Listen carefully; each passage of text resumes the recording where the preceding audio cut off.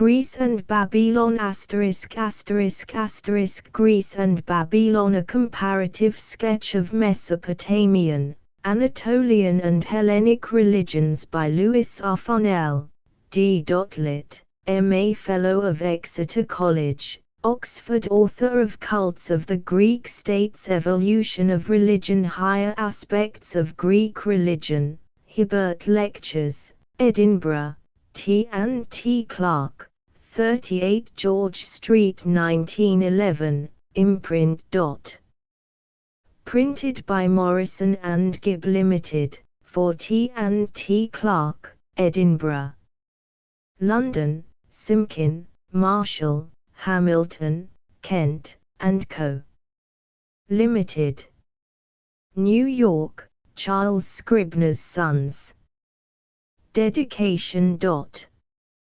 To Dr. Henry Wilde, the founder of the Wilde Lectureship in Natural and Comparative Religion in the University of Oxford, these first fruits of his endowment are dedicated by the first Wilde lecturer, Exeter College, Oxford, November 1911. Contents. Chapter I, Inaugural Lecture. Chapter 2, Statement of the Problem and the Evidence. Indebtedness of primitive Greek religion to Mesopotamian influences, various kinds of evidence to be considered, texts and monuments of Mesopotamia, Syria, Canaan, Hittite Kingdom, Asia Minor Coast, Minoan Mycenaean area. Necessity of determining when the North Aryan tribes entered Greece, and what they brought with them. Influences from Mesopotamia on Greece of the second millennium, at least not direct. Precariousness of theory of religious borrowing, special lines that the inquiry will pursue. Chapter 3, Morphology of the compared religions. Distinction between nature religions and ethical religions unsound. The degree of personality in the cult objects a better criterion. The earliest system known in Mesopotamia, a polytheism with personal deities, but containing certain products of animism and polydaemonism. Other Semitic and non-Semitic peoples of Asia Minor. The Minoan Mycenaean races, the earliest Greek tribes, already on the plane of personal theism in the second millennium BC. Chapter 4. Anthropomorphism and the rheomorphism in Anatolia and the Mediterranean. Mesopotamian religious conception generally anthropomorphic, but the anthropomorphism unstable. The rheomorphic features, especially of demoniac powers, mystic imagination, often the rheomorphic individuality of deities, sometimes indistinct, female and male sometimes fused. The person becomes the word. Similar phenomena in other Semitic peoples. The rheolatry more prominent in Hittite religion, though anthropomorphism the prevalent idea. The Minoan Mycenaean religion also mainly anthropomorphic. The evidence of the rheolatry often misinterpreted. The Proto-Hellenic religion partly the rheomorphic. Some traces of the rheolatry even in later period, in spite of strong bias towards anthropomorphism. Chapter V, Predominance of the Goddess.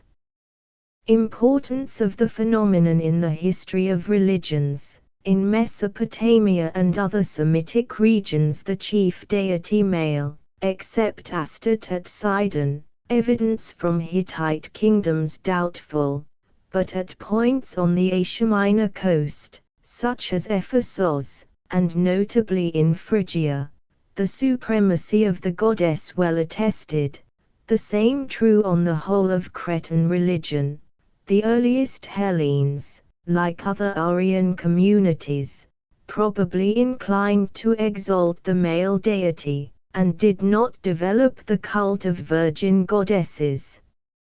Therefore Athena and Artemis probably pre-Hellenic. Chapter 6.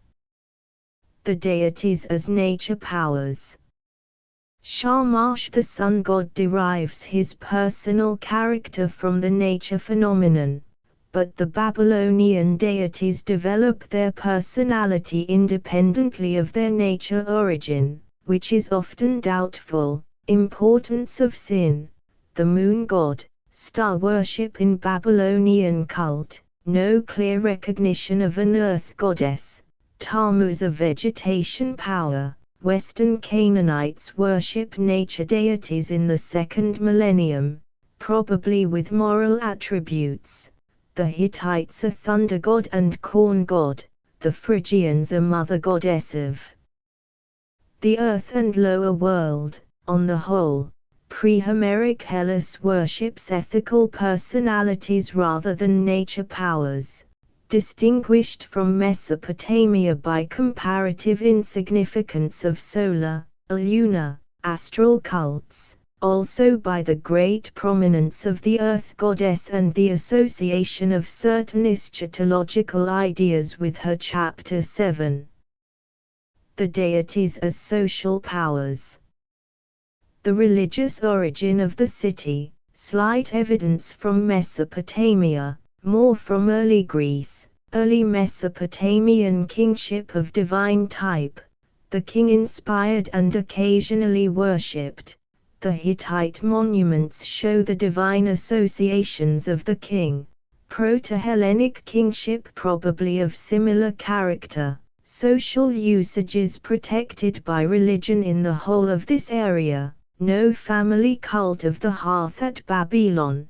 The Code of Hammurabi, comparatively secular in its enactments concerning homicide, religious feeling. Perceptible in the laws concerning incest. The legal system attached to religion at certain points, but on the whole, independent of it. In early Hellas the religion an equally strong social force, but many of its social manifestations different. Religion tribal and phratric in Greece, not so in Babylon. Purification from bloodshed could not have been borrowed from Mesopotamia. Chapter 8. Religion and morality. The deity conceived on the whole as beneficent and righteous, but the divine destructive power more emphasized in Babylonia. Every Babylonian deity moralized, not every Hellenic. In both societies perjury a sin, untruthfulness only in Babylonian religious theory. International morality. The ethics of the family very vital in both societies, but more complex in Babylonia. Ritualistic taboos a heavier burden on the Babylonian conscience, morality more daemonistic than in Greece. In the Babylonian confessional stress laid on unknown involuntary sin, hence tendency to pessimism. In Greece less timidity of conscience, less prominence of magic. Mercifulness a prominent divine attribute in both religions, more pantheistic thought and a clearer sense of the divinity of all life in Babylonian theology, as in the Tammuz myth. Chapter 9. Purity a divine attribute. Ritual purity generally demanded. Babylonian mythology far purer than the Greek. Character of Ishtar. Virginity a divine attribute, mystic conception of a virgin mother. The evidence examined in East and West. Chapter X. Concept of divine power and ancient cosmogonies. Neither in Babylon nor Greece any clear and consistently maintained dogma of divine omnipotence, yet the divinities collectively the strongest power in the universe. No developed theory of dualism. The divine power combined with magic in Babylonia, but not in Greece. No early Hellenic consciousness of the word as a creative force. The magic power of the divine name felt by the Hellenes, but not realized as a creative force. Babylonian cosmogony is not traceable in the earliest Greek mythology, nor in Hesiod, but the myth of Typhus probably from Babylonian sources. Babylonian myths concerning creation of man not known in early Greece, organization of the polytheism into divine groups, evidence of Trinitarian idea and of monotheistic tendency, no proof here of Greek indebtedness to Mesopotamia. Chapter 11. The religious temperament of the Eastern and Western peoples. The relation of the individual to the deity more intimate in Mesopotamia than in Greece. The religious temper more ecstatic, more prone to self-abasement, sentimentality, rapture, humility and the fear of God. Ethical virtues in Babylonia. The child named after the god in both societies. In some Semitic communities the deity takes a title from the worshipper. Fanaticism in Mesopotamian religion, entire absence of it in the Hellenic. Chapter 12. Eschatologic ideas of East and West. General resemblances between Mesopotamian and early Hellenic rites of tendance of dead. Mesopotamian theory of the lower world gloomier. The terror of the spectre stronger in the East than in the West. Yet both fear the miasma of the dead. In both, the literary evidence clashes somewhat with the evidence from the graves. Certain important differences in tendance of dead, water essential in later Babylonian, wine and the triple libation in early Hellenic, hero cult strong in early Hellas, at least. Very rare in Mesopotamia. Hellenic idea of reincarnation not yet found in Babylonian records, the evocation of ghosts, and the periodic meals with or in memory of the dead, common to both peoples, general All Souls festival, but in Babylonia no popular belief in posthumous punishments and rewards. The powers of the lower world more gloomy and repellent than in Hellas. No mysteries to develop the germs of a brighter eschatologic faith. Chapter 13. Comparison of the ritual. In the second millennium all Semitic communities had evolved the temple, and Babylonia the idol. In Greece, temple building was coming into vogue, but the cults still aniconic. The pillar and the phallic emblem common in early Greece. Very rare in Mesopotamia, sacrifice both in east and west of two types, the blood sacrifice and the bloodless, but in Hellas in early vogue, not yet found in the east, incense unknown to the pre-Homeric Greeks, the distinction between Chthonian and Olympian ritual not found at Babylon. Communion sacrifice and sacrament in early Greece, not found as yet in Mesopotamia, vicarious piacular sacrifice common to both regions, but human sacrifice rife in early Greece, not found in Mesopotamia, mystic use of blood in Greek ritual, immolation or expulsion of the scapegoat not yet discovered in Mesopotamia. The death of the divinity in Babylonian ritual, mourning for Tammuz, in other Semitic communities, in Hittite worship, Sundan of Tarsos, Attis of Phrygia, emasculation in Phrygian ritual, alien to Babylonian as to Hellenic religious sentiment, death of divinity in Cretan ritual, and in Cyprus, in genuine Hellenic religion, found only in agrarian hero cults, such as Linos, Eunostus, these having no connection with Tammuz. Babylonian liturgy mainly a service of sorrow, Greek mainly cheerful, a holy marriage at Babylon, on Hittite relief at Bogasgue, in Minoan and Hellenic ritual, immortal the consort of divinity, an idea found in many races. Widely removed, Greek evidence, consecrated women in Mesopotamia, two types, their functions to be distinguished from the consecration of virginity before marriage mentioned by Herodotus. Other examples of one or the other of these customs in Asia Minor, various explanations of these customs offered by anthropology, criticism of different views, their religious significance, ritual of purification, cathartic use of water and fire, preservation of peace during public purification, points of agreement.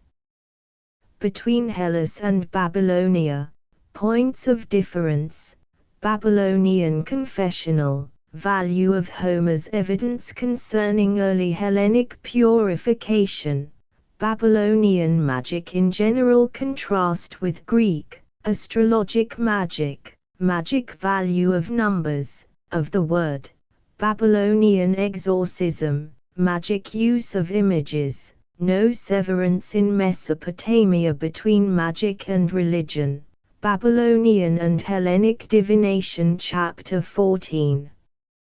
Summary of results. Index of names and subjects. Endnotes. Greece and Babylon. Chapter I. Inaugural Lecture. The newly elected holder of a university professorship or lectureship, before embarking on the course of special discussion that he has selected, may be allowed or expected to present some outlined account of the whole subject that he represents, and to state beforehand, if possible, the line that he proposes to pursue in regard to it. This is all the more incumbent on me, as I have the honor to be the first wild lecturer in natural and comparative religion, the first, that is, who has been officially charged by the university to give public teaching in the most modern and one of the most difficult fields of study, one that has already borne copious fruit, and will bear more in the future. I appreciate highly the honor of such a charge, and I take this opportunity of expressing my deep sense of the indebtedness of our university and of all students of this subject to Dr. Wilde for his generous endowment of this branch of research, which as yet has only found encouragement in a few universities of Europe, America, and Japan. I feel also the responsibility of my charge. Years of study have shown me the magnitude of the subject, the pitfalls that here, more, perhaps, than in other fields, beset the unwary, and the multiplicity of aspects from which it may be studied. Having no predecessor, I cannot follow, but may be called upon rather to set a precedent. One guidance, at least, I have, namely, the expressed wishes of the founder of this post. He has formulated them in regard to comparative religion in such a way that I feel precluded, in handling this part of the whole field, from what may be called the primitive anthropology of religion. I shall not, therefore, deal directly with the embryology of the subject, with merely savage religious psychology, ritual, or institutions. It is not that I do not feel myself the fascination of these subjects of inquiry, and their inevitableness for one who wishes wholly to understand the whole of any one of the higher world religions. But we have in the university one accomplished exponent of these themes in Mr. Meret, and until recently we have been privileged to possess Professor Tyler, and Dr. Wilde has made his wishes clear that the exposition of comparative religion should be mainly an elucidation and comparison of the higher forms and ideas in the more advanced religions. And I can cheerfully accept this limitation, as for years I have been occupied with the minute study of the religion of Greece, in which one finds much, indeed, that is primitive, even savage, but much also of religious thought and religious ethic, unsuspected by former generations of scholars, that has become a rich inheritance of our higher culture. He who wishes to succeed in this new field of arduous inquiry should have studied at least one of the higher religions of the old civilization or fond, and he must have studied it by the comparative method. He may then make this religion the point of departure for wide excursions into outlying tracts of the more or less adjacent religious systems, and he will be the less likely to lose himself in the maze and tangle of facts if he can focus the varying light or doubtful glimmer they afford upon the complex set of phenomena with which he is already familiar. And the Greek religion serves better than any other that I know for such a point of departure, the influences being so numerous that radiated upon it. It had its own special inheritance, which it fruitfully developed, from the north, from its Proto-Aryan past, and which we shall be able to define with greater clearness when comparative religion has done its work upon the religious records of the early Aryan peoples. Also, the Hellene had many intimate points of contact with earlier and alien peoples of the ancient Mediterranean culture whom he conquered and partly absorbed, or with whom he entered into intellectual or commercial relations. Therefore the religions of the Minoan age, of the Anatolian peoples, of Egypt, and finally of Babylon and Persia, come inevitably to attract the student of the Hellenic. As far, then, as I can see at present, I may have to limit my attention in the lecture courses of these 3 years during which I fill this post, to the phenomena of the Mediterranean area, and these are more than one man can thoroughly elucidate in a lifetime, as the manifold activity in various departments of this field, attested by the transactions of our recent Congress of the History of Religions, will prove to those who read them. And I shall endeavor in the future to follow out one main inquiry through a short series of lectures, as this is the best method for a reasoned statement of consecutive thought. But I propose in this lecture to sketch merely in outlines the salient features of some of the religions of the Mediterranean area, and hope thereby to indicate the main problems which the student of comparative religion must try to solve, or the leading questions he must ask, and thus, perhaps, to be able to suggest to others as well as to myself special lines of future research and discussion. What, then, are the questions which naturally arise when we approach the study of any religion that has advanced beyond the primitive stage? We wish to discover with definiteness what is the idea of divinity that it has evolved, in what forms and with what concepts this idea is expressed, whether, for instance, the Godhead is conceived as a vague noumen or as a definite personality with complex character and functions, and whether it is imagined or presented to sense in anthropomorphic forms. The question whether the religion is monotheistic or polytheistic is usually answered at a glance, unless the record is unusually defective. but in the case of polytheism careful inquiry is often needed to answer the other morphological questions that press themselves upon us. Whether the polytheism is an organized system of coordinated and subordinated powers or a mere medley of uncorrelated deities. If the former, whether the unifying tendency has developed in the direction of monotheism or pantheism.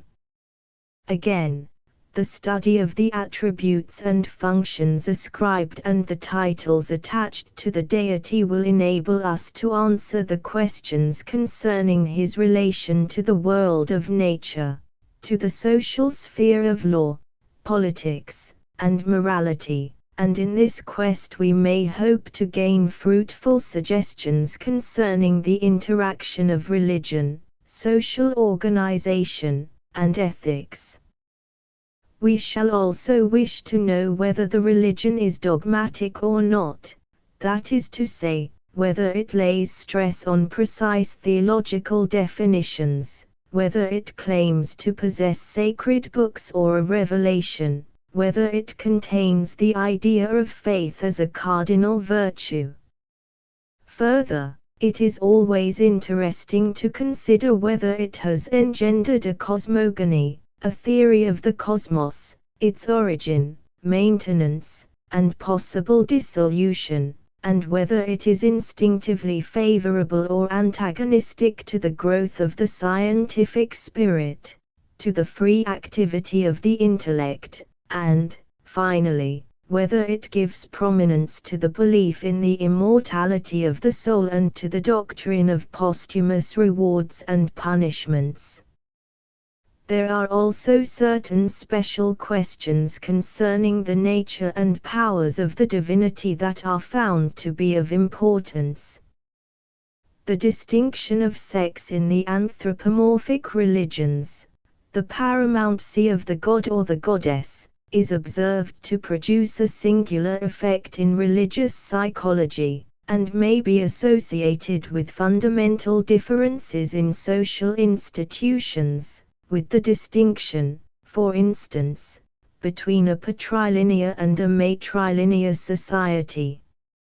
As regards the powers attributed to the divinity, we may endeavor to discern certain laws of progress or evolution in progressive societies, an evolution, perhaps, from a more material to a more spiritual conception, or, again, from a belief in divinities finite and mortal to a dogma that infinity, omniscience, and immortality are their necessary attributes. On this line of inquiry we are often confronted with the phenomenon of the death of the god or goddess, and no single fact in the history of religions is of more interest and of more weight. Also, we frequently find an antagonism between malevolent and benevolent powers, whence may arise a philosophic conception of dualism in nature and the moral world. There are, further, the questions concerning ritual, often very minute, but of none the less significance. What are the forms of worship, sacrifice, prayer, adoration? As regards sacrifice, is it deprecatory merely, a bribe to avert wrath, or is it a gift to secure favor, or is it a token of friendly trust and affection, or a mystic act of communion which effects between the deity and the worshipper a temporary union of body and soul?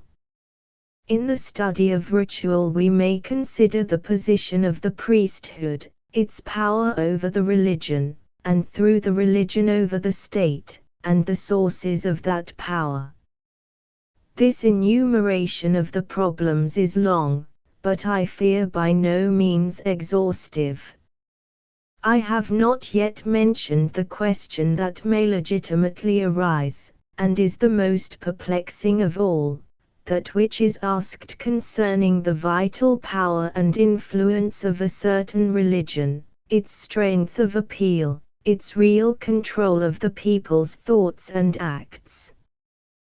The question, as we know, is difficult enough when we apply it to modern societies. It may be quite hopeless when applied to an ancient state. It is only worth raising when the record is unusually ample and varied, and of long continuity, when we can believe that it enshrines the thoughts of the people, not merely of the priest or of the philosopher.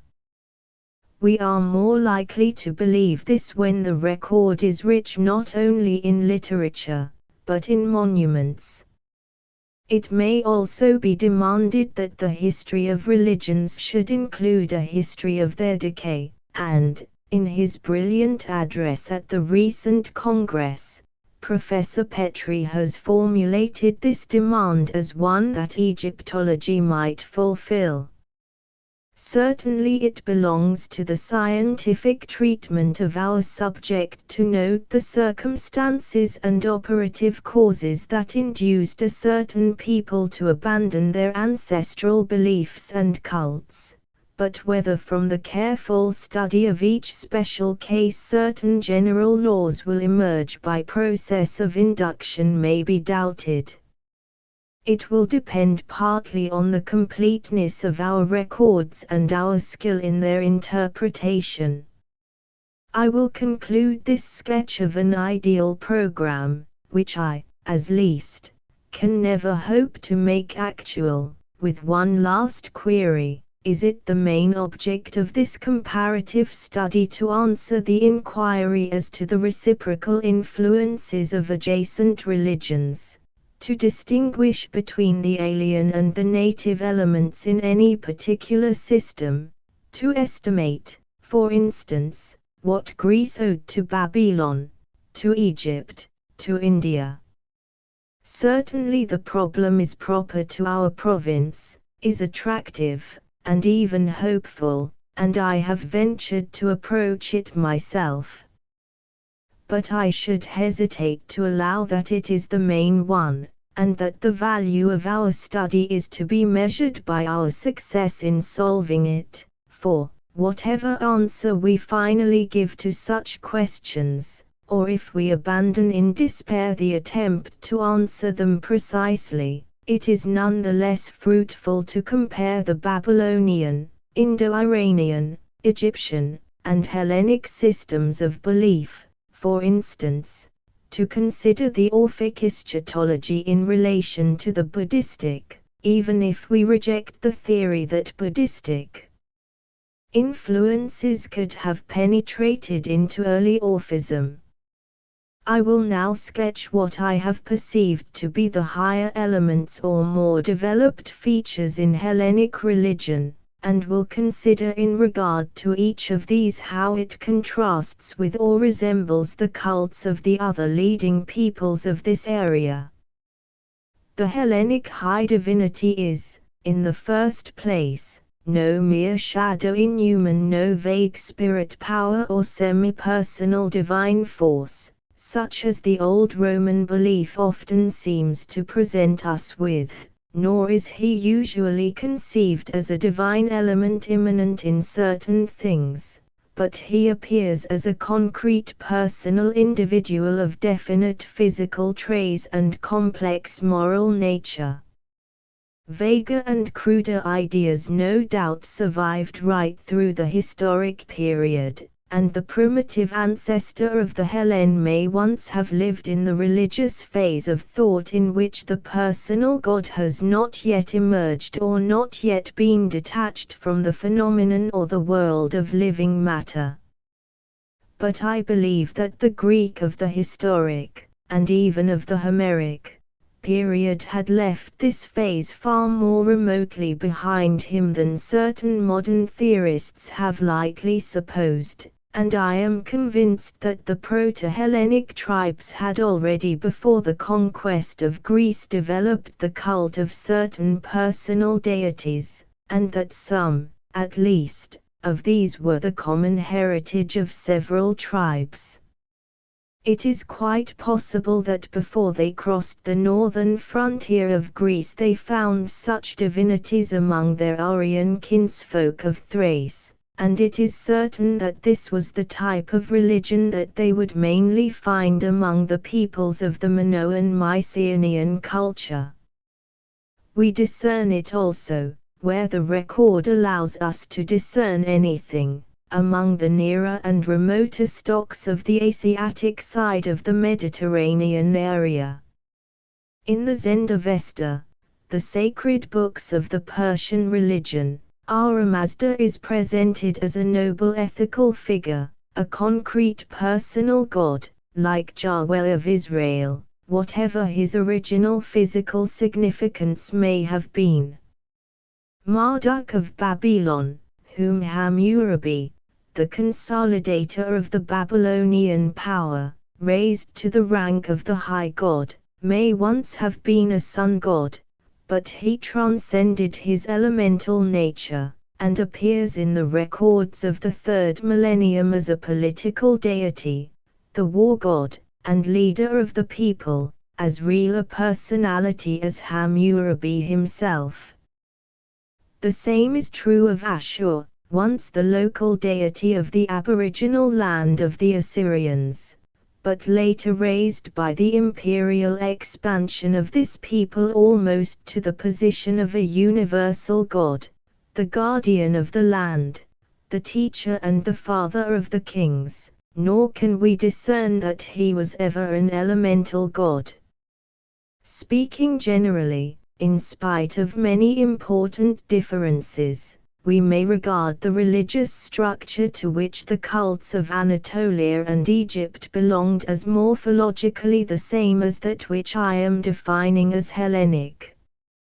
Also, among all these peoples, by the side of the few higher deities who have developed moral personalities, we find special elemental divinities, as, in Hellas, we find Helios and the deities of the wind, Hephaestus the fire god.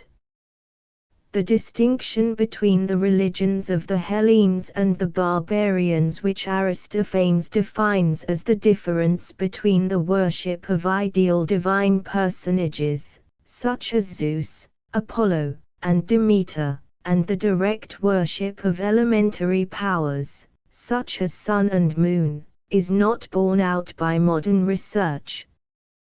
Where we find sun worship or moon worship in the East, it does not appear to have been directed immediately to the thing itself regarded as a living or animate body, but to a personal god of the sun or the moon, Bel, Shamash, or Sin. We can only distinguish the Greek from the Oriental in respect of nature religion by the lesser degree of devotion that the Hellen showed to it. Only those of his divinities whose names connoted nothing in the material or natural world, could develop into free moral personalities, and dominate the religious imagination of the people. Nowhere, for instance, had Helios any high position in the Greek world except at Rhodes, where we must reckon with pre-Hellenic, Minoan, and later with Semitic influences. Therefore, when, shortly before and after the beginning of the Greco-Roman period, a wave of sun worship welled from the east over the west, it may have brought with it religious ideas of high spirituality and ethical purity, yet by the race consciousness of the Hellenes it must have been judged to be a regress towards a barbaric past.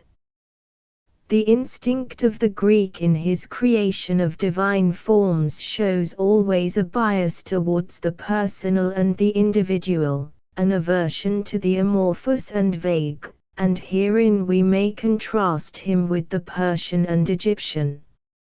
A certain minor phenomenon in these religions will illustrate and attest this. All of them admitted by the side of the high personal deities certain subordinate personages less sharply conceived, divine emanations, as we may sometimes call them, or personifications of moral or abstract ideas. Plutarch specially mentions the Persian worship of truth, goodwill, law-abidingness, wisdom, emanations of Ahura Mazda, which in the light of the sacred books we may, perhaps, interpret as the fravaches or soul powers of the high god, and in certain Egyptian myths and religious records we hear of a personification of truth, whose statue is described by the same writer. But at least in the Persian system we may suspect that such divine beings had little concrete personality, but, rather, were conceived vaguely as demoniac forces, special activities of divine force in the invisible world.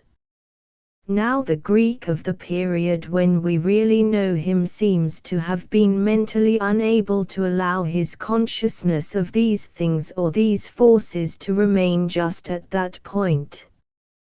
Once, no doubt, it was after this fashion that his ancestors dimly imagined Eros, or the half-personal curse power. But he himself could only cherish Eros under the finished and concrete form of a beautiful personal god, and the curse was only vitalized for him when it took on the form of the personal Erinys. This topic is a fruitful one, and I hope to develop it on a later occasion. It suggests what is now the next matter I wish to touch on: the comparison of the Mediterranean religions in respect of their anthropomorphism. Philosophically, the term might be censured as failing to distinguish any special type of religion, for we should all admit that man can only envisage the unseen world in forms intelligible to his own mind and reflecting his own mental structure. But, apart from this truism, we find that religions differ essentially and vitally according as this anthropomorphism is vague and indefinite or sharply defined and dominating, according as they picture the divinity as the exact though idealized counterpart of man, and construct the divine society purely on the lines of the human, or refrain from doing this either through weakness and obscurity of imagination or indifference to a different and perhaps more elevated law of the religious intellect. Now, of the Hellenic religion no feature is salient as its anthropomorphism, and throughout its whole development and career the anthropomorphic principle has been more dominating and imperious than it has ever been found to be in other religions. 11.1 At what remote period in the evolution of the Hellenic mind this principle began in force? What were the influences that fostered and strengthened it? In what various ways it shaped the religious history of the Hellenic people, are questions that I may be able to treat more in detail in the future. But there are two important phenomena that I will indicate now, which we must associate with it, and which afford us an illuminating point of view from which we may contrast the Greek world and the Oriental. In the first place, the anthropomorphic principle, combining with an artistic faculty the highest that the world has known, produced in Greece a unique form of idolatry, and, in the second place, in consequence chiefly of this idolatry, the purely Hellenic religion remained almost incapable of that which we call mysticism. Now, much remains still to be thought out, especially for those interested in Mediterranean culture, concerning the influence of idolatry on religion, and not only the history, but the psychology of religion, must note and estimate the influence of religious art. It may well be that the primitive Greeks, like the primitive Roman, the early Teuton, and Indo-Iranian stocks, were non-idolatrous, and this appears to have been true to some extent of the Minoan culture. Nevertheless, the Mediterranean area has from time immemorial been the center of the fabric and the worship of the icon and the idol.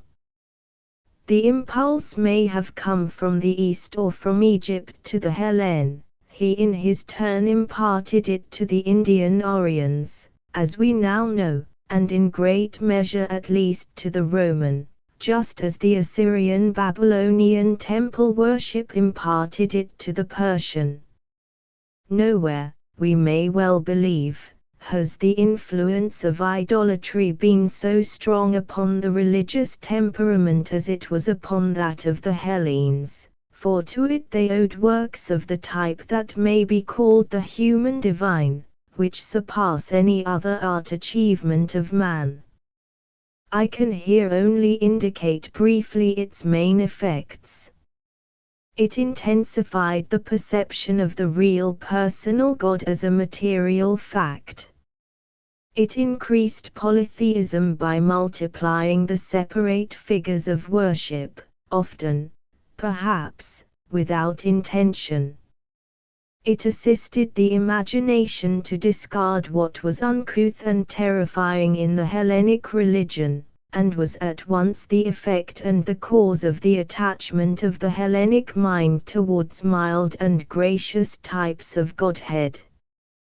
The aniconic emblem and uncouth fetich-formed figures were here and there retained, because of vague ideas about luck or for superstitious fetichistic reasons, but the beautiful idol was cherished because it could arouse the enthusiastic affection of a sensitive people, and could bring them to the very presence of a friendly divine person.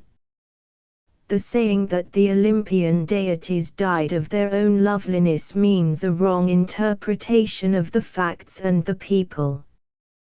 But for a beautiful idolatry, Hellenic polytheism would have passed away some centuries before it did, the deities fading into alien types or becoming fused one with the other. Nor was its force and influence exhausted by the introduction of Christianity, for it shaped the destinies of the Greek Church, and threw down a victorious challenge to the iconoclastic emperors. If now we were to look across the Mediterranean, and could survey the religious monuments of Persia, Assyria and Babylonia, Phoenicia, and the Hittite people, we should find a general acceptance of the anthropomorphic idea. The high personal deities are represented mainly in human form, but the art is not able to interpret the polytheistic beliefs with skillfully differentiated types. In Chaldaic and Assyrian art, one type of countenance is used for various divinities, and this such as might inspire awe rather than affection. And the anthropomorphism is unstable. Often animal traits appear in parts of the divine figure.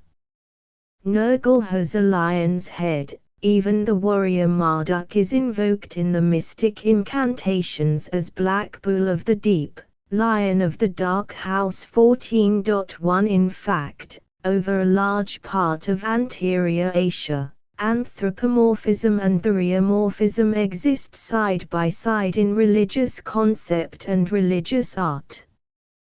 We may say the same of Egypt, but here theriomorphism is the dominating factor.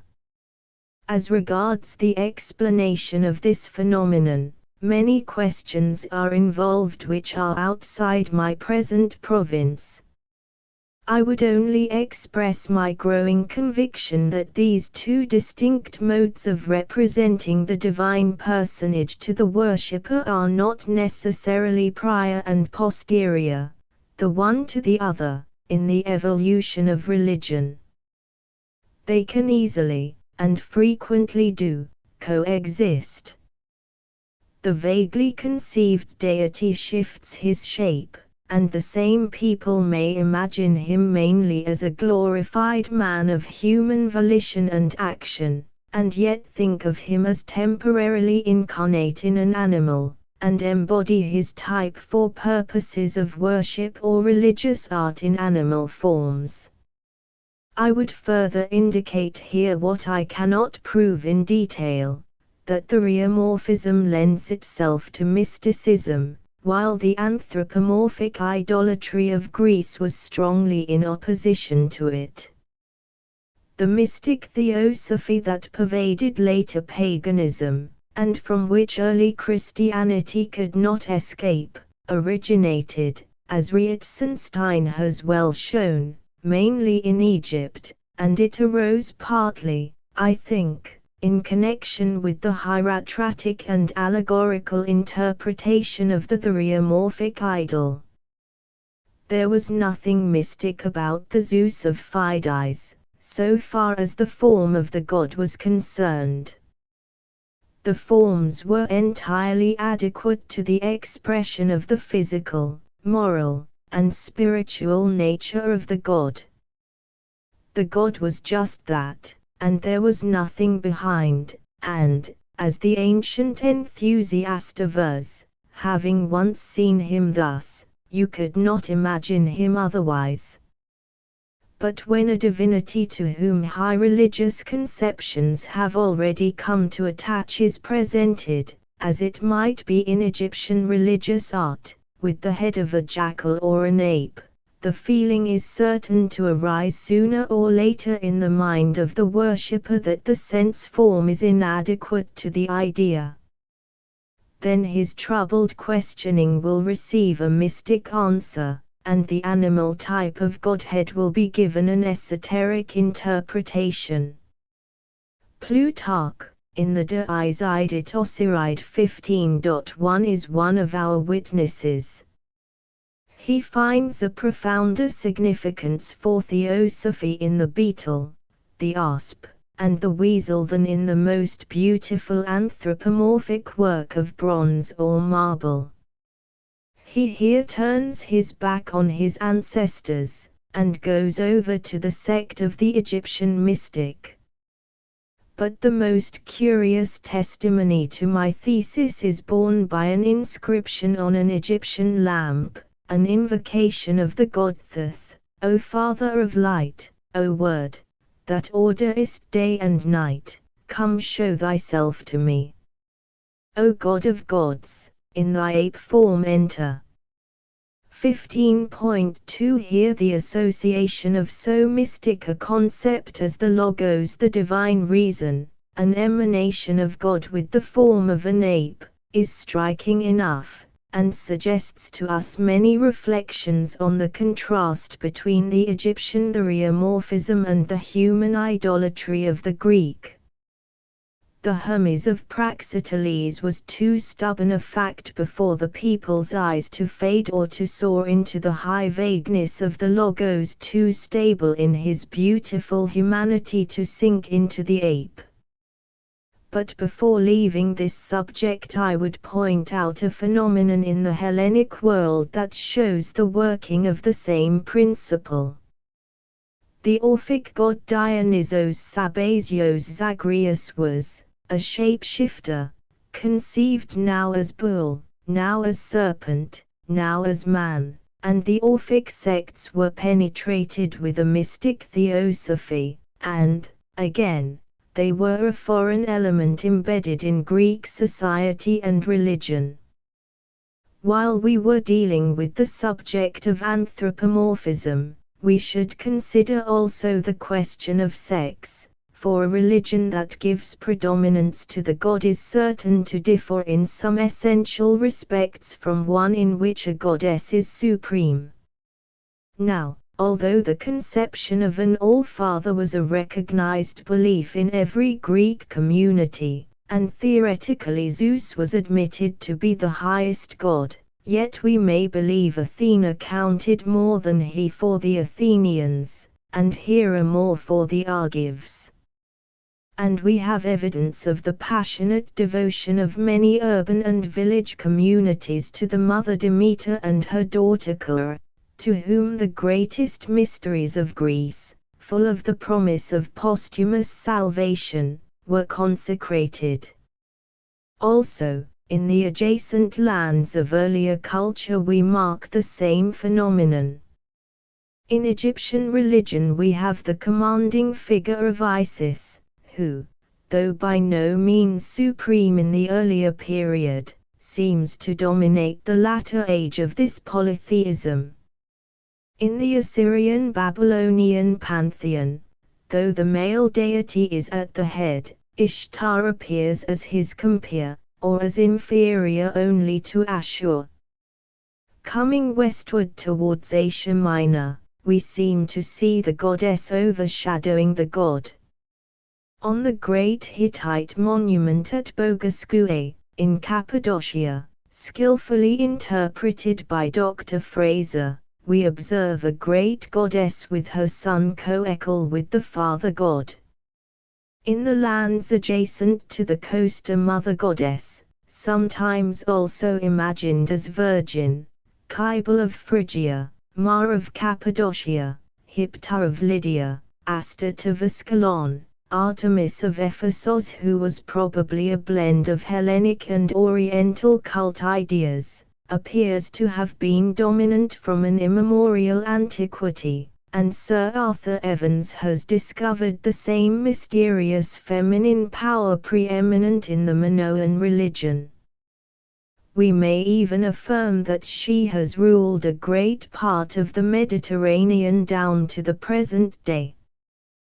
The various questions suggested by this predominance of goddess worship are fascinating and subtle. The sociological one, how far it is to be connected with a system of counting descent through the female, with a matrilinear society, I have partly discussed elsewhere. 17.1 I may later be able to enter on the question that is of more interest for the psychology of religion, the effect of such worships on the religious sentiment. Here I can merely point to the phenomenon as a natural and logical product of the principle of anthropomorphism, but would call attention to the fact that in the East it sometimes developed into a form that, from the anthropomorphic point of view, must be called morbid and subversive of this principle, for the rivalry of divine sex was here and there solved by the fusion of the two natures in the divinity, and we find a bisexual type, a male Astarte, a bearded Ishtar. 17.2 The healthy-minded anthropomorphism of the Hellene rejects this Oriental extravagance. If we now could consider in detail the various moral conceptions attached to the high state divinities of Greece and the East, we should be struck with a general similarity in the point of view of the various culture stocks. The higher deities, on the whole, are ethical beings who favor the righteous and punish transgressors, and the worship of Greece falls here into line with the Hebraic conceptions of a God of righteousness.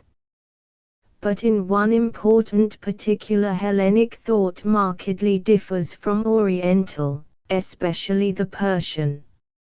In the people's religion throughout Hellas the deities are, on the whole, worshipped as beneficent, as doing good to their worshippers, so long as these do not offend or sin against them.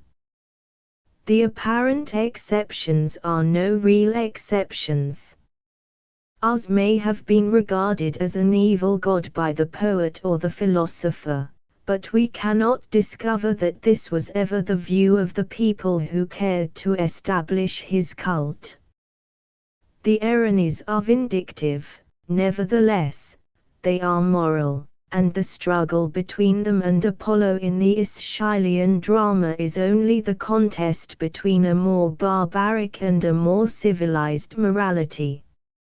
In the list of Greek divine titles and appellatives, only one or two at most can be given a significance of evil. Doubtless, beneath the bright anthropomorphic religion lurked a fear of ghosts and evil spirits, and the later days of Hellenic paganism were somewhat clouded with demonology. But the average Greek protected himself sufficiently by purification and easy conventional magic. He did not brood on the principle of evil or personify it as a great cosmic power, and therefore he would not naturally evolve a system of religious dualism, though the germs from which this might grow may be found in Orphic tradition and doctrine. Contrast this with the evidence from Egypt, Assyria, and Persia. The Egyptian and Assyrian records bear strong impress of the prominence and power of the belief in evil spirits. The high gods of Assyria were continually being invoked and implored by the worshipper to save him from the demons, and one of these, Ia, a demon of pestilence, seems to have received actual worship, and much of Egyptian private ritual was protective magic against them. But nowhere did the power of evil assume such grand proportions as in the old Mazdaean creed of Persia, and the dualism between the good and evil principle became here the foundation of a great religion that spread its influence wide through the West. The religion had its prophet, Zarathustra, in whose historic reality we ought not to doubt. In his system the faithful Mazdaean is called upon to play his part in the struggle between Ahura Mazda and Angramainyu, and this struggle continues through the ages till in the final cataclysm the Devas, or evil demons, will be overthrown. We note here that this faith includes the idea of a final judgment, so familiar to Judaic and Christian thought, but scarcely to be found in the native Hellenic religion. Further, it should be observed that the Mazdaean dualism between good and evil has nothing in common with the Platonic antithesis between mind and sense, or St. Paul's between spirit and flesh, or with the hatred of the body that is expressed in Buddhism. The good Mazdaean might regard his body as good and pure, and therefore he escaped, as by a different way did the Greek, from the tyranny of a morbid asceticism. Only he developed the doctrine of purity into a code more burdensome than can be found, I think, elsewhere. The ideas of ritual purity on which he framed this code are found broadcast through the East and in Egypt, and appear in the Hellenic religion also. The Greek, however, did not allow himself to be oppressed by his own cathartic system, but turned it to excellent service in the domain of law, as I have tried to show elsewhere. 20.1 Generally, as regards the association of religion and morality, we find this to be always intimate in the more developed races, but our statistics are insufficient for us to determine with certainty the comparative strength of the religious sanction of morals in the ancient societies of the Mediterranean. The ethical religious force of the Zarathustrian faith seems to approach that of the Hebraic. We should judge it to be stronger, at least, than any that was exercised in Hellas, for Hellas, outside the Orphic sects, had neither sacred books of universal recognition nor a prophet. Yet all Hellenic morality was protected by religion, and the Delphic oracle, which occasionally was able to play the part of the father confessor, encouraged a high standard of conduct, as high as the average found elsewhere in the ancient world. We may note, However, one lacuna in the Hellenic code, neither Greek ethics, on the whole, nor Greek religion, emphasized or exalted or deified the virtue of truth, but we hear of a goddess of truth in Egypt, and it becomes a cardinal tenet and a divine force in the Zarathustrian ideal. Again, in all ancient societies religion is closely interwoven with political, legal, and social institutions, and its influence on these concerns the history of the evolution of society and law. It is only in modern society, or in a few most ideal creeds at periods of great exaltation, that a severance is made between Caesar and God. Save Buddhism, the religions of the ancient societies of the East and of Egypt were all in a sense political.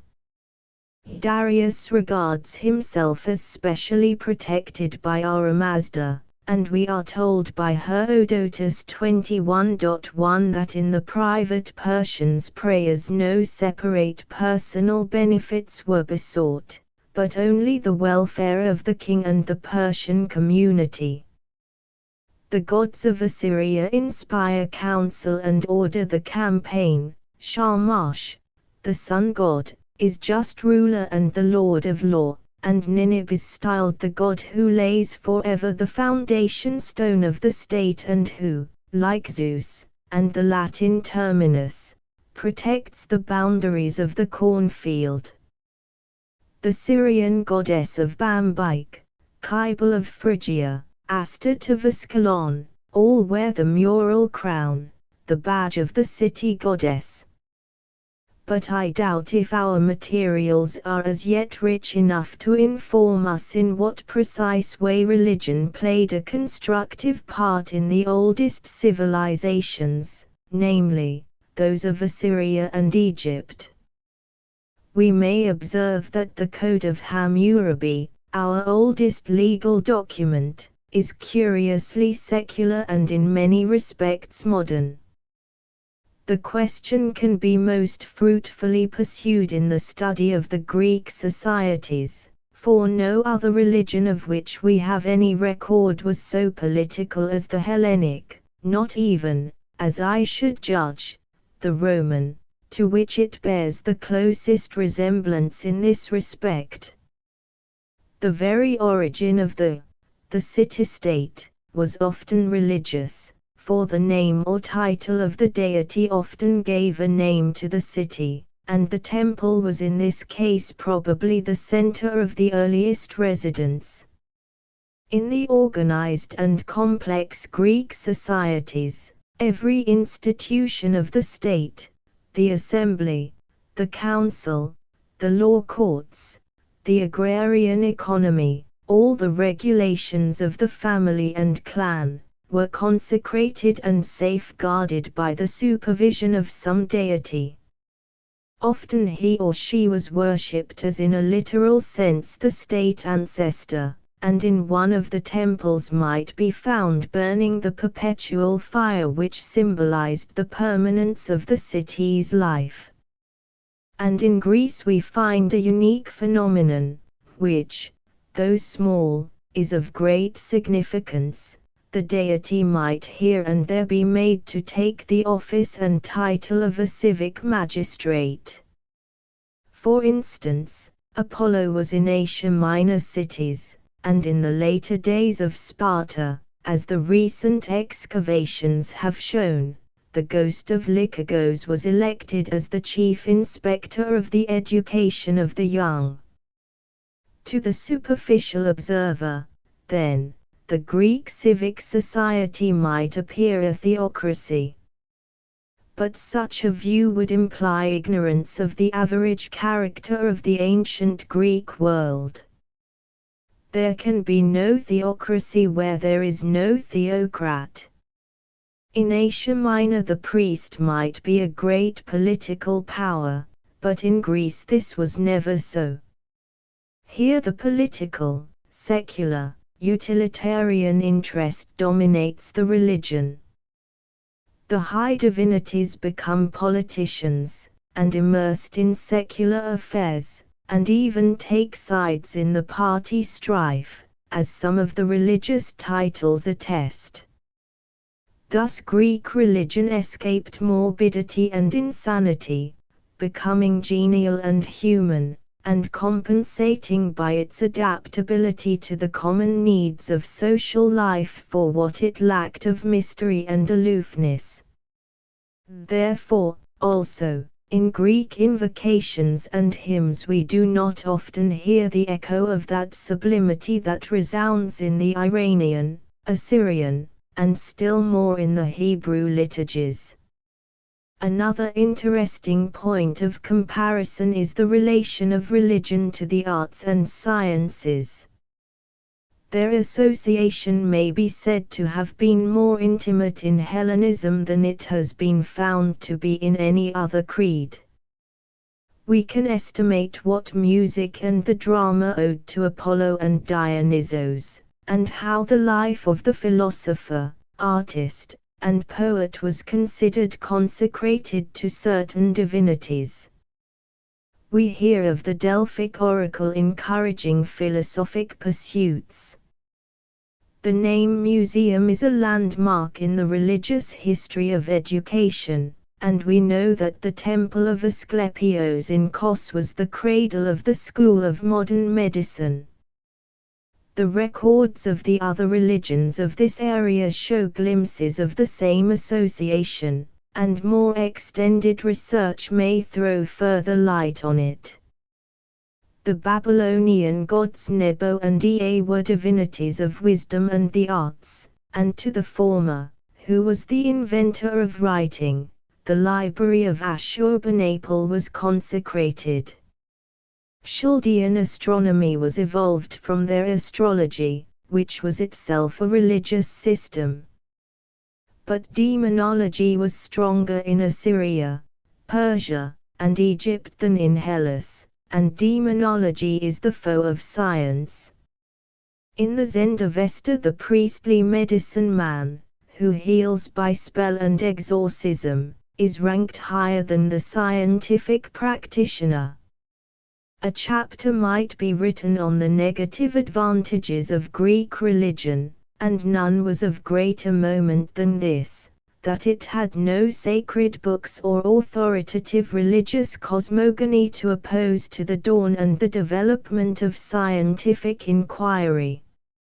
Asclepios had been a practitioner in the method of thaumaturgic cures, but he accepted Hippocrates genially when the time came. As regards the relation between Greek philosophy and Greek religion, something may remain to be discovered by any scholar who is equally familiar with both. It would be absurd to attempt to summarize the facts in a few phrases here. I wish merely to indicate the absence in pure Hellenic speculation of any elaborated system of theosophy, such as the late Egyptian Gnosis till we come to Neoplatonism, when the Greek intellect is no longer pure. We discover also a vacuum in the religious mind and nomenclature of the earlier Greek. He had neither the concept nor any name to express the concept of what we call faith, the intellectual acceptance and confessional affirmation of certain dogmas concerning the divinity, and in this respect he differed essentially not only from the Christian, but also from the Iranian and Buddhistic votary. A great part of the study of ancient religion is a study of ritual, and it is interesting to survey the Mediterranean area, so as to discern similarities or divergences in the forms of religious service. Everywhere we observe the blood sacrifice of animals, and very frequently the harmless offering of fruits and cereals, and now one, now the other, in Greece as elsewhere, was regarded as the more pious. The former is of the higher interest, for certain ideas which have been constructive of higher religions, our own, for example, have grown out of it. At first sight the animal oblation seems everywhere much the same in character and significance. The sacrificial ritual of Leviticus does not differ in any essential trait from that which commended itself to the Greeks and the other peoples of these lands. Certain animals are everywhere offered, at times as a free and cheerful gift, at other times as an atonement to expiate sin and to deprecate wrath. Certain other animals are tabooed, for reasons that may repay searching out. In most regions we have evidence of the practice of human sacrifice, either as an established system or as an occasional expedient. The motives that prompted it present an important and intricate question to the modern inquirer. The two nations that grew to abhor it and to protest against it were the Hebrew and the Greek, though the latter did not wholly escape the taint of it, for he had inherited the practice from his ancestral past, and he found it indigenous in the lands he conquered.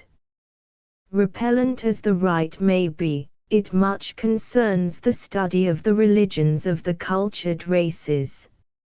Now, an interesting theory concerning sacrifice was expounded and brought into prominent discussion by Professor Robertson Smith in his Religion of the Semites, and in an earlier article in the Encyclopaedia Britannica, namely, that a certain type of ancient sacrifice was a mystic sacramental communion, the worshipper partaking of some sacred food or drink in which the spirit of the deity was temporarily lodged. This mystic act, of which there is no clear trace in the Old Testament, is reported from Egypt 25.1 and it appears to have been part of the Attis ritual of Phrygia. We find doubtful traces of it in the Eleusinian and Samothracian mysteries, also a glimpse of it here and there in the public religion of Hellas. But it is best attested as a potent force in the Dionysiac worship, especially in a certain savage ritual that we may call Thracian, but also in the refined and Hellenized service as well. I cannot dwell here on the various aspects of this problem. The Hellenic statistics and their significance I have partly collected and estimated in a paper published some years ago. 25.2 The application of the sacramental idea to the explanation of the Eleusinian mysteries, ingeniously attempted by Dr. Jvans, I have discussed in the third volume of my Cults of the Greek States, and the Dionysiac communion service is considered at length in the fifth. The attractiveness of the mystic appeal of the sacrament appears to have increased in the later days of paganism, especially in its period of struggle with Christianity. That strangest rite of the expiring polytheism, the baptism in bull's blood, in the worship of Cybele, has been successfully traced back by M. Cumont to the worship of the Babylonian Anites. The sacramental concept was the stronghold of Mithraism, but can hardly be regarded as part of its heritage from Persia, for it does not seem to have been familiar to the Iranian religion nor to the Vedic Indian. In fact, the religious history of no other Aryan race discloses it with clearness, save that of the Thraco-Phrygian and Hellenic. Was it, then, a special product of ancient Mediterranean religious thought? It would be important to know, and Crete may one day be able to tell us, whether King Minos took the sacrament. Meantime, I would urge upon those who are studying this phenomenon in the various religions the necessity of precise definition, so as to distinguish the different grades of the sacramental concept, for loose statements are somewhat rife about it. Apart from the ritual of the altar, there is another mode of attaining mystic union with the divinity, namely, by means of a sacred marriage or simulated corporeal union. This is suggested by the initiation formulae of the mysteries of Attis Kybele. The cult of Kybele was connected with that of the Minoan goddess, and the strange legend of Pasiphae and the bull god lends itself naturally to this interpretation. The Hellenic religion also presents us with a few examples of the holy marriage of the human bride with the god, the most notable being the annual ceremony of the union of the queen, the wife of the king Archon, at Athens, with Dionysos. And in the mysteries of later paganism, as well as in certain forms and symbolism of early Christianity, Professor Dieterich has traced the surviving influence of this rite. Among all the phenomena of ritual, none are more interesting or in their effects more momentous than the rites that are associated with the dogma of the death of the divinity. That the high gods are naturally mortal and liable to death is an idea that is certainly rare, though it may be found in Egyptian and Old Teutonic mythology, but the dogma of the annual or periodic death and resurrection of the divinity has been, and is, enacted in much peasant ritual, and worked for the purposes of agrarian magic in Europe and elsewhere. More rarely we find the belief attached to the mystic forms and faith of some advanced religion, and it is specially in the Mediterranean area where it appears in a high stage of development. It is a salient feature of the Egyptian worship of Isis, of the Sumerian Babylonian ritual, in which the dead Tammuz was bewailed, and which penetrated Syria and other parts of Asia Minor, of the worship of Attis and Adonis in Phrygia and the Lebanon, and of certain shrines of the Oriental Aphrodite. It is associated often with orgiastic sorrow and ecstatic joy, and with the belief in human immortality, of which the resurrection of the deity is the symbol and the efficacious means. This idea and this ritual appears to have been alien to the native Hellenic religion. The Hellenic gods and goddesses do not die and rise again. Only in one Aryan nation of antiquity, so far as I am aware, was the idea clear and operative, the Thraco-Phrygian, in the religion of Dionysos Sabazios. This alien cult, when transplanted into Greece, retained still some savagery in the rite that enacted the death of the god, but in the Orphic sects the ritual idea was developed into a doctrine of posthumous salvation, from which the later pre-Christian world drew spiritual comfort and some fertile moral conceptions.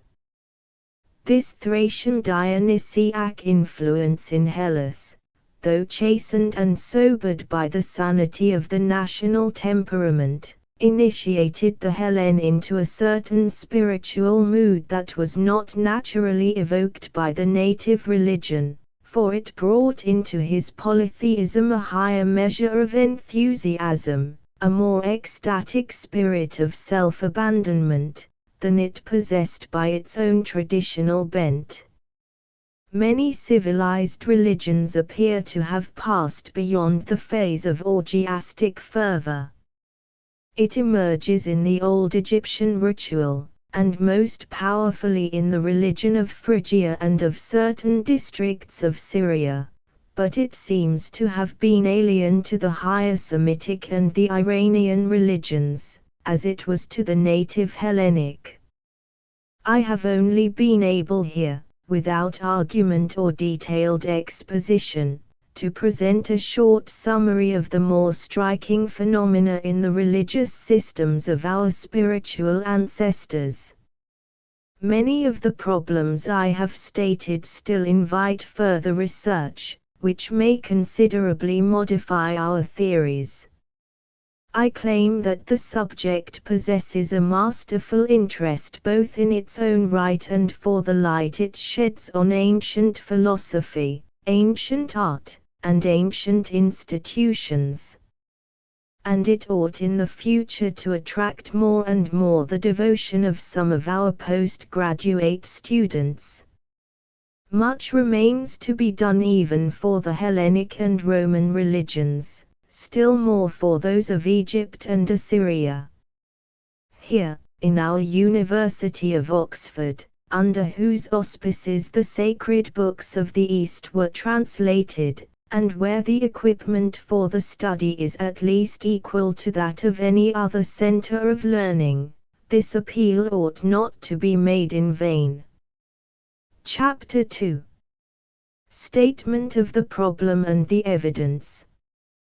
The subject I have chosen for this course may appear over-ambitious, and the attempt to pass critical judgment upon the facts that arise in this wide comparative survey may be thought premature.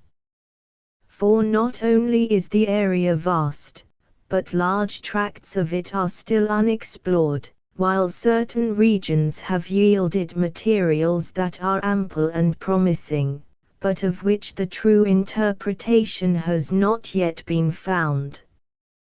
We have, for instance, abundant evidence flowing in with ever-increasing volume of the Sumerian Babylonian religion, but only a portion of the cuneiform texts has as yet been authoritatively translated and made available for the service of comparative religion.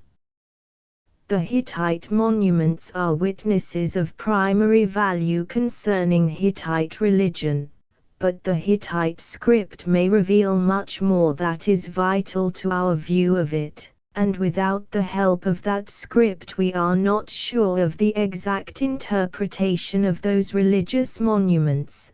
But though we have recently heard certain encouraging expressions of hope, the masterword has not yet been found that can open the door to this buried treasure of knowledge. And again, the attempt to gauge accurately the relation and the indebtedness of Greek religion to that of the Near East cannot be wholly successful, until we know more of the Minoan-Mycenaean religion, and our hope hangs here partly on the discovery of more monuments, but mainly, I am convinced, on the decipherment of the mysterious Minoan writing, to which great achievement Sir Arthur Evans' recent work on the Scripta Mino is a valuable contribution. Therefore the time is certainly not yet ripe for a final and authoritative pronouncement on the great questions that I am venturing upon in this course. But even the early premature attempts to solve a problem may contribute something to the ultimate satisfying solution. And often in the middle of our investigations, when new evidence continues to pour in, there comes a moment when it is desirable to look around and take stock, so to speak, to consider whether we can draw some general conclusions with safety, or in what direction the facts appear at this stage to be pointing. In regard to the religions of anterior Asia and southeastern Europe, and the question of their relationships, this is now, I feel, a seasonable thing to do, all the more because the Asiatic region has been mainly explored by specialists, who have worked, as was profitable and right, each in his special province, without having the time or perhaps the training to achieve a comparative survey of the whole. We know also by long experience the peculiar dangers to which specialists are prone. In their enthusiastic devotion to their own domain, they are apt to believe that it supplies them with the master key whereby to unlock many other secret places of human history. This hope, soon to prove an illusion, was regnant when the interpretation of the sacred Vedic books was first accomplished. And now certain scholars, who are distinguished specialists in Assyriology, are putting forward a similar claim for Babylon, and are championing the view that the Sumerian-Assyrian religion and culture played a dominating part in the evolution of the Mediterranean civilization, and that therefore much of the religious beliefs and practices of the early Greeks and other European stocks must be traced back to Mesopotamia as their fountainhead. 31.1 This will be encouraging to that distinguished writer on Greek religion, Dr. O'Grupp, who almost a generation ago proclaimed in his Griechist mythology the dogma of the emanation of all religion from a single center, and the dependence of Greece upon the Near East. Now there ought to be no prejudice a priori against such a theory, which stands on a different footing from what I may call the Vedic fallacy, and it is childish to allow to the Aryan, or any other racial bias, any malignant influence in these difficult discussions. Those who have worked for years upon the marvelously rich records of Mesopotamian culture, whether at first hand or, like myself, at second hand, cannot fail to receive the deepest impression of its imperial grandeur and its forceful vitality, and of its intensity of thought and purpose in the sphere of religion. Naturally, they may feel, such spiritual power must have radiated influence far and wide over the adjacent lands, and no one could maintain that southeastern Europe was too remote to have been touched, perhaps penetrated, by it. For we know that, under certain conditions, the race barrier falls down before the march of a conquering and dominating religion. And now, in the new light of a wider historical survey, instead of saying, as once was said, what is more its own than a people's gods, we may rather ask, what is less its own than a people's gods, always, however, remembering that race tradition, inherited instinctive feeling and thought, is very strong in these matters, and that a people will, often unconsciously, cling to its ancestral modes of religious consciousness and expression, while it will freely borrow alien forms, names, and ritual. The inquiry indicated by the title of these lectures is naturally twofold. It may be applied either to the earlier or the later periods of the Hellenic and Hellenic Roman history. The question concerning the later period, though much critical research is needed for its clear solution, is far simpler and more hopeful, for the evidence is immeasurably fuller and more precise, and historical dates and landmarks are there to help. The history of the invasion of the West by Mithraism has been masterfully stated by Cumont. The general influence of the Anatolian religions upon Greco-Roman society is presented and estimated by the same writer in his Religious Orientals, by Tautine, in his Les Cultes Païens dans l'Empire Romain, by our own scholar, Samuel Dill, in Roman society in the last century of the Western Empire, and more summarily by Salomon Reinach in his Orpheus. Therefore I am not going to pursue the inquiry at this end, although I may have to notice and use some of the later evidence. I am going to raise the question concerning the very origins of the Hellenic religious system, so as to test the recently proclaimed dogma of certain Assyriologists, and to determine, if possible, whether the Orient played any formative part in the organic development of Greek religion. For this is just the question which, I venture to maintain, has never yet been critically explored. From what I have said at the beginning, it is obvious that I cannot promise final and proved results.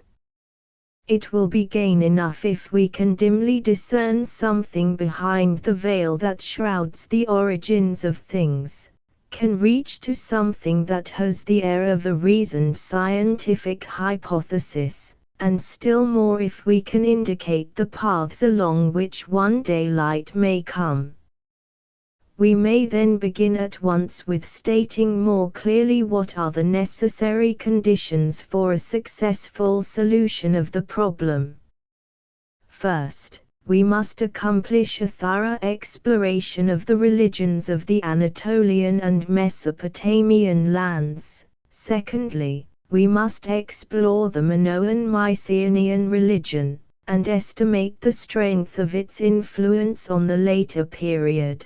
Thirdly, we must be able to decide what beliefs and practices the Hellenes brought with them from the north. Lastly, before we can hope for any precision in our results, we must be able to answer with some degree of accuracy a burning chronological question: what was the date of the arrival through the Balkans from the north of those Aryan-speaking tribes that by mingling with the southerners formed the Hellenic people of history?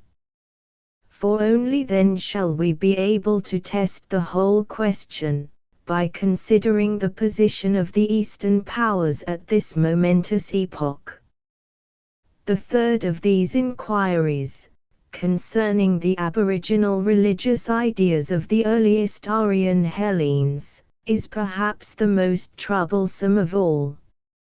I may venture upon it at a later occasion, but it is far too difficult and extensive to combine it with the others in a short treatise.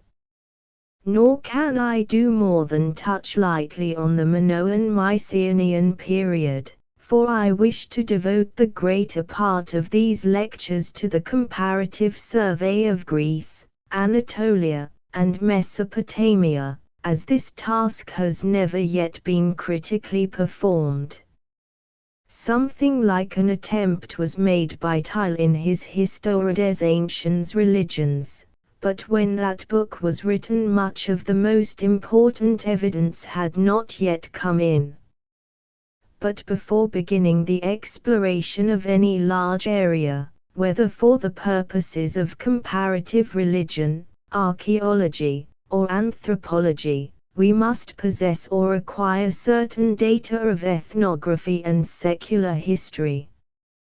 We must, for instance, face the chronological question that I mentioned just above, before we can estimate the formative influences at work in the earliest phases of Hellenic development. Recent archaeological evidence, which I cannot here discuss, renders us valuable aid at this critical point of our inquiry. We can no longer relegate the earliest Hellenic invasion of Greece to a very remote period of Mediterranean history. The arguments from the Minoan culture, combined with the still more striking evidence, of which the value is not yet fully appreciated, obtained by the recent excavations of the British School on the soil of Thessaly 34.1 point to the conviction that this, the epoch-making event of the world's secular and spiritual life, occurred not much earlier than 1500 BC. On this hypothesis, our quest becomes less vague. We can consider what influences were likely to be radiating from the east upon the opposite shores of the Aegean during those few centuries, in which the Hellenic tribes were passing from barbarism to culture, and the religious beliefs and ritual were developing into that comparatively advanced and complex form of polytheism which is presented about 1000 BC in the Homeric poems. By this date we may assert that the Hellenic spirit had evolved certain definite traits and had acquired a certain autonomous power. While continuing always to be quickly responsive to alien influence, it would not henceforth admit the alien product with the submissive and infantine docility of barbarians. In fact, when we compare the Homeric religion with that of the 5th century, we feel that in this particular sphere of the social and spiritual life the Hellen in many essentials had already come to his own in the Homeric period.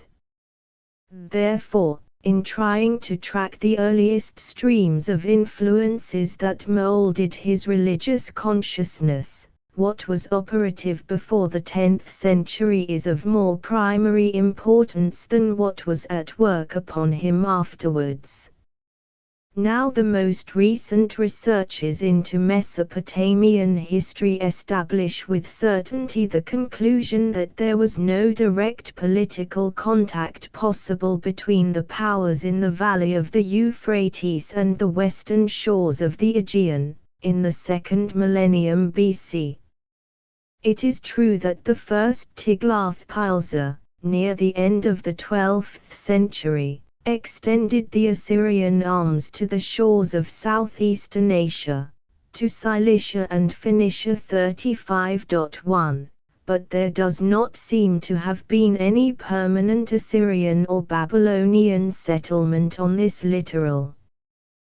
The city of Sinop in the north, which, as the legend attests and the name that must be derived from the Assyrian god Sin indicates, was originally an Assyrian colony, was probably of later foundation, and geographically too remote to count for the present inquiry. In fact, between the nascent Hellas and the great world of Mesopotamia, there were powerful and possibly independent strata of cultures interposing. We have to reckon first with the great Hittite kingdom, which included Cappadocia and northern Syria, and was in close touch with Phrygia and many of the communities of the shoreline of Asia Minor, and which at the period of the Tel-el-Amarna correspondence was in diplomatic relations and on terms of equality with the Assyrian and Egyptian powers. And the tendency of modern students, such as Messerschmitt in his Die Hethiter, is to extend this ethnic name so as to include practically all the Anatolian peoples who were other than the Aryan and Semitic stocks. As far as I can discern, at the present stage of our knowledge this is unscientific, and it is at present safer to regard the pre-Aryan inhabitants of the Troad, Phrygia, Lycia, Caria, and Lydia, possibly Cilicia, as varieties of an ancient Mediterranean stock to which the people of the Minoan Aegean culture themselves belonged. At any rate, for the purposes of our religious comparison, they are to be counted as a third stratum, through which as through the Hittite the stream of influence from Mesopotamia would be obliged to percolate before it could discharge itself upon the Hellenic world. And these interjacent peoples are races of great mental gifts and force. They were not likely to transmit the Mesopotamian influence pure and unmingled with currents of their own religious life.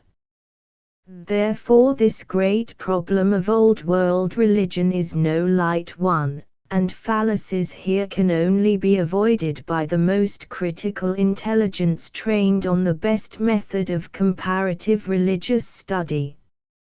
We must endeavor to seize and comprehend the most essential and characteristic features of the Babylonian-Assyrian cults and theology. We must discover all that is at present possible, and trust to the future for discovering more concerning the Hittite religion, and then we must glean all we can of the earliest forms of cult in vogue among the other peoples of the Asia Minor coast, and in the early world of the Minoan-Mycenaean culture. And if the phenomena of this area present us with certain general resemblances to the Hellenic, we must not too hastily assume that the West has borrowed from the East.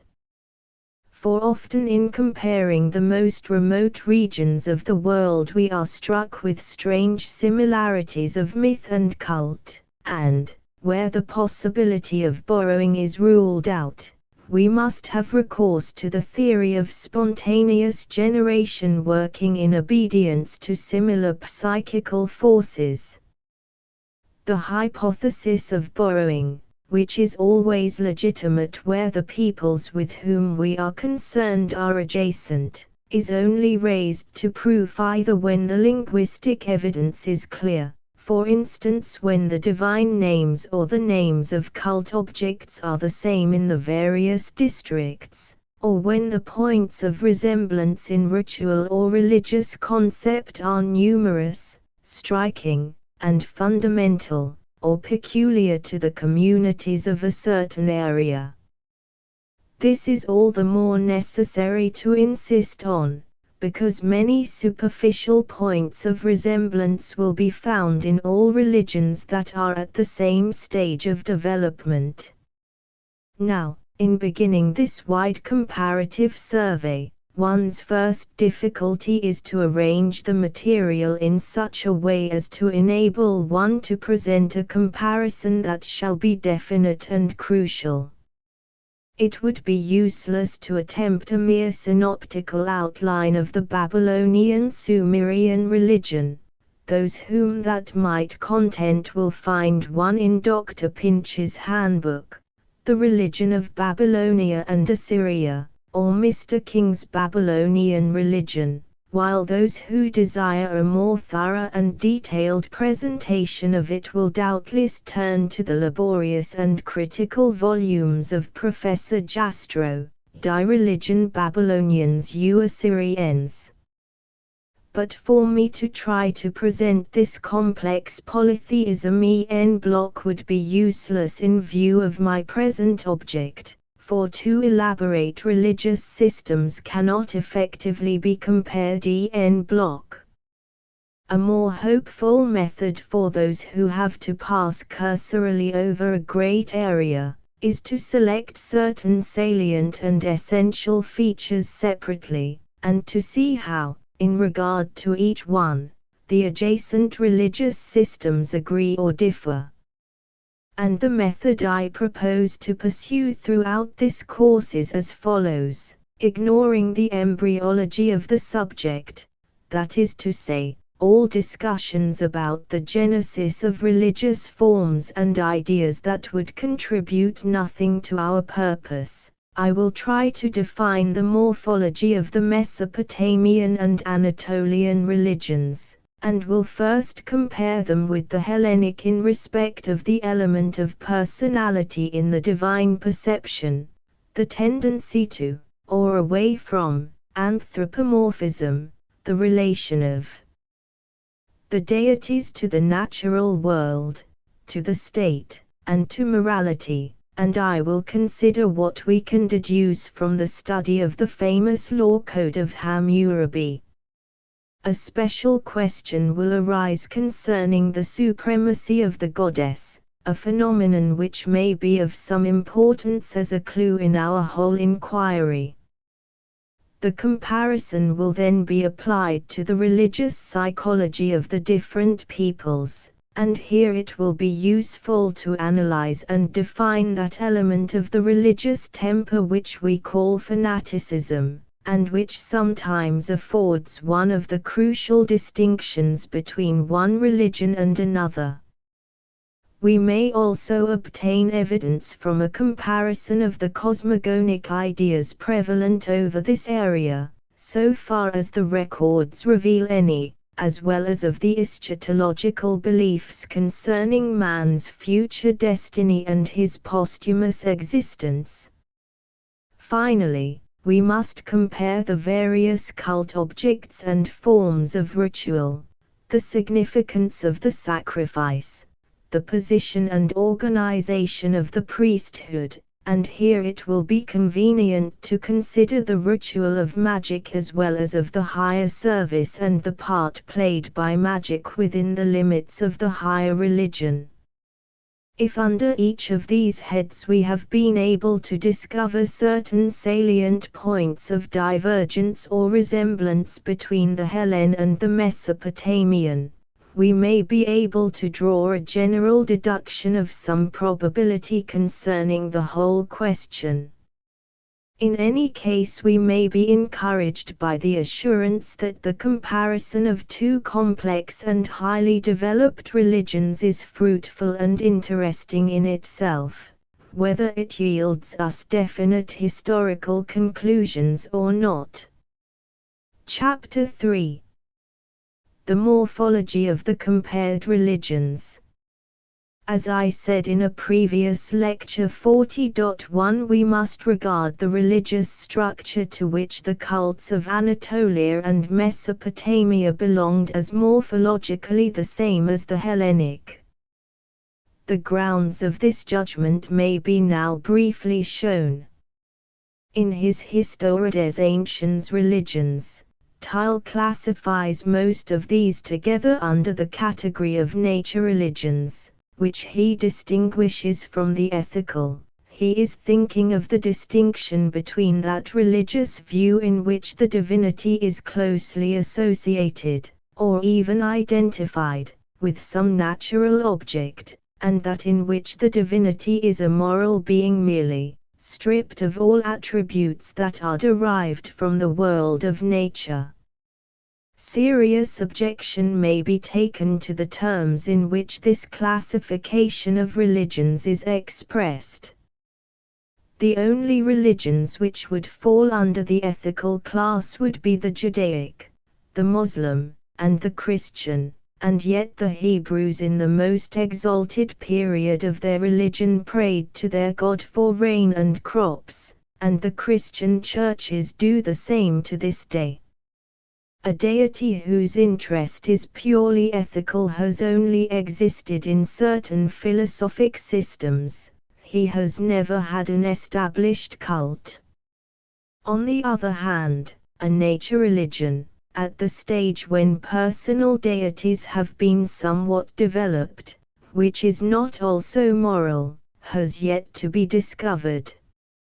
Religion, in its origin possibly non-moral, must, as society advances, acquire the closest relations with the social moral code.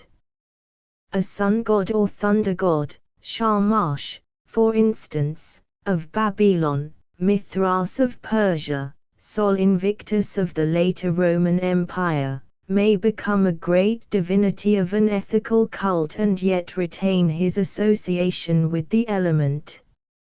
And it is fruitless to classify higher religions at least on such a basis of distinction as moral and non-moral. 41.1 It is more to the purpose of our present comparison to employ as one of our test standards the degree of personality in the cult objects of the different races.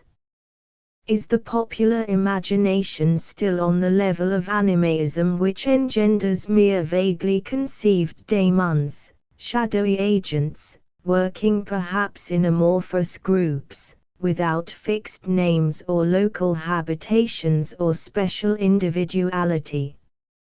Or has it reached that stage of religious perception at which personal deities emerge, concrete individualities clothed with special attributes, physical, moral, spiritual. The most superficial study of the cuneiform texts and the religious monuments of the Sumerian Babylonian society does not leave us in doubt how we should answer these questions in behalf of the peoples in the Mesopotamian Valley. When the Semitic tribes first pushed their way into these regions, swarming probably, as usual, from Arabia, at some remotely early date, they found there the non-Semitic Sumerian people possessed of a highly complex religious pantheon. Bringing with them their own Shamash the sun god, Adad the storm god, and the great goddess Ishtar, and perhaps other divinities, they nevertheless took over the whole Sumerian pantheon, with its elaborate liturgy of hymns and incantations. And for the record of this great and fascinating hieratic literature, the Sumerian language, with interlinear Babylonian Assyrian paraphrase, was preserved down to the beginning of our era. This religious system of dateless antiquity suffered little change from the drums and tramplings of all the conquerors from the time of Sargon I and the kings before Hammurabi to the day of the Macedonian Seleucus. And in a sketch of this system as it prevailed in the second millennium BC, it is quite useless for our purpose to try to distinguish between Sumerian and Semitic elements.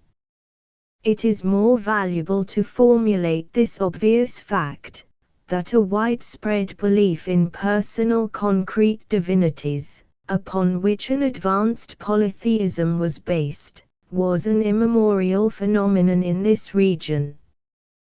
Tiles Hypothesis 42.1 that the earliest Sumerian system was not so much a polytheism as a polydaemonism, out of which certain definite gods gradually emerged some time before the Semitic period, is merely a priori theorizing. The earliest texts and monuments reveal as vigorous a faith in real divine personalities as the latest. Witness 42.2 that interesting relief recently found on a slab in the caravan route near Zohab, on which the goddess Inhini is bringing captives to the king Anubanini. The evidence of the text accompanying it points to a period earlier than that of King Hammurabi.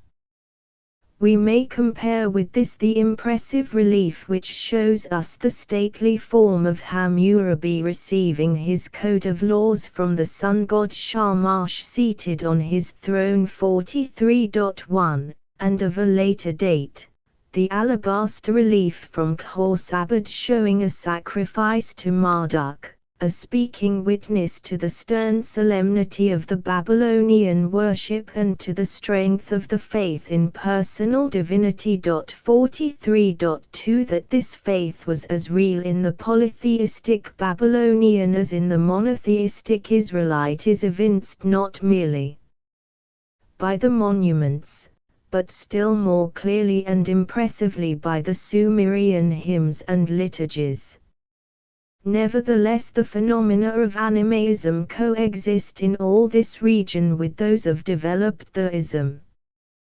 By the side of these high personal deities we find vague companies of divine powers such as the Agigi and the Anunnaki, who are conceived more or less as personal but without clearly imagined individuality, the former being perhaps definable as the daemons of heaven, the latter as the daemons of earth. Similarly, in the Hellenic system we note such nameless companies of divine agencies as the and, conceived independently of the concrete figures of the polytheism. But, further, in the Mesopotamian religion we must reckon seriously with lower products of polydaemonism than these, the demons of evil and disease who so dominated the imagination and much of the religious life of the private person that the chief object of the elaborate ritual was, as we shall see, to combat these.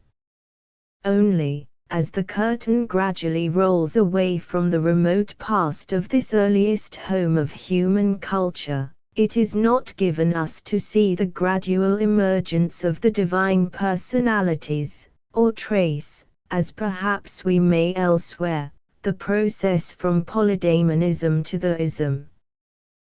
The gods, as far as we can discern, were always there, and at least it is not in the second millennium BC that we may hope to find the origins of theistic religion. As regards the other Semitic stocks, the cumulative evidence of early inscriptions, literary records, and legends is sufficient proof that the belief in high personal divinities was predominant in this millennium. It is not necessary to labor here at the details of the proof. The other lines of inquiry that I am soon going to follow will give sufficient illustration of this, and it is enough to allude to the wide prevalence of the designation of the high god as Baal or Bel, which can be traced from Assyria through Syria, in the Aramaean communities, in Canaan and Phoenicia, and in the Phoenician colonies. The Mobit stone tells us of Chemosh, the earliest Carthaginian inscriptions of Baal-Hamon and Tanit, from our earliest witness for Arabian religion, Herodotus 44.1. We learn that the Arabs named their two chief divinities, Oratul and Alalat, a god and a goddess, whom he identifies with Dionysos and Aphrodite Urania.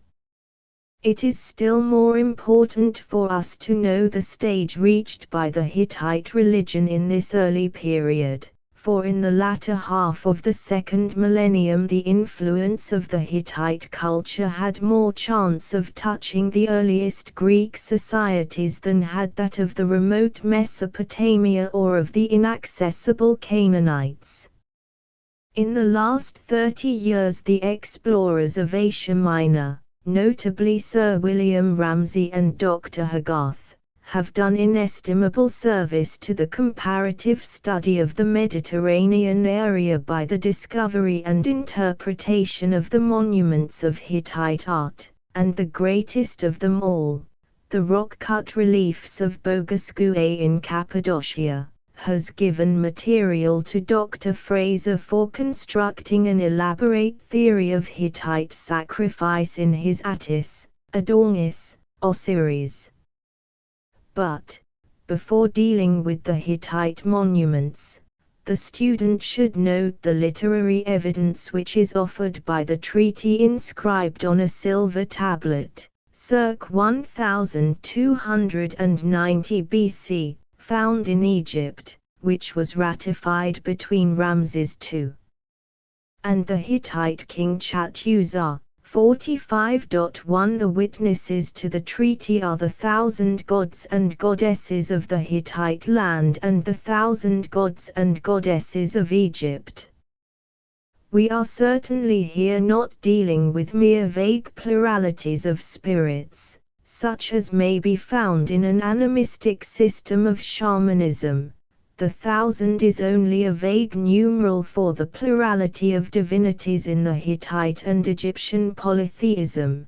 The difference of sex would alone suffice to prove that the Hittite had developed the cult of personal deities, and the document expressly quotes the great heaven god of the Hittites, called by the Egyptian name Sutek, and regarded as compeer of the Egyptian Ra. Other personal Hittite deities are alluded to in the document, and among them appears to be mentioned a certain Ant-Here of the land of Kita 45.2. Possibly a witness of still earlier date speaks in the Telamina letters, the earliest diplomatic correspondence in the world. One of these, written in cuneiform to Amenhotep III, in the 15th century BC, is from Tushratta, the king of the Mitanni people. 45.3 Tushratta sends his daughter in marriage to Pharaoh, and prays that Shamash and Ishtar may go before her and that Amon may make her correspond to my brother's wish. He even dispatches a statue of Ishtar of Nineveh, that she may exercise her beneficent power in the land of Egypt, for she had revealed her desire by an oracle. To Egypt, to the land that I love will I go. The Mitanni chieftains bear names that show a convincingly Aryan formation, and we know from the momentous inscriptions found in 1907 at Bogasgu a recording treaties between the king of the Hittites and the king of the Mitanni, BC 1400, that the dynasts of the latter people had Aryan gods in their pantheon. 46.1 But the Mitanni themselves were not Aryans, and are assumed by Winkler and Messerschmitt to be Hittites. 46.2 If this were proved, the theory which it is the general aim of these lectures to consider, that the Babylonian religious system may have reached the Mediterranean in the second millennium, would receive a certain vraisemblance from the fact revealed by the letter of King Tushratta, namely, that the Mitanni of this period had adopted some of the Mesopotamian personal divinities, and might therefore have transmitted them to the coast of Asia Minor. Yet the Hittites had their own local divine names. From the cuneiform inscriptions written in the Hittite language found at Van in Armenia, we gather the names of various Hittite gods. Teshup, for instance, who appears on a column found at Babylon holding the lightning, and in his right hand a hammer, which, from the analogy of other religions, we may interpret as the fetish emblem of the thunder. 46.3 In fact, apart from the literary evidence, the Hittite monuments would be proof sufficient of the high development of personal religion in these regions. A relief with Hittite inscriptions, found near Ibris, the old Kybistra, near the Cilician gates north of Tauros, shows us a deity with corn and grapes, and a priest adoring. 47.1 He is evidently conceived, like Baal by the Semites of Canaan, as a local god of the earth and of vegetation. But the most striking of all the Hittite monuments, and one that is all sufficient in itself for our present purpose, is the great series of reliefs on the rock at Bogasgu in Cappadocia, not far from the site of the ancient Tyria. 47.2 Here is revealed a great and probably mystic pageant of an advanced polytheism with an elaborate ritual and a clear faith in high gods and goddesses. The whole procession seems to be passing along the narrowing gorge towards a Holy of Holies, the inner cave, shrine of the mystery. As we draw nearer to the Mediterranean, the facts are too well known to need reiteration here. Everywhere we find proofs of a personal theism reaching far back into prehistoric times, whether it be the cult of a high god such as the Cilician divinity, called Zeus or Heracles by the later Greeks, or the Lycian Apollo, or a great goddess such as Mare of Comana, Cybele of Phrygia and Lydia. And now to all this testimony we can add the recently discovered monuments of a developed Minoan Mycenaean religion with the elaborate ritual and worship of personal divinities, anthropomorphically imagined on the whole. Such was the religious world lying before the feet of the Aryan Hellenes descending from the north, and when their expansion across the islands to the Asiatic shores began, they would find everywhere a religion more or less on the same plane of development.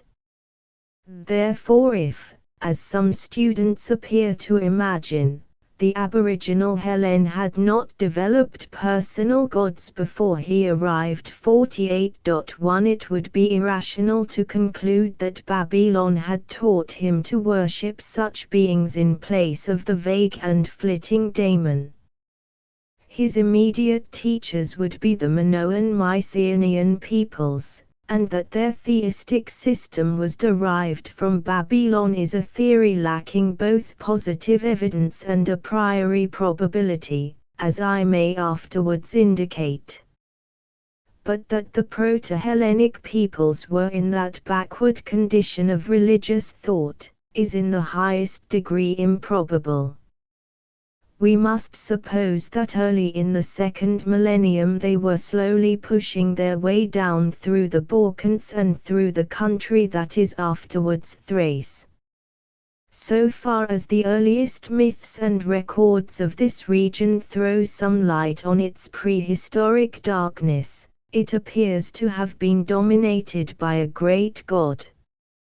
When the Thraco-Phrygian race, and possibly their kinsmen the Bithynioi, penetrated into the same region, they brought with them a father god, who accompanied members of these stocks into Asia Minor, and settled in Phrygia, Pontus, and Bithynia by the side of an earlier goddess.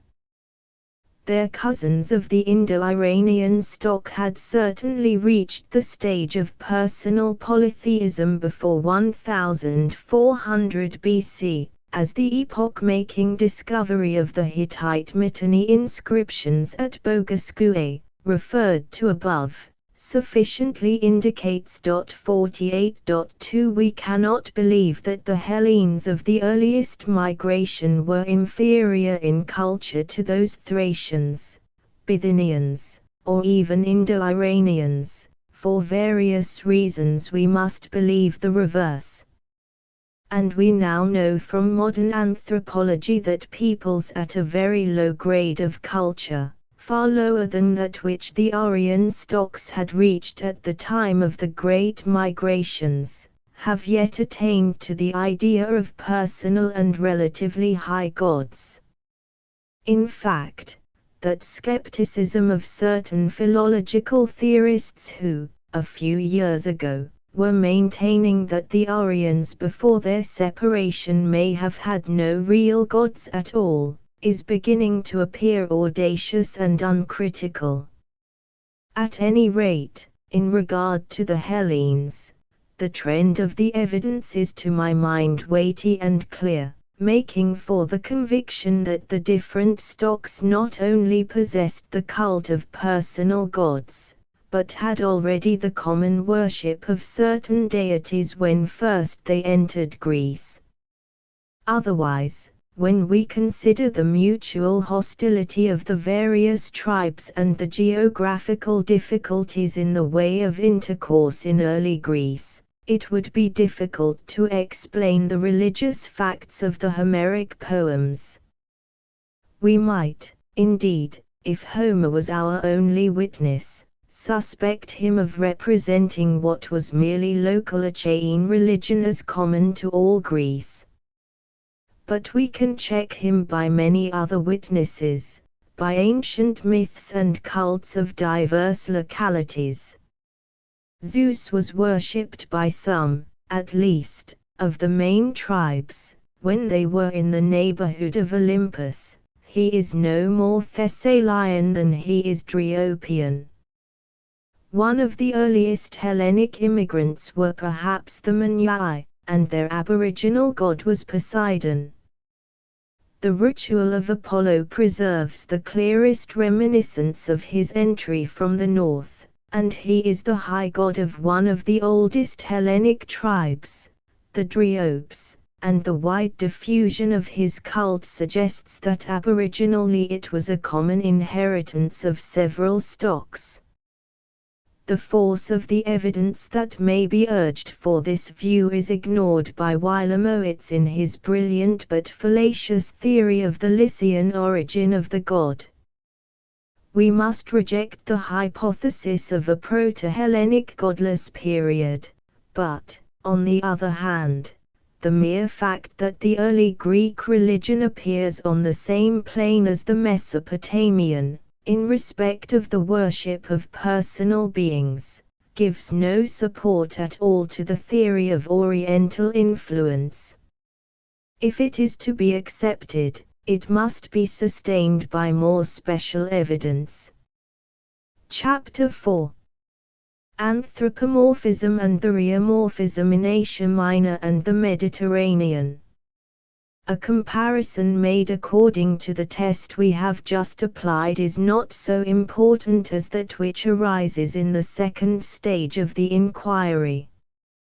Assuming that the peoples on the east and west of the Aegean were already on the same religious plane when the first glimmer of what may be called history begins, can we discern certain striking resemblances or differences in their conception and imagination of divinity, sufficient to prove or disprove the theory of borrowing or of a movement across large areas of certain waves of religious influence emanating from a fixed center?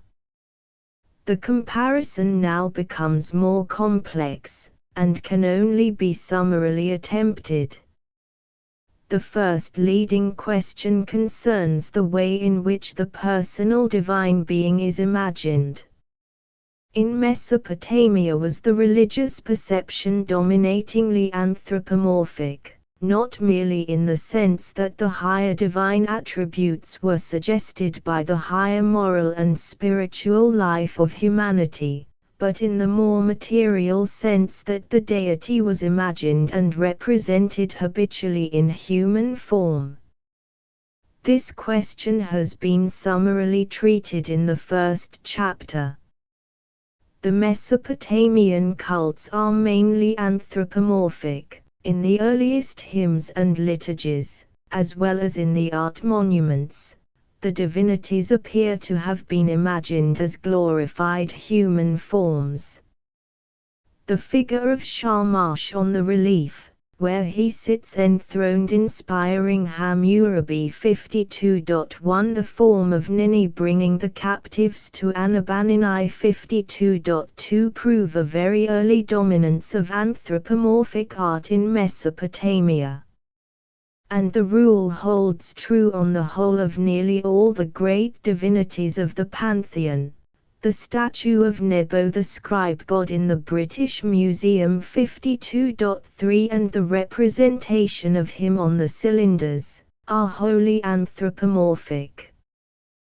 The 7 planetary deities on the relief from Maltasia are human-shaped entirely. 52.4 We may say the same of the procession of deities on the relief from a palace of Nineveh published by Lerard 52.5 except that Marduk has horns branching from the top of his head, just as on the alabaster relief containing the scene of worship noted above 52.6 and on the wall relief in the British Museum he is represented with wings. But even the rigorous anthropomorphism of Greece tolerated both these adjuncts. To the pure human type. The types of Raman the weather god 52.7 and the representations of a Babylonian goddess, who is occasionally found with a child on her knee, and whom sometimes we may recognize as Ishtar, show nothing that is the rheomorphic. On the other hand, we must note exceptions to this general rule. In one of the cuneiform inscriptions that describe certain types of deities, we read the following: horn of a bull, clusters of hair falling on his back, human countenance, and strength of a, wings, and lion's body. And this description agrees exactly, as Jeremias has pointed out, with the winged colossal figures, half lion, half man, that guarded the gate of the palace of Nineveh. And we must therefore interpret them as gods, not as mere genii, and he gives some reason for regarding them as a type of Nergal, the god of the underworld. 53.1 Further, we find in an inscription of Azardan the following prayer: "May the gracious bull god and lion god ever dwell in that palace, protecting the path of my royalty." 53.2 There is some doubt in regard to the winged figures with eagles' heads on the reliefs from Khorsabad, in the British Museum, pl. 38-40. They are represented holding pine cones and a sister mystica on each side of the sacred tree, and might be genii engaged in worship. But on one of the reliefs as an Azir Pal is standing before one of them in attitude of adoration. But the most clear and definite evidence on this point is afforded by the legend and monuments of the god whom Beressos calls Once. 53.3 but whom modern Assyriology interprets as the ocean-born god Ea or Ea of Eridu, the god of all wisdom and science. According to Beressos, he had entirely a fish body, but a human head had grown under the head of the fish, human feet out of the fish's tail, and he spoke with human voice. A statue of this type was still existing at Babylon according to this writer in the time of Alexander. Now the exact type is presented in the form that appears on various Babylonian cylinders. There is one that presents the fishman god standing before the tree of life, receiving a ray perhaps from the sun above. 53.4 and half his form from the girdle downwards is preserved on a bas-relief published by Lerard. 54.1 showing him holding the bread of life in one hand and in the other a vase containing the water of life. Here, then, is the reomorphism struggling with anthropomorphism as we see it strikingly in the religious monuments of Egypt. But we have no need of the theory, dear to some anthropologists, that the earliest period of Mesopotamian religion was purely the reomorphic, when the deities were imagined and represented merely as animals, and that the human-shaped deities whom we find standing on lions in the Babylonian art had once been divine lions and nothing more, and had at a later period emerged from the animal into divine manhood. The reomorphism and anthropomorphism can and generally do confusedly coexist. Neither in the lowest savagery or at the highest culture is there found a purely the reomorphic art or the reomorphic religion. On the other hand, severe anthropomorphism among the ancient religions is to be found only in the Hellenic, and we may add in the Judaic, though here with a quite different mode of expression and far more sternly controlled. In Mesopotamia we have nothing that points to a direct worship of animals. 54.2 But we discern that the anthropomorphism is unstable. The religious artist mainly clung to it, except when he was embodying forms of terror, the destructive demons, and especially the powers of the lower world. For this purpose he selected the most portentous types of bestiality, such as we find on that bronze tablet, which used to be regarded as revealing an interesting glimpse into Babylonian eschatology, at least.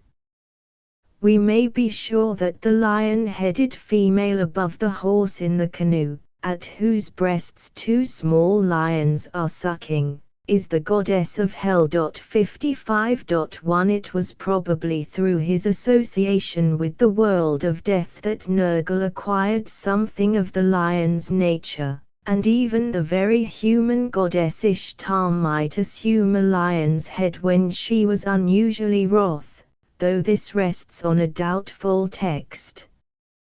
We may say, then, with fair degree of accuracy, that the theriomorphic forms of Babylonian religious art belong to demonology, and in this domain the Babylonian artist has shown the same powerful imagination as the Mycenaean. It is the former to whom we are indebted for the attractively alarming type of the scorpion man. The phrase unstable anthropomorphism applies also to the religious literature, to the Sumerian Babylonian hymns. The imagination of the poets in their highest exaltation was certainly anthropomorphic on the whole. The high divinities are conceived and presented with the corporeal, moral, and spiritual traits of glorified humanity. But often in the ecstasy of invocation the religious poets felt the human image too narrow and straitened for their struggling sense of the infinite. Then the expression becomes mystic, and by virtue of a curious law that I indicated above, it avails itself of the theriomorphic imagery. 55.2 I quoted the hymn to the warrior Marduk that invokes him as Black Bull of the Deep, Lion of the Dark House. Of still more interest is the invocation of Enlil, the earth god of Sumer, overpowering ox, exalted overpowering ox, at thy word which created the world, O Lord of lands, Lord of the word of life, O Enlil, father of Sumer, shepherd of the dark-haired people, thou who hast vision of thyself. 56.17 times the words overpowering ox are added in this mystic incantation. In another hymn Enlil is the bull that overwhelms, Ea, the ram of Eridu. But this is mystic symbolism, rather than a clear perception of divine personality, and we may say the same of such vaguely picturesque phrases as Bel, the great mountain Assur, the great rock, an expression parallel to our Rock of Ages. 56.2 It naturally happens in a religion of unstable anthropomorphism that the different personalities are unfixed and may melt away one into the other, or may become conceived as metaphysical emanations, thus losing concrete individuality. As Dr. Langdon remarks of Babylonian religious phraseology, the god himself becomes mystified, he retires into the hazy conception of an all-pervading spirit, and his word becomes the active agent. 56.3 Thus even the strongly personal goddess Nana is identified with the word of Enlil. She herself exclaims, "Of the Lord his word am I." His statement accords with the general impression that the liturgies and monuments of this vast and complex religion make upon the student. One discerns that the religious art, and to some extent the religious poetry, developed and strengthened the anthropomorphic faith and perception of the people, but not so powerfully as to preclude a mysticizing tendency towards metaphysical speculation that transcended the limits of a polytheism of concrete personalities. Even Alachu, the goddess of hell, she who was presented with the dog's head and the lions at the breast, was half spiritualized by the epithet which is rendered spirit wind of the consecrate. 57.1 In the other ancient Semitic communities we find the same phenomenon, a prevailing anthropomorphism with some slight admixture of the theriomorphic idea.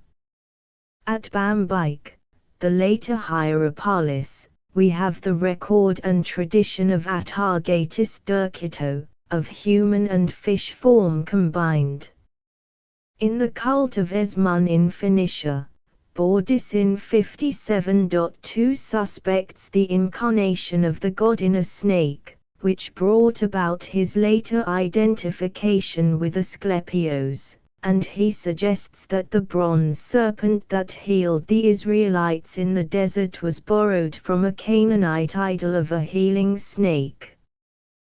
The Astot images found in prehistoric Palestine are mainly of human type, but one gives her the curving horns of a ram, and a rude bronze was found at Tel Zachariah of an amphibious goddess with human head and the tail of a fish. 57.3 Something real underlies the statement of Sanchuniathon, quoted by Eusebius, that Astot placed on her own head the head of a bull. 58.1 But these are exceptional phenomena, and as the Hellenes in the later period were usually able to identify the leading Semitic deities with their own, we may see in this another proof that the Western and Eastern religions were nearly on the same plane as regards their perception of divine personality. Only, we discern signs in Canaan as in Mesopotamia, that the anthropomorphism is, as I have called it, unstable, for not only can the divinity be imagined as embodied in other forms than the human, but the demarcations of individuality tend at certain points to fall away. The most curious instance of this is that the female divinity seems at times to have been almost absorbed in the god. We must, however, distinguish here between what is real belief and what is mere theologic phrasing. In a hymn of praise to Ishtar, composed for the king Ashurbanipal, the equality of the goddess with the great Assyrian god Ashur is quaintly expressed by the phrase, like Ashur, she wears a beard. But Jastrow 58.2 protests against the inference that the goddess was therefore really regarded as male in the Mesopotamian religion. And indeed this is probably only a fantastic expression of the idea that Ishtar is the compeer in power of the god, and has much of the masculine temperament. Even in the full vogue of an anthropomorphic religion which insists on the distinctions of sex, a mystical religious thinker could rise to the idea that the divinity might assume the powers of both natures, an idea of which we find a glimpse in the later Greek and Greek-Egyptian theosophy. Thus a Sumerian hymn to Enlil characterizes him as Lord of Winds, Father and Mother who creates himself, 59.1 and a well-known hymn to Sin speaks of him as maternal body that brings everything to birth, and in the next line as compassionate, gracious Father. 59.2 The close approximation of the goddess to the god is more clearly discernible in the Canaanite religion.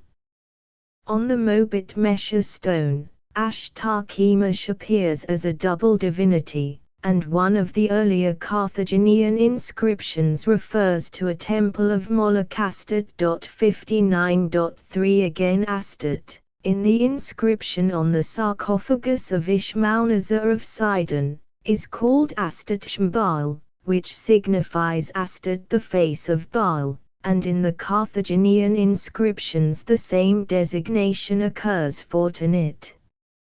Renan has interpreted the phrase as expressing the dogma that the goddess is an emanation of the god, but Dr. Langdon would explain it as arising from the close opposition of the two statues face to face, Astot Shmbal merely meaning, then, she who fronts Baal. Whichever interpretation be correct, such close assimilation of the pair might evolve here and there the concept of a bisexual divinity. Unless the evidence of the classical writers is false, it did so at a later period under Phoenician influences in Cyprus. Macrobius tells us that there was in that island a statue of a bearded deity in female dress, regarded as bisexual, and he quotes Philochorus as witness to the fact, and to the curious phenomenon in the ritual in which the men wore female dress and the women male. This explains Catullus' phrase duplex amethusia of the bisexual goddess. Servius and the Christian fathers repeat the statement, and Joannes Ligus asserts that the Pamphylians at one time worshipped a bearded Aphrodite. 60.1 If we trust his authority, we might explain the fact as due to late Semitic influence, which is somewhat attested by inscriptions on the coinage of Pamphylia under the Persian domination. 60.2 But, at the most, we can only regard this cult as a late phenomenon, a local eccentricity, and a morbid development of a certain vague idea that was working sporadically in the old Semitic religion. We have no right to assert, as some have occasionally ventured, that the Semitic peoples generally accepted the dogma of a bisexual divinity. Turning now to the other great area of culture that lay between Mesopotamia and the coast, that of the Hittite kingdoms, we find that the Hittite deity is usually presented in human form. On the great relief of Bogasque, the distinctions of the human family appear in the divine forms, in whom we may recognize the Father God, the Mother Goddess with her young son, or it may be, as Dr. Fraser suggests, with her young lover. And the other Hittite representations of divinity to which I have referred above are of purely human form, and so also are the small Hittite bronze idols in the Ashmolean Museum. Nevertheless here, as in Mesopotamia, the theriomorphic fancy was active at the same time. On the relief at Bogasque, nearest to the innermost shrine, the Holy of Holies, is an idol of human visage with a body composed of a bizarre arrangement of lion forms, and in the procession near to the main deities we note a strange representation of two bulls in mitred caps of Hittite fashion, and to these mystic beasts we may apply the name theanthropic, which Robertson Smith suggested for the sacrificial animal that was half divine, half human. And clearer evidence still is afforded by another relief found not far from this site at the Palace of Uuk, where a bull is represented on a pedestal with worshippers approaching. 61.1 He is not here the sacrificial animal, for he and the altar before him are on a higher plane, while the priest and priestess below are raising their hands to him as if in adoration, and are leading rams evidently as victims to the bull god.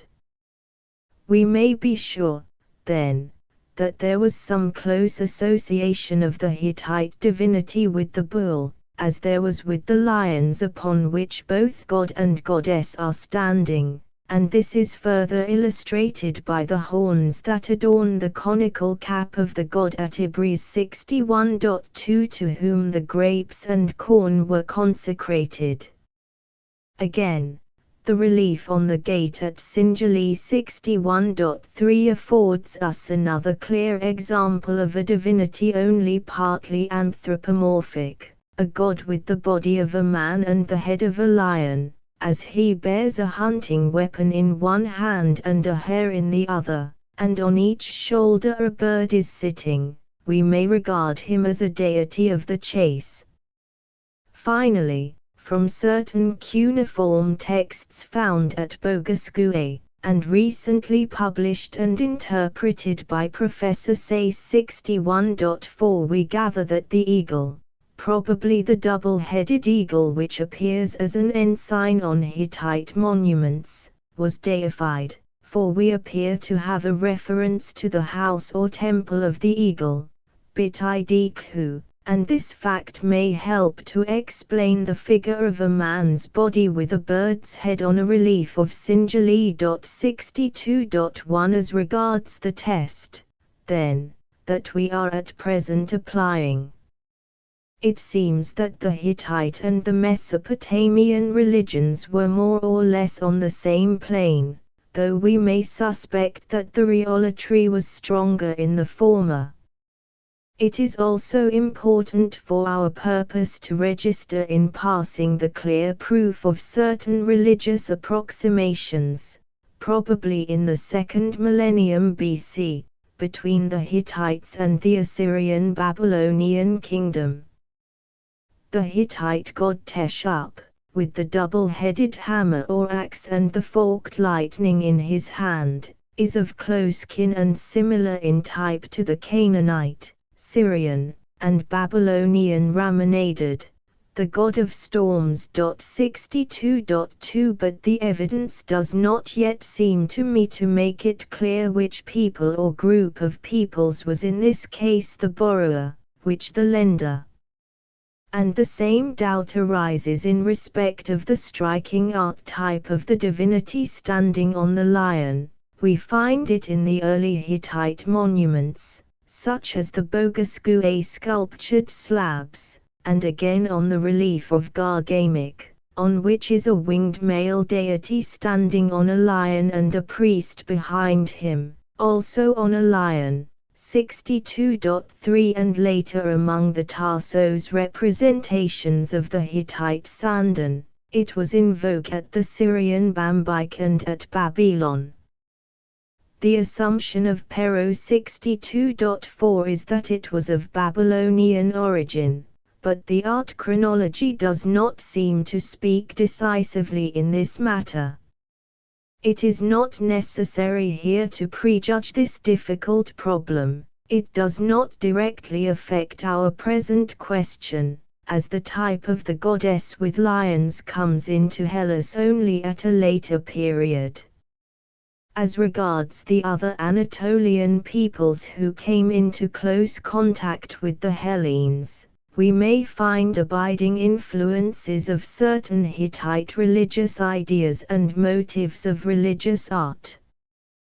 We may admit that the lion-born goddess of Bogasgue is the prototype of Cybele, even the crenellated headdress that she wears suggesting the turreted diadem of the later goddess. It is likely that the ancient type of Teshup, the weather god with hammer or axe and the lightning, survived in Commagene in the cult figure that was afterwards interpreted as Jupiter Dolichaenos, and it may have influenced the ideas about the thunder god in Pontus, as a primitive relief of a god brandishing a thunderbolt and holding a shield has been found near Amasia. 63.1 Speaking generally, we must pronounce the native pre-Hellenic religious art of the Asia Minor littoral, of Phrygia, Lydia, Caria, anthropomorphic, so far as it tried at all to embody the imagined form of the divinity. The record is generally blurred by the later Hellenic influences. But we have at least in Phrygia rude images of the pre-Hellenic Cybele. The intention of these is anthropomorphic, and in the rough outline of the goddess's form as hewn out of the rock of Sipylos above Smyrna, the Hellenes could discern their sorrowing Niobe. Where the anthropomorphism fails, as in the Phrygian monument, which shows Cybele seated with a phial and human-shaped in other respects, but with a head fashioned like the round capital of a pillar. 64.1 The influence of the aniconic fetich may be the cause. At any rate, we have no clear trace of the rheomorphism either in the legend nor in the monuments of the Great Mother, the Cybele of Phrygia, or the Ma with Macron of Cappadocia. The power of the mountain goddess was incarnate in the lions, but we have no ground for saying that she herself was ever worshipped as a lion. We turn at last to the Minoan, Mycenaean and Proto-Hellenic periods. For our present purpose the two cannot well be kept apart, as much of the evidence concerning the former is derived from records of myths and religious customs that were in vogue in the later period. Our first glimpse of the Minoan religion, which Sir Arthur Evans more than anyone else has revealed to us 64.2 gave us the impression of an anicanic worship that had for its sacred agalmata such fetish objects as the sacred pillar or double-headed axe, but which did not express its actual imagination of its divinities in any archetype. If this were so, we should not be able to answer the question how far the Minoan religion was purely anthropomorphic until we have found the interpretation of Minoan writing. But our store of monuments has been much enriched by later discoveries in the Palace of Knossos, and in one of its private chapels in which the cross was the central sacred emblem. Sir Arthur Evans found the interesting figure of the snake goddess, purely human, but holding snakes in her hands and girdled with snakes, while before her stands a votary brandishing a snake. 65.1 Again, a Minoan signet ring published by him 65.2 revealed the great mountain goddess herself on the summit of a peak, flanked by lions and holding a spear. These may be actual reproductions of cult images, and many other gems and other works have now been published by him and others proving that the people who belonged to this great Aegean culture of the second millennium habitually conceived of their gods in human form, even if they did not as a rule erect their idols in their temples.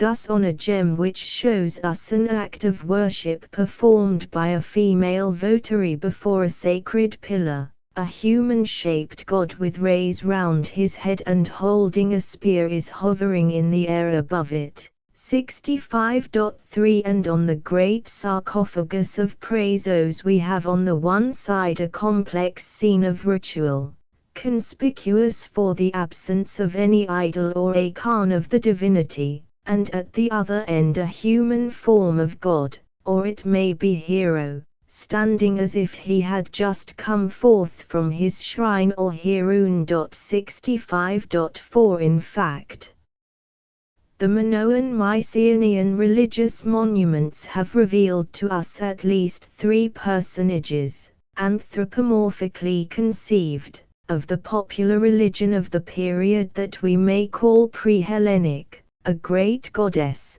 often represented as throned, with fruits and emblems of vegetation around her, or as standing on a mountain and associated with lions, a god who is sometimes conversing with her or is descending from the sky armed with spear and shield. 65.5 And sometimes rayed, thirdly, the goddess with the snake as her familiar.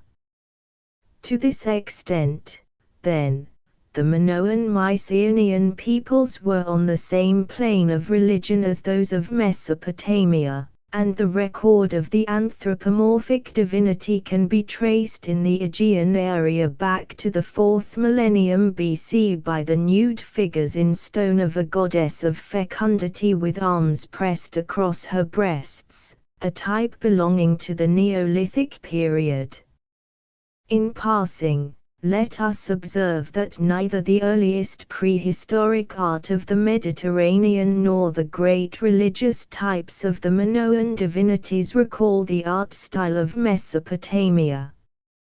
But this developed anthropomorphism of the early Aegean civilization is not the whole story.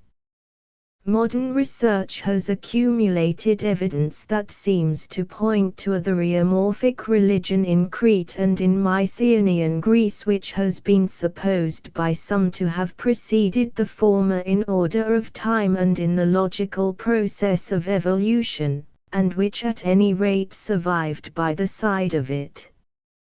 Traces of the same phenomenon have been noted in the Hittite area, and more faintly in the valley of the Euphrates. The first modern writer who proclaimed with emphasis the theriomorphic elements in the prehistoric religions of Greece was Mr. Lang in his Custom and Myth, connecting it with a theory of totemism that does not concern us here. Afterwards, a systematic treatment of the problem in the light of the monuments of the Cretan and Mycenaean periods was presented by Mr. Cook in a paper published in the Hellenic Journal of 1894 on animal worship in the Mycenaean age, and again in 1895 by an essay on the bee in Greek mythology, a very full collection of the materials, with some exposition of important religious theory, will be found in de Visa's treatise, De Graecorum Gis non referentibus speciem humanam, 1900. Miss J. Harrison has worked further along the same lines, and has published some special results in her paper Read Before the Congress of the History of Religions, 1908. And published in its Transactions, on bird and pillar worship in relation to our Iranian divinities. Now the material that forms the fabric of these researches is so intricate, the relevant facts so manifold and minute, that it is impossible to consider them in detail within the limits of this present inquiry, of which the leading object is an important question of history concerning the religious influence of the East on the West, and, again, the writers above mentioned are deeply concerned with theories about the origins, or at least the earlier stages in the evolution of religion. And as I am only comparing East and West in a limited and somewhat advanced period of their history, I am not necessarily bound to deal with problems of origin.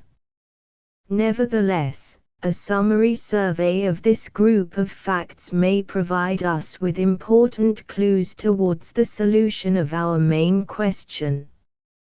But a few general criticisms of the assumptions which, whether latent or explicit, are commonly made in the writings just quoted, may be useful at the outset.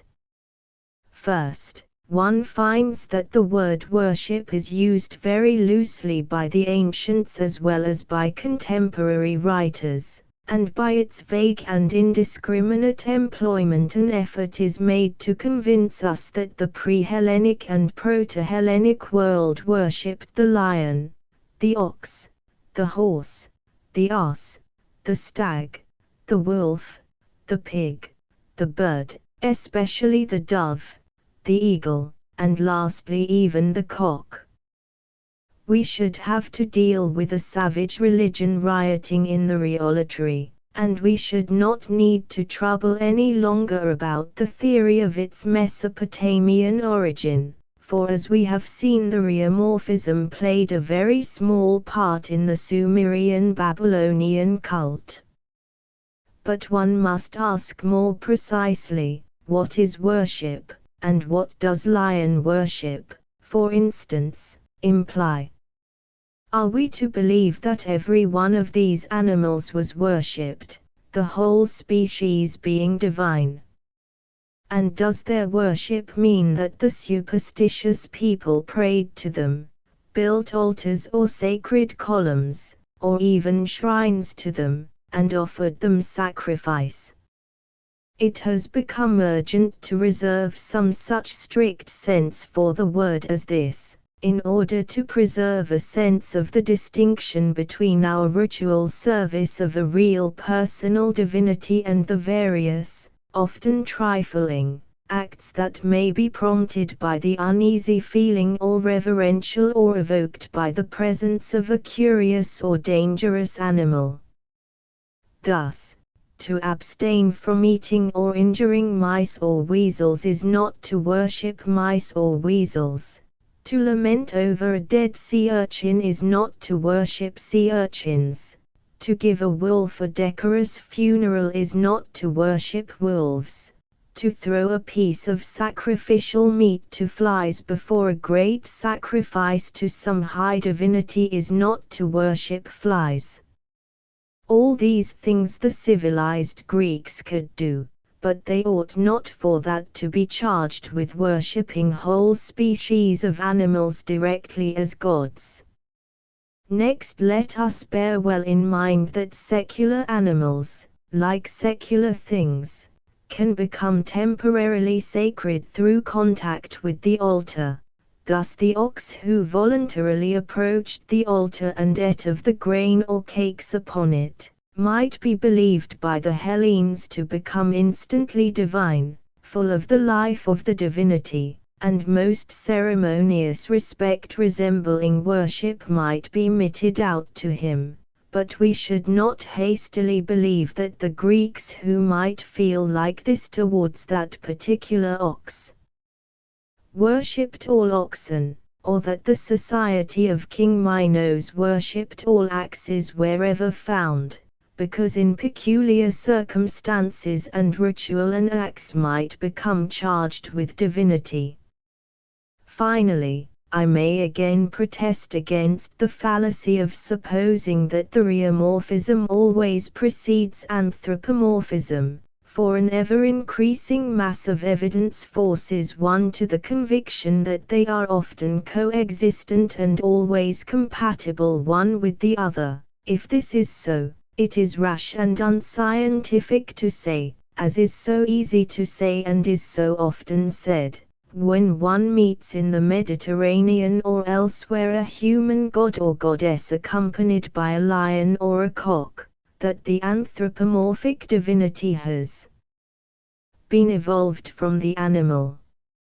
Looking now directly to the Minoan Mycenaean monuments, before we consider the early Hellenic records, we must distinguish between those that are obviously cult scenes and those that are not obviously but only hypothetically so, and this second class are those with which Mr. Cook's papers mainly deal. The former have been treated masterfully by Sir Arthur Evans in his paper on tree and pillar cult. From these we gather that the worshipper did not usually pray before an idol, but before a pillar or a sacred tree combined often with horns of consecration or an axe, also that he imagined his deity generally in human form, the pillar serving as a spiritual conductor to draw down the divinity from heaven. Therefore I may remark that the phrase pillar cult here, and in Miss Harrison's paper quoted above, does not express the inwardness of the facts. But the latter writer endeavors to prove the prevalence of a direct cult of birds in this period, and further maintains the dogma that in the days of pillar and bird anthropomorphism was not yet. The Minoan monuments on which she relies are the Great Phaistos sarcophagus, the trinity of terracotta pillars surmounted by doves found in an early shrine of the Palace of Knossos 69.1, with which are to be compared the dove shrine of Mycenae and the gold-leafed goddesses of Mycenae with a dove perched on their heads, and finally, the semi-aniconic idol of a dove goddess, with the dove on her head and her arms outspread like wings, found in another shrine of the Palace of Knossos, and descending from a pre-Mycenaean traditional type. 70.1 Whatever we may think of these monuments, they cannot be quoted as the memorials of a time when anthropomorphism was not yet, for the earliest of them, probably that mentioned last, is of later date than the type of the naked human-formed goddess of the Neolithic Aegean period. The question depends wholly on the true interpretation of the monuments. As regards the Phaistos sarcophagus, the exact significance of the ritual is still a matter of controversy, to which I may return later, when I compare the ritual of East and West. This much is clear, that a holy service of blood oblation is being performed before two sacred trees, into the top of which two axes are inserted, and on the axes are two birds painted black. Is it immediately clear that the birds are objects of a definite cult, as Miss Harrison maintains? 70.2 This may be strongly disputed, otherwise we must say that the axe and the tree are equally direct objects of cult.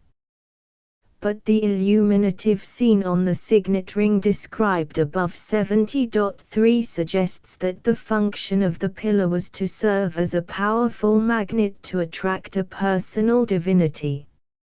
And Sir Arthur Evans has well shown that the tree and the pillar were of equal value as sacred objects in Minoan Mycenaean religion. A sacrifice doubtless of mystic and magical power is being performed before them here. The worshippers may well believe that the combined influence of blood offering, sacred tree, and sacred axe will draw down the divinity of the skies. In what form visible to the eye would he descend? The carver of that signet ring dared to show him above the pillar in human form, as the mind's eye though not the sense organ of the worshipper discerned him. But the artist of the Phaistos sarcophagus is more reserved. As the Holy Ghost descended in the form of a dove, so the unseen celestial divinity of Crete might use any bird of the air as his messenger, perhaps by preference the woodpecker or dove. And this natural idea would be supported by the fact that occasionally birds did alight on the top of sacred columns, and they would then instantly be charged with the sanctity of that object and would be regarded as a sign of the deity's presence and as an auspicious answer to prayer and sacrifice.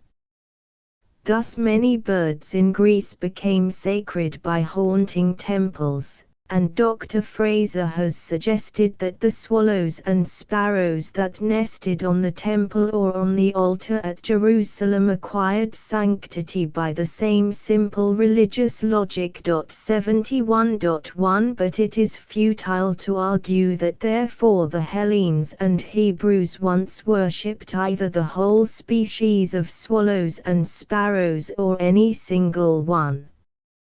And Sir Arthur Evans' own interpretation of the doves on the triple group of columns, as being merely the image of the divine descent, and of the consequent possession of the bactylic column by a spiritual being is sane and convincing. 71.2 This does not prove or necessarily lead to bird worship.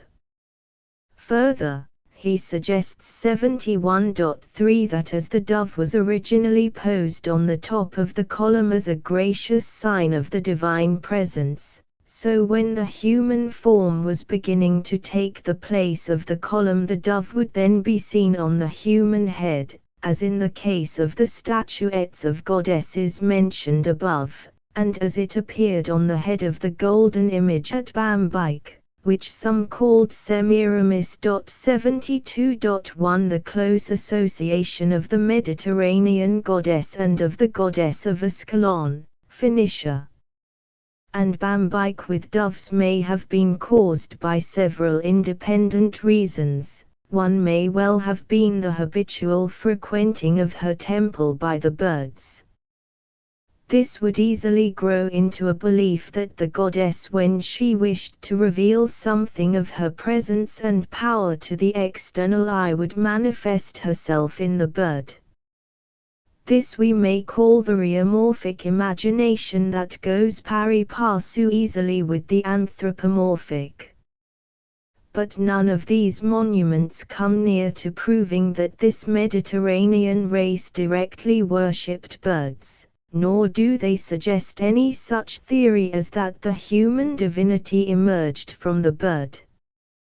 We shall, in fact, find that evidence of this kind that I have been examining, used recklessly in similar cases, leads to absurd results. 72.2 Here it is well to remark in passing that the cult of the dove goddess is a test case for trying the question of Oriental influence on the West. It cannot be traced back to Babylon, and no one would now maintain the old theory that the dove shrines of Mycenae were an import from the Phoenician Astarte cult. Sir Arthur Evans' discoveries enable us to carry back this particular worship in the Aegean to pre-Mycenaean times. We could with better right maintain that the Syrians borrowed it from the Aegean or possibly from Ascalon, where, as Dr. Evans has pointed out, Minoan influences were strong.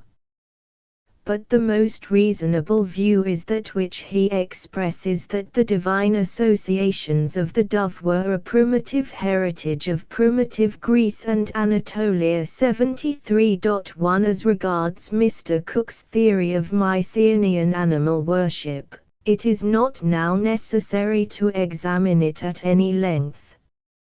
It was based mainly on a comparison of a fairly large number of Mycenaean seals and gems from Crete and elsewhere, showing monsters bearing animals on their shoulders or standing by them. He interpreted the monsters as men engaged in a religious mummery, wearing the skins of lions, asses, horses, bulls, stags, swine, that is, as ministers of a divine lion, ass, etc., bringing sacrificial animals to these animal deities, and he raised the large questions of totemism and totemistic cult practices. His theory presents a picture of zoolatric ritual that cannot be paralleled elsewhere in the world, either among primitive or advanced societies.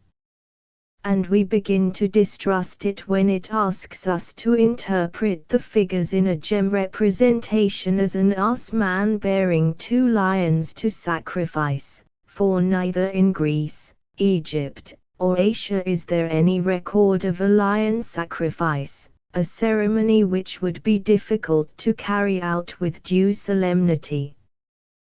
The more recent discovery of a set of clay ceilings at Zakro in Crete by Dr. Hogarth, who published them in the Hellenic Journal of 1902, has rendered Mr. Cook's view of the cult value of these monsters now untenable.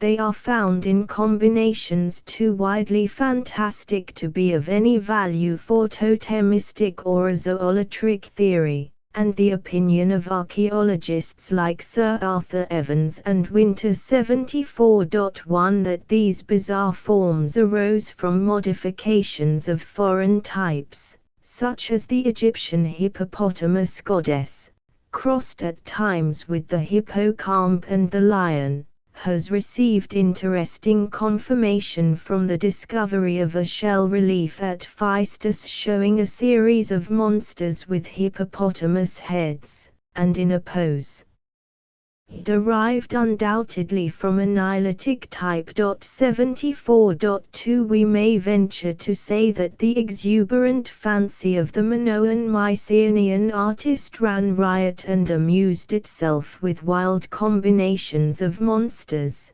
men and animals, to which no serious meaning was attached. Only rarely, when the monsters are ritualistically engaged in watering a sacred palm tree or column 74.3 does the religious question arise.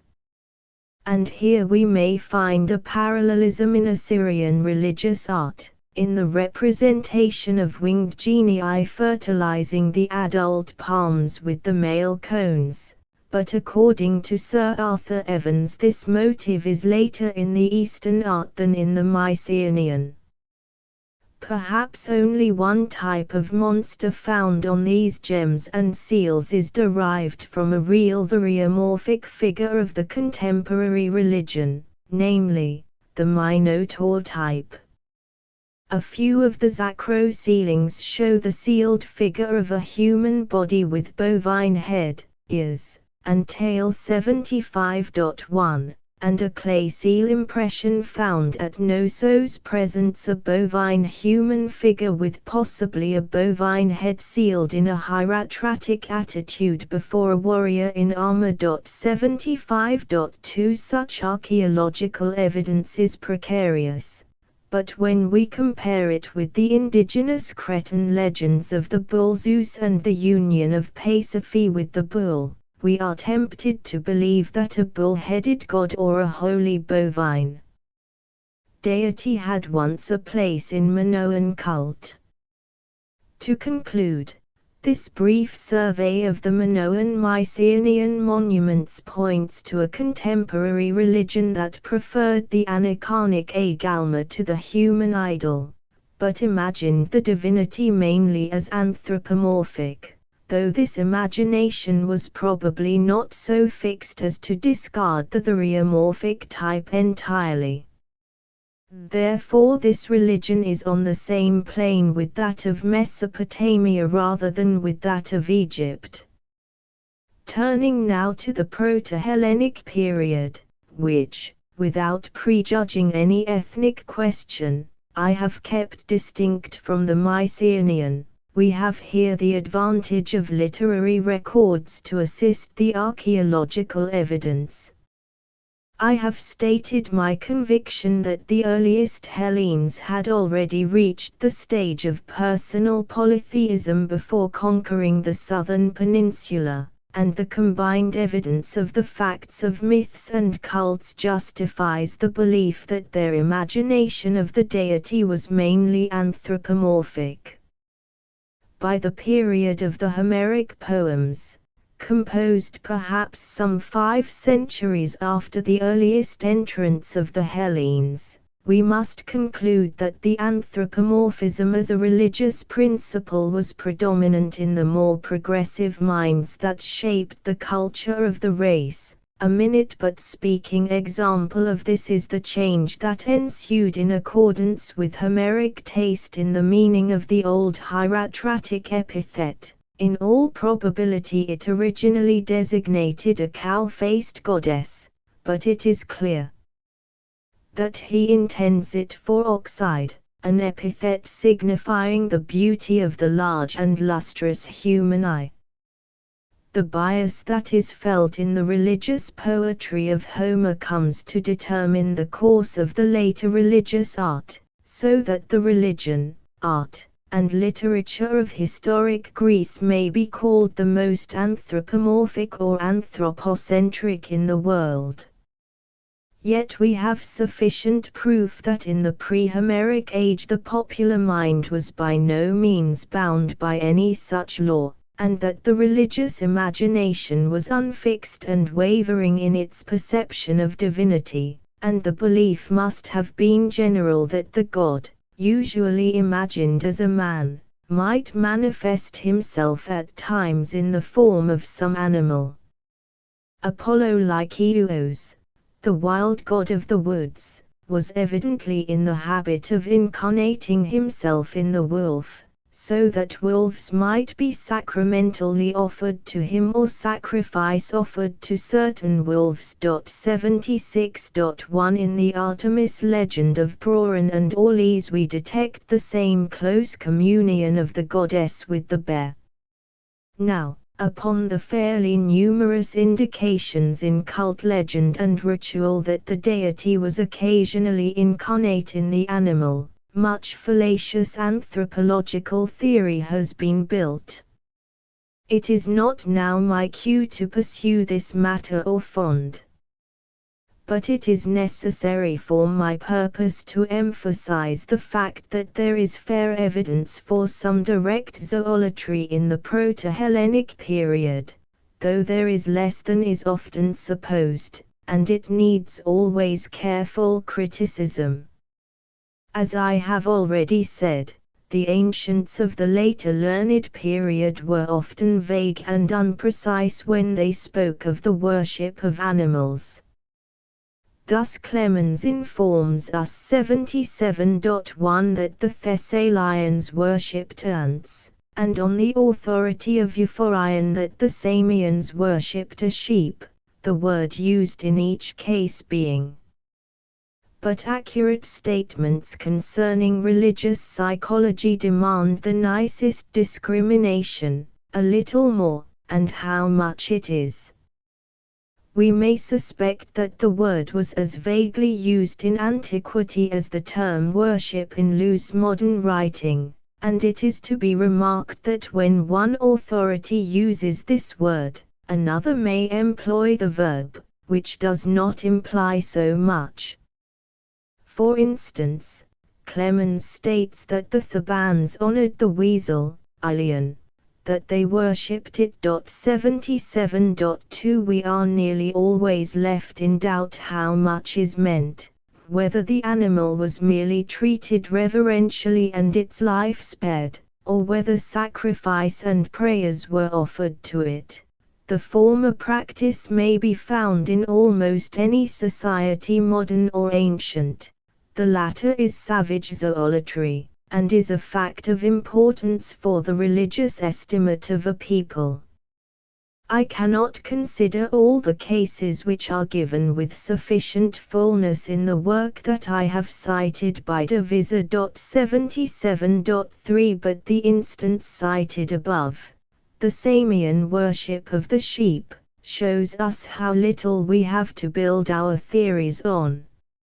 It is quite possible that such a story arose from some ritual in which the sheep was offered reverentially, treated as a theanthropic animal, half human, half divine, like the bull calf of Tenedos in the cult of Dionysos. 78.1 An interesting form of sacrifice to which I shall have occasion to refer again. Clear records of actual sacrifice to animals in Greece are exceedingly rare.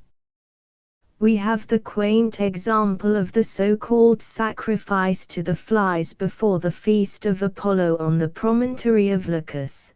This I have discussed elsewhere. 78.2 pointing out that it seems only a ritual trick to persuade the flies to leave the worshippers alone, and certainly does not suggest the worship of flies. 78.2 There is also a dim ritual legend attaching to the temple of Apollo, the wolf god in Sicyon, which appears to point to some sacrifice to wolves in or near the temple at some early period. 78.3 The third case is more important, the sacrifice to the pig which Athenaeus, quoting from Agathocles of Kyzikos, attests was an important service at Praisos in Crete, performed as a preliminary act in the liturgies of the higher religion. 78.4 The ritual legend explained the act as prompted by the service that a sow had rendered to the infant Zeus,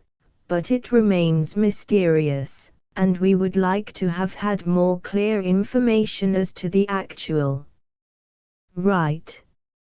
Finally, we have the most important type of zoolatric ritual in Greece, the worship of certain sacred snakes. Various records attest this in the cult of Trophonios at Lepidaea and in the temple of Athena Polias at Athens, in the cult of Zeus Melikios in the Pyrrhus, in the sacred grove of Apollo in Epeiros, probably in the shrines of Asclepios at Epidaros and Kos, and elsewhere.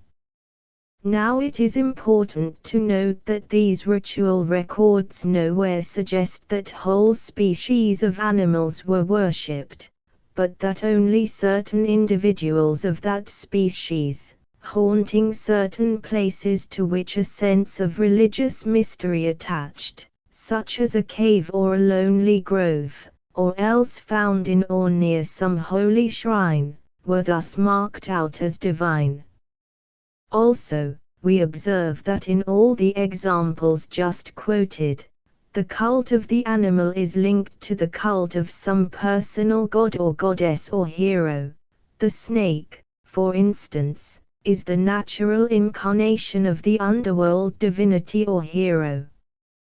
The only exception to this latter rule that may be reasonably urged is the prehistoric worship of Python at Delphi, which, as Dr. Fraser has pointed out, is curiously like the ritual and cult of a fetish snake in Durham 79.1. Yet, for all we know, Python, who in the earliest version of the story is of female sex, may at a very early time have been regarded not as a mere snake, but as an incarnation of the earth goddess Gaia, who ruled at Delphi before Apollo came. The question whether the ancestors of the Hellenes or the pre-Hellenic peoples with whom they mixed were ever on the lowest plane of the rheolatry does not concern us here. What is important is that the records, both Mycenaean and Hellenic, justify us in believing that the dominant religion in Greece of the 2nd millennium BC was the worship of personal divinities humanly conceived who could occasionally incarnate themselves in animal form, and that where animal worship survived it was always linked in this way to the cults of personal polytheism. From the Homeric period onward, the higher Hellenic spirit shows itself averse to the theriomorphic fashion of religion, yet this never disappeared wholly from the lower circles. Arcadia, the most backward and conservative of the Greek communities, never accepted the rigid anthropomorphic canon. This is shown by the record of the Phigalean Demeter with the horse's head, the mysterious goddess Eurynome of Phigaleia, half woman, half fish, the Arcadian Pan, the daemon of the herds, imagined as with goat legs and sometimes with goat's head, and, finally, by the Arcadian idols of the Roman period found at Lycosora in 1898. Representing the female form with the head of a cow. 80.1 This resume of the facts, so far as it has gone, appears to justify the theorem with which it started, that the Mycenaean peoples and Proto-Hellenes in the 2nd millennium were on the whole, in respect of the morphology of their religion, on the same plane as those of the Euphrates Valley. Only it appears that the rheomorphism played slightly more part in the cults and legends of the West than in those of the Sumerian Babylonian culture. It is obvious to any student of comparative religion that such general similarity which we have here observed, and which we might observe if we compared early Greece with Vedic India, neither proves nor disproves a theory of borrowing. And so far there seems no occasion for resorting to such a theory, unless the type of the fish goddess at Phigaleia be considered a reason for supposing Semitic influences here at work and for tracing her ancestry to Derkito of Bambyke. For such transference of cult we might have to invoke the help of Phoenicians, who arrive on the scene too late to help us in the present quest, and who are not likely to have been attracted into the interior of Arcadia. Chapter V. The predominance of the goddess. The next clue that I propose to follow in our general comparison is the relative prominence of the goddess cult in the areas that we are surveying. The subject is of importance and interest, partly because it may throw some light on the question of the interdependence of the adjacent religions, partly because it brings into view certain striking facts of religious psychology. A religion without a goddess is liable to differ markedly in tone and color, and probably in ritual, from those that possess one. Wherever anthropomorphism is allowed free play, the same instinct which evolves the father god will evolve the mother goddess, and when the religion is one of the type which Tyle calls nature religions, one, that is, where ideas reflecting the forces of the natural world lie on the surface of the conception of the divine personality, some of these forces are so naturally regarded as feminine that the evolution of a goddess appears inevitable, and the only world religions that have rejected this idea are the Judaic, the Islamic, and Protestant Christianity. Now goddess cult is often found to exercise a powerful influence on the religious emotion, and the religious psychology of a people devoted to it will probably differ from those who eschew it. Often it will be likely to engender a peculiar sentiment of tenderness, of sentimentality in an otherwise austere and repellent religious system, and the clinging entreaty of the child is heard in the prayers or reflected in the ritual, and just as the mother frequently stands between the children and the father as the mild intercessor, so the goddess often becomes the mediator of mercy to whom the sinners turn as their intercessor with the offended god. Such was Isis for the Greco-Roman world, such at times was Athena for the Athenians, such is the Virgin for Mediterranean Christendom. Or the goddess may be more merciless than any god, more delighting in bloodshed, more savage in resisting progress, such often was Artemis for the Greeks, such is Kala at this moment in India, a dangerous and living force that threatens our rule. Again, the goddess may encourage purity in the sexual relations.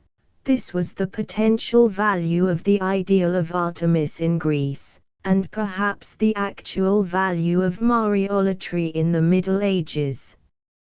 Or the goddess cult may be the source of what to us appears gross licentiousness, as was the case in Babylon and some parts of Asia Minor.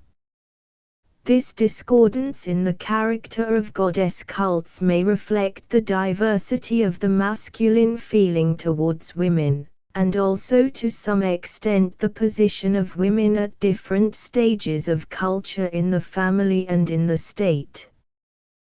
The whole subject has many fascinating aspects, which relevance prevents me presenting in detail.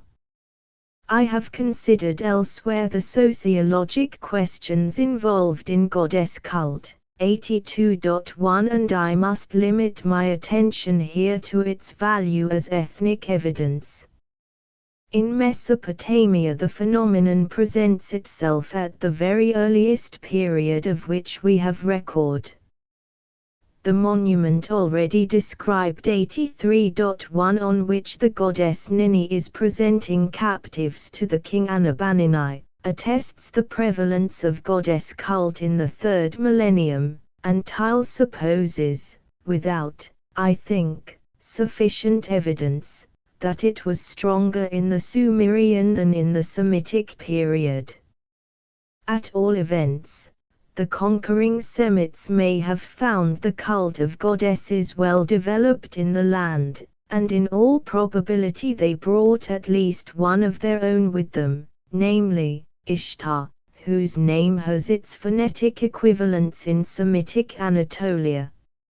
Also at least by the 2nd millennium BC, the Babylonian pantheon was organized after the type of the human family to this extent, that each male divinity has his female consort, and it would not help us now to consider the theorem put out by Jeremias and others that the various Babylonian goddesses are all emanations and varieties of one original All-Mother.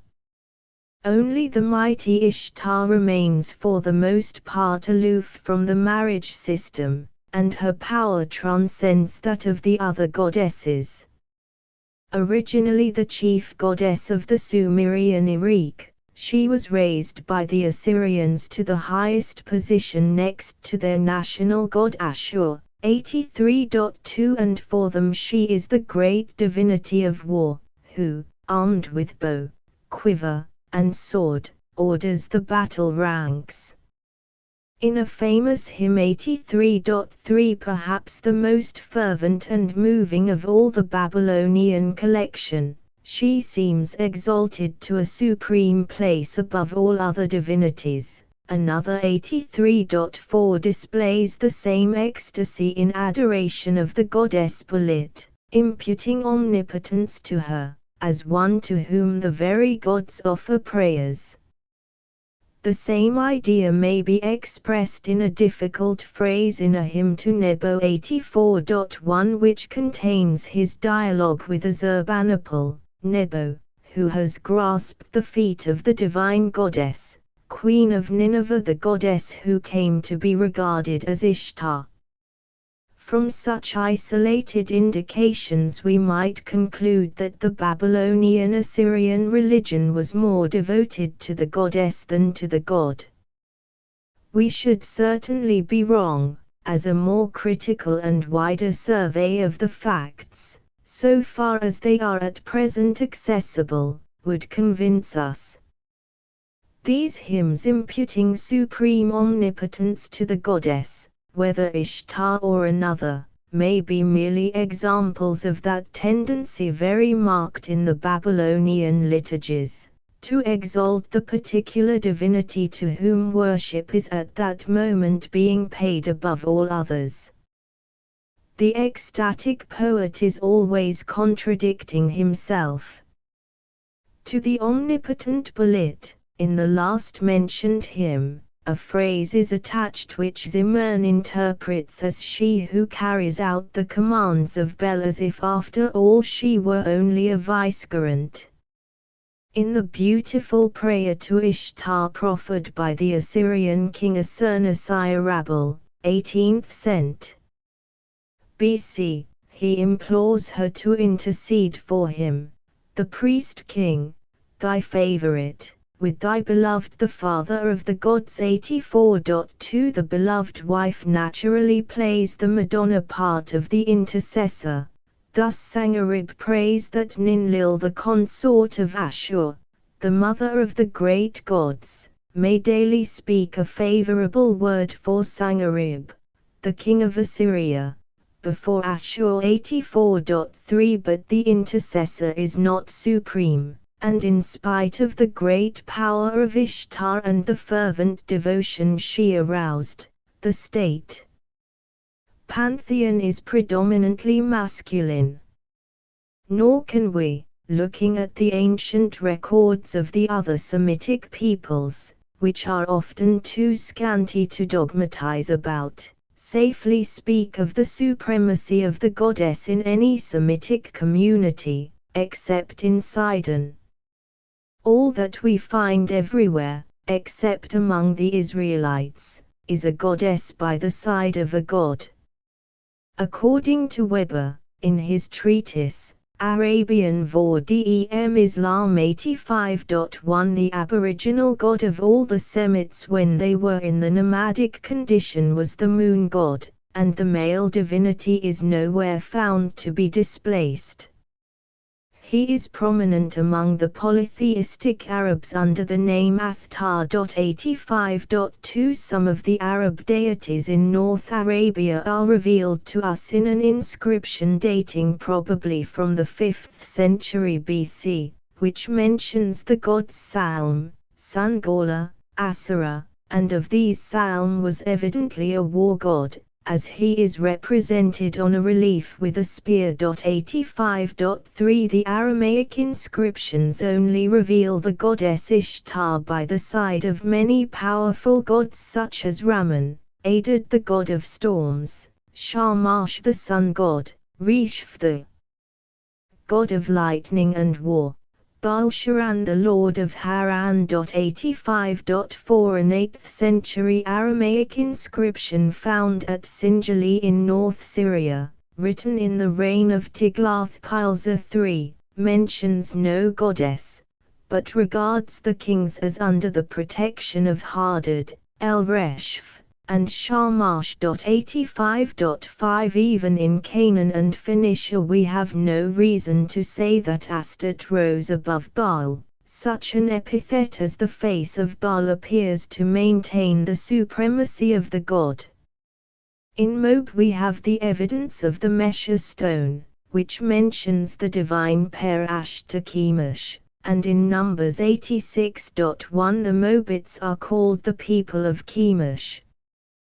But we have Phoenician inscriptions of the period of Persian supremacy in which the king of Byblos, Jashumluk, speaks of himself as raised to the kingdom by the Baalat, the queen goddess of that state, and he prays to her that the queen may give him favor in the eyes of the gods and in the eyes of the people of his land. 86.2 Astarte was par excellence the city goddess of Sidon, and on the later imperial coinage we see her image drawn in a car.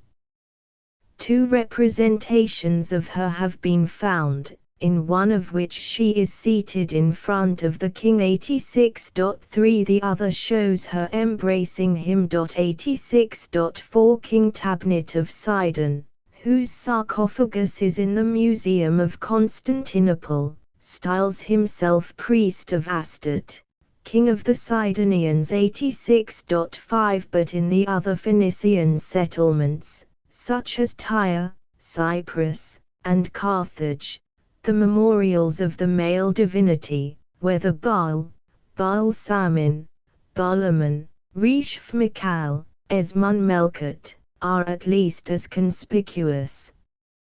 It is likely that at certain places in the Mediterranean the Semites were touched by the influences of the aboriginal Aegean goddesses cult. This may well have been the case at Sidon, and still more probably at Ascalon, and it may have penetrated as far as Bambyke. Speaking generally, however, we may conclude that among the early Semites the male divinity was dominant. And if we could believe that this is a reflection in their theology of the patriarchal system in society, let us observe that the earliest Babylonian evidence proves that the patriarchal type of family was dominant in Babylonia in the 3rd millennium.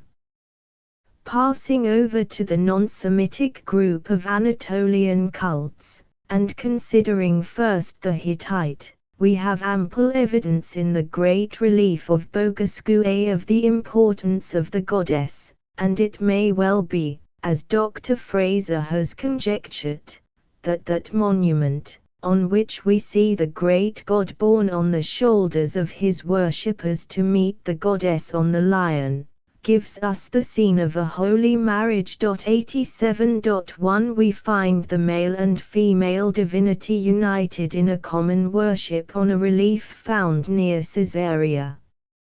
In the middle of Cappadocia, on the left side of which is depicted a warrior god standing before a pillar-shaped altar, while a man in the guise of a warrior is pouring a libation before him. On the right is a similar scene, making libation before a seated goddess, on whose altar a bird is seated. 87.2 Besides this, we have another type of goddess shown us on a Hittite votive relief, on which is carved a large seated female figure with a child on her knees. We may surely interpret this as a 87.3 Again, On two of the reliefs at Uzuk we find a seated goddess holding a goblet and approached with prayers, libations, and other offerings by priest and priestess. 87.4 And we may venture to add to this list of Hittite types the mysterious veiled goddess found by von Oppenheim at Tel Halaf in Mesopotamia on the Shaba, a branch of Euphrates, with an inscription containing the name Ashur, a work which, on the evidence of other cuneiform inscriptions found on the site, he would date near to 900 B.C. 88.1, but this evidence in no way amounts to any proof or affords any suggestion of the predominance of the goddess, and the Tel El Amarna correspondence of the Hittite kings implies that the male and female divinity were linked in an equal union in the Hittite religion. The text of the treaty between Ramses II and the Khita, circ 1290 BC, includes various sun gods, Sutek, the Egyptian name for the Hittite war god, and Antere, possibly a form of the name Astorit, and other goddesses called the Queen of Heaven, the Mistress of the Soil, the Mistress of Mountains. 88.2 Can we draw any conclusions from that extraordinary monument from Fasola? 88.3 On the borders of Laconia and Pisidia, representing a young god in a high cap that suggests Hittite fashion, standing on the neck of a stooping goddess at whose side are two lions.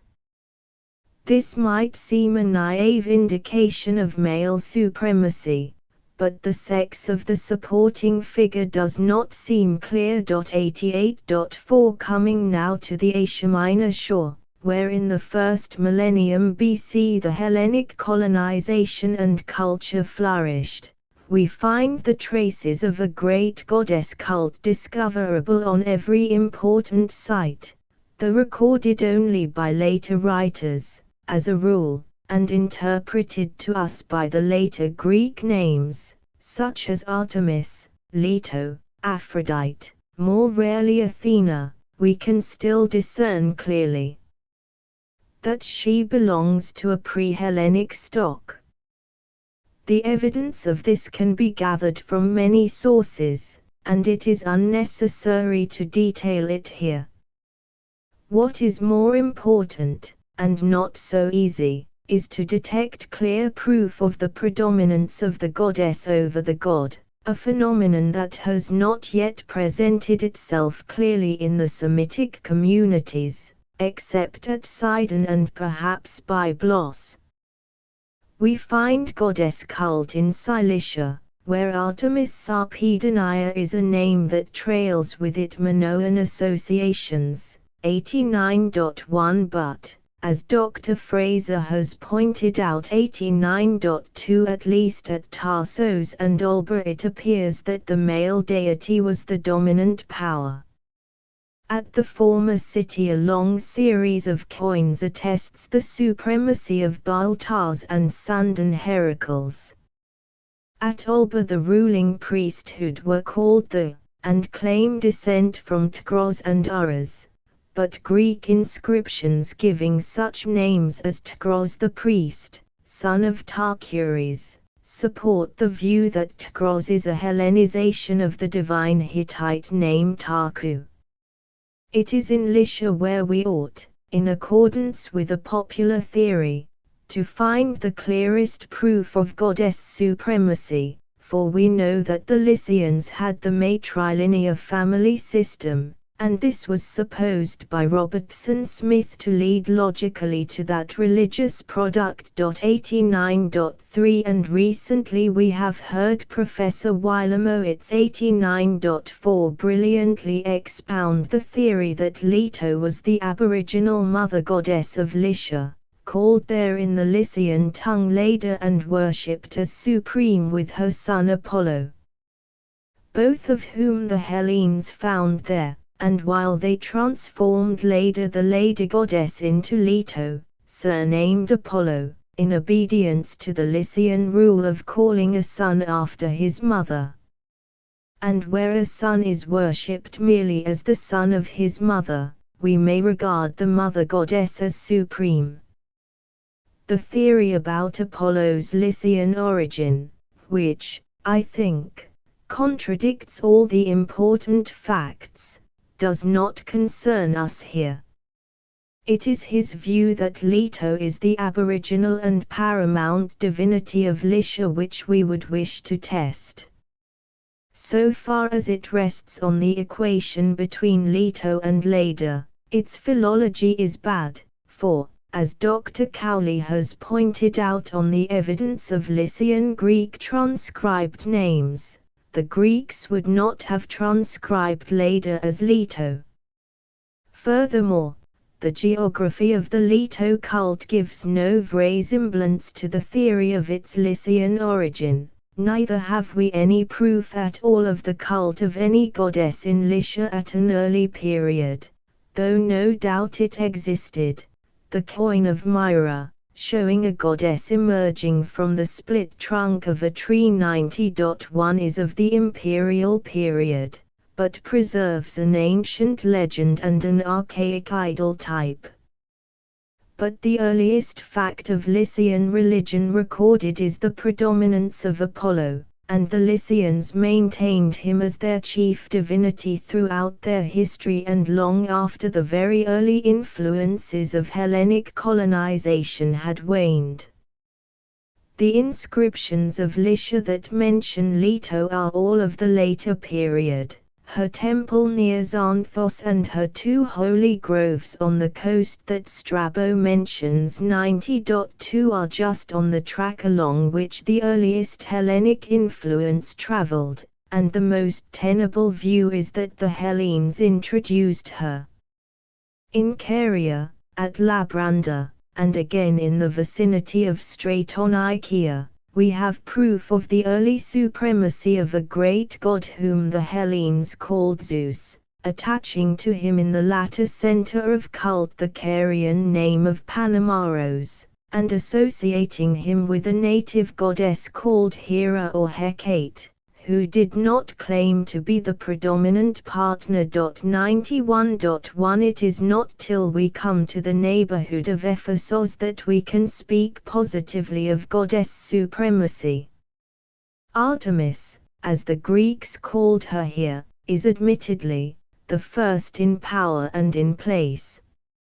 Her brother Apollo himself served as the Artemis of Magnesia, that is, as her officiating magistrate. 91.2 And Artemis of Magnesia we may take to be the same aboriginal goddess as the Ephesian. Certain features of her worship will be considered later in a comparative survey of ritual and cult ideas. I will only indicate here the absence of any proof of the Semitic origins of the Ephesian Artemis. 91.3 And the associations that link her with the great mother goddess of Phrygia. When we reach the area within which this latter cult and its cognate forms prevailed, we can posit the predominance of the goddess as a salient fact of the popular religion, imprinting indelible trace upon the religious physiognomy of the people. The god Attis was dear to the aboriginal Phrygian as to the later generations, but he was only the boy lover, the young son who died and rose again. The great goddess was supreme and eternal, and her power spread into Lydia, Cappadocia, Pontus, and Galatia, and far and wide in the later period across the sea. Her counterpart in Cappadocia was Eme with Macron, the great goddess of Comana, in whose worship we hear nothing of the male divinity. In this wide area, governed by the religion of the Great Mother, we can trace a similar ritual and something of the same religious psychology in the various peoples, orgiastic liturgy and ecstatic passion, a craving for complete identification with the goddess that led to acts of sexual madness such as emasculation, also a marked tone of sorrow and tenderness in the legends and religious service. In following back to its fountainhead the origins of this cult, we are led inevitably to Minoan Crete. There are many links revealed both by legend and cult that associate Crete with the country adjacent to the Troad, with Lydia and Caria. And we may tentatively hold to the dogma that Cybele Rhea, Hypta of Lydia, who appears now as a virgin, now as a mother goddess, Ma with Macron who appears in Caria, but whose chief historic center was Comana of Cappadocia, were all descended from or specialized forms of an aboriginal Aegean or Anatolian goddess whose cult was also maintained by the Hittites. Of her nature and ritual I may speak later. I am only concerned here with the correctness of the view put forward by Sir Arthur Evans. 92.1 It is probable that in the Mycenaean religion as in the later Phrygian, the female aspect of divinity predominated, fitting on, as it seems to have, down to the matriarchal system. The male divinity is not so much the consort as the son or the youthful favorite. If we put aside the suggestion of a matriarchal theory here, the main idea in this judgment accords generally with the evidence that the author of it has himself done most to accumulate and to present to us.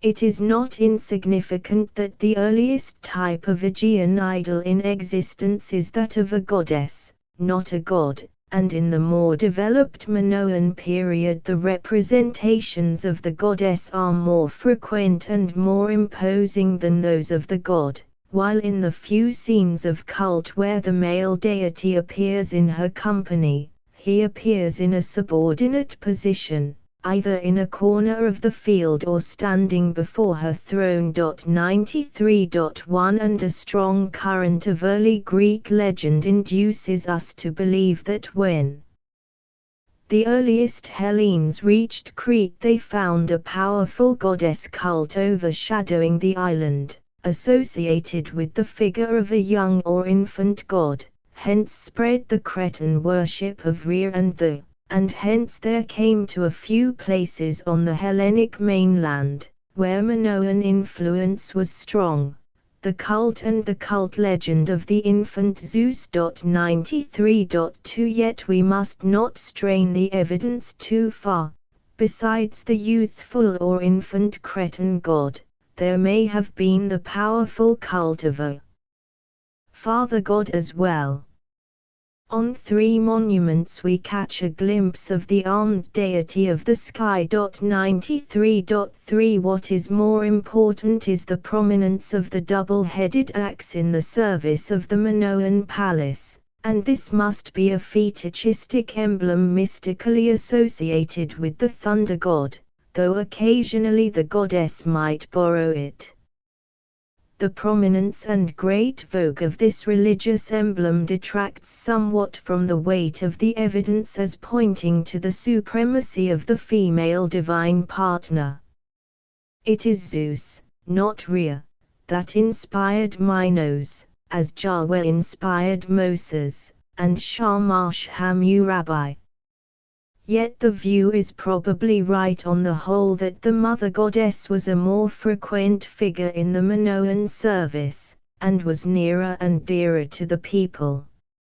May we also regard her as the prototype of all the leading Hellenic goddesses. The consideration of this question will bring this particular line of inquiry to a close. If we find goddess supremacy among the early Hellenes, shall we interpret it as an Aryan Hellenic tradition, or as an alien and borrowed trait in their composite religion? If borrowed, are they more likely to have derived it from the East or from their immediate predecessors in the regions of Aegean culture? The latter question, if it arises, we ought to be able to answer at last. We might guard ourselves at the outset against the uncritical dogma which has been proclaimed at times that the goddesses in the various Aryan polytheisms were all alien, and borrowed from the pre-Aryan peoples in whose lands they settled. Any careful study of the Vedic and Old Germanic, Phrygo-Thracian religions can refute this wild statement. The wide prevalence in Europe of the worship of Mother Earth which Professor Dieterike's treatise establishes 94.1 is sufficient evidence in itself. Nor could we believe that the early Aryans were unmoved by an anthropomorphic law of the religious imagination that is almost universally operative. The Hellenic Aryans, then, must be supposed to have brought certain of their own goddesses into Greece, and perhaps philology will be able one day to tell us who exactly they were.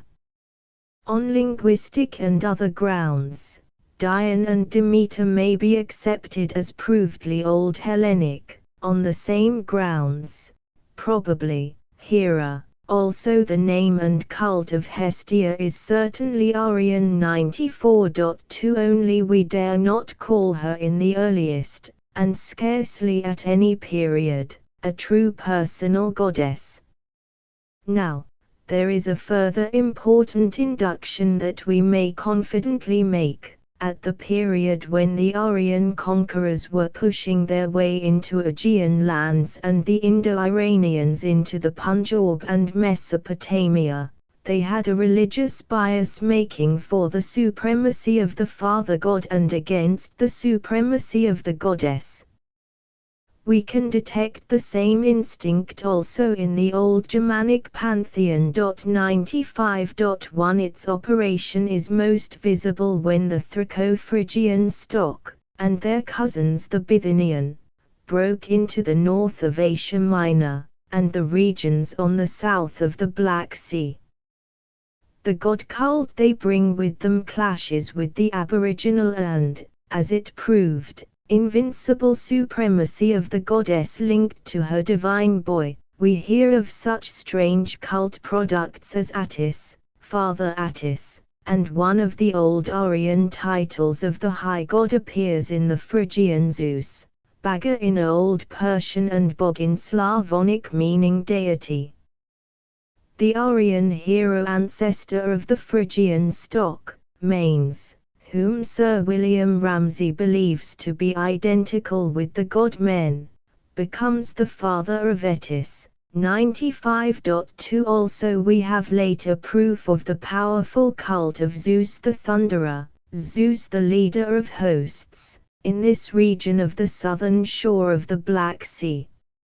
Another induction that I venture, perhaps incautiously, to make, is that in no Aryan polytheism is there to be found the worship of an isolated or virgin goddess, keeping apart from relations with the male deity. The goddesses in India, Germany, Ireland, Gaul 96.1 Thrace, and Phrygia are usually associated temporarily or permanently with the male divinity, and are popularly regarded as maternal, if not as wedded. Trusting to the guidance of these two inductions, and always conscious of the lacunae in our records, we may draw this important conclusion concerning the earliest religious history of Hellas, namely, that where we find the powerful cult of an isolated goddess, she belongs to the pre-Hellenic population. The axiom applies at once and most forcibly to Artemis and Athena, the one dominant in certain parts of Arcadia and Attica, the other the exclusive deity of the Attic Acropolis. Their virginal character was probably a later idea arising from their isolation, their aversion to cult partnership with the male deity. 96.2 The Aryan Hellenes were able to plant their Zeus and Poseidon on the high hill of Athens, but not to overthrow the supremacy of Athena in the central shrine and in the aboriginal soul of the Athenian people. As regards Hera, the question is more difficult. The excavations at the Hereum have been supposed by Dr. Waldstein to prove the worship of a great goddess on that site, going back in time to the 3rd millennium BC 96.3, a period anterior to the advent of the god-worshipping Aryan Hellenes. And this goddess remained dominant through all history at Argos and Samos. But we have no reason for supposing that her name was Hera in that earliest period. Phonetically, the word is best explained as Aryan, if it was originally the name brought by the Hellenes and designating the wife goddess of the sky god, and in spite of recent theories that contradict it, I still incline to this view. The Hellenes could apply it to the great goddess of the Argolid, unless her aversion to matrimony was a dogma, or her religious isolation a privilege, too strong to infringe. This does not seem to have been the case. The goddess of Samian cult, a twin institution with the Argive, was no virgin, but united with the sky god in an old. Nevertheless, throughout all history the goddess in Argos, and probably in Samos, is a more powerful cult figure than the god. As regards Aphrodite, few students of Greek religion would now assign her to the original Aryan Hellenic polytheism.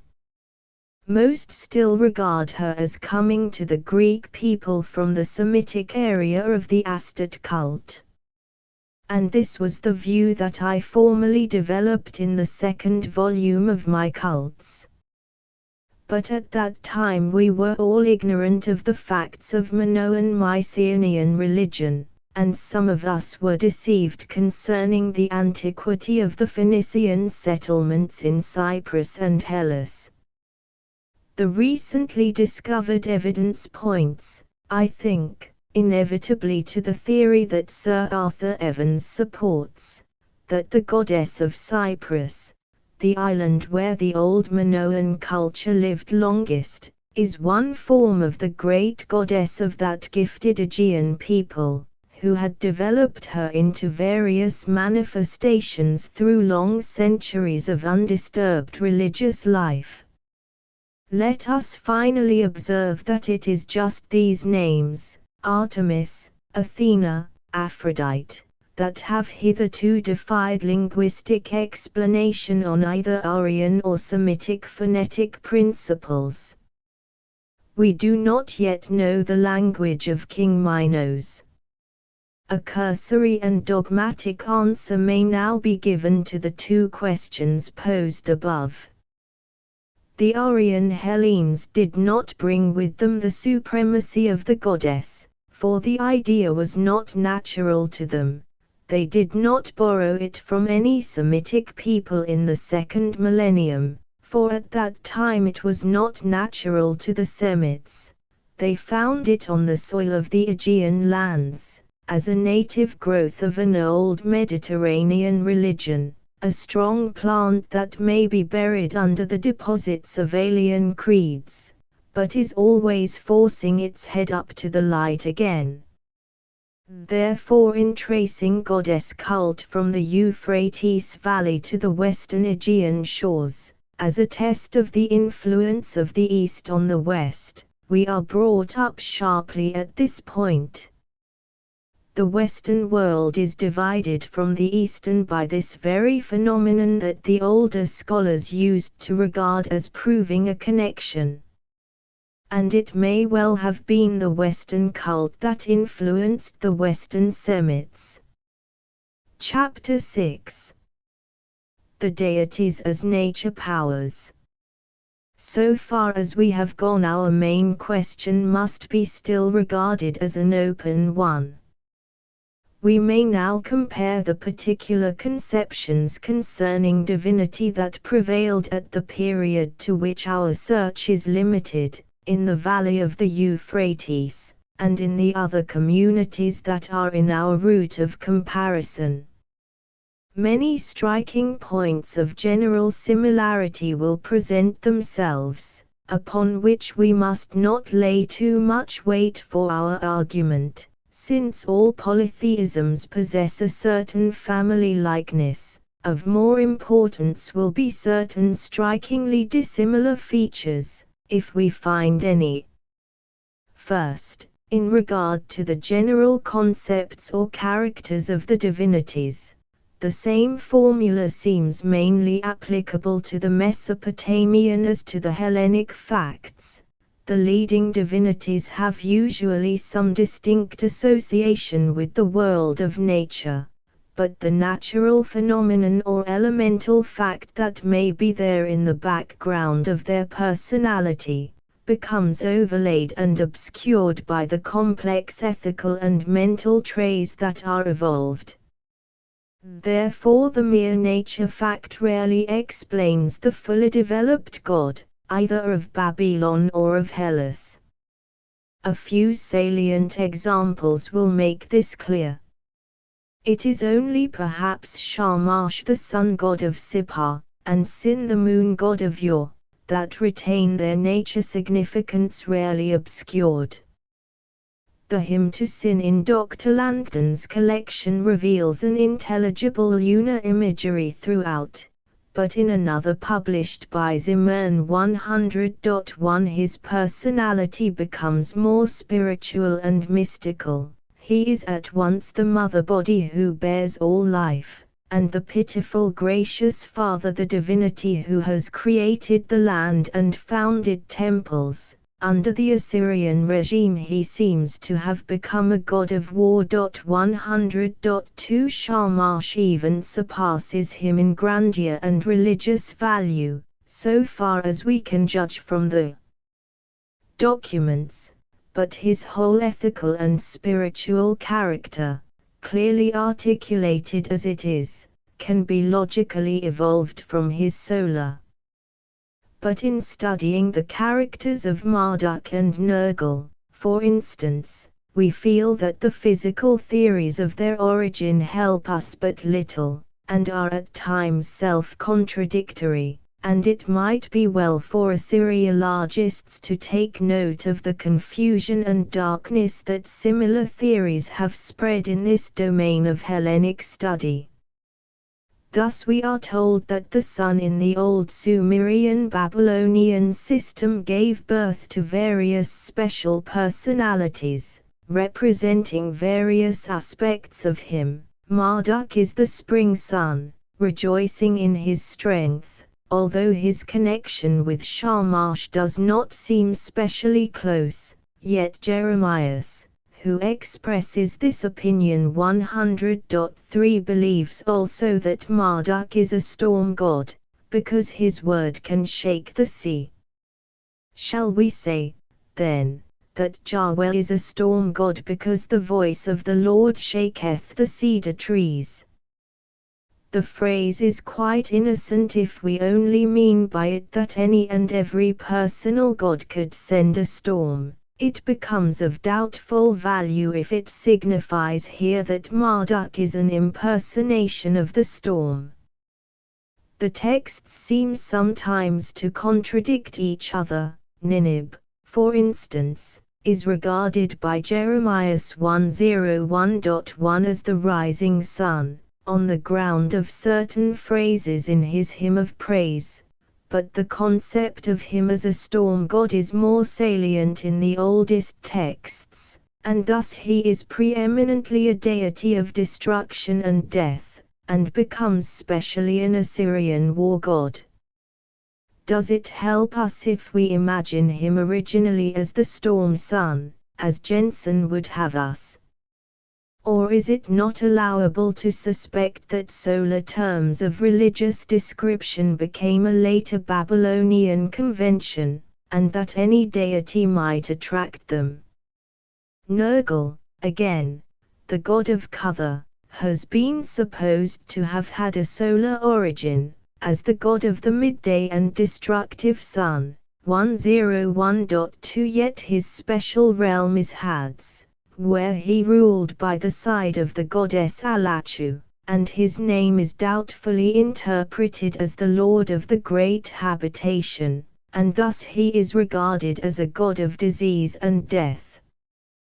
This did not hinder him from becoming with Ninib the great war god of the Assyrians and their god of the chase, nor a pious Babylonian poet from exalting him as god of the little ones. He of the benevolent visage 101.3. In one of the Tel El Amarna texts he is designated by an ideogram that almost certainly means the god of iron 101.4. This last fact, if correct, is an illustration of that which a general survey of the Babylonian texts at last impresses upon us, the physical origin of the deity, if he had one, does not often shape and control his whole career.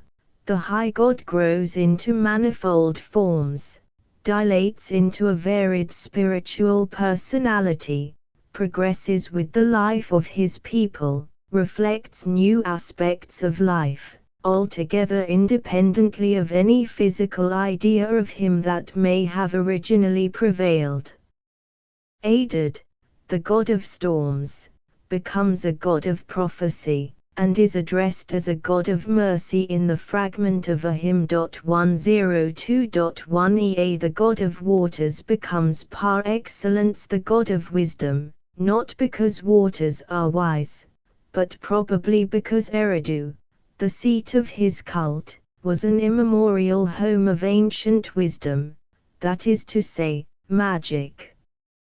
As for the great Nebo of Borsippa, Jeremiah 1022, who is otherwise devoted to solar theories, has some good remarks on the absence of any sign of his nature origin. His ideogram designates the prophet in his earliest character. He is the writer, his symbol is the stylus of the scribe. Yet he does not confine himself to writing. He is interested in vegetation, and eulogized in one hymn as he who openeth the springs and causeth the corn to sprout, he without whom the dikes and canals would run dry. Surely this interest comes to him, not from the planet Mercury 102.3, but from his wisdom and his concern with Babylonian civilization, which depended upon dikes and canals. We are presented here with a progressive polytheism, that is, one of which the divinities show the power of self-development parallel with the self-development of the people. The question we have just been considering, the physical character of the Babylonian deities in relation to their whole personality, suggests two last reflections. Their gods have a certain relation to the planets, which is preserved even in our modern astronomy.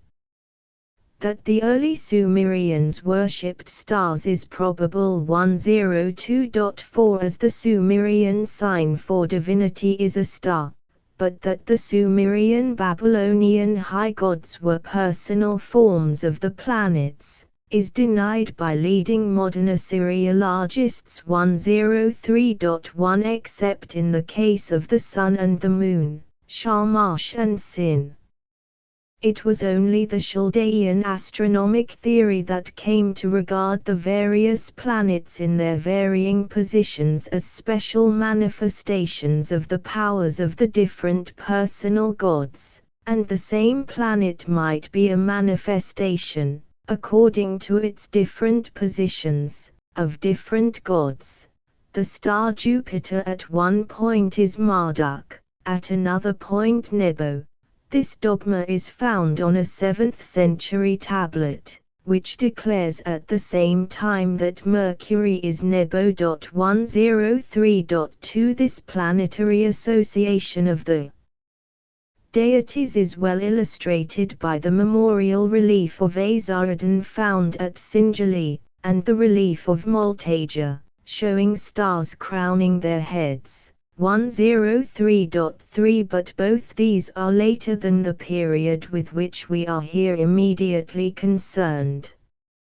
Lastly, we fail to observe in that domain of the old Babylonian religion which may be called nature worship, any clear worship of the earth regarded as a personal and living being, as the Hellenes regarded Gaia.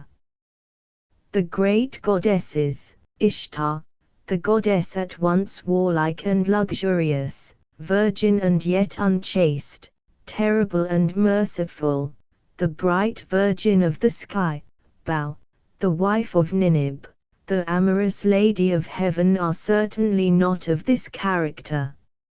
Still less is Alachu, the monstrous and grim queen of hell, at whose breast the lions are suckled. It seems that if the early Sumerians conceived the earth as a personal divinity at all, they imagined it as a male divinity. For in the inscriptions of Nippur, Enlil or Bel appears as a lord of the underworld, meaning our earth as distinct from the heavens. He is hymned as the lord of the harvest lands, lord of the grain fields. 104.1. He is the husbandman who tends the fields. When Enlil is angry, he sends hunger everywhere. In another hymn he is thus described: the great earth mountain is Enlil, the mountain storm is he, whose shoulders rival the heavens, whose foundation is the bright abyss. 104.2. And again, Lord, who makest to abound pure oil and nourishing milk, in the earth Lord of life art thou, to give life to the ground thou dost exist. 104.3. It is evident that Enlil is more than the personal earth regarded as a solid substance. He is rather the god of all the forces and life that move on and in the earth. Hence he is the Lord of winds. 104.4. He is more, then, than the mere equivalent of Gaia. One might have expected to find a Sumerian counterpart for this goddess in Ninlil or Belit, the wife and female double of Enlil or Bel, but in an inscription that is dated as early as 4000 BC she is styled the Queen of Heaven and Earth. 104.5. And though in a hymn of lamentation addressed to her 104.6 she is described as the goddess who causeth plants to come forth, yet the ecstatic and mysticizing Babylonian imagination has veiled and clouded her nature aspect. This strange religious poetry, which had been fermenting for thousands of years, was likely enough to transform past recognition the simple aboriginal fact. It is only the lesser deities, the Sondagota of the Sumerian pantheon, whose nature functions might remain clear and unchanged. For instance, such a corn deity as we see on a cylinder, with corn ears in his hand and corn stalks springing from his shoulders. 105.1. Even the simple form of Tammuz, the darling of the Sumerian people, has been somewhat blurred by the poetry of passion that for long ages was woven about him. As Zimmern has shown in a recent treatise 105.2, he was never the chief deity of any Babylonian or Assyrian state, but nevertheless one of great antiquity and power with the Sumerian people, and his cult and story were doubtless spreading westward in the second millennium. In spite of all accretions and the obscurity of his name, which is interpreted to mean real son of the Waterdeep 105.3, we can still recognize the form of the young god of vegetation who dies in the heat of the summer solstice and descends to the world below, leaving the earth barren till he returns. This idea is expressed by some of his names: the Lord of the land's fruitfulness, the Lord of the shepherd's dwelling, the Lord of the cattle stall, the God of grain 105.4, and by many an allusion to his legend in the hymns, which are the most beautiful and pathetic in the old Sumerian psalmody. In his manhood in the submerged grain he lay. How long still shall the verdure be imprisoned? How long shall the green things be held in bondage? 105.5. An interesting title found in some of the incantation liturgies is that of the shepherd, and like some other vegetation powers he is at times regarded as the healer. Though he was not admitted as the compeer of the high gods into the Babylonian or Assyrian pantheon, he may be said to have survived them all, and his name and myth became the inspiration of a great popular religion. No other of that vast fraternity of corn spirits or vegetation spirits into which Dr. Fraser has initiated us, has ever had such a career as Tammuz.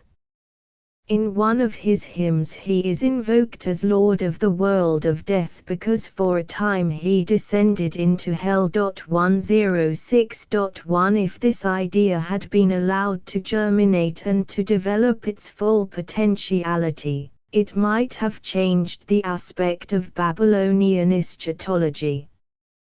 But, as we shall see, the ideas naturally attaching to vegetation, to the kindly and fair life of seeds and plants, were never in Babylonia properly harmonized with those that dominated belief concerning the lower world of the dead.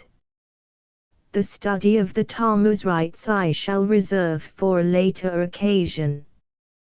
We have now to consider the other Anatolian cults from the point of view of nature worship. The survey need not detain us long as our evidence is less copious. As regards the Western Semites, our trustworthy records are in no way so ancient as those that enlighten us concerning Mesopotamia. Philo of Byblos, the interpreter of the Phoenician sun Shunathan, presents us only with a late picture of the Canaanite religion, that may be marred by their own symbolic interpretations. Because we are told 106.2 that the Phoenicians and Egyptians were the first to worship the sun and the moon and the stars 106.2, or the first to deify the growths of the earth 106.3, we cannot conclude that in the second millennium the religion of the Phoenicians was purely solar or astral, or merely the cult of vegetation gods. Baal-Shamin means the Lord of the Heavens, an Aramaic and Phoenician god, and Sun Shunathan explained him as the sun. 107.1 But Robertson Smith gives good reason for the view that the earliest conception of the local Baal was of a deity of the fertilizing spring, a local divine owner of a well-watered plot, hence the giver of all life to fruits and cattle. 107.2 Nor are we sure what was the leading nature aspect of the cult of Astot. The title Melikea Shemaim, the Queen of the Heavens, which Ezekiel attaches to her, does not inform us precisely concerning her earliest and original character. From her close association with the Minoan goddess of Cyprus, she was no doubt worshipped as the source of the life of plants and animals and men. Also, It is of some value to bear in mind the later records concerning the worship of Helios at Tyre in the Roman imperial period, and of Helios and the thunder god at Palmyra, where Adadrimmon, the storm god who was in power among the Western Semites in the earliest period, may have survived till the beginning of Christianity. We may conclude from all this that in the oldest period of the Western Semite societies the cult of special nature deities was a prominent feature of the religion. But even these may already in the second millennium have acquired a complex of personal attributes, ethical and spiritual. In the later Carthaginian religion, the personal deities are clearly distinguished from the mere nature powers, such as the sun, earth, and moon, and this important distinction may have arisen long before the date of the document that proves it. 107.3 of the Hittite gods. We may say this much at least, that the monuments enable us to recognize the thunder god with the hammer or axe, and in the striking relief at Ibris we discern the form of the god of vegetation and crops, holding corn and grapes. The winged disc, carved with other doubtful fetish emblems above the head of the god who is clasping the priest or king on the Bogasque relief, is a solar emblem, borrowed probably from Egyptian religious art. And the Hittite sun god was invoked in the Hittite treaty with Ramses II. 108.1. Whether the mother goddess was conceived as the personal form of Gaia is doubtful. Her clear affinity with Kybele would suggest this, and in the Hittite treaty with Ramses II, mentioned above, the goddess Tezca is called the mistress of the mountains, the express title of the Phrygian mother, and another the mistress of the soil. 108.2. Yet evidently the Hittite religion is too complex to be regarded as mere nature worship. The great relief of Bogasque shows a solemn and elaborate ritual to which doubtless some spiritual concepts were attached. As regards the original ideas underlying the cults of those other Anatolian peoples who were nearer in geographical position and perhaps in race to the Aegean peoples, we have no explicit ancient records that help us to decide for the second millennium. For some of these various communities the goddess was, as we have seen, the supreme power. The great Phrygian goddess Kybele is the cult figure of most importance for our purpose, and it is possible to divine her original character with fair certainty. 108.3 In her attributes, functions, and form, we can discern nothing celestial, solar or lunar. She was, and remained to the end, a mother goddess of the earth, a personal source of and life of fruits, beasts, and man. Her favorite haunt was the mountains, and her earliest image that we know, that which the Greeks called Niobe on Mount Sipylos, seems like a human shape emerging from the mountainside. She loved also the mountain caverns, which were called after her, and according to one legend she emerged from the rock Agdos, and hence took the name Agdestus. The myth of her beloved Attis is clear ritual legend associated with vegetation, and Greek poetry and Greek cult definitely linked her with the Greek Gaia.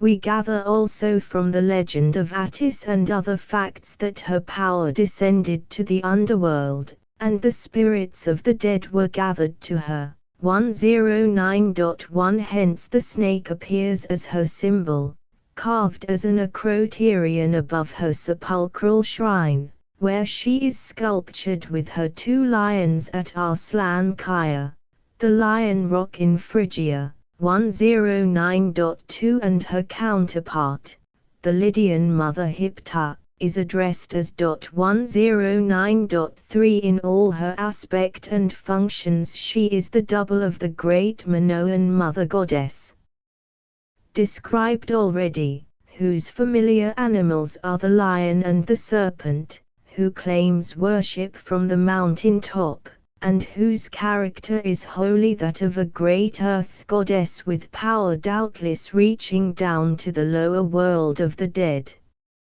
Only from Crete we have evidence which is lacking in pre-Aryan Phrygia of the presence of a thunder or sky god by her side. 109.4 Turning our attention now to the early Hellenic world, and to that part of its religion which we may call nature worship, we discern certain general traits that place it on the same plane in some respects with the Mesopotamian. Certain of the higher deities show their power in certain elemental spheres, Poseidon mainly in the water, Demeter in the land, Zeus in the air. But of none of these is the power wholly limited to that element, and each has acquired, like the high gods of Assyria and Babylon and Yahweh of Israel, a complex anthropomorphic character that cannot be derived, though the old generation of scholars wearily attempted to derive it, from the elemental nature phenomenon. Again, other leading divinities, such as Apollo, Artemis, Athena, are already in the pre-Homeric period, as far as we can discern, puerile personalities like Nebo and Ashur, having no discoverable nature significance at all. Besides these higher cults, we discern a vast number of popular local cults of winds, springs, rivers, at first animistically and then anthropomorphically imagined. So in Mesopotamia we find direct worship of canals and the river.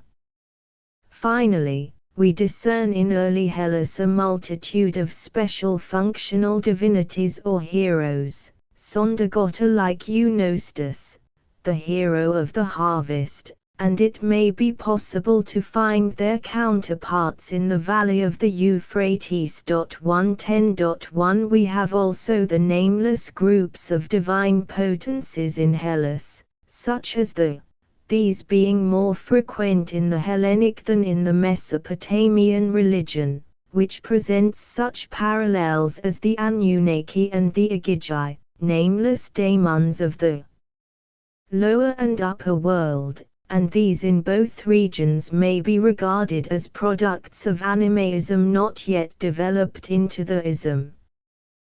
But such general traits of resemblance in two developed polytheisms deceive no trained inquirer, and it would be childish to base a theory of borrowing on them. What is far more important are the marked differences in the nature side of the Greek polytheism, as compared with the Sumerian Babylonian. In the latter, the solar element was very strong, though perhaps not so omnipresent as some Assyriologists assure us. On the contrary, in the Proto-Hellenic system it was strikingly weak, so far as we can interpret the evidence. The earliest Hellenes certainly regarded the sun as a personal animate being, though the word Helios did not necessarily connote for them an anthropomorphic god. But the insignificance of his figure in the Homeric poems agrees well with the facts of actual cult. As I have pointed out in the last volume of my Cults 111.1, it was only at Rhodes that Helios was a great personal god, appealing to the faith and affections of the people, revered as their ancestor and the author of their civilization, and descending, we may believe, from the period of the Minoan culture 111.2 with which Rhodes was closely associated in legend. and it appears from the evidence of legend and Minoan art that sun worship was of some power in the pre-Hellenic Aegean civilization. In the Mycenaean epoch he may have had power in Corinth, but his cult faded there in the historic age before that of Athena and Poseidon. The developed Hellen preferred the more personal deity, whose name did not so obviously suggest a special phenomenon of nature. And if he inherited or adopted certain solar personages, as some think he adopted a sun god Ars from Thrace, he seems to have transformed them by some mental process so as to obliterate the traces of the original nature perception. Even more significant for our purpose is the comparison of the two regions from the point of view of lunar cult. We have sufficiently noted already the prominence of the moon god Sin in the Babylonian pantheon, an august figure of a great religion, and among all the Semitic peoples the moon was a male personality, as it appears to have been for the Vedic Indians and other Aryan peoples. The Hellenic imagination here presents to us this salient difference, that the personal moon is feminine, and she seems to have enjoyed the scantiest cult of all the great powers of nature. Not that anywhere in Greece she was wholly without worship. 112.1 She is mentioned in a vague record as one of the divinities to whom wineless offerings were consecrated in Athens. She had an ancient place in the aboriginal religion of Arcadia. Of her worship in other places the records are usually late and insignificant. The great Minoan goddess may have attracted to herself some lunar significance, but this aspect of her was not pronounced. Here, then, is another point at which the theory of early Babylonian influence in nascent Hellenic religion seriously breaks down. And in this comparison of nature cults it breaks down markedly at two others. The pantheon of Mesopotamia had early taken on an astral character. The primitive Hellenes doubtless had, like other peoples, their star myths, and their superstitions were aroused and superstitious practices evoked by celestial tritology by striking phenomena, such as eclipses, comets, falling stars. 113.1 But there is no record suggesting that they paid direct worship to the stars, or that their deities were astral personations, or were in the early period associated with the stars. Such association, where it arose, is merely a sign of that wave of Oriental influence that moved westward in the later centuries. The only clear evidences of star cult in Hellenic communities that I have been able to find do not disturb this induction. Lycophron and a late Byzantine author indicate a cult of Zeus in Crete, which cannot, even if real, be interpreted as direct star worship. 113.2 At Sinop, a city of Assyrian origin, named after the Babylonian moon god, a stone with a late inscription suggests a cult of Sirius and the constellations. 113.3 And an Attic inscription of the Roman imperial epoch mentions a priest of the whom we must interpret as stellar beings. 113.4 What, then, must we say about the Dioscoroi, whom we are generally taught to regard as the personal forms of the morning and the evening star? Certainly, if the astral character of the great twin brethren of the Hellenes were provedly their original one, the general statement just put forth would have to be seriously modified. But a careful study of their cult does not justify the conventional view, and the theory that White has insisted on 113.5 appears to me the only reasonable account of them, namely, that originally they were heroic Chthonian figures, to whom a celestial character came later to be attached. It is significant that the astral aspect of them is only presented in comparatively late documents and monuments, not in Homer or the Homeric hymn, and that their most ancient ritual includes a lectistonium, which properly belonged to heroes and personages of the lower world.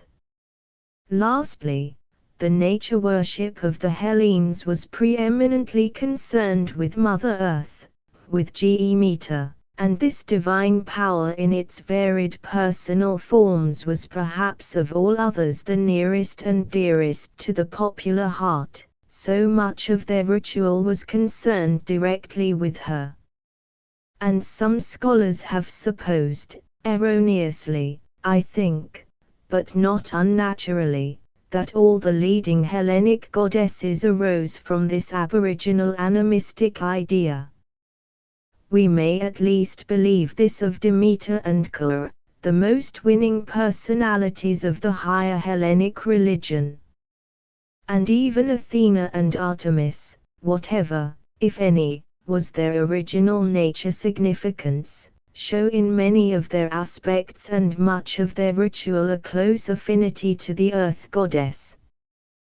But, as I have indicated above, it is impossible to find in the early Mesopotamian religion a parallel figure to Ge, though Ishtar was naturally possessed of vegetative functions, so that, when she disappears below the world, all vegetation languishes. Yet it would be hazardous to say that she was a personal form of earth. We may rather suspect that by the time the Semites brought her to Mesopotamia from the west, she had lost all direct nature significance, and was wholly a personal individual. Finally, the cleavage between the two groups of peoples in their attitude towards the powers of nature is still further marked in the evolution of certain moral and eschatologic ideas. The concept of a Ge Themis, of earth as the source of righteousness, and of Mother Earth as the kindly welcomer of the souls of the dead, appears to have been alien to Mesopotamian imagination, for which, Alachua, the queen of the lower world, is a figure wholly terrible. Chapter 7. The deities as social powers. The next important section of our survey is the comparison of the social and ethical aspects of the religions in the eastern and western areas.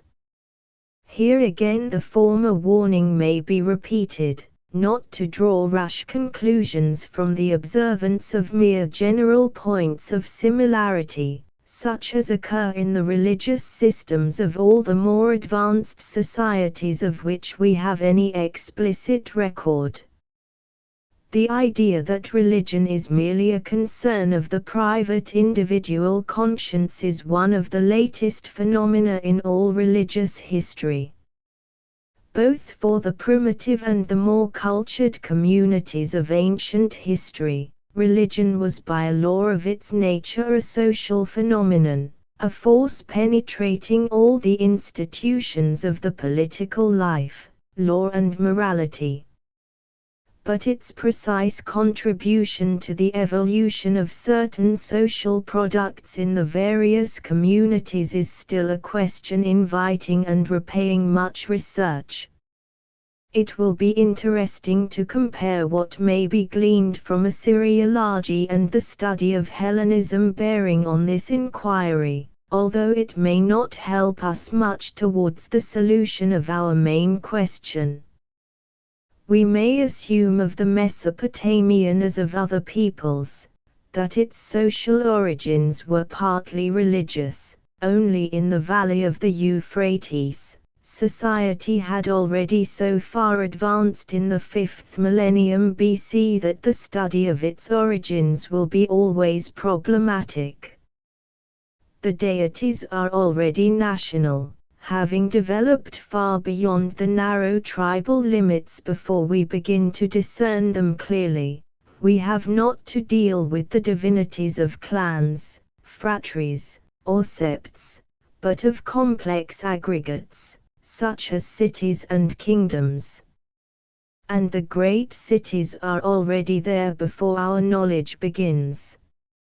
In the Sumerian myth of creation, it is the high god himself who, after settling the order of heaven and earth, immediately constructs cities such as Borsippa. A passage in Bersus speaks of Ons, that is to say, Ea as the founder of cities and temples. 117.1 And the myths may enshrine the truth that the origin of the Mesopotamian city was often religious, that the temple was its nucleus. I cannot discover that this is indicated by the names of any other of the great cities, Babylon, Borsippa, Sippar, Kutha, but it is shown by the name of Nineveh and its connection with the Sumerian goddess Nin or Nina, possibly a form of Ishtar. 117.2 And in the inscription of Sargon giving the names of the 8 doors of his palace, all named after deities, Ninib is described as the god who lays the ground stone of the city for eternity. 117.3 Also we find designations of particular cities, as the city of such and such a deity. 117.4 Finally, it may be worth noting in this direction that Nasku the fire god, who lights the sacrifices, is called the city founder,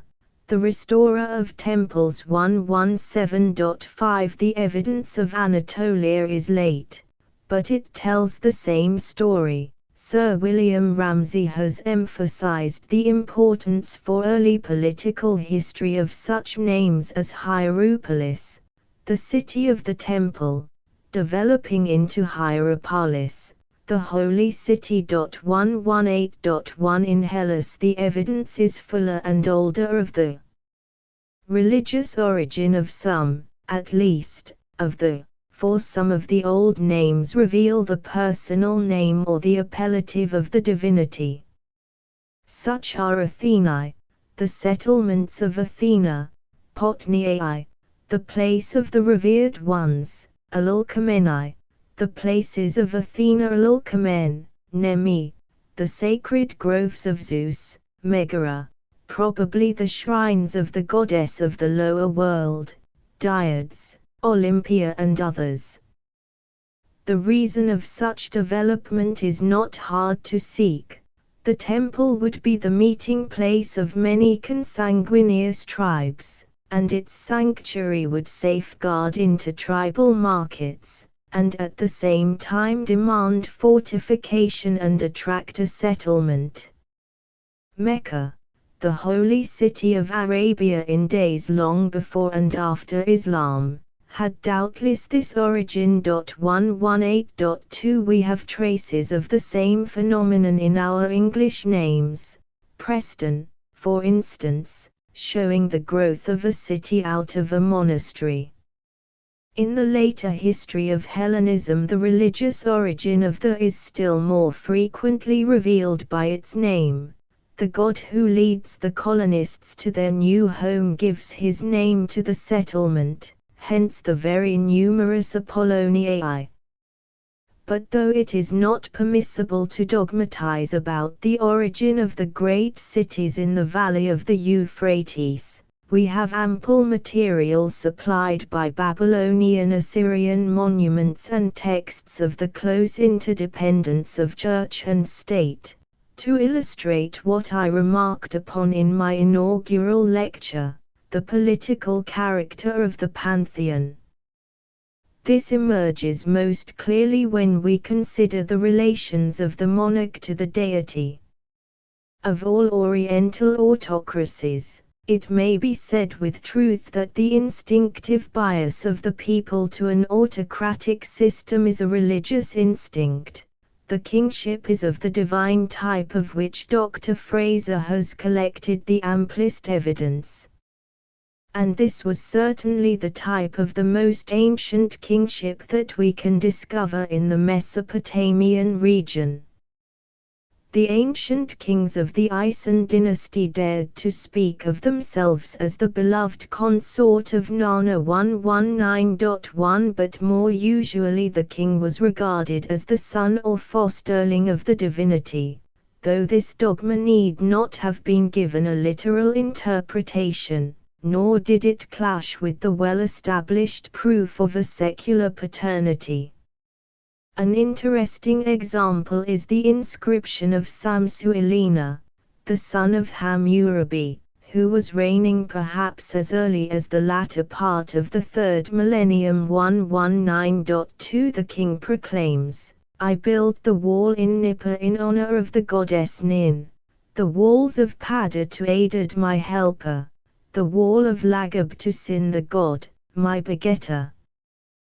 The tie of the foster child was as close as that of actual sonship, and Azurbanipal is regarded as the foster child of the goddess of Nineveh.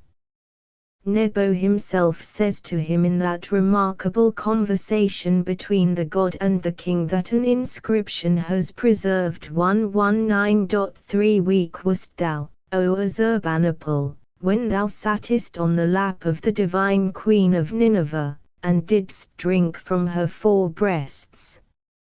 Similarly, the early king Lugazagizai declares that he was nourished by the milk of the goddess Ninharsag, and King Gudi mentions Nina as his mother. 119.4 In an oracle of encouragement given by the goddess Balit to Azurbanipal, she speaks to him thus, "Thou whom Balit has borne, do not fear." 120.1 Now a few isolated texts might be quoted to suggest that this idea of divine parentage was not confined to the kings, but that even the private Babylonian might at times rise to the conception that he was in a sense the child of God. At least in one incantation, in which Marduk is commissioned by Ea to heal a sick man, the man is called the child of his god. 120.2 And Ishtar is often designated the mother of gods and men and the source of all life on the earth, human, animal, and vegetative. 120.3 But the incantation points only to a vague spiritual belief that might be associated with a general idea that all life is originally divine. We may be sure that the feeling of the divine life of the king was a much more real and living belief than was any sense that the individual might occasionally cherish of his own celestial origin. The king and the god were together the joint source of law and order. The greatest of the early Babylonian dynasts, Lugazagizai, whose reign is dated near to 4000 BC, styles himself the vicegerent, Patesi, of Enlil, the earth god of Nippur. 120.4 And in early Babylonian contracts, oath was taken in the names both of the god and the king. 120.5 Hammurabi converses with Shamash and receives the Great Code from his hands, even as Moses received the law from Yahweh or Minos from Zeus.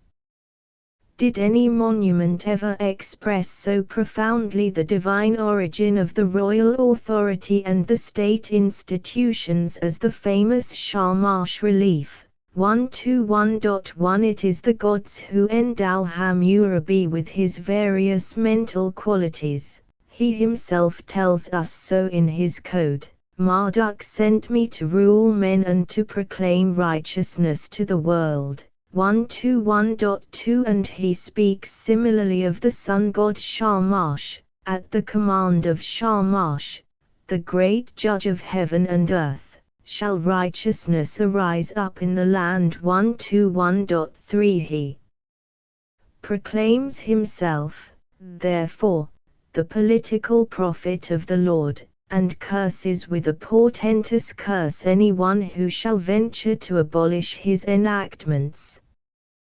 The later Assyrian kings have the same religious confidence. Sargon, BC 722 to 705, proclaims that he owes his penetrating genius to Ea, the Lord of wisdom, and his understanding to the Queen of the crown of heaven. 121.4 We find them also, the Assyrian kings, consulting the sun god by presenting to him tablets inscribed with questions as to their chances of success in a war, or the fitness and loyalty of a minister whom they proposed to appoint. 121.5 And this religion affords a unique illustration of the intimacy of the bond between the king as head of the state and the divine powers.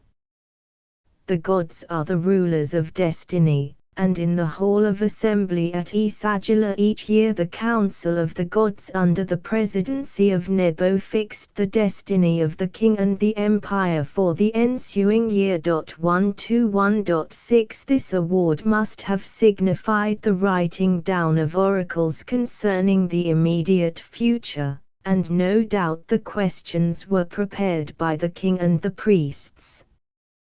The good king who was devoted to the service of the gods was glorified by the priesthood in much the same terms as are applied in the Old Testament to the king who was devoted to the service of Yahweh, in the cult inscription of Sippar in the British Museum. 122.1 Nabu-Paladin, who reigned 884 to 860 BC, and who re-established the cult of Shamash, is praised by the priest as the called of Marduk, the darling of Anu and Ea, the man holy after the heart of Zapanit.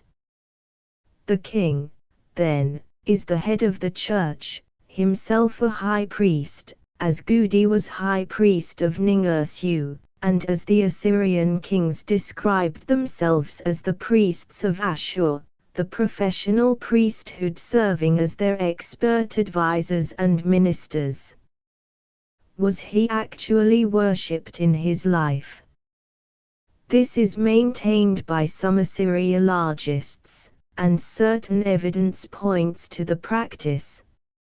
In the conversation between Nebo and Azurbanipal, to which reference has been made, the god promises to the king, I will raise up thy head and erect thy form in the temple of Bit-Mashmash. 122.2 The names of old Babylonian kings are marked with the ideogram of divinity, and Professor Jastrow 122.3 mentions an inscription of the 4th millennium BC in which Gudi ordains sacrifices to his own statues. A document is quoted by Mr. Johns 122.4 recording the dedication of a piece of land by a private citizen for his life, that is to say, to bring a blessing on himself, to the king Lugala who is called a god, and to his consort. But Zimmern 122.5 considers that the direct deification of kings was a practice of the earliest period only, and was never pushed so far as it was in Egypt. There is reason to suppose that the king or Patsai who controlled Nippur had alone the right to be deified, Nippur being the original center of the Sumerian religion. 123.1 The sacred character of the king implied that he could exercise miraculous functions or put forth divine manna on behalf of his people. We find him in the earlier period reciting incantations in the dark of the moon to avert evil from the land. 123.2 One of the kings of the dynasty of Ur assumed the title the Exorciser of the Holy Tree of Eridu, which may point to certain magic functions performed by the king on the sacred tree. 123.3 This political aspect of religion appears pronounced also in other early communities of the Semitic race. The high god or goddess is the head of the state. The people of Moab are the sons and daughters of Chemosh. The goddess of Ascalon and Sidon wears the mural crown. And doubtless the early Semitic kingship was of the same sacred character elsewhere as in Mesopotamia. The king of Moab on the Mesha stone calls himself the son of Chemosh, and Ben-Hadad, king of Damascus, is the son of Hadad. 123.4 In the Aramaic inscription found at Sinjali 123.5 the gods Hadad, El-Riskef, and Shamash are regarded as special protectors of the kings. One of the last kings of Sidon, Tabnit, in the inscription on his sarcophagus, places his priestly office before his royal title, I, Tabnit, priest of Astat, king of the Sidonians. 123.6 King of Byblos or Gabal, in the 5th century BC, regards himself as called to his high office by the Baalat, the goddess of the state, and prays that she may bless him and give him length of days because he is a just king. 124.1 And mention has already been made of Phoenician monuments showing the king of Sidon seated with Astat and embraced by her. The claim to actual godship may have really been made by the king of Tyre, as the prophet Ezekiel twice reproaches him with the blasphemy, "Thou hast said, I am a god, I sit in the seat of God, in the midst of the seas." 124.2 The Hittite monuments and the text of the Hittite treaty with Ramses II reveal a religion of the same political type. The gods are not only witnesses to the political contract, but the great Hittite god of heaven puts his own seal to it, and the last few lines of the text contain a careful description of that seal, which reveals the sacrosanct character of the Hittite kingship, for the design chosen was a group of the god and the Hittite king whom he is embracing. The same significance belongs to certain scenes in the great relief of Bogasque. On one of the slabs we discern an armed god with his arm round the neck and his hand grasping the hand of a smaller figure, whose emblem and dress suggest a sacerdotal rather than a royal personality. But the happy coincidence of the description in the Hittite-Egyptian treaty proves that this is no mere priest, but a Hittite king. 124.3 Of sacred function and semi-divine character in affectionate union with his god, it suggests also a date not far from the 13th century for the Bogasque relief, and it makes unnecessary and improbable the mystic explanation of this scene that Dr. Fraser has ventured. 125.1 At this early period of the Hittite Empire, the kingship may not yet have been detached from the priesthood. Even later at Comana, in the same country of Cappadocia, the priests and the kings were drawn from the same stock. 125.2 One more detail bearing perhaps on the present subject may be noted in this monument at Bogasque. The goddess wears a crenellated cap, that reminds us somewhat of the later mural or turreted crown borne by Cybele and Astat. May we suppose that this was the origin of those, and had the same political significance? Again, It may be noted that in Phrygia itself, the land of the goddess, we have vague evidence in the legend of Midas that the early kings called by that name were regarded as the sons of Kybele. 125.3 As regards the Minoan Mycenaean religion and its relation to the state, the excavations on the site of Knossos suggest that there at least the whole of the state cult was in the hands of the kings, for no public temples have been found, but only shrines in the palaces. This is the strongest proof of the sacral power of the Minoan ruler, and we can well believe that he was deified after his death, nor need we wholly discredit that vague statement of Tzetzes that the old kings of Crete were given the divine name of Zeus. 125.4 There is value, then, in Homer's picture of Minos as the friend of God who holds converse with him. The political significance of Greek religion impresses itself upon us at 1,000 points and under endless aspects. The deity belongs not to the individual but to the tribe, and as in the earliest Hellenic period the tribes were conscious of a certain community of blood, their earliest religion appears at many points to have transcended the tribal limits, and certain deities have developed a national character.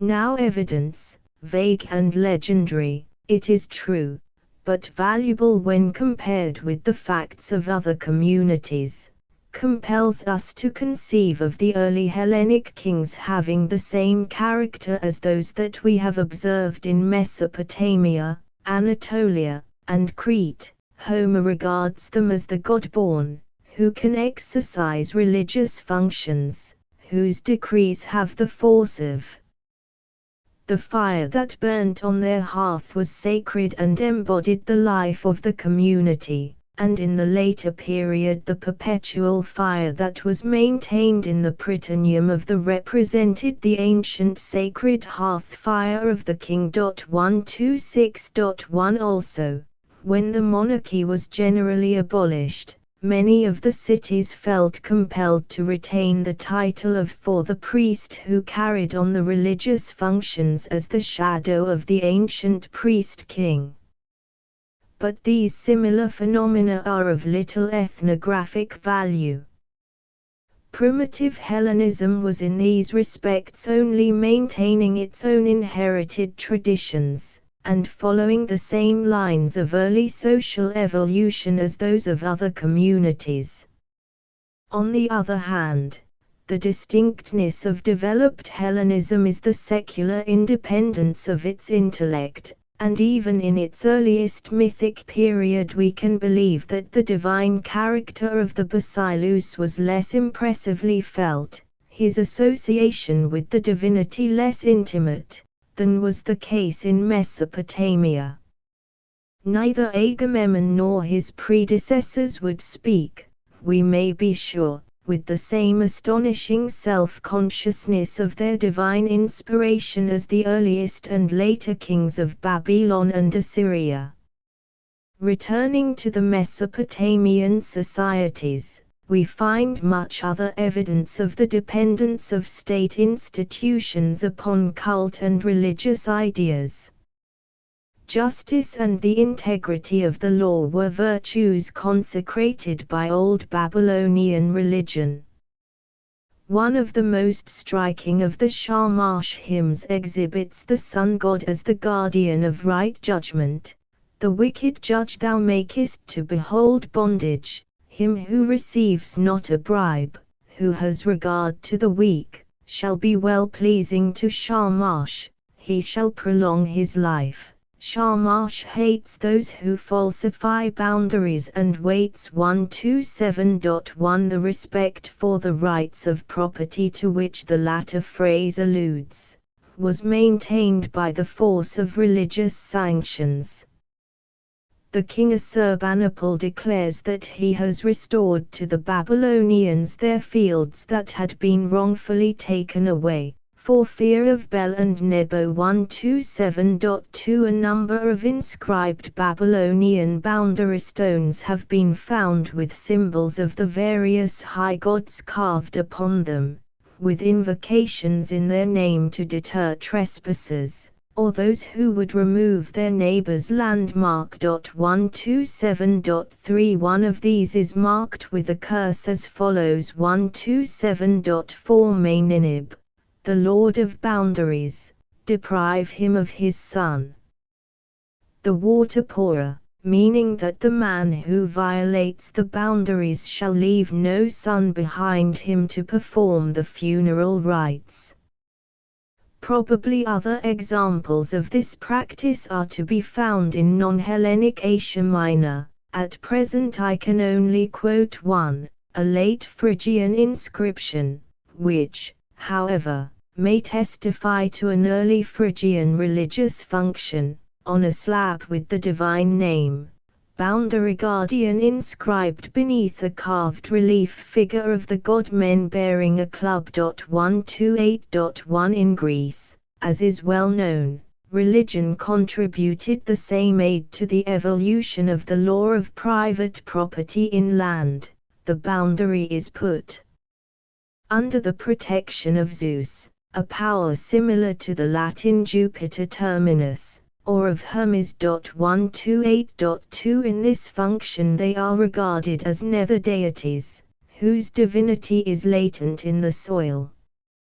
But though Hellas may have borrowed from Babylon its system of land measurement, it did not need to borrow this religious idea and practice.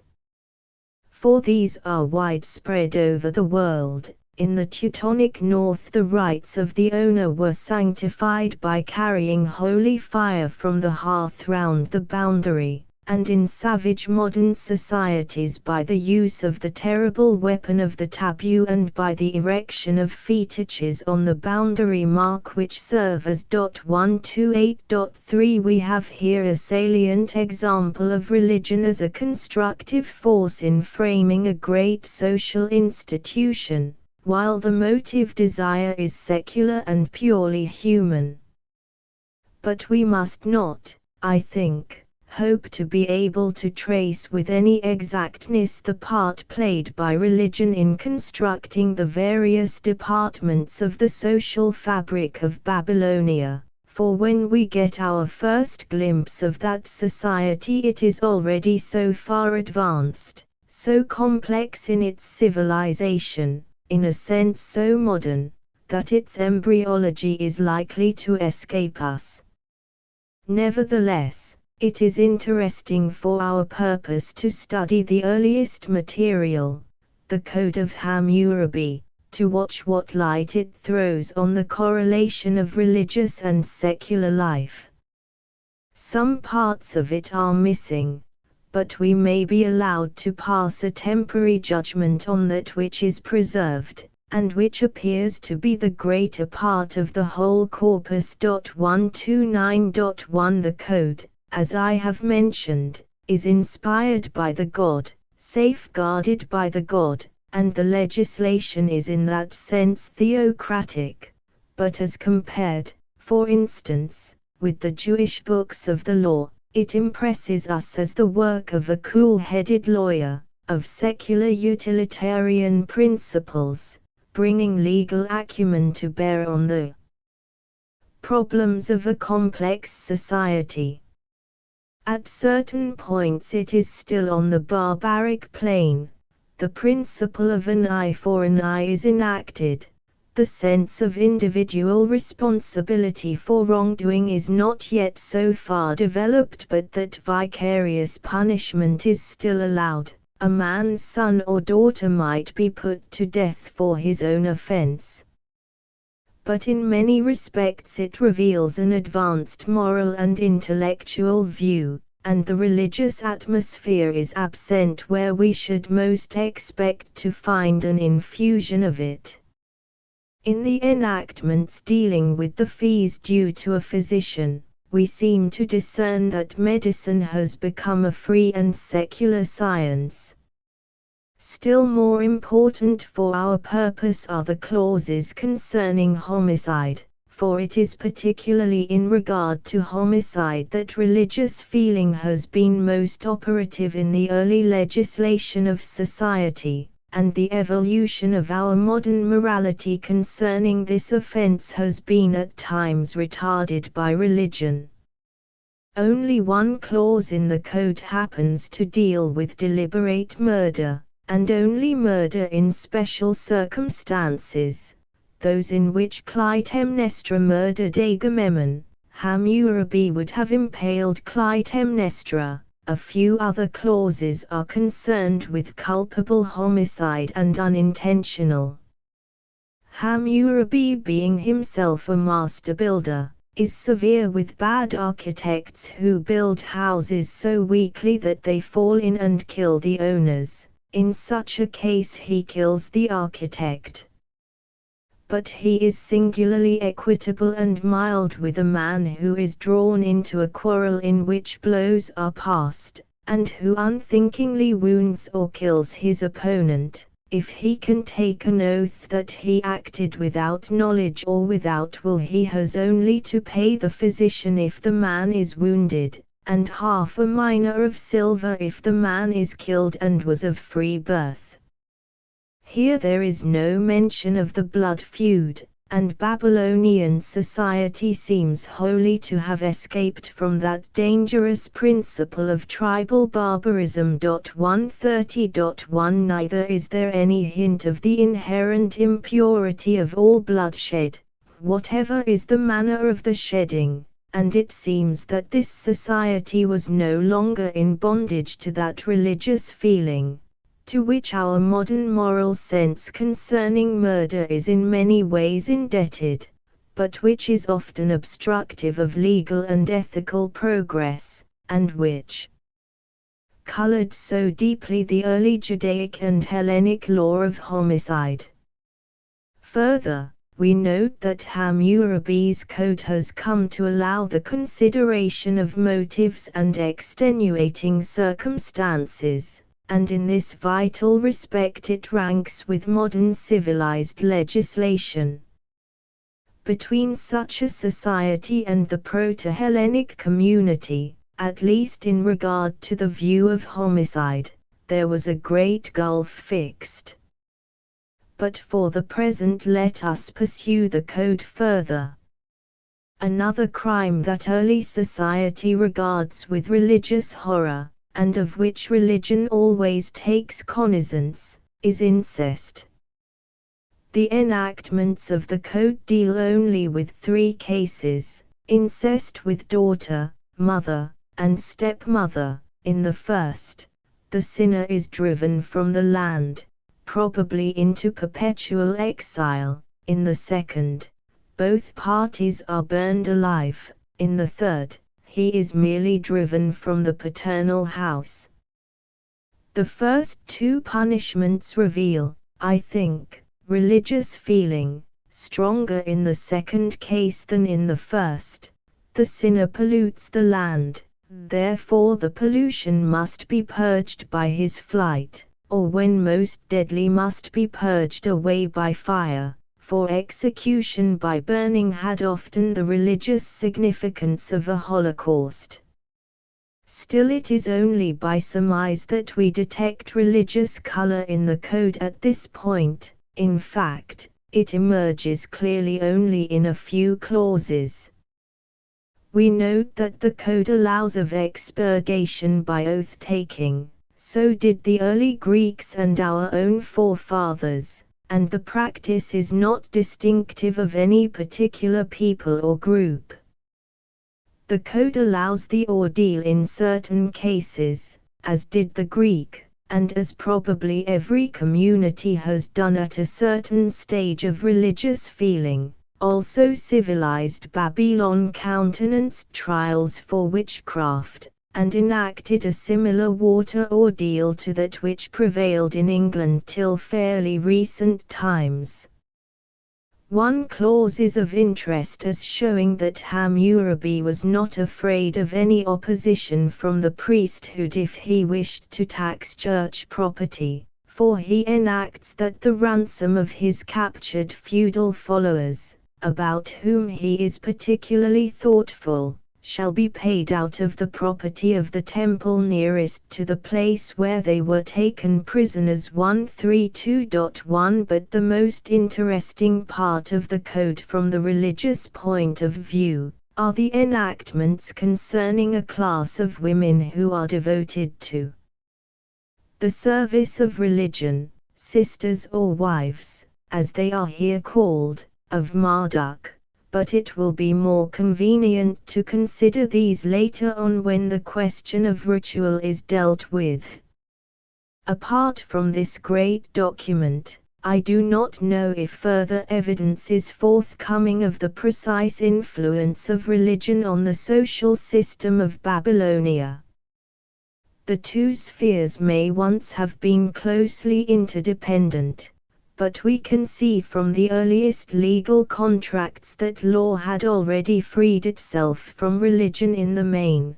The judge is a secular authority. 132.2 The scribe who draws up the contracts is a professional notary, and it is not clear that he had any necessary connection with the temples. 132.3 We only hear of certain elders who assisted the judge, many of whom were temple officials or members of the Guild of Shamash votaries. 132.4 Also, we find trials taking place in the temples, especially the temple of Shamash at Sippara, where the legal judgment was called the judgment of Shamash in the house of Shamash. 132.5 Much light has yet to come, no doubt, from Babylon, and new light perhaps from Anatolia, to illuminate the part played by religion in the evolution of society.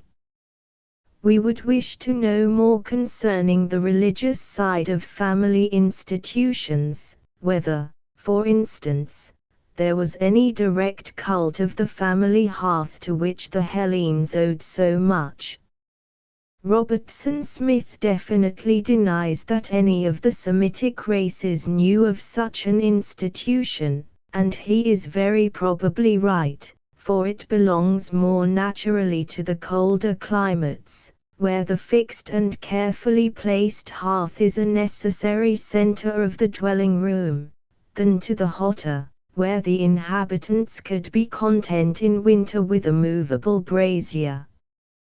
Yet one text at least may be cited to prove, if rightly interpreted, that the hearth could be occasionally deified in a Babylonian liturgy, for in a hymn to Nasku the fire god, which contains a litany of absolution from sins, we find the phrase, "May the hearth of the house deliver you and absolve you." 133.1 But the same litany speaks also of the canals as deified. And we may value these two examples of that polydaemonism to which we could find parallels in early Hellas. But this evidence does not point to any established and regulated hearth worship which might serve as the religious bond of family morality. More than one inscription, however, attests the worship of a family house god, Ilubiti, to whom it seems a small domestic chapel was consecrated. 133.2 Similarly, we have in Hellas Zeus and the Babylonian Ilubiti is mentioned, in association with a divinity of the street, Ilasuki, a name which reminds us of Apollo. Only, these household and street divinities in Babylon may have been mere daemons rather than, nor is it clear whether these family cults were ancestral, the heritage of a particular clan, or whether they were merely consecrated to the personal protective deity of the householder, or what part they played in the family organization, for instance, in the marriage ceremonies, births, and adoptions. So far as I have been able to study them, The Babylonian litanies and hymns seem rarely to reflect the religious side of the family life. 134.1.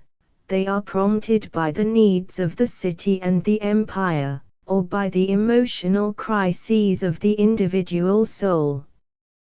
The legal contracts preserved on the brick tablets throw some light on the forms of the marriage ceremony, which appears to have been performed usually in a registration office rather than a church.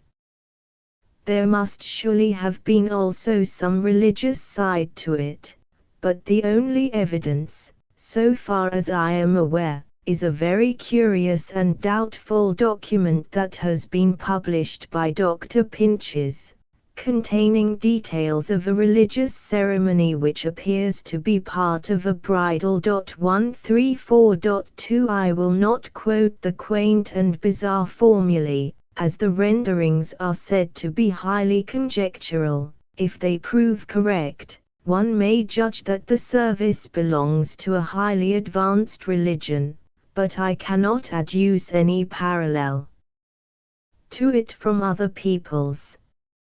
As for the ritual or religious feeling connected with adoption or birth, I am not aware that the documents have so far disclosed anything. It is stated vaguely by Pacer, in his sketch of Babylonian society, that adoption at Babylon might be prompted by a religious motive, namely, by the desire of the childless parents to have an heir who might continue the ancestor worship of the family. But no document is quoted in proof of this, and it is very doubtful if we ought to speak of Babylonian ancestor worship. 134.3. We may suspect that the writer has been misled by the well-known facts of Vedic, Hellenic, and Roman family cult. In this, as in other respects, we may feel how advanced, modern and secular, was Babylonian society. No trace has appeared as yet of the tribal or phratric system. The family is the unit of the state, but individualism is much developed. On the other hand, the function of religion as a constructive force in early Greek society, in the evolution of tribal and intertribal law, is more obvious and transparent. For in this land we are fortunate enough to catch glimpses of civilized society in its making, which are denied to us in Mesopotamia. Hellenic religion penetrated every domain and department of Hellenic life to an even greater degree than did Babylonian religion the society of Babylon. And yet the Greek mind as it develops becomes pronouncedly secular, at least in comparison with the Oriental. The contradiction is only apparent. The Hellen used religion as an instrument for constructing his social order, for utilitarian ends, as a serviceable minister that could rarely, and never for long, establish a tyranny. He even used it to assist and glorify his sports. Yet he varied and arranged these according to his pleasure. The detrimental tendency of religion to petrify custom was less marked in his midst than elsewhere. As usual, it often lagged behind in the progress of the race, yet it followed the progress on the whole, and often assisted it. I cannot here give a detailed account of the social functions of Greek religion, and some of its more interesting phenomena I have tried to analyze in detail in my Hebert lectures and in various chapters of my cults. One of the most important of the special questions, the social or political influence of the cults of ancestors, entered into the course that I delivered last year. I will only attempt here a brief indication of the salient facts that will repay special study, confining myself as far as possible to those that belong to the Proto-Hellenic period.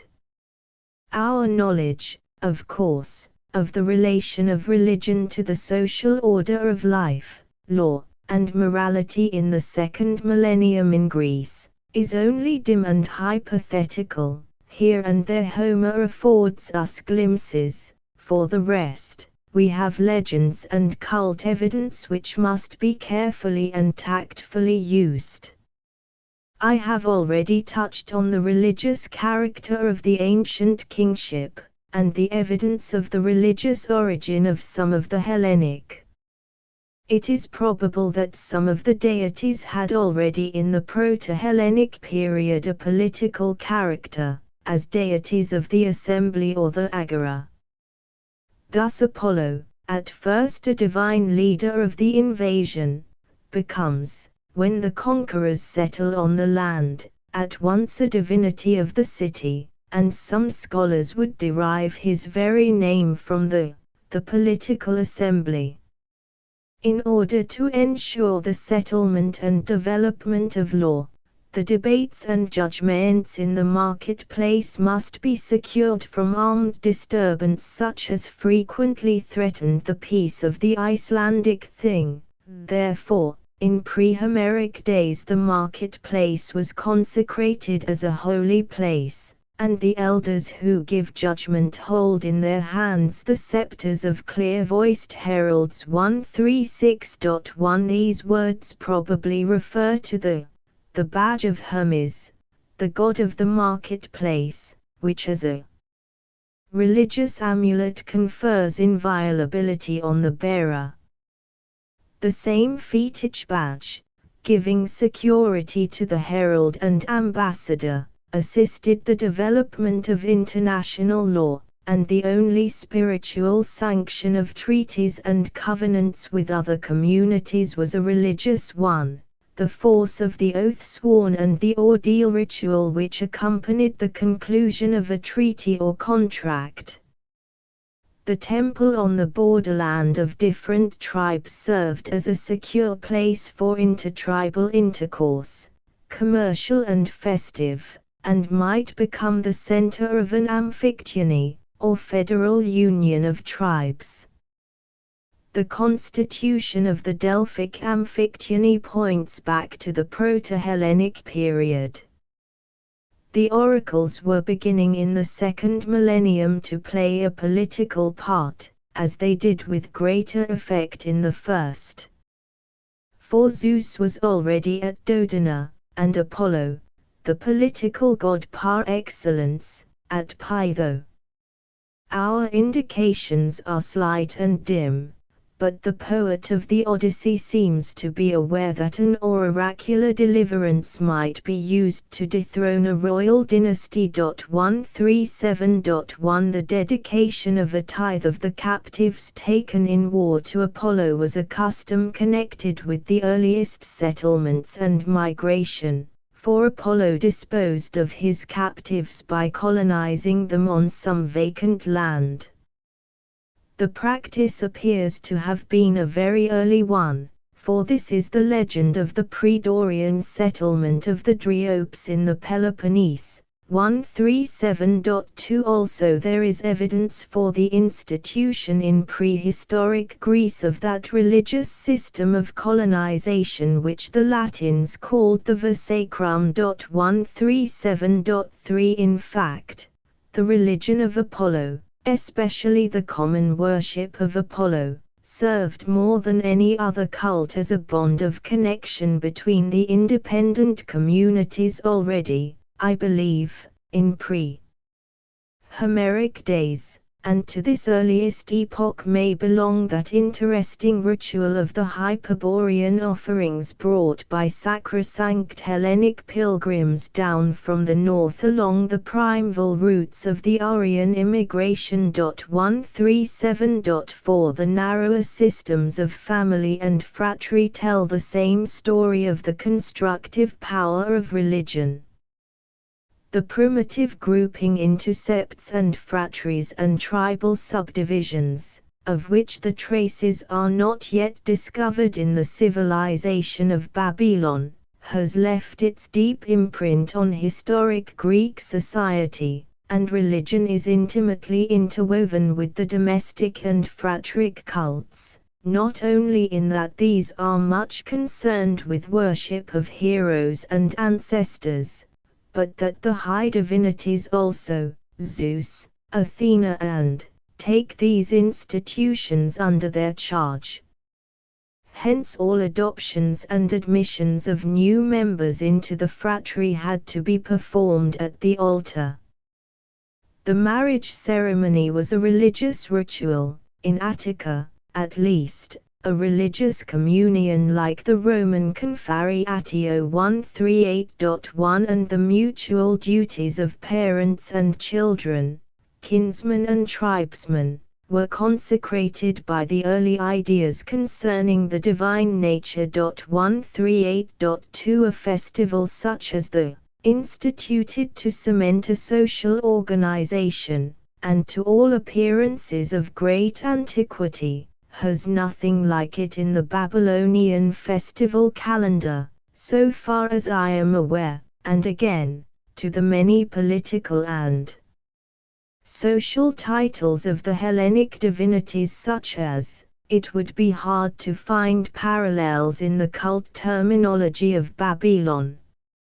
In considering a religion under its social or legal aspects, the laws concerning homicide will often yield telling evidence. There is a whole eon of development dividing the Code of Hammurabi and the Homeric and pre-Homeric theory in this matter. The Babylonian had arrived, as we have seen 138.3, in some indefinitely early period at the conception of murder as a crime against the whole state, at what we may call the advanced secular point of view. In Greece that conception is post-Homeric.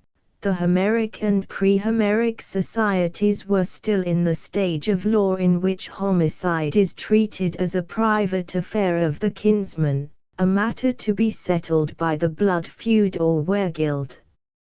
Only in certain cases it was a sin, namely, when the slain person was a suppliant or a kinsman.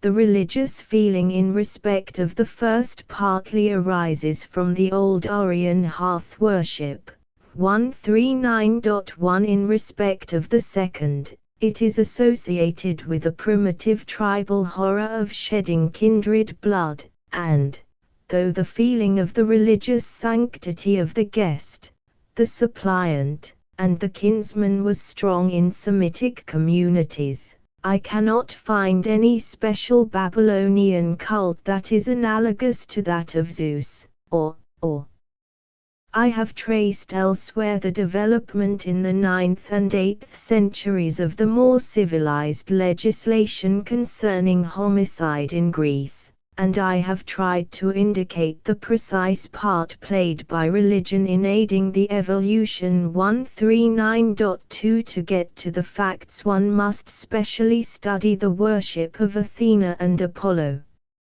I have connected it with a growing sense of the impurity of bloodshed, which might express itself in a definite religious way, as fear of the ghost or of the offended deity. It is open to us to explain this increased sensitiveness concerning purity as a mark of Oriental influence, which was reaching Greece in the first millennium BC. But at least we ought not to derive it from Mesopotamia until we find evidence of purifications from bloodshed as a common ritual in Babylonian religion, and the impurity of bloodshed an underlying principle of the Babylonian law of murder. But, as we have seen, we discern here only the secular result. The religious force that may have worked towards it is too far removed in the background of the past. Summarily, we must conclude that the political application of Hellenic religion seems wholly a native and independent product of the Hellenic spirit, and reflected the characteristically Hellenic forms of civic life. Chapter 8. Religion and Morality. The comparison must also consider the relation in these various societies between religion and morality, both social and individual.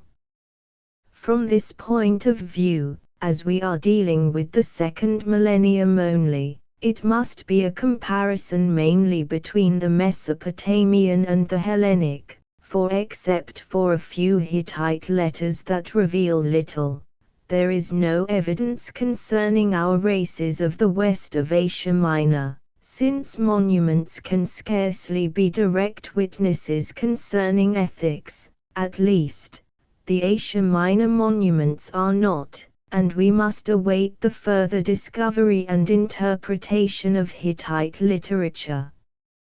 For the Proto-Hellenic period also, it may be said, we have no explicit and direct evidence. But we have Homer, whose poems belong to the end of that period and the beginning of the second, and we cannot suppose that the average morality that they represent had all grown up in the century before them, still less that Homer had discovered it as an original teacher. Therefore, cautiously and critically handled, his poems throw some light on the moral facts of the centuries behind them. There is also some evidence to be gleaned from the rich field of Greek mythology and cult, only we must realize that we rarely can determine the date of the rise of an old Hellenic legend or the institution of an old Hellenic cult. The Mesopotamian evidence, then, is direct and explicit, depending solely on the right interpretation of documents. The Hellenic evidence concerning the earliest period is indirect and often hypothetical. A careful study of all the sources will allow this induction, that the deities of this period in both societies are on the side of whatever morality is current, inspiring it, protecting it, and avenging the breach of it. We are dealing, in fact, with a religion of personal moral powers. Concerning the Mesopotamian, this is a trite observation to make. The most superficial glance of a few hymns confirms it. Shamash is the great god of justice, the protector of the weak. Enlil destroyeth the evil-minded. 142.1 Ishtar judges the cause according to right. She maintains the right of the oppressed and the downcast. Righteousness and judgment are the sons of Shamash. Gatumduga, she who produces good, is an appellative of Bow. 142.2, and yet this is not the whole account. The destructive and evil character of some of the deities in Mesopotamia occasionally appears in the hymns, and is expressed apparently in certain titles.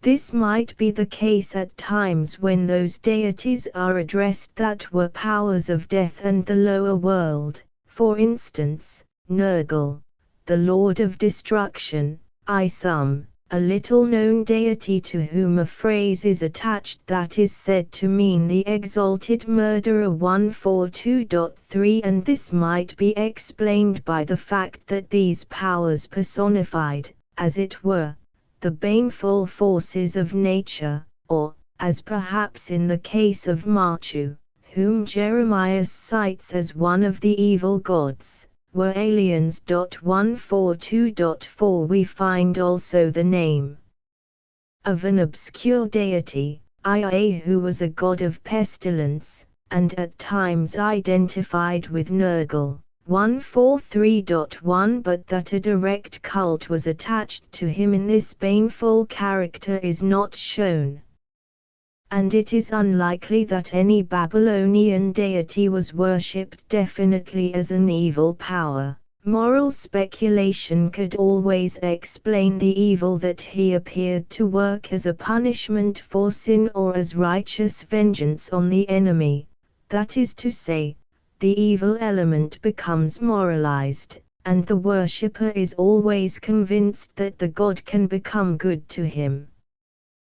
Thus in the same context Nergal is called the Lord of Destruction, and yet he is the god of the little ones, he of the beneficent visage. 143.2 The dark storm god aided, before whose wrath the high gods rise up in terror, the pitiless one, can yet be implored as the merciful among the great gods. 143.3 This transformation, by which a destructive nature power could become a benevolent being, follows a law of religious psychology, which expresses itself in the quasi-magical phraseology of prayer.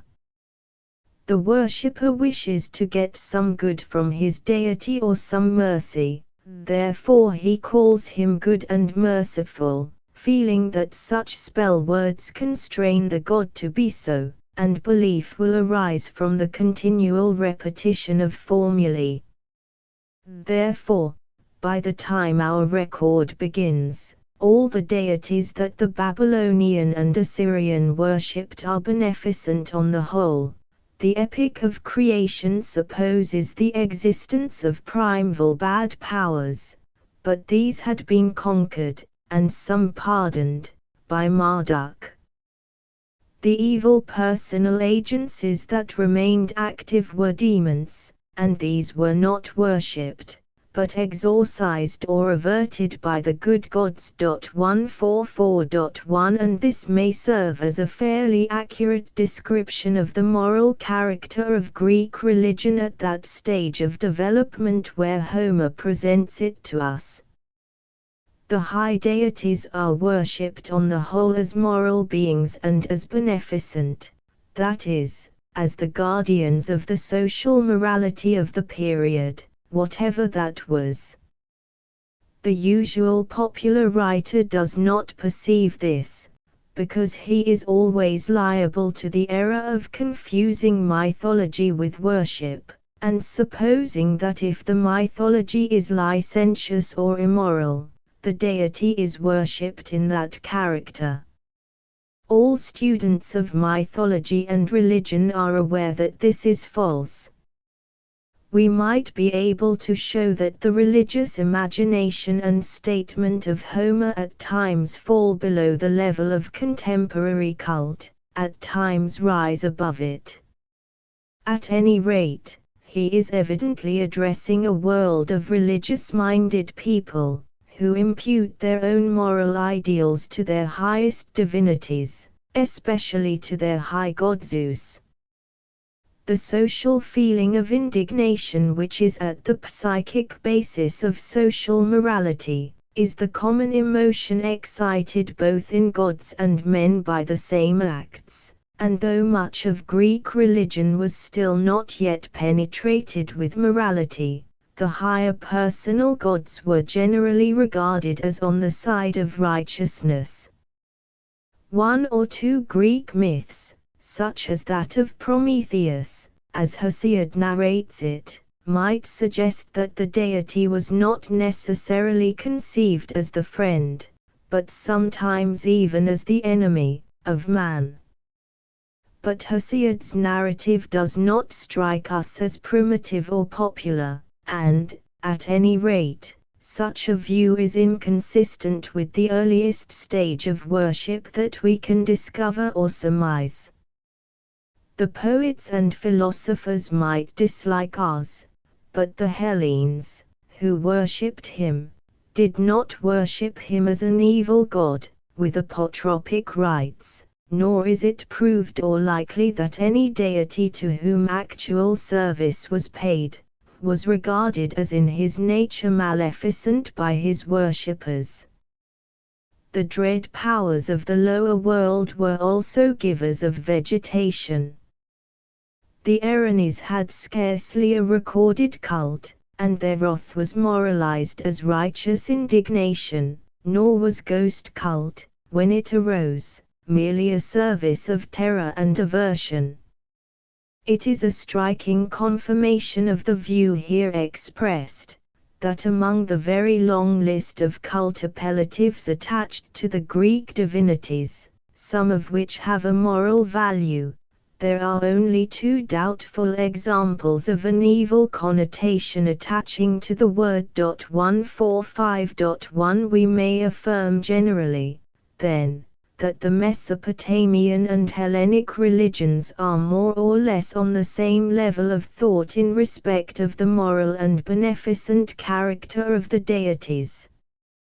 But careful study of the Hellenic will give us the impression that the terrible and destructive power of divinity is far less emphasized by cult than it was in the Eastern Semitic world. Every deity might be dangerous if neglected, and certainly would be if insulted. The idea of the jealous god is non-moral, and can easily become immoral, that is, it tends to divorce the conception of the divine character from the purely human moral ideal. And this idea is palpable not only in the Hellenic and Mesopotamian, but still more in the Judaic religion, and our own religion is not yet delivered from it. But apart from this, the Hellenic imagination, so far as we can discern it, even in its infancy, did not construct manifold forms of fear out of the dangerous powers in the nature world, and worship them with the higher forms of cult. We do not come upon aboriginal thunder gods and storm gods per se. I use the term god advisedly. Zeus the thunderer had been civilized and moralized before Homer's time. Poseidon had always his wild side as god of storms and earthquakes, and to the end he remains rather more a non-moral nature power than the others, but destructive force was certainly not the center of his personality, and in the prehistoric days he had become the father of the Minoan and Ionic people, and the guardian of their family life. The wind powers might develop into beneficent gods or ancestors, or might occasionally be regarded from the lower standpoint of polydaemonism, and averted by magical means. The higher Hellenic religion did not admit such beings as Ia the god of pestilence, or a special god of storms or earthquakes, and it is far less than the Babylonian a religion of fear. This difference will emerge more clearly in the study of ritual. One more difference strikes us in comparing the ethical character of the two religions. The Greek high divinity is a moral being, but not every divinity was moralized to such an extent as were the higher powers of Mesopotamia. A few Hellenic deities remain ethically undeveloped and crude, as, for instance, and in a certain sense Hestia. A salient example is the contrast between the fire god Hephaestus and the Babylonian Sumerian Nasku or Jeru. 146.1 Both are elemental powers of fire, both are therefore concerned with the arts of metal work, but Hephaestus remains a handicraftsman, and has little or nothing to do with moral life, whereas the Babylonian deity acquires an exalted moral and spiritual character. Dionysos becomes a most potent force in the later Hellenic world, yet an irrepressible vein of wildness and a spirit that refuses to conform to the ethical ideal of Hellas remains in him. A god so highly placed at Babylon would have been clothed with moral attributes in many an ecstatic phrase of temple liturgy. It would be interesting to go more into detail concerning the special moral virtues consecrated by the two religions, or the various moral attributes specially attributed to the divinities. Such a study would demand 2 long treatises on Greek and Babylonian ethics. I have only time and power to indicate here a few points. The peoples of the Old World show many general points of resemblance with each other in their moral ideas, and as compared with ourselves many salient points of difference. And moral statistics have rarely any value for proving the influence of one race upon another. As the Babylonian society was more complex in the second millennium than was the Hellenic, so must its morality have been, but it will not be found futile from the point of view of our main purpose to compare the two in respect of some special virtues, as we have already compared them incidentally in regard to the ideas about homicide. The idea of the sin of perjury belongs to the earliest stage of religious ethic, and is the starting point of much moral evolution. It is magical in its origin, for the oath-taker enters into communion with the divinity, by touching some sacred object or eating sacred food charged with divine power, which, being now within him, will blast him if he forswears. This dangerous power becomes interpreted as the anger of the deity by whom the person swears falsely. Hence the belief arose in early Mesopotamia and Greece, and generally in the cults of personal gods, that they punish perjury as a dire offense. Such punishment will fall on the community or individual, and often on both. Therefore a social moral instinct arises against perjury. This might develop into a moral idea among a progressive people that truthfulness, quite apart from the ritual of the oath, was dear to God in any case, and was therefore a religious virtue.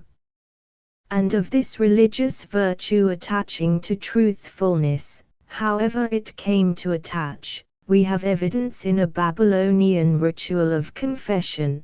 Before the evil demon can be exorcised, the priest asked certain questions of the penitent, and twice he asks, has he said, yea for nay, and nay for yet, 148.1 But in no Hellenic record have I ever been able to find a religious parallel to this.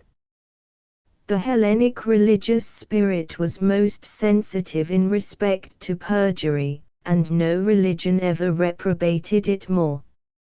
In regard to ordinary truthfulness, Hellenic religion had nothing to say, no message to give, and Hellenic ethics very little. In the poetic story, Athena smiles on the audacious mendacities of Odysseus, and Hermes loves the liar Autolycus. Not that the religion consecrated mendacity, only it failed to consecrate truth. It is only the great Achilles who hates with the hate of hell the man who says one thing with his tongue and hides another thing in his heart. 148.2 This is the voice of northern honor, but it has no religious import.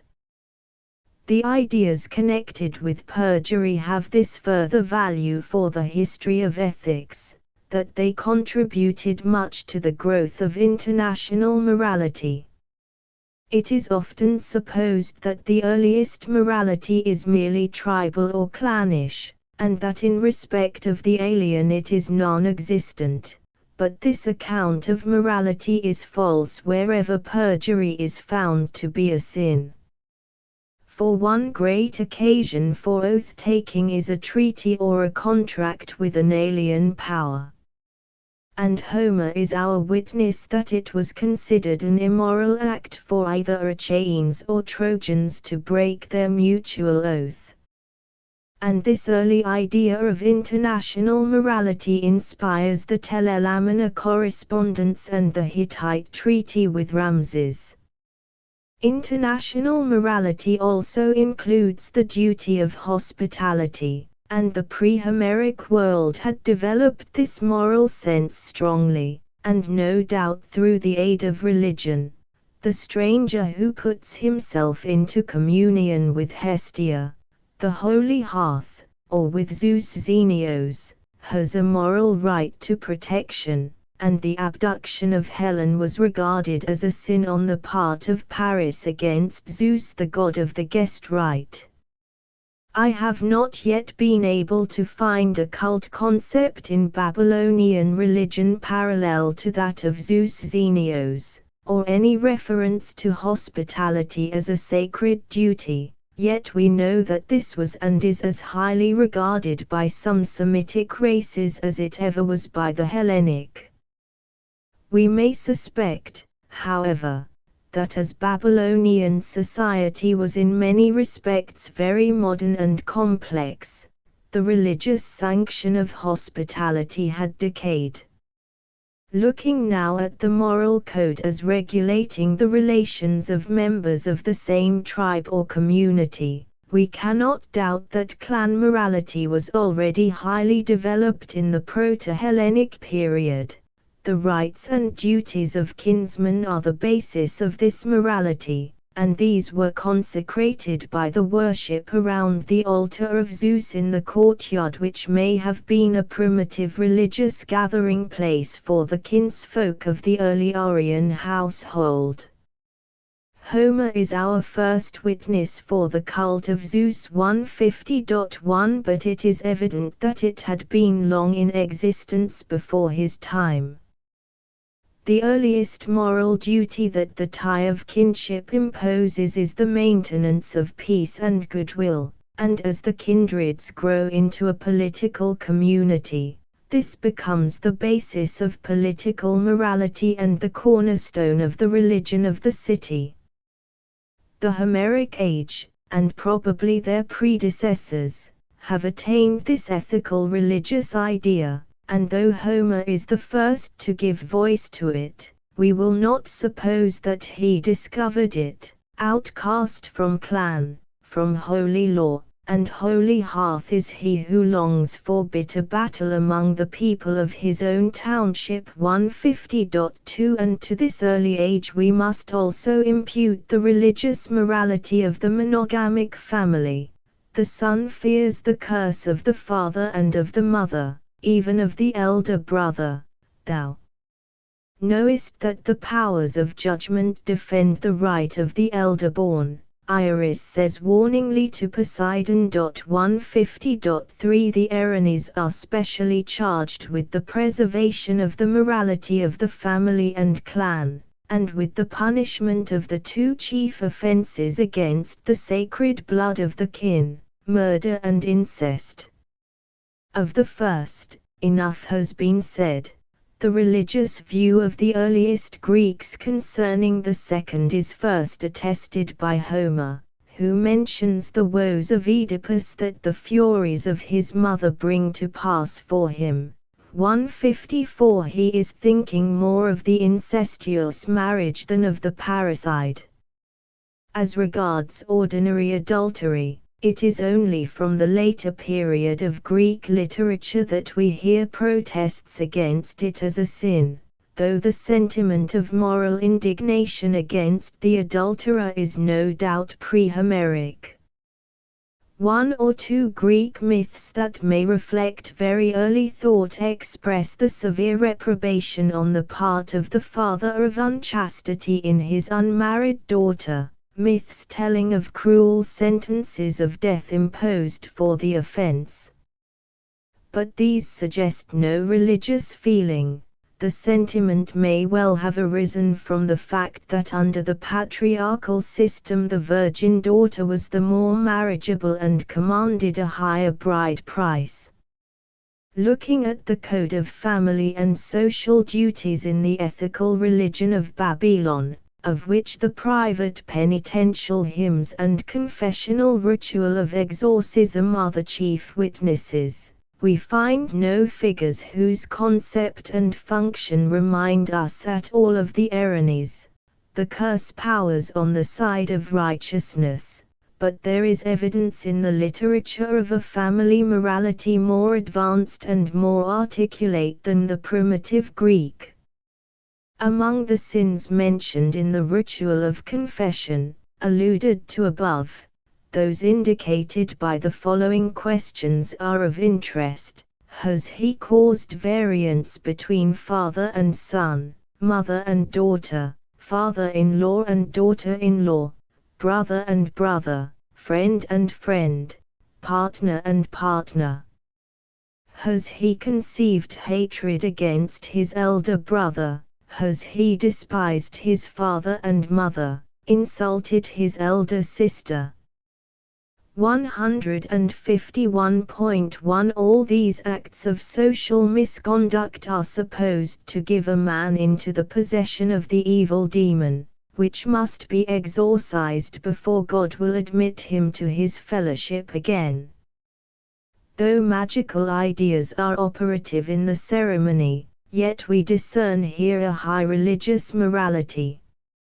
And among the other moral offenses clearly considered as sins in the same formula are such as shedding one's neighbor's blood, committing adultery with one's neighbor's wife, stealing from one's neighbor. We find also a certain morality in the matter of property and commerce given a religious sanction in this text. Thou shalt not remove thy neighbor's landmark was a religious law in ancient Babylonian ethics as in our present liturgy. It would appeal to the Hellen who reverenced Zeus, and there are reasons for believing this cult idea to have been in vogue very early in Greece. The Babylonian code also recognizes the sin of using false measure or false coin. And the confessional liturgy agrees in many points with the famous hymn to Shamash, where phrases occur such as Shamash hates him who falsifies boundaries and weights. Shamash hates the adulterer 152.1 It excites our envy also, by stamping as sins certain unpatriotic acts, such as the spreading a bad report concerning one's city or bringing one's city into evil repute. We may say, then, that we find a high degree of morality in early Greece, a still higher at a still earlier period in Babylon, and both are obviously indigenous and natural products. And both reveal the phenomenon that marks an early stage of social morality, as the tribe or the family are one flesh, one corporate unit of life, so the members are collectively responsible, and the sins of the fathers are visited on the children. This was the familiar law of old Hellas, and we may say of the ancient Mediterranean society, the first to make the momentous protest against it, and to proclaim the responsibility of the individual conscience, was Theonis for the Hellenes and Ezekiel for the Hebrews. The Babylonian, advanced in moral thought as he was, had not escaped the bondage of the older clan faith. In an incantation hymn to Marduk 152.2 The man who is seeking deliverance prays, may the sins of my father, of my grandfather, my mother, my grandmother, my family, my whole circle of kindred, not come near me, may they depart from my side. One other characteristic of early moral thought and feeling is that the sense of sin is not wholly ethical according to our modern criteria, but is partly regarded as something external to the will and purpose, something inherent in certain acts or substances of which the performance or the contagion renders a man a sinner. Thus in the Babylonian confessional liturgy and hymns of penitence, while there is much that would appeal to the most delicate moral consciousness, and is on the same level with the most spiritual passages in the Hebrew Psalms, there is also a strong admixture of what is alien and non-moral. The confessional Formula 153.1 asks a man, for instance, whether he has sat in the chair of a person under a ban, that is, a man forbid a person impure and under a curse, whether he has met him, has slept in his bed, has drunk from his cup. In one of the penitential hymns that might be addressed to any god, to the God that I know, and to the God that I do not know, as the formula expresses it, we find such sorrowful confessions as, without knowing it, I have eaten of that which is abominable in the sight of my God; without knowing it, I have trodden on that which is filthy in the sight of my goddess. My sins are many, great is my transgression. 153.2 This must be taken quite literally. Contact with unclean things or with unclean persons, eating of forbidden food, is put in the same category with serious offenses against social morality, and all these expose a man equally to the power of the evil demon and to the loss of his God's protection. And this is a half-civilized development in Babylonian psychology of the primeval savage law of taboo, nor, as I think, is there yet any proof that the people of the Mesopotamian culture ever attained to the highest plane of ethical enlightenment. The later Zarathustrian religion of the Persian domination is strongly fettered by this ritualistic morality, in which the distinction between that which is morally wrong and that which is physically unclean, is never clearly apprehended. This mental attitude is supported in the older and later Mesopotamian system by a vivid polydaemonism. The evil demon is on the alert to destroy the family and the individual, and where the demon is in possession the god departs.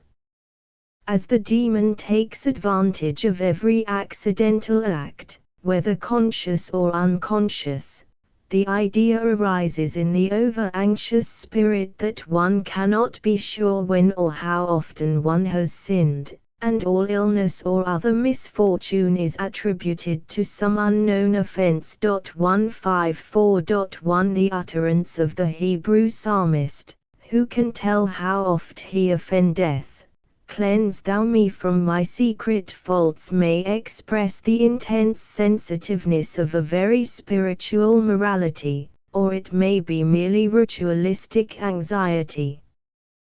This latter is certainly the explanation of the strikingly similar phrases in a Babylonian penitential hymn.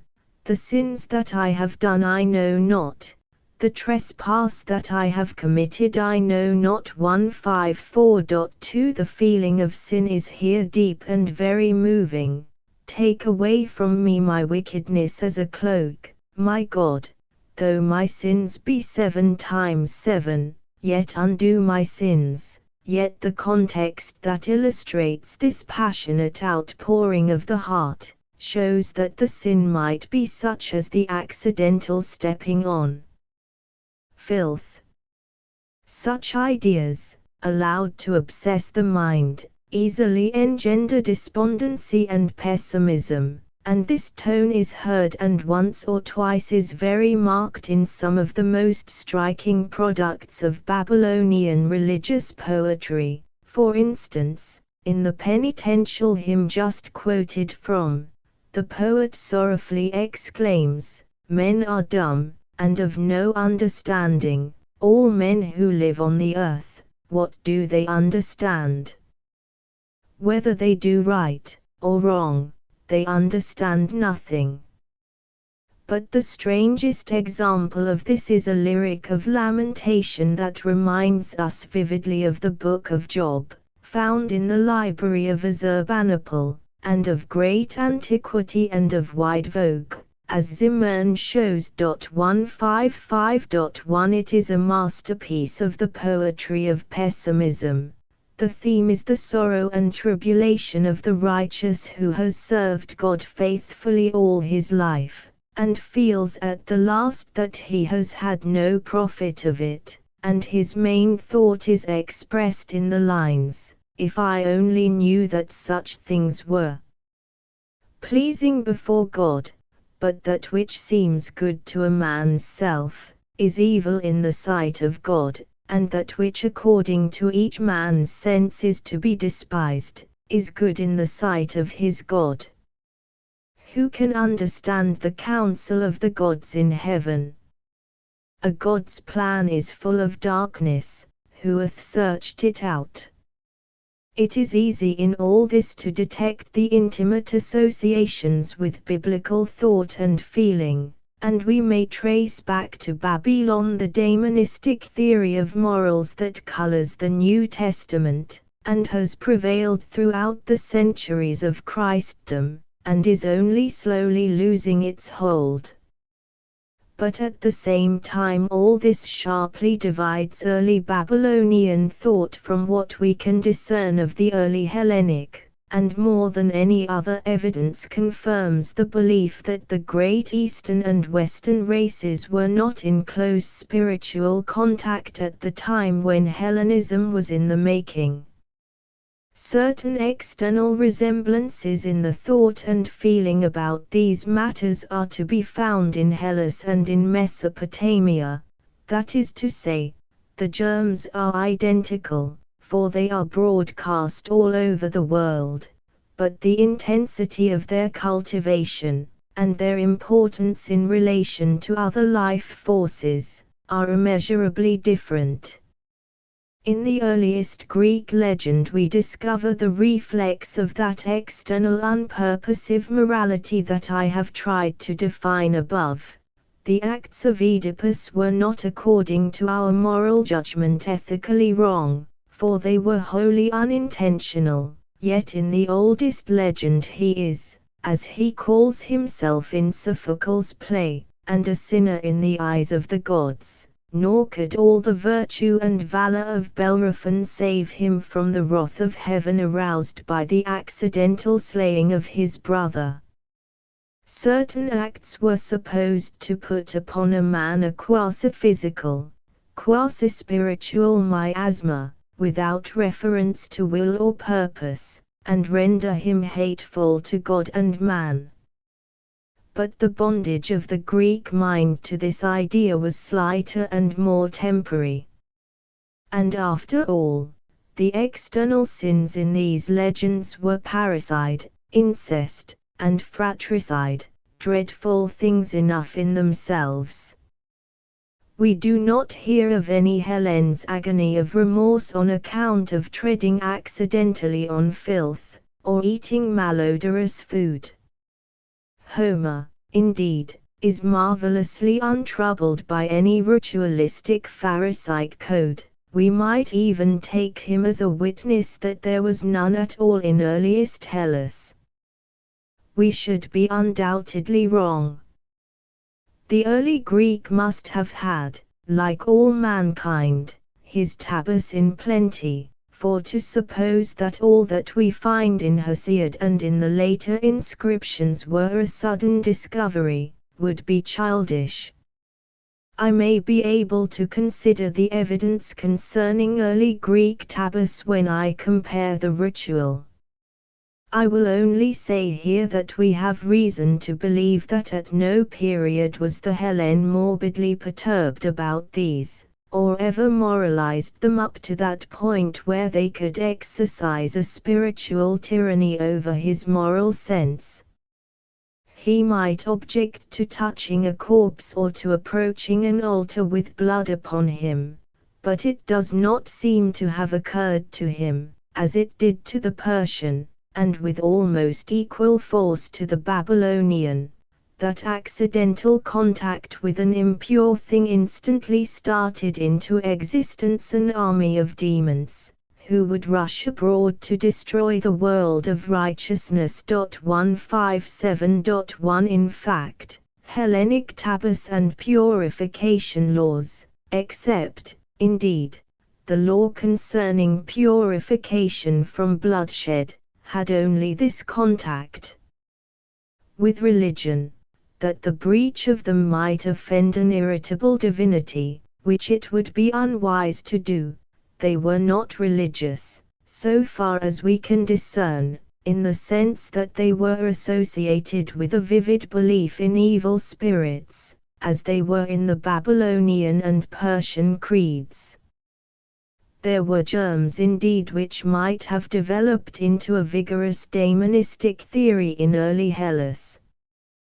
We hear even in Homer of such unpleasant things as a black cur, and a mythic hero of Megara kills a monster called almost, we may say, a devil.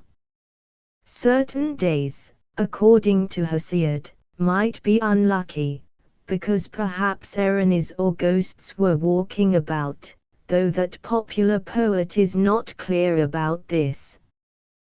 But certainly not in early nor often in later Greece were men habitually devil-ridden, nor did they see devils in food or blood or mud. Therefore, on the whole and comparatively, early Greek religion, when we first catch a glimpse of it, appears bright and sane, a religion of the healthy-minded and of men in the open air. And therefore, when secular philosophy arose, Greek moral theory made no use of evil spirits except in certain Pythagorean circles where we may detect Oriental influence. Superstition and magic must have been more rife in ancient Greece than the Homeric picture would lead us to suppose, yet the higher culture of the people, in the earliest period which we are considering, was comparatively free from these influences and refused to develop by religious speculation or anxious brooding the germs of daemonism always embedded in the lower stratum of the national mind. The universe could not, therefore, be viewed by the Hellen as it was by the Zarathustrian, and to some extent by the Babylonian, as the arena of a cosmic struggle between the powers of good and the powers of evil. Nor could the Hellen personify the power of evil majestically, in such a guise as Ahriman or Satan. He only was aware of certain little demon figures of death and disease, ghostly shadows rather than fully outlined personages, or such vaguely conceived personal agencies as Et and Eris, which belonged not to religion, but to the poetic moral thought of the people. When we compare the various rituals, we shall discern that the Hellenic was by no means wholly bright or shallow, but that some of its most ancient forms were gloomy and inspired by a sense of sin or sorrow. Nevertheless, it is just in respect of the comparative weakness of this sense that it differed most markedly from the Babylonian. There are other aspects of the divine character interesting to compare in the religious theory of East and West. Despite the apparent grimness of the Babylonian-Assyrian theology, no divine trait is more movingly insisted on in the liturgies than the mercifulness of the deity. Nebo is the merciful, the gracious. 159.1 Ishtar is the mighty lady of the world, queen of humanity, merciful one, whose favor is propitious, who hath received my prayer. 159.2 Sarpanitum is addressed as the intercessor, the protectress of the captive. 159.3 Shamash as the merciful God, who liftest up those that are bowed down, and protectest the weak. 159.4 Sin as the compassionate, gracious Father, and Gamlat the merciful is mentioned as a descriptive general epithet of an unknown Assyrian deity. 159.5 These phrases may attest in the end a genuine and fervent faith, but originally they were probably inspired by the word magic of penitence, the sinner believing that he can make the deity merciful by repeatedly calling him so. At any rate, Babylonian religion catches thus the glow of a high ethical ideal, and as the deities were invoked and regarded as by nature merciful, so the private man was required at certain times to show mercy, as the confessional formula proves. The same idea, though a less fervent and ecstatic expression is given to it, is found in the oldest record of Greek religion. Even the gods are moved to pity. The men turn aside from wrath by sacrifice, libation, and gentle prayers, when a man hath sinned and trespassed against them. For prayers are the daughters of great God, and if a man do them honor when they come anigh him, to him they bring great blessings, and hear him when he prayeth. This Homeric utterance in the great speech of Phoenix 160.1 is the voice of a high and civilized religion, and the idea inspires the ancient cults of Zeus and the Babylonian conception of divine mercy gave rise to an interesting phrase which is attached as a quasi-liturgical formula to many of the leading gods and goddesses: the awakener of the dead, thou who raisest up the dead, a phrase which has erroneously been supposed to refer to an actual resurrection of the dead. 160.2 Various contexts attest its real significance as an expression of the divine grace shown in restoring the sick to health, in saving men from the hand of death. Hellenic religious vocabulary affords no parallel to this formula nor to that title of Enlil, Lord of the Breath of Life of Sumer, 160.3, or that of Bel, Lord of the Life of the Land, 160.4. In some passages of Babylonian literature we mark the glimmering of the idea that life in its varied forms on the earth is a divine substance sustained by the personal deity. Ishtar is described as the protectress of all animate existence, and all life languishes when she descends to the nether regions. 160.5 The goddess of Erech, identified with Ishtar, speaking of her own functions, exclaims, in the place of giving birth in the house of the begetting mother, guardian of the home. I 160.6 It is specially Tammuz who, by the side of Ishtar, impersonates the life of the soil, as appears in the striking refrain recurring in his hymn of lament: when he slumbers, the sheep and the lambs slumber also; when he slumbers, the she-goats and the kids slumber also. 161.1 And the same thought may have inspired a phrase that is doubtfully translated at the end of the hymn,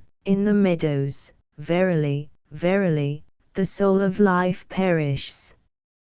Still more explicit is another Tammuz hymn, in which, while bewailing the departed god, they wail for all the life of the earth. The wailing is for the herbs, they are not produced. The wailing is for the grain, ears are not produced. The wailing is for the habitations, for the flocks bring forth no more. The wailing is for the perishing wedded ones, for the perishing children, the dark-headed people create no more. In all this we see the reflection of a pantheistic feeling that links the living world and the personal divine power in a mystic sympathy. Now the idea of divinity immanent in living nature is inconsistent with a severely defined anthropomorphic religion. hence we scarcely find it in the earlier religion of Hellas. Zeus is called the father of men and gods, but in a reverential rather than in any literal creative sense, nor is there found any trace of the idea that divine power is immanent in the life or soul of man, till we come to the later period of philosophic speculation and orphism. Only here and there behind the anthropomorphism we discern in Hellenic myth or cult the vaguer thought of diffused and immanent divinity. This reveals itself more than once in the myth and cult of Demeter, whose anger and sorrow at the loss of her daughter causes a sympathetic disappearance of the crops and the fruits of the earth, and it is embodied in the Attic cult on the Acropolis of Demeter 161.2, which title expresses the immanence in the verdure of the life-giving potency of the goddess. The ancient folklore of Greece, and a few cult records of the primitive village communities, reveal figures that recall faintly the lineaments of Tammuz, Eunostus of Tanagra, Skephros of Tesia, who may belong, as Linos certainly did, to that group of heroes of crop and harvest, who die and are bewailed in the fall of the year, and whose life is sympathetically linked with the life of the earth. But we find this type of personage in other parts of Europe, and there is every reason for believing that the western shores of the Mediterranean had not been touched by the Tammuz myth and service in the 2nd millennium BC. The evidence then suggests that the pregnant idea of the Godhead as the source of life was more prominent and more articulate in Babylonian than in Hellenic religion. Chapter 9. Purity, a divine attribute.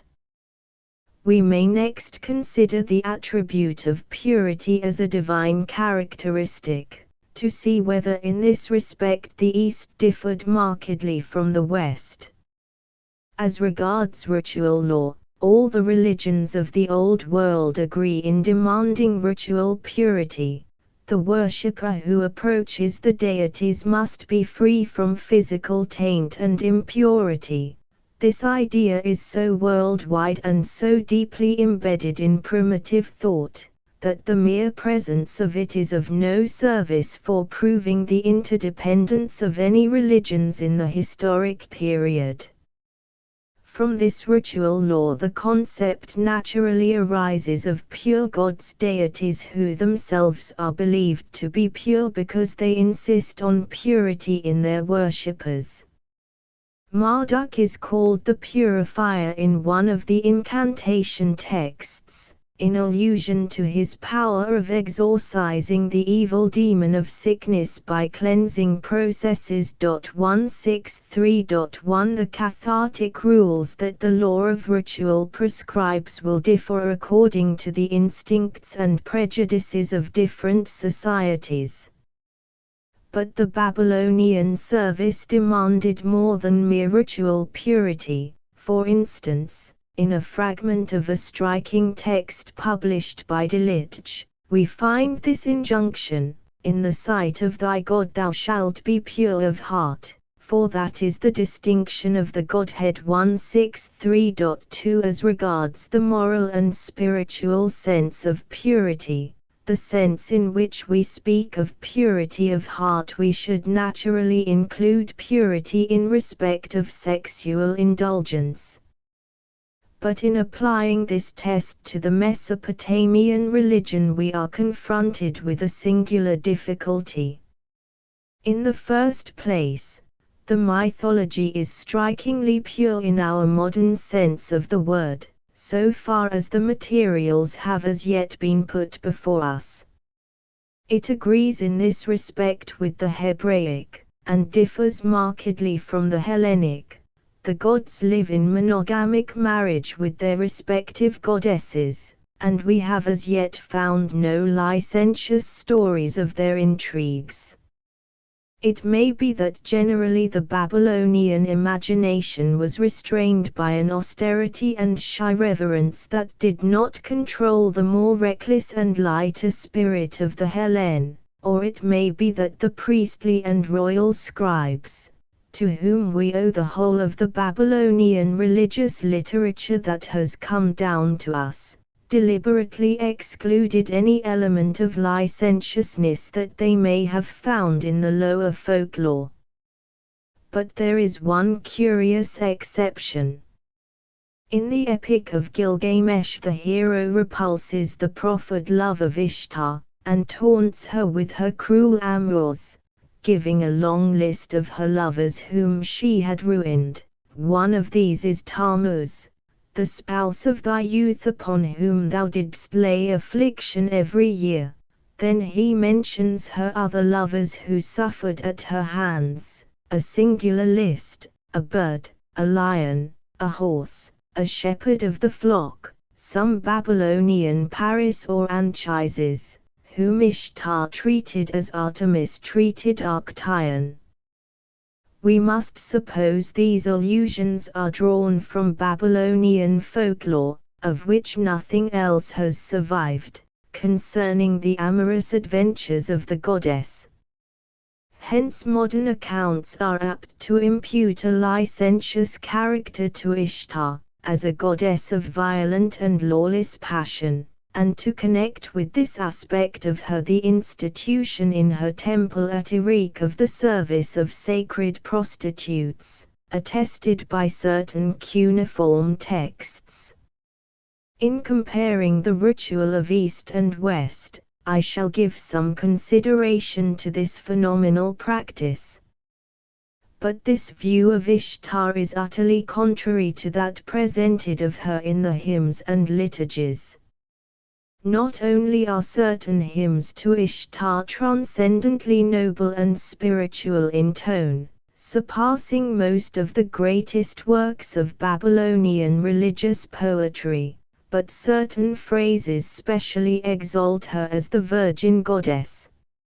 In one of the Lamentations we read, "Virgin, Virgin, in the temple of my riches, am I." 165.1 The Spirit Maid, glory of heaven, the maiden Ishtar, glory of heaven. 165.2 In a psalm to Nana, one of the by-names of Ishtar, she is called Virgin Goddess of Heaven. 165.3 In another she speaks of herself, she of the pure heart, she without fear was I. 165.4 This virgin character of hers must then be regarded as fixed by such epithets and phrases, of which more examples might no doubt be found. Therefore the phrase attached to her in the Epic of Gilgamesh 165.5 Kadisti Ilani must not be translated as Thorm would translate it. 165.6 The courtesan of the gods, merely on the ground that the same word is applied to her temple harlots, for the word properly means pure from stain, hence holy. 165.7 And in this latter sense it could be applied to her consecrated votaries, in spite of their service, which seems to us impure. The same word Kedesh is used for the votaries of the same ritual in Phoenicia and Syria.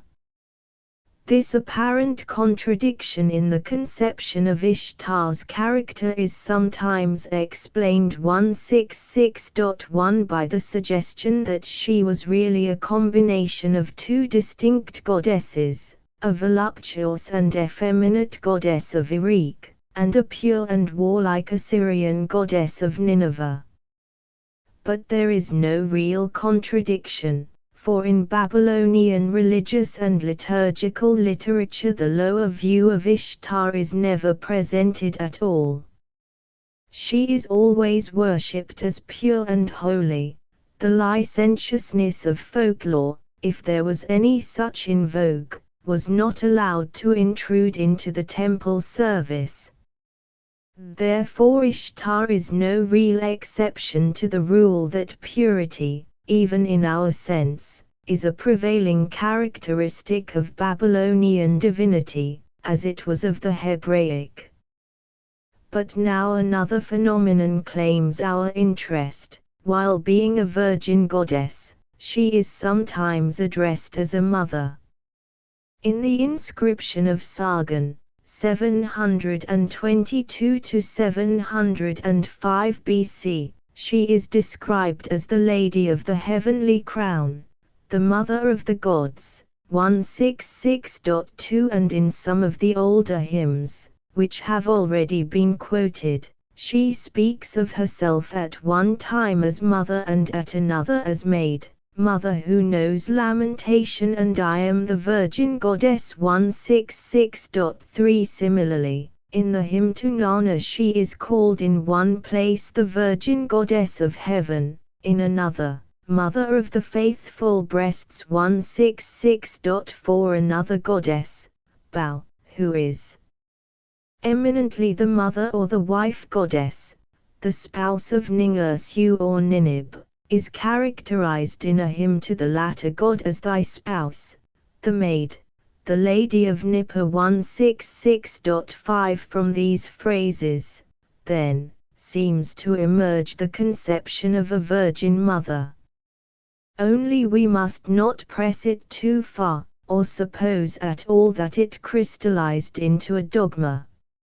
It is characteristic of the ecstatic Babylonian imagination that in the swoon of rapture the intellect does not sharply hold contradictions apart, and the mystic enthusiasm reconciles contrary ideas as fused in one divine personality. Thus even a divinity naturally and properly male, might be mystically addressed as Father-Mother, for the worshipper craves that the Godhead should be all in all to him. Thus motherhood is the natural function and interest of the goddess. Therefore the Babylonians supplicated his goddess as mother, even as mother of the gods, without thinking of any divine offspring or of any literal genealogy or theogony. Virginity is also beautiful, and a source of divine power and virtue. Therefore the Mother Bao might rejoice to be addressed occasionally as maid. As for Ishtar, she was aboriginally, perhaps, a maid, in the sense that no god entered into her worship, and this idea shaped the early spiritual conception of her. But as a great goddess she must show her power in the propagation of life, therefore she must be recognized in prayer and supplication as a mother, the adorer wishing to give her the virtue of both states, probably without dogmatizing or feeling the contradiction. This explanation appears more likely when we consider the psychologic temper of the Babylonian poetry, its often incoherent rapture, than the other obvious one that Ishtar the Virgin happened in many places to appropriate to herself the cult of a mother goddess, though this might easily happen. As regards the other polytheistic Semitic races, we can infer that the same religious ideas concerning ritual purity were in vogue, but our scanty records do not enable us to determine whether and how far they were quickened by spiritual significance. 168.1 But we can trace through Asia Minor the double concept of mother and virgin in the personality of the goddesses, though it is difficult to decide whether they ever coincided, and with what degree of definiteness, in the same personage.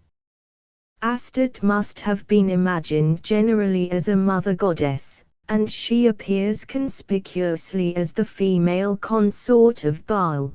Thus her Hellenic equivalent is often given as Aphrodite, yet in another aspect of her worship she must have appeared as virginal, for she is also often identified with Artemis, just as a similar goddess Anath in Cyprus was identified with Athena. 168.2 The goddess Atargatis of Hierapolis, described by Lucian, was evidently a mother goddess, bearing, according to him, a marked resemblance to Rhea, and placed in the temple by the side of her husband, Bel or Zeus. Among the Sabaean inscriptions of South Arabia, we find a dedication by some parents in behalf of their children to the goddess Ata, a name that signifies Mother Ata, or Mother Astat. 168.3, and a late record, too late to serve as witness for the early period we are considering, speaks of a virgin mother among the Arabs. 168.4 Finally, the earliest Carthaginian inscriptions record the cult of the great goddess Tanit, addressed usually as the Lady Tanit, the face of Baal, and called in one dedication the Great Mother. 168.5 If she is the same as the divinity whom Augustine describes as the Virgo Celestis, the Heavenly Virgin. 169.1 Then either the dual concept was mystically combined in the same personage, or the Carthaginian goddess was worshipped at different times and at different seasons as the mother and then as the maid. But the evidence is quite uncertain, and we must not combine too rashly the records of different ages. Looking at the non-Semitic races of Asia Minor, we have noted the monumental evidence among the Hittites for the worship of a mother goddess, who with her son figures in the procession on the reliefs at Bogasque. It may be she who appears on a Hittite votive relief as a large-seated female with a child on her knees. 169.2 A type which the Greeks would call.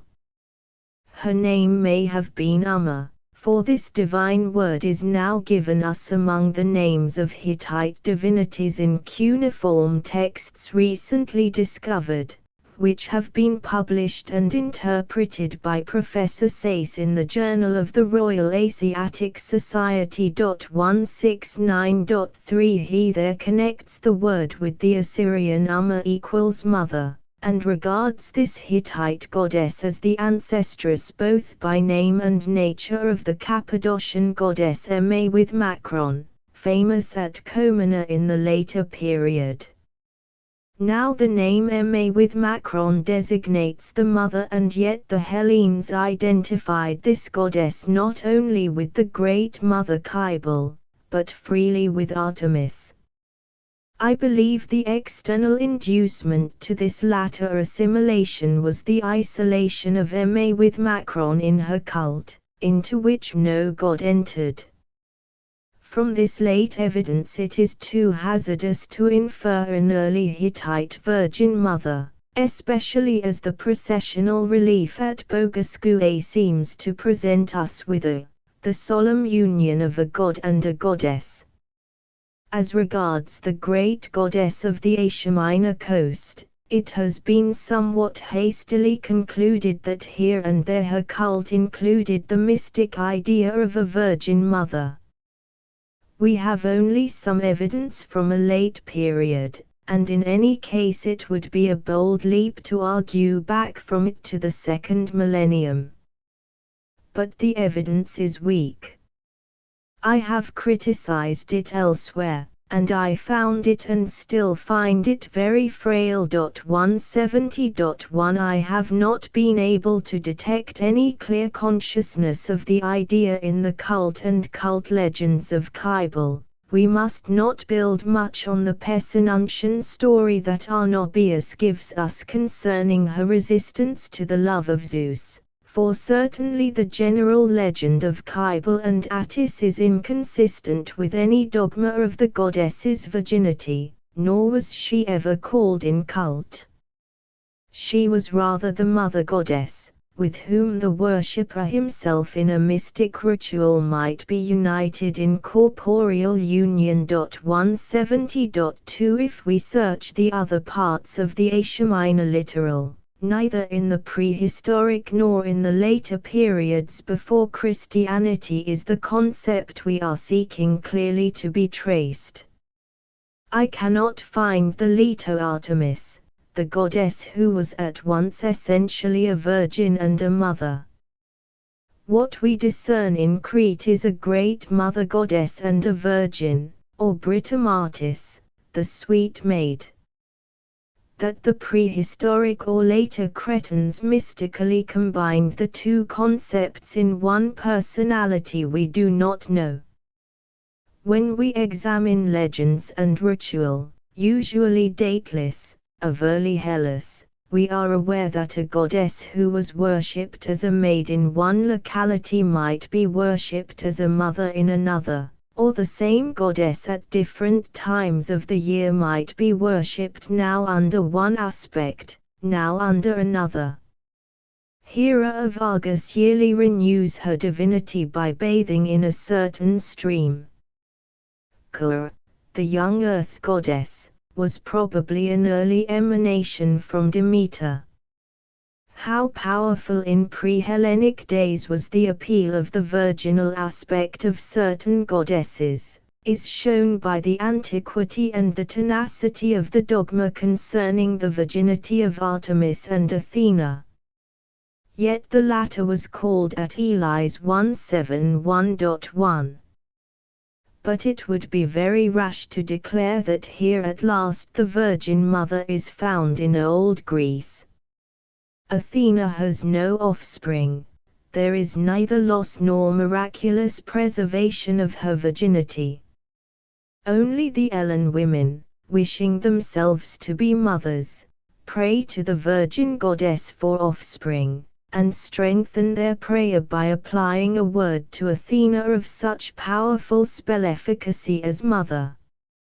It would be a misinterpretation of the method of ancient hieratic speech to suppose that Athena was mystically imagined as herself both virgin and mother. 171.2 The ritualistic value of purity was probably a postulate of the religious feeling of early Hellas, though Homer gives us only faint glimpses of the idea.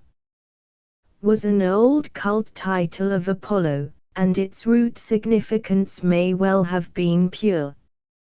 We hear of Hagn, the pure goddess, probably a reverential name for Karat the Messenian Andania 172.1, and on the hilltop above the Arcadian Palantian, Pausanias records the cult of a nameless group of divinities called 172.2, a cult which, according to his account of it, appears to have descended from very ancient times. The question of purity in Greek ritual may be reserved for a later stage in our comparative study. I will only remark here on the fact that Greek worship, early and late, was in marked antagonism in this respect to Greek mythology, the former being on the whole solemn and beautiful, the latter often singularly impure.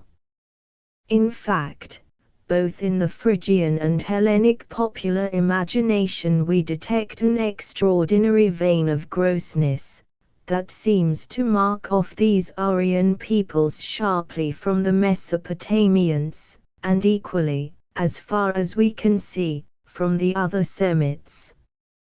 Chapter X. The concept of divine power and the ancient cosmogonies. We may profitably compare the Eastern and Western peoples according to their respective conceptions of the divine power.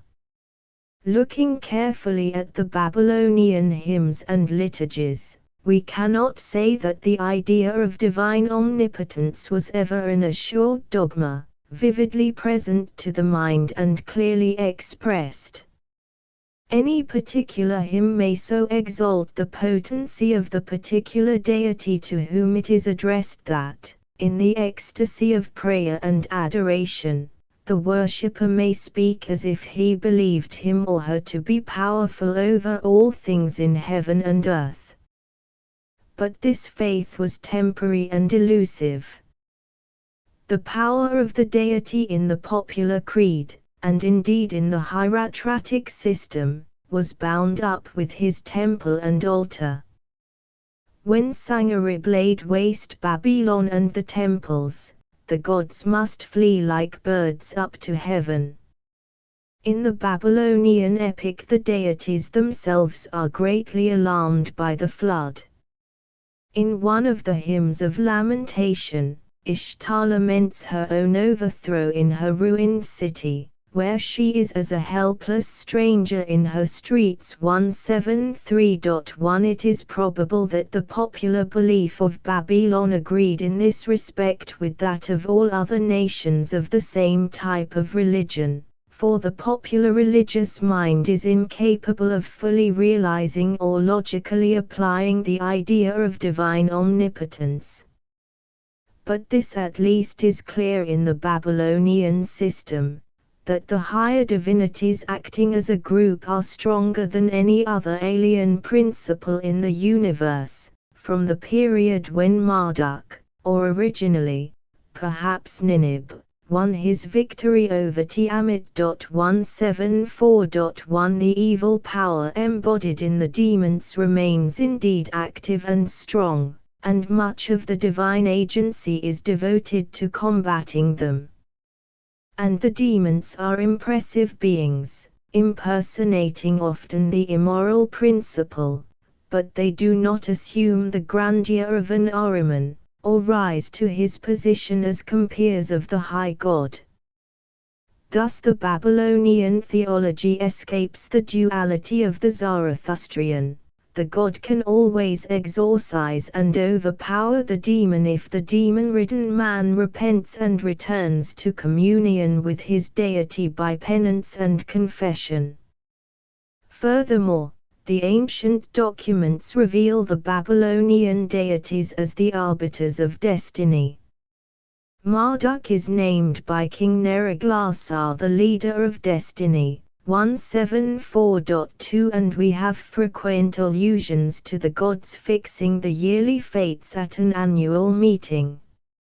Nebo the scribe is the writer and the keeper of the Dooms Book of Heaven, and this book is called the tablets that cannot be altered, that determine the bounds, or cycle, of heaven and earth. 174.3 Fate is neither personified nor magnified into a transcendent cosmic force overpowering and shaping the will of the gods. How the other religions of polytheistic Asia Minor dealt with these matters is not revealed, and the comparison here, as in many other points, must be immediate between Mesopotamia and Hellas.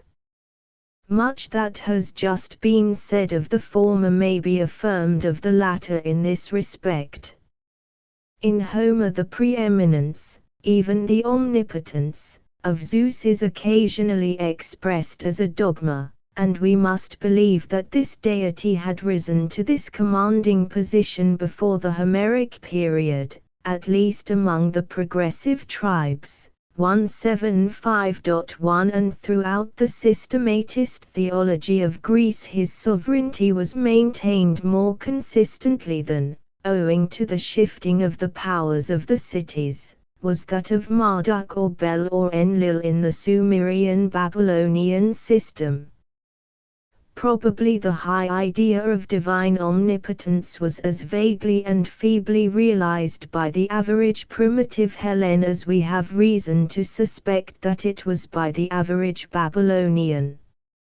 Also, as Hellas was far less centralized than Babylonia, the efficacy of the local or village god or goddess or daemon might often transcend the influence of Zeus. But at least we have no Hellenic evidence of so narrow a theory, as that the deity's power depended upon his temple or his image, or even upon his sacrifice. It has often been popularly and lightly maintained that the Hellenic deities were subordinate to a power called fate. This is a shallow misjudgment, based on a misinterpretation of a few phrases in Homer. We may be certain that the aboriginal Helen was incapable of so gloomy an abstraction, which would sap the vitality of personal polytheism, and which only appears in strength in the latter periods of religious decay. Were it, indeed, a root principle of Hellenic religion, it would strongly differentiate it from the Mesopotamian. In thus comparing the two religions according to their respective conceptions of divine power, we note two striking phenomena in the Eastern world. The Mesopotamian gods are magicians, and part of their work is worked by magic. Marduk and Ea, the wise deity of Eridu, serve as exorcisers of demons in behalf of the other gods. 176.1 In a panegyric on the former, the strange phrase occurs, "The spittle of life is thine." 176.2 which probably alludes to the well-known magical qualities of the saliva. Eridu, the home of Ea, was also the original home of Chaldean magic. When in the early cosmic struggle between the powers of light and darkness, Tiamat, the mother and queen of the latter, selects her champion Chingu as leader, she proclaims, "I have pronounced thy magic formula, in the assembly of the gods I have made thee great." 176.3 In magic, great is the power of the spoken word, and the word, of which the efficacious force arose in the domain of magic, has been exalted, as we are well aware, by high religion to a great cosmic divine agency, sometimes personified. It was so exalted in early Babylonian religion. The deity acts and controls the order of the world by the divine word.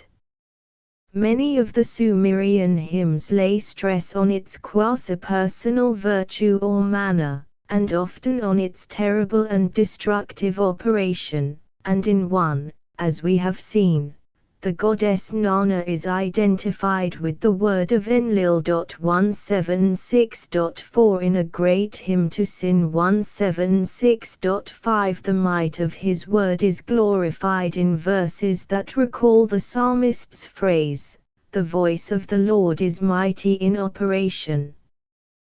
The word of Bel-Marduk is said to be stronger than any exorciser or diviner, and is the theme of a special hymn. 177.1 It is described in another as a net of majesty that encompasseth heaven and earth. The word of Marduk shakes the sea. 177.2 As the Hebrew poet declares that the voice of the Lord shaketh the cedar trees. The spirit of the word is Enlil, the word which stilleth the heavens above. A prophet itteth not, a magician itteth not. 177.3 That is, no prophet can fully interpret, no magician can control, the word.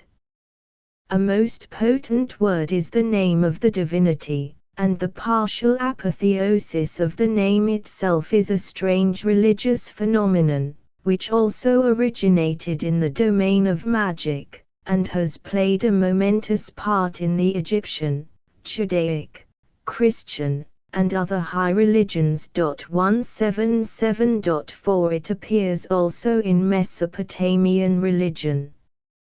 In a hymn to Enlil we find the phrase, "At thy name, which created the world, the heavens were hushed of themselves." 177.5 In the Babylonian poem of creation the primal state of chaos is thus described, "No god had yet been created, no name had yet been named, no destiny fixed." 177.6 The gods name the 50 names of Ninib, and the name of 50 becomes sacred to him, so that even in the time of Gaudiya temple was actually dedicated to number 50.177.7. Now, in the respects just considered, the earliest aspect of Greek religion that is revealed to us presents a striking contrast.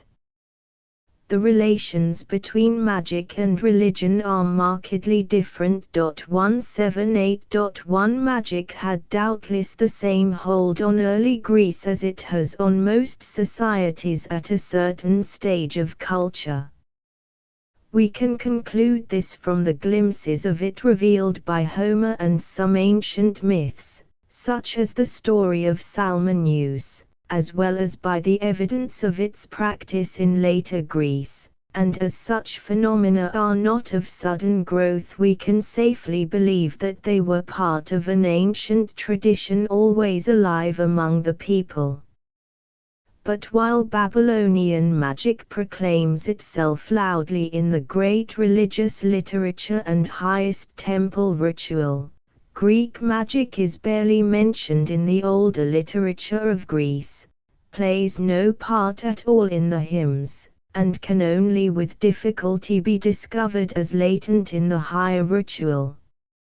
Again, Babylonian magic is essentially demoniac, but we have no evidence suggesting that the pre-Homeric Greek was demon-ridden, or that demonology and exorcism were leading factors of his consciousness and practice.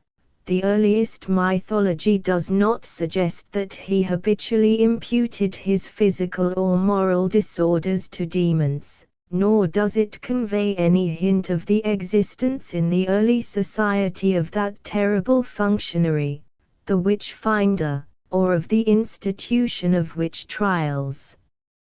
Had Greek religion and mythology been deeply impregnated with Babylonian influences, we should find it difficult to account for this momentous difference. The same reflection is forced upon us when we observe that the or divine word conceived as a cosmic power plays no part in the earliest Hellenic theology of which we have any cognizance. We are not here concerned with the later history of the concept, nor can we find in the earliest Greek period the name of God exalted into the position of a divine creative force, although, as I have shown elsewhere, the earliest Hellen, as the later, was fully sensitive to the magico-divine efficacy of names. 179.1 We may also gather something for our present purpose from a comparison between the cosmogony or cosmic myths of East and West. Of these it is only the Babylonian and Hebraic that can claim a great antiquity of record. What is reported of Phoenician belief concerning these matters is of late authority, Eusebius quoting from Sanchuniathon or Philobiblios, and this is too much permeated with later elements to be useful here. As regards the Hellenic theory of the origin of the world and of man, putting aside a few scattered hints in the Homeric poems, we have Hesiod for our first and insufficient witness. If we can detect Babylonian influence in the Hesiodic system, we must not hastily conclude that this was already rife in the second millennium. On the other hand, if Hesiod seems to have escaped it, it is far less likely that it was strong upon the Proto-Hellenes. For early Babylonian cosmogony our main evidence is the epic poem of creation, preserved on tablets found in the library of King Assurbanipal, which elucidates, and in the main corroborates, the fragments of the story given by Berossos in the 3rd century BC. Our earliest record, then, is actually of the 7th century, but Assyriologists have given reasons for the view that the epic copied for Assurbanipal descends from a period as early as BC 2000, for part of it accords with an old Babylonian hymn that has been discovered. 179.2 The document is therefore ancient enough for the purposes of our comparison. It is well known through various publications, and can be read conveniently in the detailed exposition of King in his Handbook on Babylonian Religion. 180.1 When we consider carefully the more significant features in this cosmogony, we are struck with its almost total unlikeness to anything that we can discover or surmise in early Hellenic thought. It is true that the Babylonian theory starts with the dogma that the earliest cosmic fact was the element of water. Apsu and Tiamat are the first powers in an unordered universe, and these seem to be the personal forms of the upper and lower waters, the fresh and the salt. We find the parallel thought in Homer, who speaks of Okeanos as the source of all things. 180.2 including even the gods. But the value of such a parallelism is of the slightest, for the vague theory of a watery origin of created things appears widely diffused in the myths of remote peoples, for instance, North American Indians, Aztecs, the Vedic Aryans, and there is a glimmer of it in the Old Norse. 180.3 No conclusion, then, can be drawn from so slight a coincidence. If we know anything of the cosmogony of the pre-Homeric society, we know it from Hesiod, for Homer himself shows no interest and makes no revelation on the subject.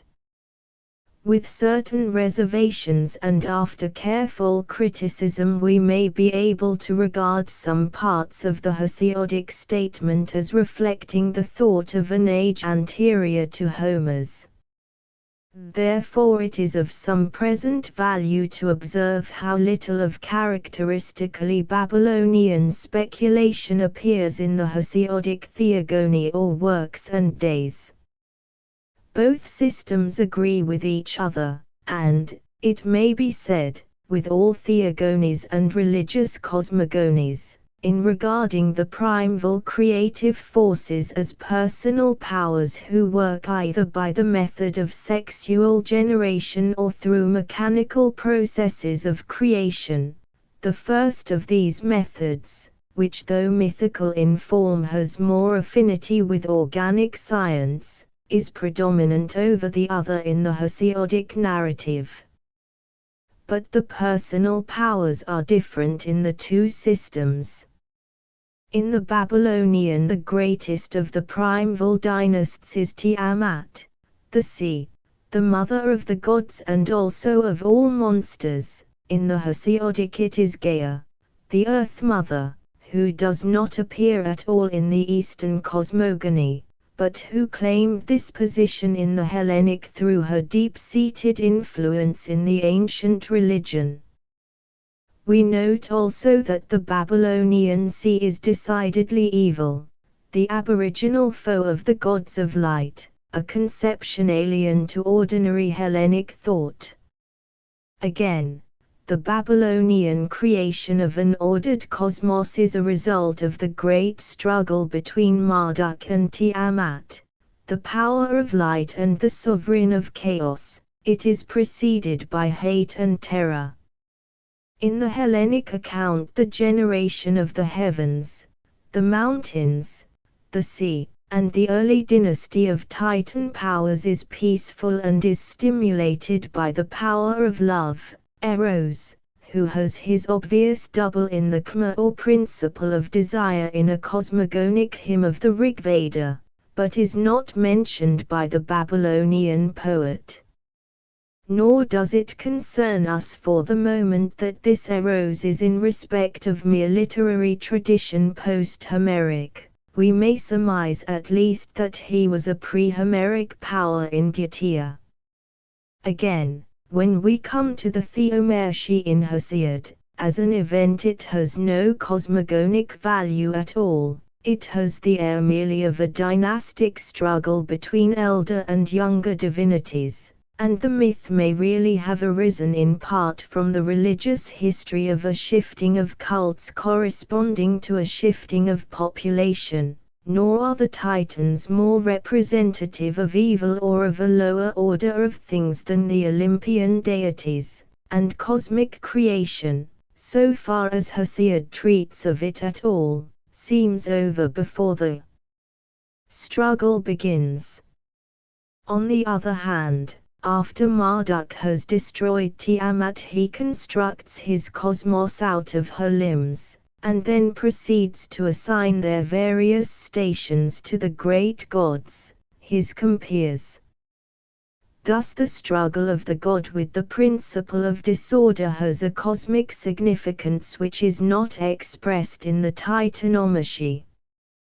The curious conception also that the universe was compacted out of the dismembered limbs of a divine personage, which reminds us of the Vedic story of the giant Purusa 182.1 and of the Norse legend of Yama, is not clearly discoverable in Hellenic mythology, for the Hesiodic myth of the forms and growths that spring from the blood of the mutilated Auranos is no real parallel. And there is another trait in the Babylonian theory of a world conflict that distinguishes it from the Hellenic myths of a Titanomachy or Gigantomachy. It was sometimes regarded not as a single event, finished with once for all, but as a struggle liable to be repeated at certain periods. 182.2 On the other hand, Hesiod's narrative of the oppression of Gaia's children by Auranos and the outrage inflicted on him by Kronos has its parallels in Murari and Savage legend 182.3 but none in Mesopotamian. So far as our knowledge goes at present. A different Babylonian mythological text from the library of Azurbanipal speaks of another battle waged by Marduk against Labu, a male monster imagined mainly as a huge snake, and Marduk is described as descending to the conflict in clouds and lightning. 183.1 The legend has no obvious significance for cosmogony, for it places the event after the creation of the world and of men and cities. But it has this interest for us, that it may be the prototype for the legend of Zeus' struggle with Typhus, which is known to Homer, and which he places in the country of the Arimbw, regarded by many of the ancient interpreters, including Pindar, as Cilicia. 183.2 Now, the story of this conflict in Hesiod's Theogony has no connections with the Titanomachy or the Gigantomachy, nor is it there linked by any device to any known Hellenic myth, nor is it derived, like the legend of Apollo and Python, from genuine Hellenic cult history. It has an alien air and character. Typhus is on the whole regarded as a monstrous dragon, but one of his voices is that of a lion, another that of a bull. The resemblance of this narrative to the Babylonian one just mentioned is striking, and becomes all the more salient when we compare certain Babylonian cylinders which picture Marduk in combat with a monster, sometimes of serpent form, sometimes with the body of a lion or a bull. 183.3 The Typhus legend belongs also essentially to the Asia Minor shores, and if Cilicia was really the country whence it came to the knowledge of the Homeric Greeks, it is a significant fact that it was just this corner of the Asia Minor coast that felt the arms of the earliest Assyrian conquerors in the 14th century BC, and it is just such myths that travel fast and far. If the hypothesis of Assyrian origin is reasonable here, many will regard it as still more reasonable in regard to the Deucalion flood story. Certain details in it remind us, no doubt, of the Babylonian flood myth, and as this latter was far diffused through Asia Minor, it was quite easy for it to wander across the Aegean and touch Hellas. But if it did, we have no indication that it reached the Hellenes in the early period with which we are here concerned, as Hesiod is our earliest authority for it. The last theme of high interest in the cosmogonic theory of ancient Babylonia is the creation of man. According to Berosus, this momentous act was attributed to Bel, who, after the victory over Chaos, commanded one of the gods to cut off his head and to make men and animals out of earth mixed with his own blood, and this story is partly corroborated by an old cuneiform text that is derived from the beginning of the second millennium. 184.1 This interesting theory was not universally accepted, for another and independent text ascribes the creation of man to Marduk and a goddess called Aru, simply as a mechanical act of power. 184.2 The idea implicit in the former account, of the blood relationship of man to God, is of the greater potentiality for religious metaphysic, and a similar notion is found, developed into a high spiritual doctrine, in the later Orphic Zagreus mystery. But there is no trace of it in genuine Hellenic thought or literature. We have no provedly early Greek version of the origin of man, only, in the Works and Days, we are told that the immortals or Zeus made the men of the 5 ages, the 3rd generation, out of ash trees. It may be that the story of Prometheus forming them out of clay was known to Hesiod, as Lactantius Placidus attests. 185.1 In any case we may judge it to be of great antiquity on account of its wide vogue in the later period, and its occurrence in other primitive folklore. But nothing like it has as yet been found in the of Mesopotamia. Generally we may say that the Hesiodic cosmogony bears no significant resemblance to the Babylonian, and this negative fact makes against the theory of Mesopotamian influence upon pre-Homeric Hellas. As a divine cosmogony implies some organic theory of the universe, so the polytheisms that attempted such speculations would be confronted also with the problem of finding some principle of order by which they might regulate the relations of the various divinities, one to the other. We find such attempts in Mesopotamian religion. Certain deities are affiliated to others, Marduk to Ea, Nebo to Marduk, though such divine relationships are less clear and less insisted on than in Hellenic theology, and the grouping of divinities shifts according to the political vicissitudes of the peoples and cities. We may discern a tendency at times to use the triad as a unifying principle, giving us such trinities as Anu, Bel, Ea, or Sin, Shamash, Adad.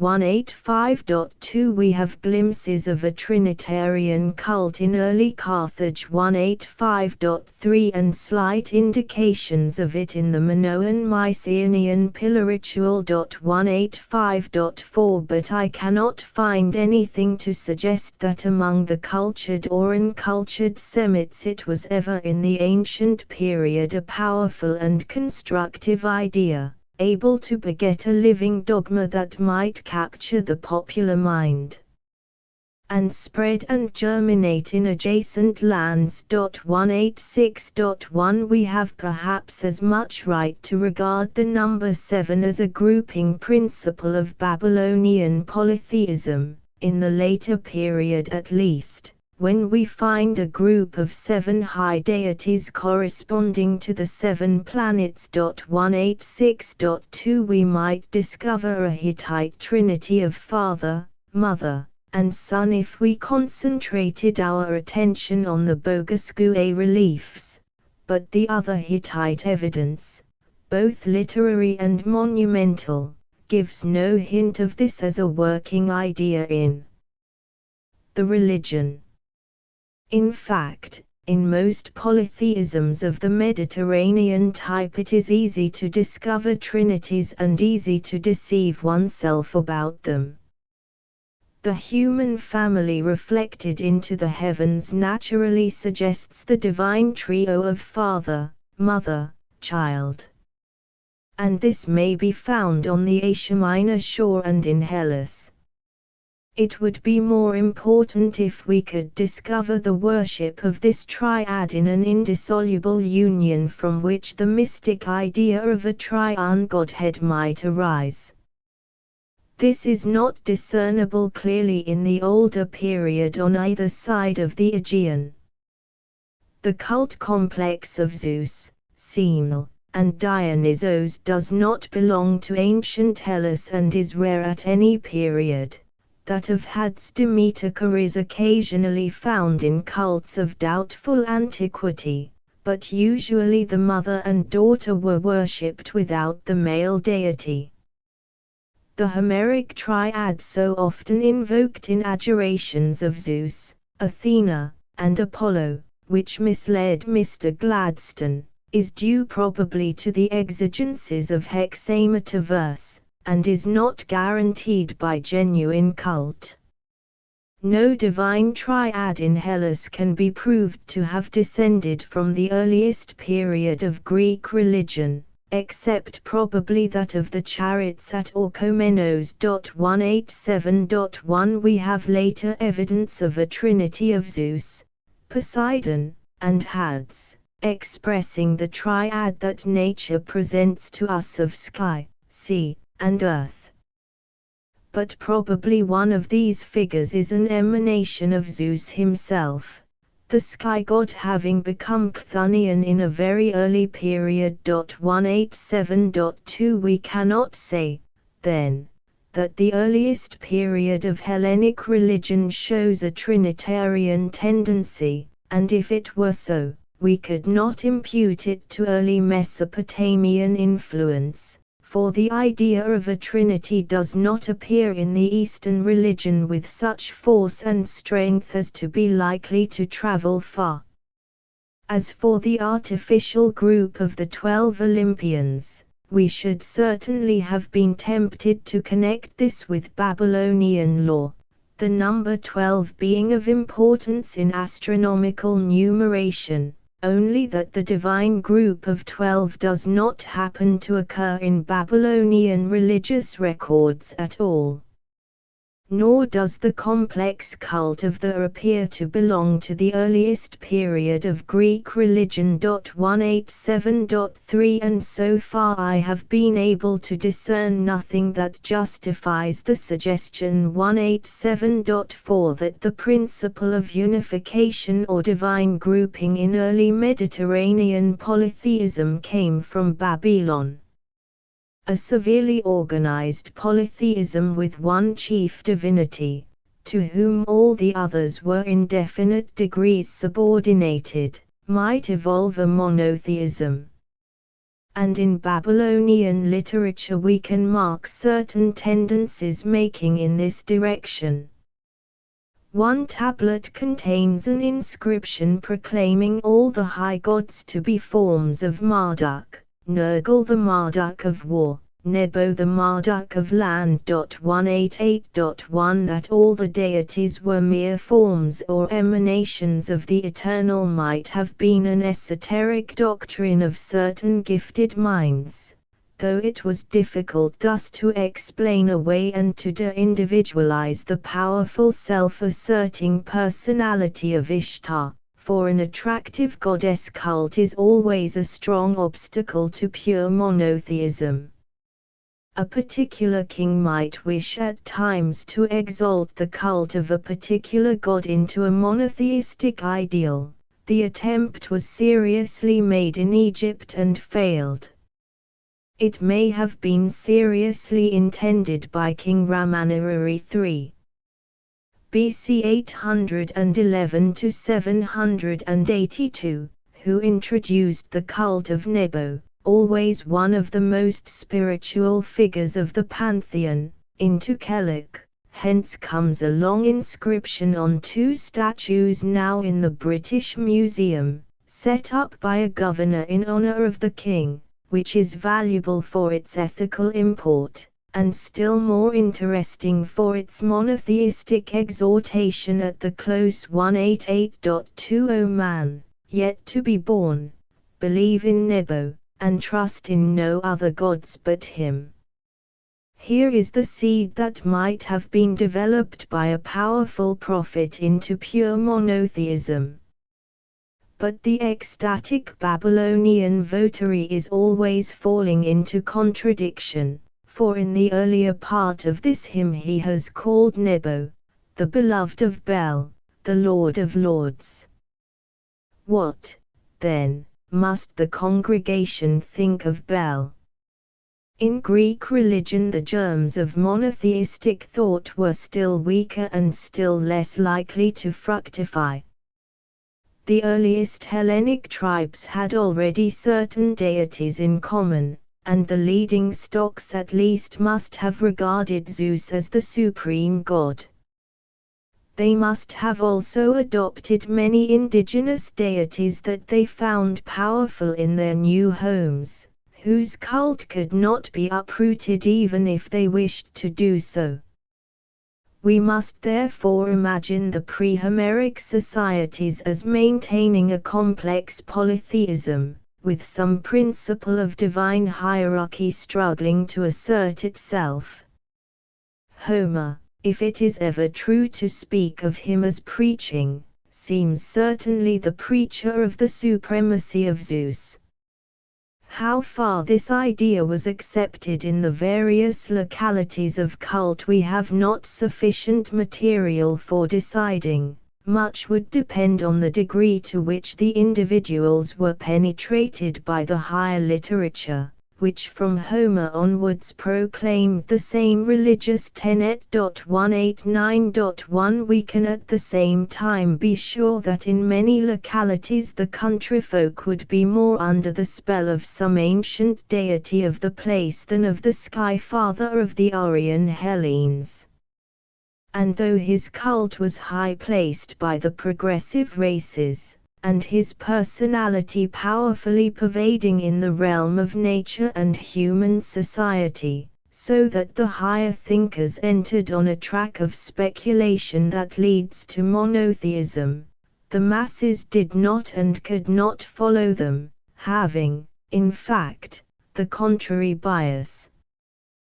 The popular polytheism showed itself most tenacious of divine personalities, and owing partly to the sacred power of divine names, the various titles of a single divinity tend occasionally to engender distinct divine entities.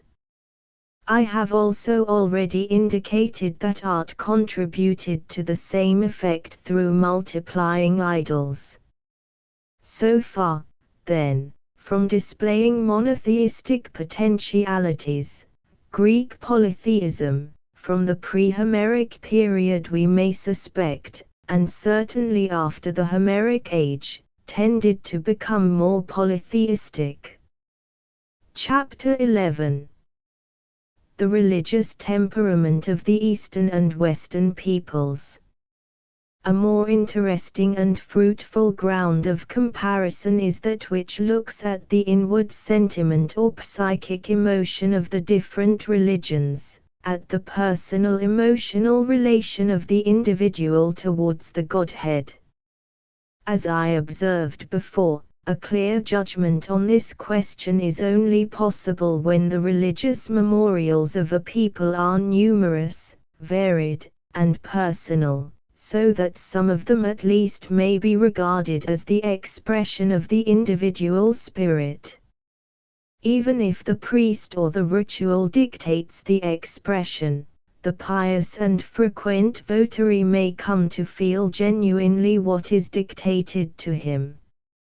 Hence we can gather direct testimony concerning the ancient Babylonian as we can of the ancient Hebrew religious temper and emotion, for though most of the Mesopotamian documents are concerned with the royal ceremonial, which does not usually reveal genuine personal feeling, yet in this case the royal inscriptions, whether religious narrative or liturgies or prayers, are unusually convincing as revelations of self.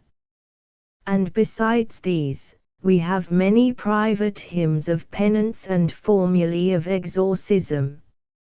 On the other hand, the ancient Western world and even historic Greece is singularly barren of this kind of religious testimony.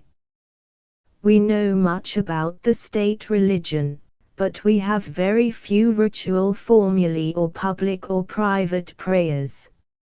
Our evidence is mainly the religious utterances of the higher poetry and literature and a few lyric hymns composed not for the solitary worshipper, but for common and tribal ritual service.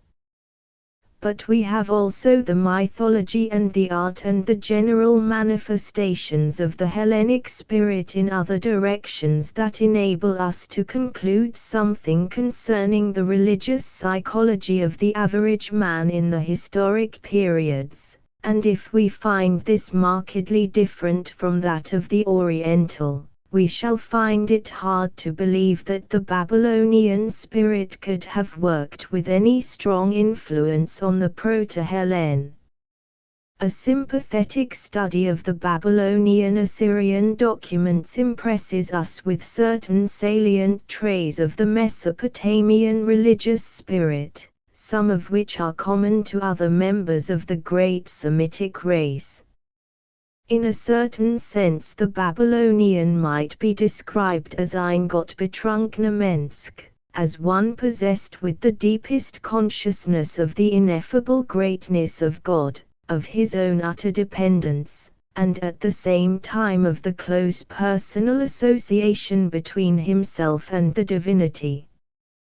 The ecstatic adoration we have marked in the liturgies is the result of a purely mental contemplation, willpower, and conviction, not of mystic initiation, for Babylonia had no mysteries, nor of orgiastic rites that could afford a physico-psychic stimulus. The individual seems to have regarded himself at times as the son, more often as the bond-slave, of his own tutelary divinity, who is angry when he sins and becomes favorable and a mediator in his behalf with other gods when he repents. In private letters of the time of Hammurabi we find the greeting, "May thy protecting God keep thy head well." A common formula occurs in the incantations, I, whose God is so-and-so, whose goddess is so-and-so. 192.1 In the penance liturgy the priest speaks thus of the suppliant sinner, "Thy slave who bears the weight of thy wrath is covered with dust. Commend him to the God who created him." 192.2 With this we may compare certain phrases in a well-known penitential psalm, "O mighty Lady of the world, Queen of mankind. His God and Goddess in sorrow with him, cry out unto thee. As a dove that moans I abound in sighings." 192.3 Abject remorse, tears and sighing, casting down of the countenance, are part of the ritual that turns away the anger of the deity. Hence fear of God and humility are recognized religious virtues. Merodach Baladin of Babylon, in Sargon's inscription, is described as a fool who did not fear the name of the Lord of Lords 192.4, and the idea is shaped in a general ethical maxim in another inscription. He who does not fear his God is cut down like a reed 192.5. I love the fear of God, says Nebuchadnezzar in the record of his life. 192.6 Such emotion and mental attitude is consonant with the Hebraic and with much of the modern religious temper, but entirely out of harmony with all that we know of the Hellenic. The religious habit of the Hellene strikes us by comparison as sober, well-tempered, often genial, never ecstatically abject, but even, we may say, self-respecting. Tears for sin, lamentations and sighs, the countenance bowed to the ground, the body cleaving to the pavement, these are not part of his ritual. The wrath of God was felt as a communal more often than as an individual misfortune, and in any case was averted, not by emotional outpourings of the individual heart, but by ritual acts, solemn choruses, soothing sacrifice and songs, or by special piacular lustrations that wiped off the taint of sin. Tears are never mentioned 193.1 except indirectly in the fictitious lamentations for some buried hero, annually and ceremoniously lamented, such as Achilles. Nor can we find in earlier Hellenic ethic the clear recognition of fear and humility among the religious virtues 193.2. While both are paraded in the inscriptions of the later Babylonian kings, even in those that reveal a monstrous excess of pride. 193.3 The Hellenic god might punish the haughty and high-minded, he did not love the groveling, but rather the man of moderate life, tone, and act. Such is God for the civic religion of the free man, while the Babylonian liturgy reflects the despotic society. The Hellene, for instance, does not try to win for himself the favor of the divinity by calling himself his slave.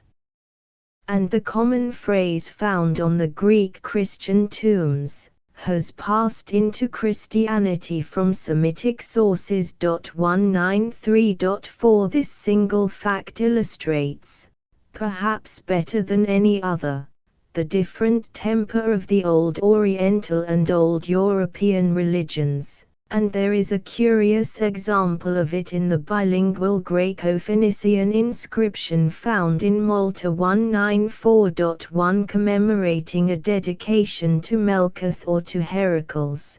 The Phoenicians recommend themselves to the god as thy slaves. The Greeks used neither this nor any other title of subservient flattery.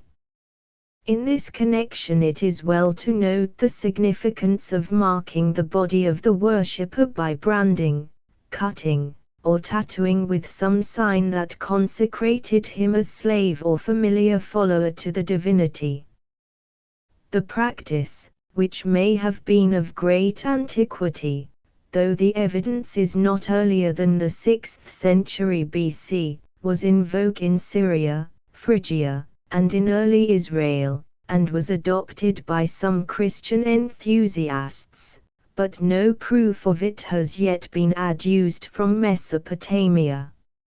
It was essentially Hellenic, but was apparently followed by some of the Dionysiac theosoi as a Thracian tradition. 194.2 In fact, it is only in the latest periods that we find in Hellas an individual personal religion approaching the Babylonian in intensity. The older cult was communal and tribal rather than personal. Even the household gods, such as Zeus and the gods of the closet and storehouse, the hearth goddess, were shared by the householder in common with the nearest circle of kindred. These cults were partly utilitarian, and the moral emotion that they quickened was the emotion of kinship. They do not appear to have inspired a high personal and emotional faith and trust. Nor usually had the average Hellen of the earlier period the conception of a personal tutelary divinity who brought him to life, and watched over his course, preserving, rebuking, and interceding for him. The Babylonian fancy of the great king sitting in infancy on the lap of the goddess and drinking milk from her breasts would not commend itself to the religious sense in Greece. In Mesopotamia and in the other Semitic communities, the fashion of naming a child after the high god or goddess was very common, commoner I am inclined to think than in Hellas, though in the latter country such names as Demetrios, Apollodorus, Zenon, Diogenes, point to the same religious impulse, but they appear to have arisen only in the later period. The Hellenic language did not admit, and Hellenic thought would not have approved of, those mystic divine names, which express as in a sacred text some quality or action of the divinity, such as we find in the Bible, "The Lord will provide," and in pre-Islamic inscriptions of Arabia, Elikariba, "My God hath blessed," Eleazar, "My God is mighty," Elipodijah, "My God hath redeemed." 195.1 Such names served as spells for the protection of the child, and are speaking illustrations of the close personal dependence of the individual upon the god. This is also illustrated by another fashion, possibly ancient, of Semitic religious nomenclature. Not only was the individual frequently named after the deity, but the deity might sometimes receive as a cult title the name of the individual. Of this practice among the polytheistic Semites, the only examples of which I am aware come from a late period and from the region of Palmyra. Greek inscriptions of the late imperial era give such curious forms as 196.1, and these descriptive names in the genitive must designate the principal worshipper or founder of the cult. They are mostly Greek, as the religious custom certainly is, which is illustrated by such ancient biblical expressions as the God of Abraham, the God of Jacob. We may find an example of the same point of view in the Phrygian title of In Pontus, if we take the most probable explanation, namely, that it is derived from the Persian Pharnax, the founder of the cult, 196.2, and again in a Carian dedication to Zeus Panamaros, as is found in the same neighborhood as the name of a living man. 196.3 The only parallel that Hellenic religion offers is the doubtful one, Athena, whose temple is recorded at Megara. 196.4 It may be that the goddess took her title from the hero because his grave was once associated with the temple. In any case, it is not so striking that the mythic hero should stand in this intimate relation with the deity as that the living individual should. The ecstatic and self-prostrating adoration of divinity which is characteristic of the Babylonian temper might manifest itself at times in that excess of sentiment that we call sentimentality. We catch this tone now and again in the childlike entreaties with which the supplicator appeals to the deity as his father or mother, in the poetic pathos of the hymns to Tammuz, which sometimes remind us of the sentimentality of some of our modern hymns. He is called Lord of the tender voice and shining eyes, he of the dove-like voice 197.1. Such language may be called hypochoristic, to use a Greek phrase. It belongs to the feminine sentiment in religion, and we are familiar with it in our own service. No echo of it is heard in the older Greek religious literature nor in any record of Greek liturgy. We can, indeed, scarcely pronounce on the question as to the tone to which primitive Greek wailing services were attuned. We have only a few hints of some simple ancient ritual of sorrow. The pre-Homeric Greek may have bewailed Linos and Hyacinthos, as we hear that the Ellen women in a later period bewailed Achilles. But if, indeed, the fragment of a Linos threnody that the scholiast on Homer has preserved for us is really primitive 197.2, it has some pathos, but much brightness and nothing of the Babylonian sentimentality. The spirit of the Greek religious lyric strikes us as always virile, and as likely to be unsympathetic with the violent and romantic expression of sorrow or with endearing ecstasy of appeal. The other trait that should be considered here in the religious spirit of the Mesopotamian Semites is fanaticism, an emotional quality which often affords a useful basis of comparison between various religions. This religious phenomenon is best known by its deadly results, but in itself it is most difficult to define, as are other special moral terms that imply blame and are highly controversial. It is only found among those who feel their religion so deeply as to be relatively indifferent to other functions of life. We impute fanaticism when the tension of religious feeling destroys the moral equilibrium or stunts development of other parts of our nature, or prompts to acts which, but for this morbid influence, would excite moral indignation. It may display itself in the artistic and intellectual sphere, as by iconoclasm or the suppression of arts and sciences, or in the discipline of individual life, as by over-ascetic self-mortification. Its coarsest and most usual manifestation is in war and the destruction of peoples of alien creed. A war or a slaughter is called fanatical, if its leading motive is the extermination of a rival religion, not for the sake of morality or civilization, but as an act in itself acceptable to one's own jealous God. The ascetic type of fanaticism is specially a product of the Far East.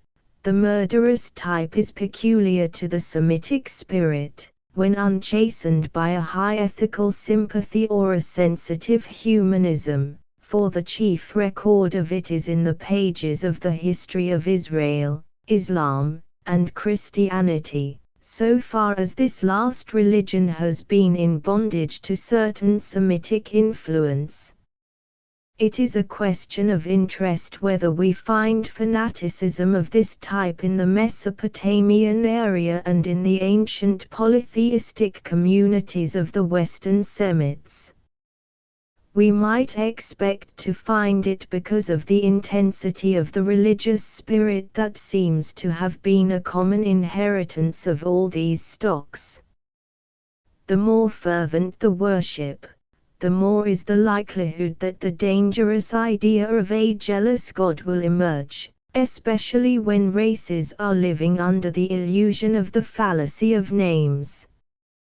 By a fatal logic of devotion, the jealous God may be thought to favor or ordain the destruction of those who worship the deity under other names, which meant, for the old world, other gods. Only this must be carefully distinguished from the other more innocent idea, proper to all tribal religions, that the deity of the tribe, like a good citizen, will desire victory for his people's arms. As regards Mesopotamia, in his History of Ancient Religions, Tyll finds in Assyrian history the same traces of murderous fanaticism as in Israelitish.199.1. So far as I have been able as yet to collect the evidence, this statement appears to contain some exaggeration. For I have not found any record of a war that an Assyrian or Babylonian ruler undertakes at the command of a jealous god against a people whose only offense is an alien worship. The motives for a war appear to be of the ordinary human and secular kind. Palestine, for instance, is attacked, not because Marduk or Ashur personally hates Yahweh, but because the country holds the key of the route to Egypt. Such biblical narratives as the destruction of Jericho, Ai, and the Amalekites find no real parallel in Mesopotamian chronicles. Yet in these also the temper of homicidal religion is strong enough to be dangerous. Neither in the Babylonian nor in the Assyrian divinities is there any spirit of mercy to the conquered. On that early relief of Anabanini of the 3rd millennium BC, the goddess leads to the king the captives by a hook in their noses to work his will upon them. 199.2 And in the later records of the Great Assyrian Empire, the deities appear prominently as motive forces, and the most cruel treatment of captives is regarded as acceptable to them. The worst example that Tyll quotes is the great inscription of Assurbanipal, who, after speaking of himself as the compassionate, the king who cherishes no grudge, 199.3 naively proceeds to narrate how he tore out the tongues of the rebels of Babylon, hewed their flesh into small pieces, and flung it to the dogs, swine, and vultures, and after I had performed these acts, I softened the hearts of the great gods, my lords. But the lines that follow suggest that what softened their hearts was not so much the tortures and massacres, which they might approve of without directly commanding, but the religious measures that Assurbanipal immediately undertook for the purification of Babylon, whose temples had been polluted with corpses. Again, Tiglath-Pileser III speaks of himself as the mighty one who in the service of Ashur broke in pieces like a potter's vessel all those who were not submissive to the will of his God. 200.1 And a little later, Sargon recounts how Merodach-Baladan, king of the Chaldeans, who did not fear the name of the Lord of Lords, broke the statues of the great gods and refused his present to me. 200.2 Yet it would be a misunderstanding to speak of these, as Tyll does, as if they were wars of religion, like the Crusades or the war against the Albigenses. Ashur sends the king to the war invariably, but rather for the sake of the king's profit and glory than for the propagation of Ashur's religion, for his enemies are very frequently of the same religion as himself. The above phrases must be understood probably in a political sense rather than a religious. The god and the king are so intimately associated that whoever insults or injures one, insults or injures the other. We may suspect that Merodach-Baladan's breach of the divine statutes consisted in his omitting to send his usual tribute to Sargon. When two men had spoken scornfully of the gods of Assurbanipal, both the king and the gods would wish to avenge the insult. 203 It was natural, therefore, for Assurbanipal to torture and flay them. In warring against an alien people, The king is warring against alien gods. Therefore if he sacks the alien city he may capture and take away, or, more rarely, destroy, the city's gods. Thus Azarhaddon had taken away the idols of Hazailu, king of Arabia, and of Laili, king of Iadi. But when these kings had made submission and won his favor he returned to them the holy images, having first inscribed them with his own ideogram and a mark of the might of Ashur 201.1. Thus the gods, having the brand mark of the great king and the imperial deity, become tributary divinities. Or if he wished to wipe a people out, the Assyrian conqueror might break their idols to dust. Thus Ashurbanipal broke in pieces the gods of the Elamites, the most deadly foes of Babylon, and thereby eased the heart of the Lord of Lords 201.2. But many of the Elamite deities he led away, and of one of them he speaks in terms of reverence, Sinak, the god of destiny, who dwells in hidden places, whose working no one sees. 201.3. It is more difficult to understand why Sangarib should boast to have destroyed the deities of Babylon after his capture of the city, for the leading Babylonian divinities certainly belonged to the Assyrian pantheon. The evidence here quoted justifies us in attributing fanaticism to the religious temper of Babylonia and Assyria, not because the wars were evangelizing, undertaken in the service of religion, but because the savage cruelty that accompanied them is deemed, as it is in the early Hebraic view, acceptable to the national gods. The idea of divine mercy is potent in the liturgies, but neither morality nor religion would appear to have inculcated any mercy towards the alien foe, and this lack of moral sympathy may be termed a passive fanaticism.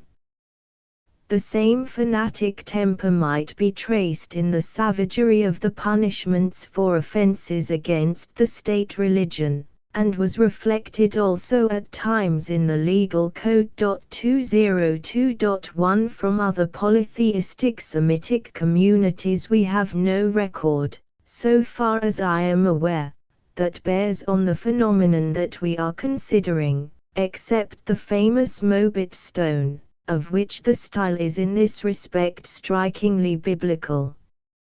Mesha regards himself as sent by his god Chemosh to take Nebo from Israel, and he explains why he slaughtered all within the walls, man, woman, and child, for I had devoted it to Chemosh. Fanaticism does not so naturally belong to polytheism as to monotheism. Yet it seems that at times the polytheistic Semites could be as prone to this vice of the religious temper as the monotheistic Israelites. Speaking generally, and in comparison with the ancient Semitic and the medieval and even later spirit of Europe, we must pronounce the Hellenic temperament of the earlier and classical period as wholly innocent of fanaticism. The history of Hellas is not stained by any war of religion, and no religious hierarchy in Hellas ever possessed the power or displayed the will to suppress art or persecute science and thought. It might occasionally happen that individuals were in danger of punishment if they insulted or openly flouted the civic worship or introduced new deities. But that the state should protect itself thus is not fanaticism. The least tolerant of cities was the enlightened Athens. But her record in this matter is a spotless page compared with the history of any later European state. Hellas owed this happy immunity to her cooler religious temper, to the equilibrium of the other life forces within her, and to her comparative freedom from dark and cruel superstitious fears. It is specially in regard to such salient features of the religious temperament as we have been considering that the early Hellen asserted his spiritual independence of the East. Chapter 12. Eschatologic ideas of East and West. Religions are often found to differ fundamentally in their conceptions of the fate of the departed spirit of man, and in the prominence and importance they assign to the posthumous life. There is, in fact, a group of religions which we might term otherworldly because certain dogmas concerning the world after death are made the basis on which their aspirations and ideals of conduct are constructed. To this group belong Christianity, Buddhism, Islam, and the old Egyptian creed. There are other religions, also of a highly developed type, in which eschatologic doctrine plays no forcible or constructive part either in the theology or in the ethics. Such were the Mesopotamian, primitive Judaism, and the early Hellenic. Our question concerning the evidences in the second millennium of Mesopotamian influences on the Western Aegean demands, then, at least a brief comparison of the Sumerian, Babylonian, and Hellenic eschatology. Our knowledge of the former is derived from certain epic poems, the Epic of Gilgamesh, the Descent of Ishtar, and the poem dealing with the marriage of Nergal and Ereshkigal, the Queen of the Dead. Secondly, from a few inscriptions of various periods, alluding to burial or the status of the dead. Thirdly, and this is the most important source, from the recent excavations of certain necropoles 205.1, the Hellenic facts have been sufficiently set forth for the present purpose in a former series of lectures. In the picture of the lower world presented by the two literatures, a certain general agreement is discoverable, but none closer than they reveal with the conceptions of other peoples. Both accept as an undoubted fact the continued existence of the soul after death, and both imagine this existence as shadowy, profitless, and gloomy.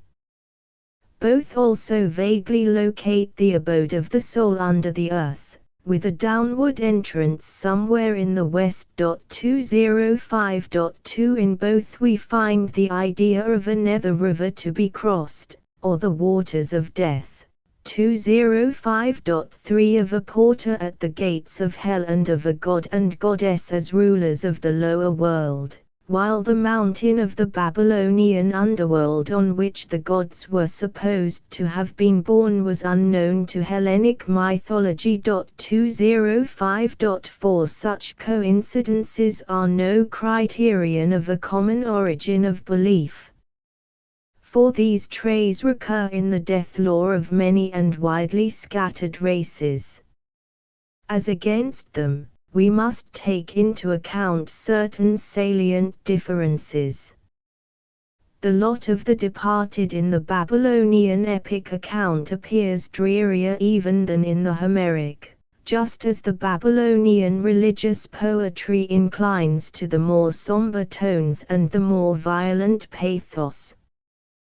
The dead inhabit the house wherein he who enters is excluded from the light, the place where dust is their bread, and mud their food. They behold not the light, they dwell in darkness, and are clothed, like birds, in a garment of feathers, and over door and bolt the dust is scattered. 206.1 This is more hopeless than the Homeric meadow of Asphodel, where the souls still pursue the shadow of their former interests, and some tidings of the earth may penetrate to give them joy. Also, The demoniac terrors of the lower world are more vividly presented in Babylonian than in Hellenic literature and art. The demons of disease that perform the bidding of Alachu, the queen of hell, are closely connected with the ghost world. We learn from the formulae of exorcism that the haunting demon that destroyed a man's vital energies might be a wandering spectre. O Shamash, a horrible spectre for many days hath fastened itself on my back, and will not loose its hold upon me.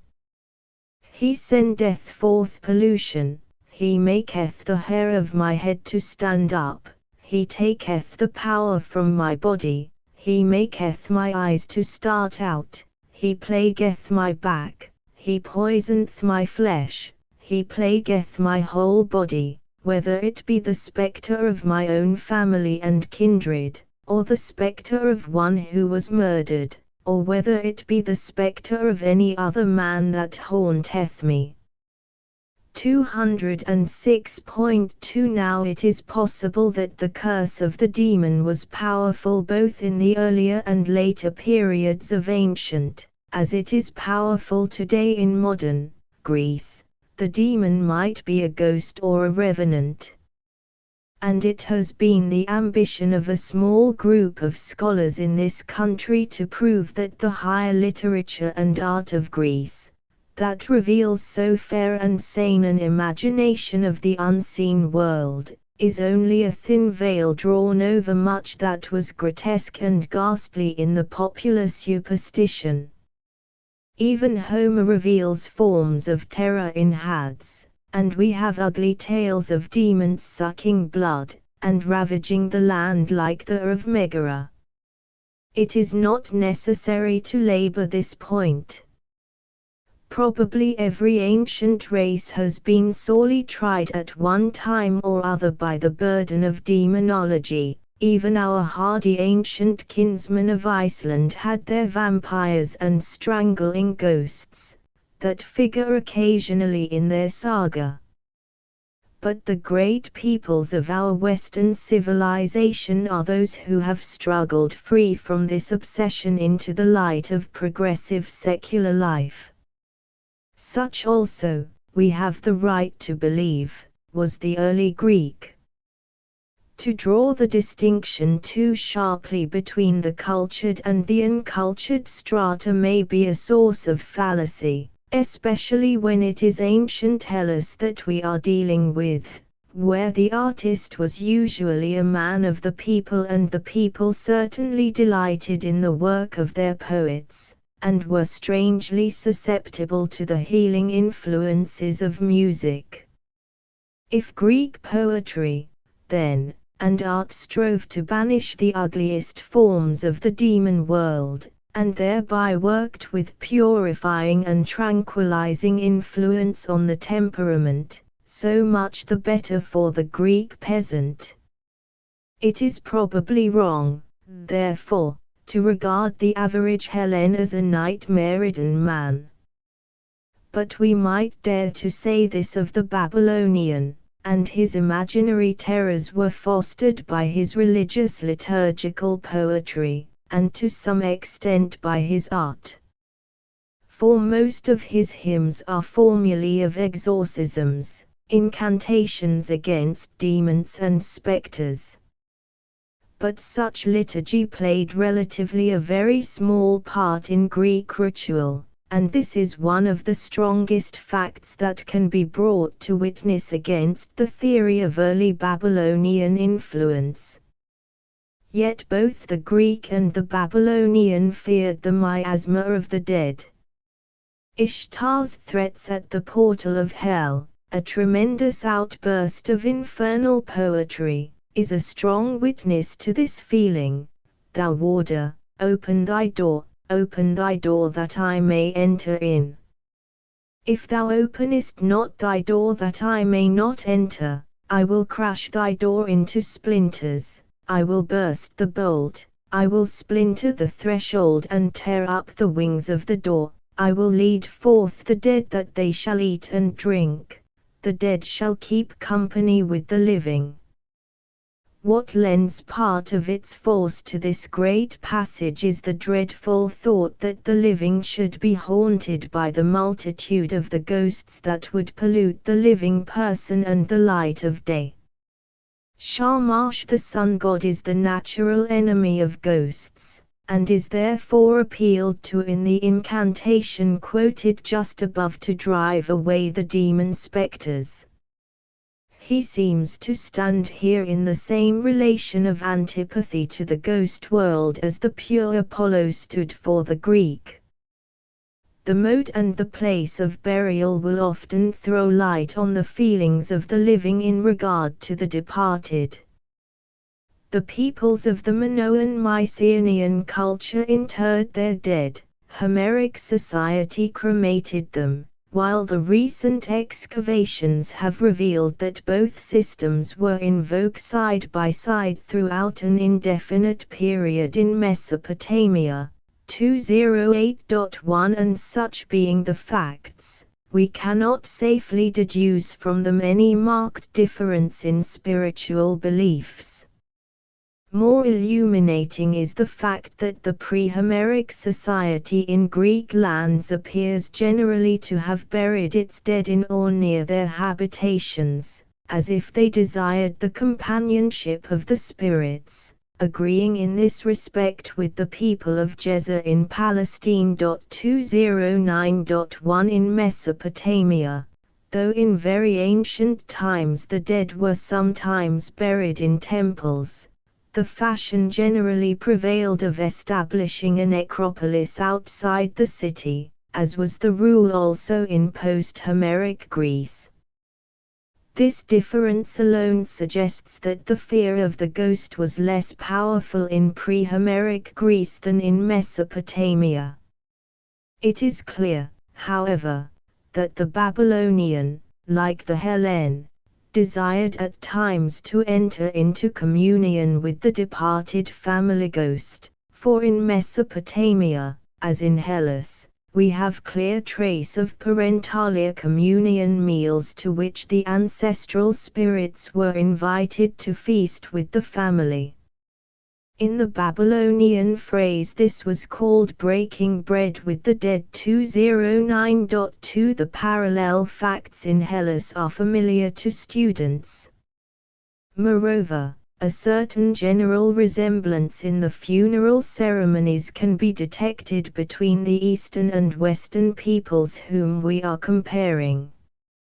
When we examine these, we discover that neither the Homeric nor the Babylonian epic picture of the desolateness and futility of the life in Hades corresponded altogether with the popular faith as expressed in tomb ritual. It is true to say of all races that burial customs and eschatological theory are never wholly harmonized by any coherent logic, and generally reveal discord between the dogma and the ritual. We can note this in ancient Hellas and among ourselves, and the discovery of Babylonian graves reveals it in Mesopotamia. The things found in these, toys for children, cosmetics for girls 209.3 show that the ideas so powerfully expressed in the descent of Ishtar about the barrenness and nakedness of the land of the dead were either not universally admitted or not acted upon. Those who equip the dead with some of the things that were of use and delight to the living must believe that the departed soul preserves a certain energy and power of enjoyment, though a gloomy poet among them may enlarge impressively on the emptiness of death.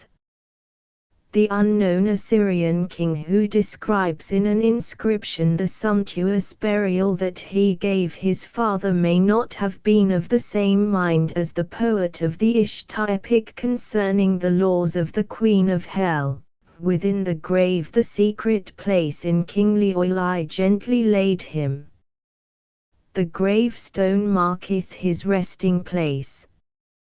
With mighty bronze I sealed its entrance, I protected it with an incantation. Vessels of gold and silver, such as my father loved, all the furniture that befitteth the grave, the due right of his sovereignty, I displayed before the sun god, and beside the Father who begat me, I set them in the grave.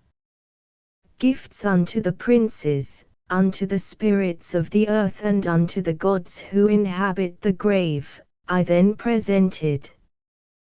210.1 What is the meaning of the act of exposing the gold and silver vessels to the sun god Shamash before placing them on the grave?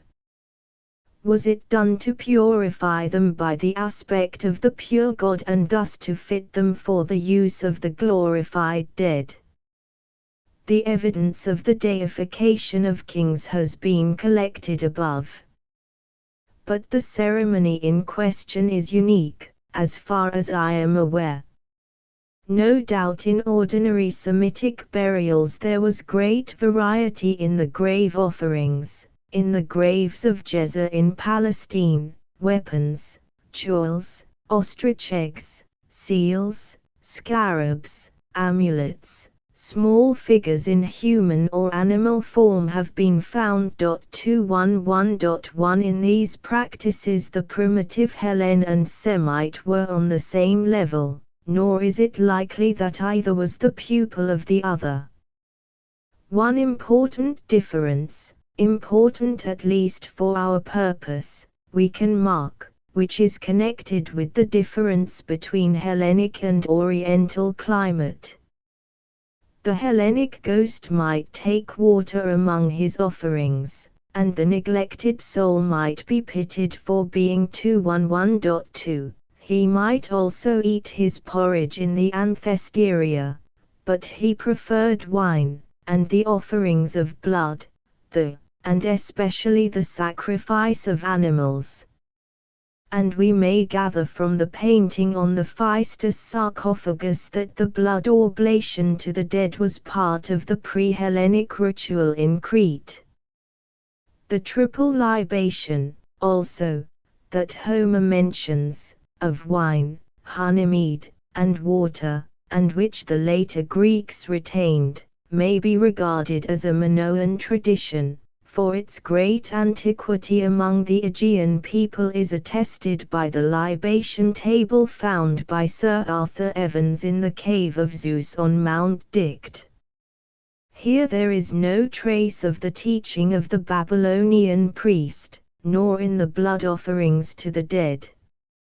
For the Babylonian ghost, parched with thirst in the intolerable heat of Mesopotamia, craved not blood, which, as far as I know, is never mentioned in the description of his funeral rites, but beer in the earliest period 212.1 and in the later specially water. It is water that was supposed to make the deceased comparatively happy. On a couch he lieth and drinketh pure water, the man who was slain in battle. His father and his mother support his head, and his wife kneeleth at his side.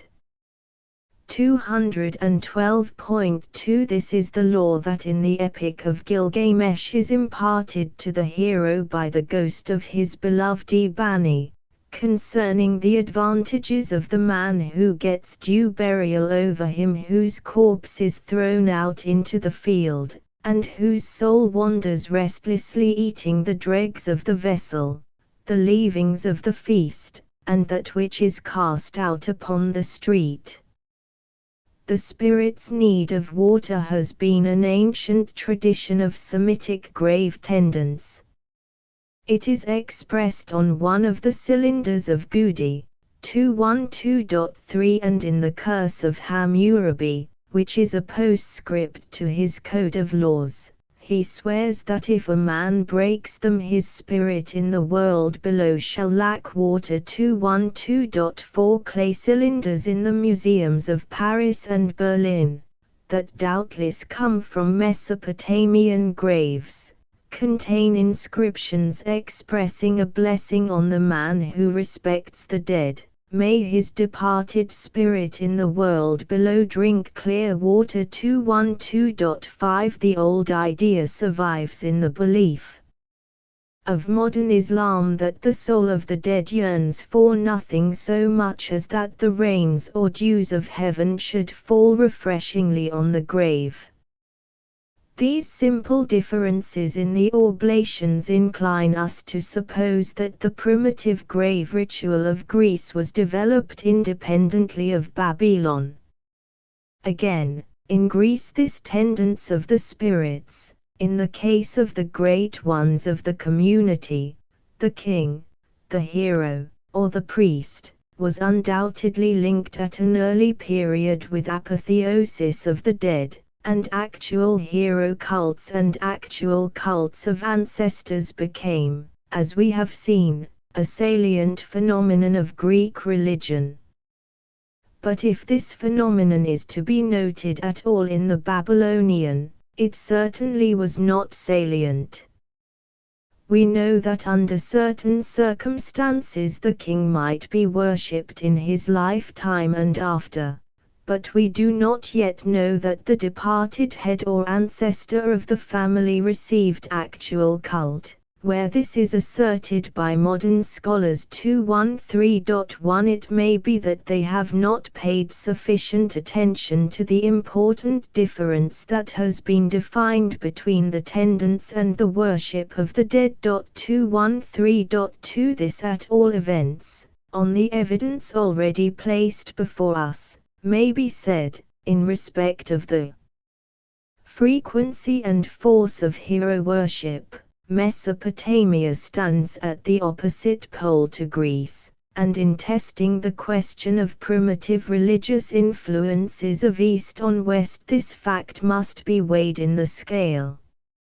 Evidence has been adduced pointing to an early Greek belief that the spirit of the departed ancestor might reincarnate itself in a descendant, a belief fairly common among savage peoples. I have not been able to find any indication of it in Babylonian records, nor am I aware of any trace of it among other Semitic peoples except, possibly, a late Phoenician inscription from the tomb of Ishmunezer, king of Sidon about BC 300. In the curse which he invokes against the violator of his tomb he prays that such a man's posterity may be rooted out, may they have no root in the world below, nor fruit above, nor any bloom in the life under the sun. 214.1 These strange words contain the idea of a family tree. The fruit and the bloom are the living members who are in the light of the sun, the root are the ancestral spirits. If the figure is to be interpreted literally, we must regard these latter as the source of the life that is on the earth, and the curse would mean may the departed ancestors no longer have the power to reappear in the living. But we cannot feel sure how much sense we can press into the words. So far, it appears that there was little or no communion according to Babylonian belief between the dead and the living, except at the family sacramental meal held after the funeral. Only the vexed and neglected soul of the unburied or the unhallowed dead returned to disturb the living. And perhaps at times the Babylonians, as the Israelites, resorted to necromancy, the evocation of the dead by spells, so as to question them concerning the future. One evidence of this is the passage in the Epic of Gilgamesh, where the hero is able to evoke the spectre of his friend Eabani and question it. This was probably suggested by an actual practice, which is attested by such priestly titles as he who leads up the dead, he who questions the dead. 214.2 In ancient Greece we have the further evidence, which is lacking in the Babylonian record, of actual or shrines where the dead were consulted, and some of these may have descended from the pre-Homeric period, for the evocation of ghosts seems to have been specially practiced in Arcadia, where so much primitive lore survived. As regards the higher eschatology, it would seem that the Babylonian of the earlier period had not advanced even as far as the Homeric, possibly the pre-Homeric, Greek.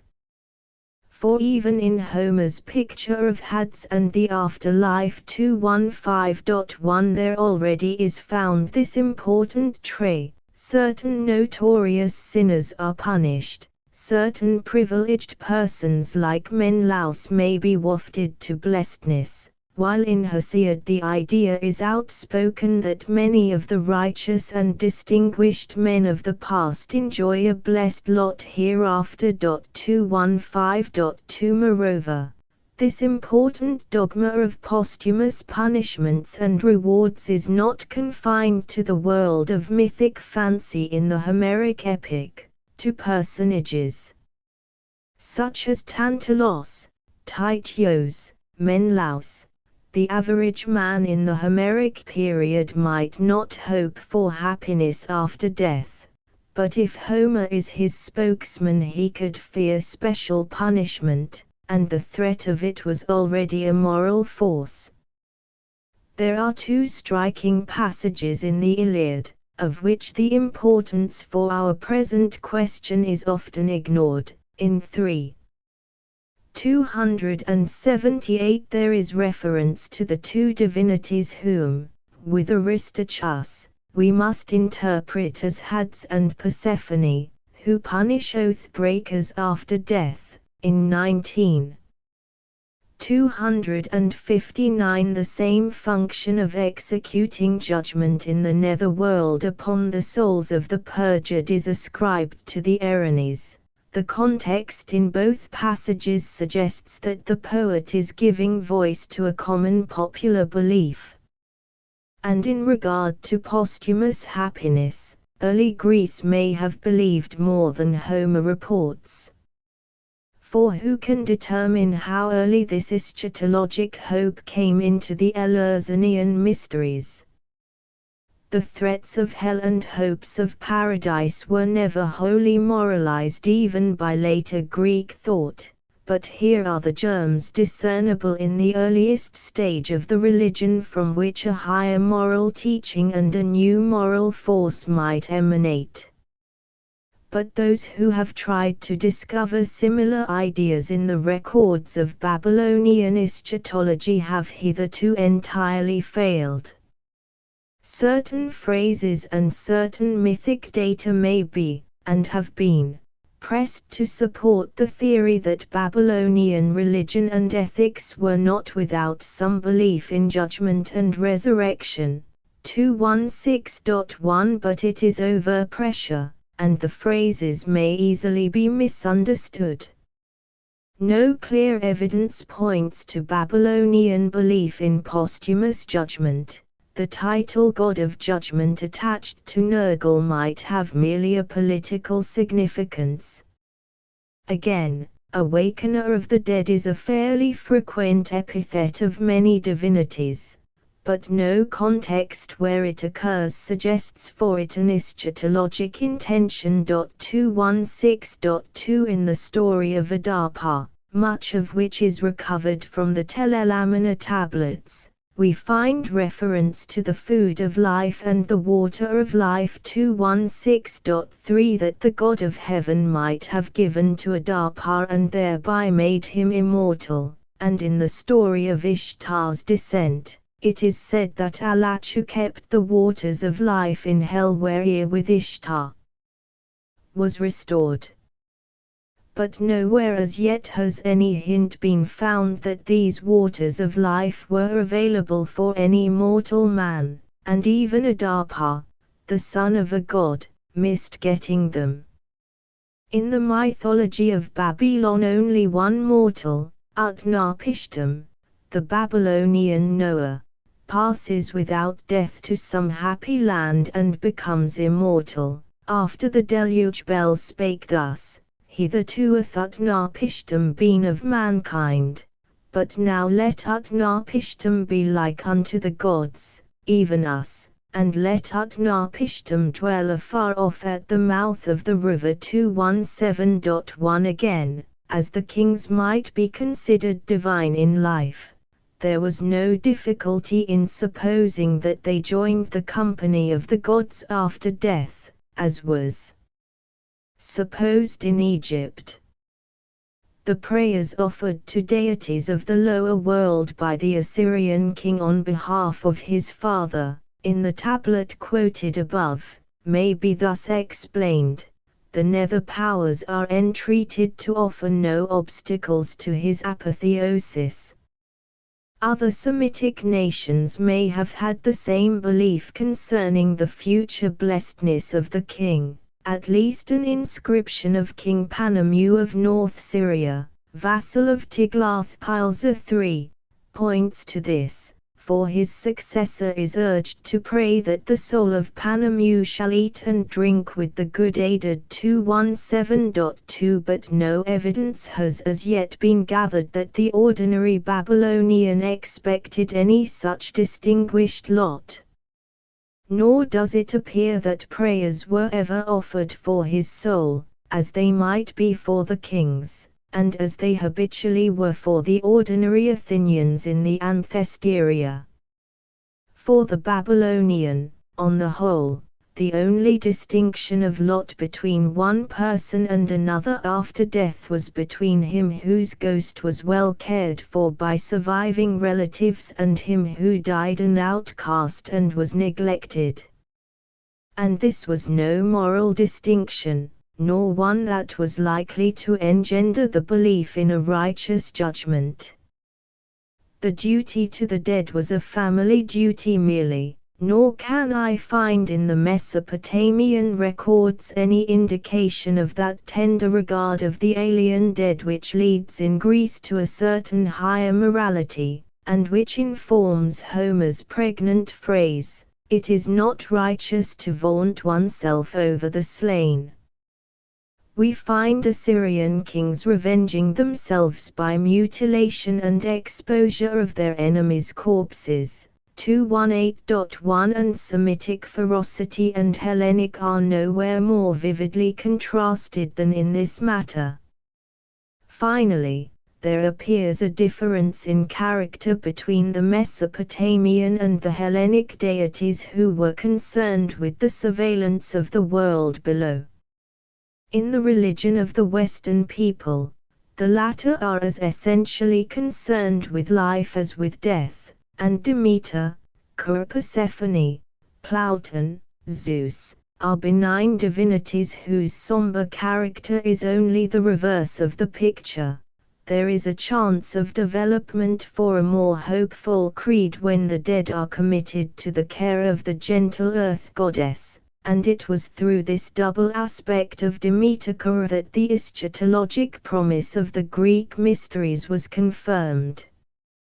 But the Babylonian queen of hell, Alachu, is wholly repellent in character and aspect, nor do we find that she was worshipped at all. The only indication of a softer vein in her is the passage in the Descent of Ishtar which describes the sorrow of Alachu for the sufferings brought upon men through the departure of the goddess of life and love. Nergal, who is probably an usurper of the older supremacy of Alachu, has indeed a celestial character as the upper god of Kutha. But even in the upper world his nature was regarded as terrible and destructive.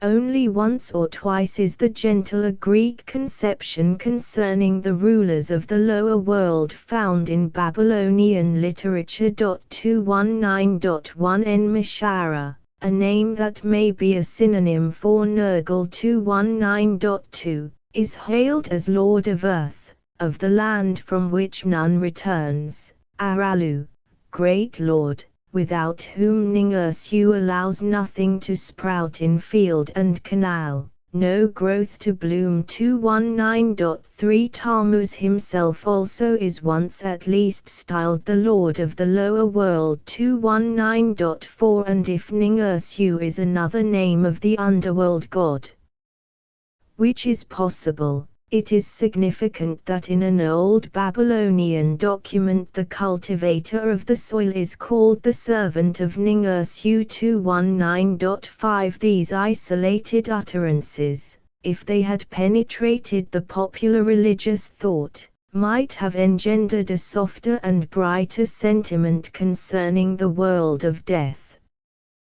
But it is doubtful if they were potent enough to affect this. 219.6 If the gentle Tammuz had displaced Alachua and Nergal as the Lord of Death, Babylonian eschatology might have had a different career. But it does not appear that he ever did. Deeply beloved as he was, he never reached the position of a high god either in heaven or the lower world. 219.7 Nor did his resurrection from the dead evoke any faith, as far as we see at present, that might comfort the individual concerning his own lot. The personality and the rites of Attis, the Phrygian shepherd, are closely akin to those of Tammuz, and may be partly of Babylonian origin, and from these were evolved a higher eschatologic theory that became a powerful religious force in later paganism. On the other hand, in Babylonia the germs of higher religion in the Tammuz ritual seem to have remained unquickened, possibly because they were not fostered and developed by any mystic society. For it is perhaps the most salient and significant difference between Hellenic and Mesopotamian religions that in the latter we have no trace of mysteries at all, while in the former not only were they a most potent force in the popular religion, but were the chief agents for developing the eschatologic faith. This exposition of the Eastern and Western ideas concerning death and the ritual of the dead is merely a slight sketch of a great subject, but may serve the present purpose, the testing the question of early religious contact. We have noted much general resemblance, but only such as is found among various races of the world. On the other hand, certain striking differences, both in detail and general conception, that argue strongly against the theory of contact or borrowing in the second millennium. Nor can we discover in the earliest Greek mythology a single Mesopotamian name or myth associated with the lower world. 220.1 Chapter 13 Babylonian, Anatolian, and Aegean ritual. A comparison of the forms observed in these regions, both in regard to the minute details and to the general underlying ideas, ought to contribute independent evidence to the solution of our question. The transmission of precise rules of ritual from one people to another implies an intercourse of some duration, and more or less regulated, for while the name of a god or a single myth is volatile, and can be wafted down remote routes by an itinerant trader, or nomad, or hunter, the introduction of any organized ritual implies, as a rule, the presence of the missionary or the foreign priest. If, then, there is any evidence suggesting that Greece in its earliest period learnt its ritual from Babylon, the importance of this for the ethnic history of religion will be great indeed.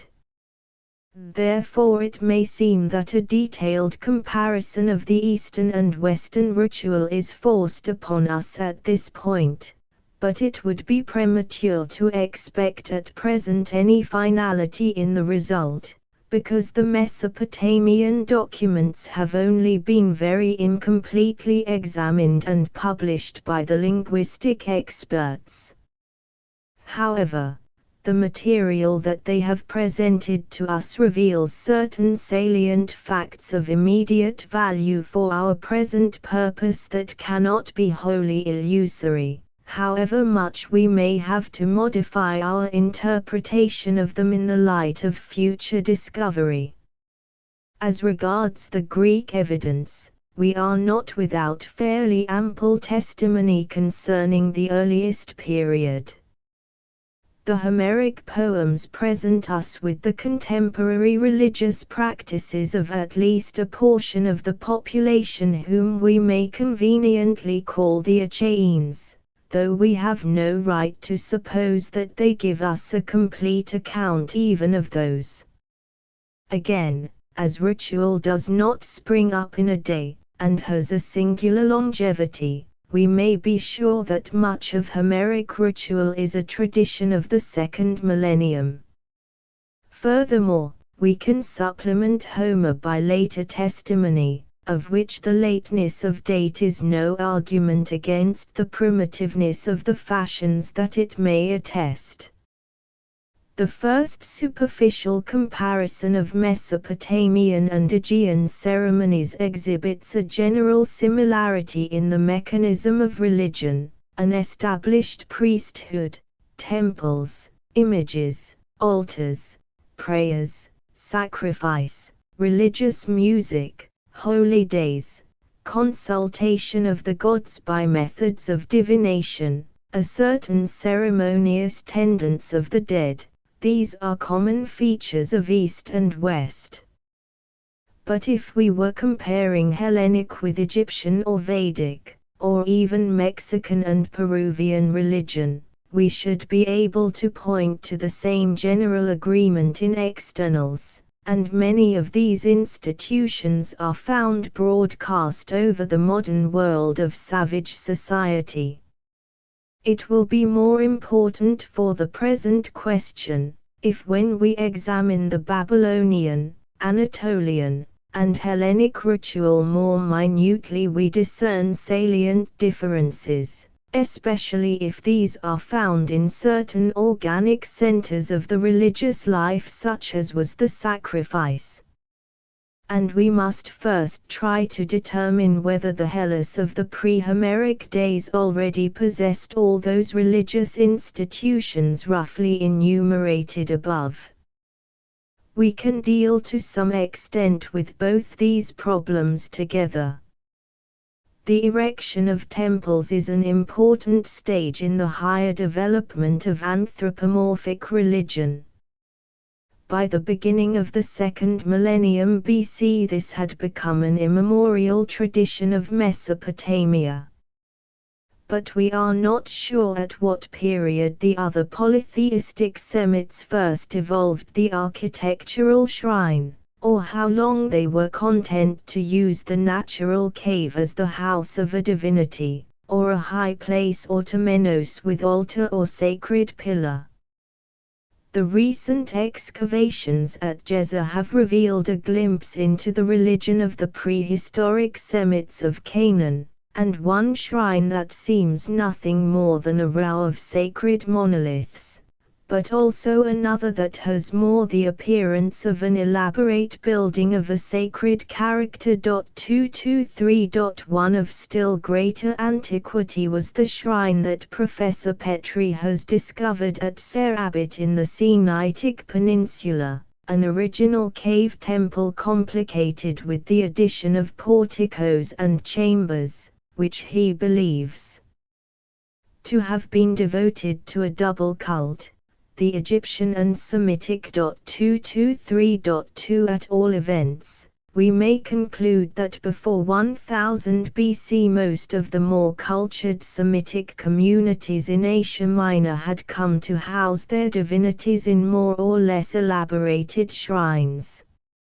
As regards the other race that dominated the early period of Anatolian history, the Hittite, we have the priceless evidence of the Bogasgua monuments, These reveal a complex temple hewn out of and into the rocky ravine with a Holy of Holies and what appears to be a sleeping chamber for the god. 223.3 In Phrygia, the artificial shrine may have been late in supplanting the natural cavern or hole in the rock that was once the sufficient home of the cult of the great goddess. 223.4 From the coast of Asia Minor we have no evidence concerning the site of any ancient temple that carries us back to the early period with which we are dealing. 224.1 But the Homeric poems alone are sufficient proof that the Greeks, for whom they were composed,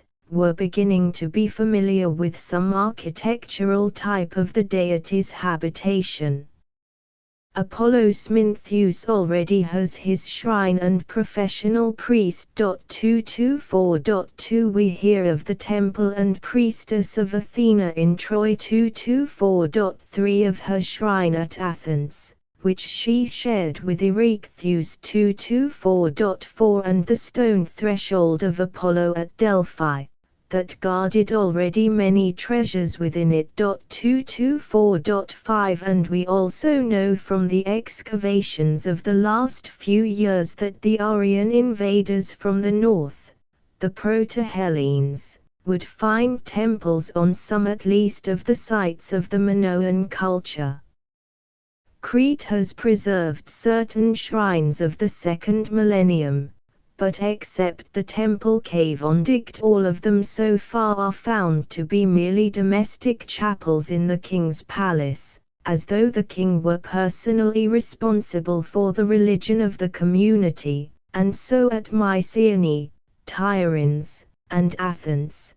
The oldest temples have been found on the foundations of Mycenaean palaces. 224.6 But the temples of Hera on the public hill of Argos and at Olympia are now dated near to 800 B.C. 224.7 We have, then, proof sufficient of temple construction in Greece and the Aegean Islands before the period of Homer, and if we must have recourse to the theory that the peoples of the Minoan Mycenaean culture took their cue in this important evolution from some foreign civilization, we should look to Egypt rather than to Assyria, as nearer and more closely in touch with early Crete.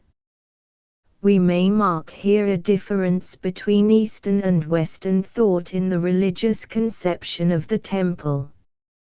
It was naturally regarded everywhere as sacrosanct, because permeated with the virtue of the divine presence, but Babylonia developed this idea with greater intensity of conviction than the Hellene, and actually deified the temple itself.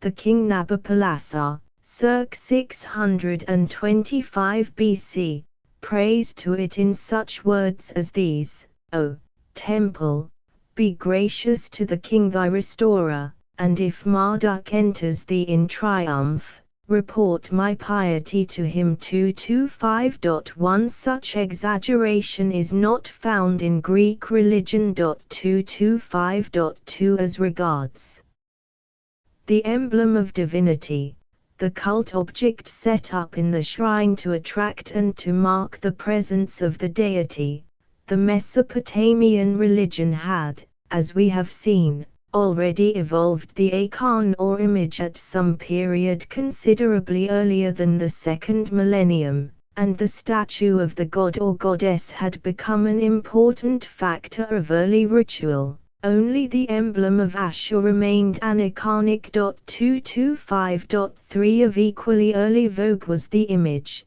whether human or theriomorphic, in Egyptian cult.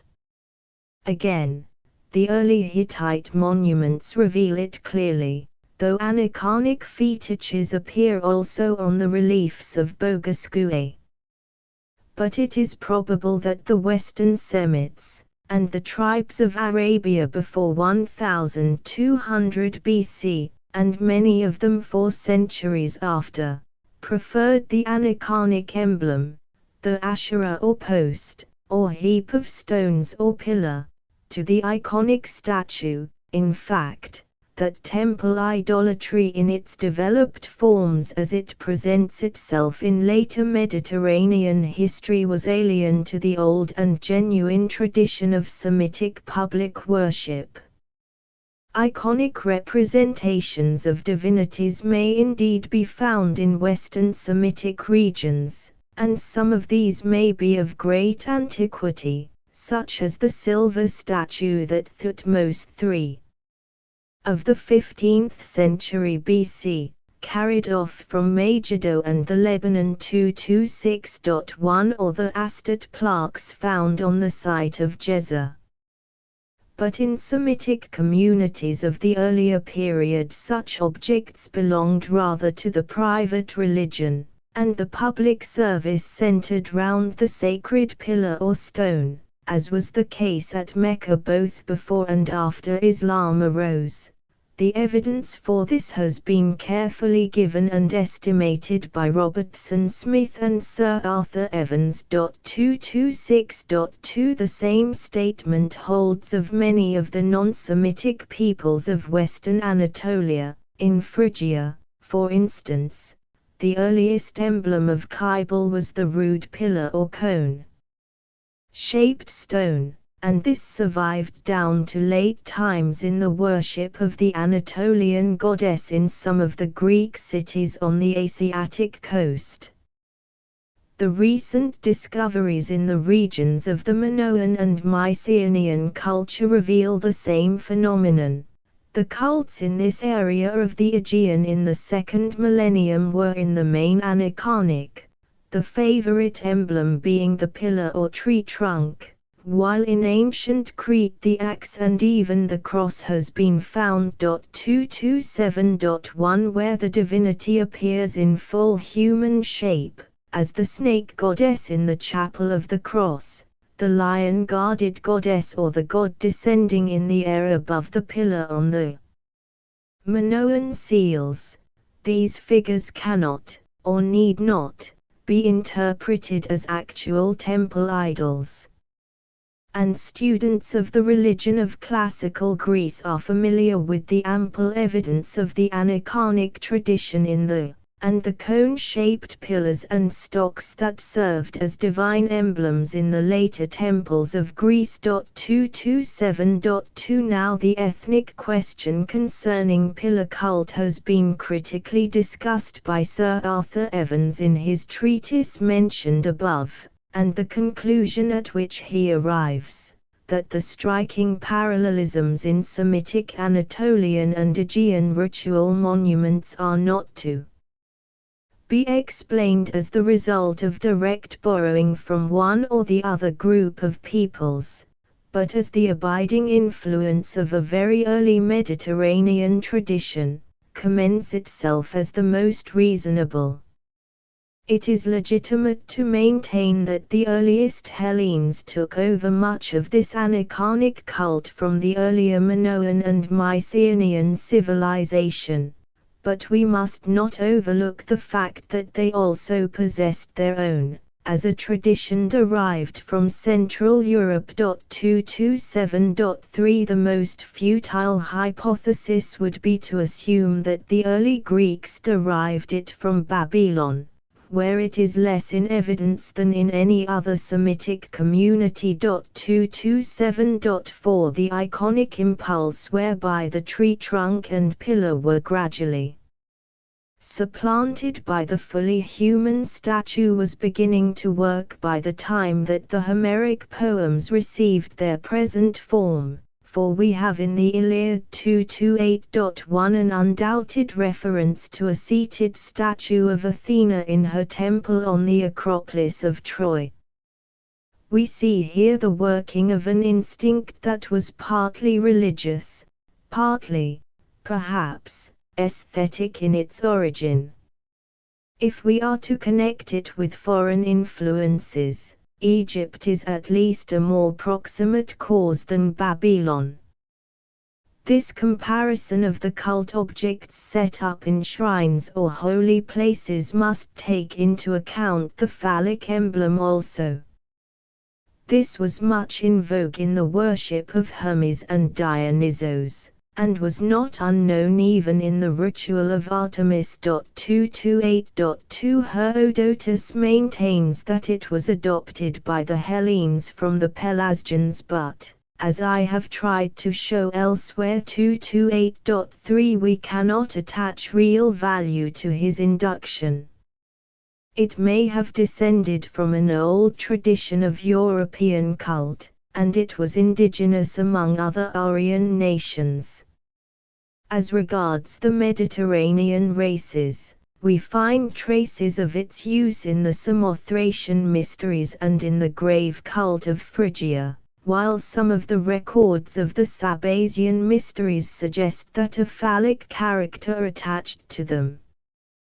The Minoan Mycenaean culture has been regarded as innocent of this, since the phallic emblem does not appear among the monuments yet found, and this opinion is somewhat corroborated by its absence in the ritual of Aphrodite, who may be regarded as a direct descendant of the great Cretan goddess, for only a late and somewhat doubtful text attests the dedication of phalloi to the Cyprian Aphrodite. 229.1 But the evidence from the Phrygian religion, that has many ethnic affinities with Crete, and from such ritual stories as that of Pasiphae, ought to make us hesitate.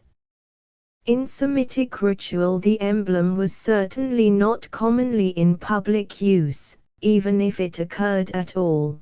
The evidence for it, at present forthcoming, is at least very doubtful. 2 of the pillars found at Jezza have been supposed to possess phallic attributes.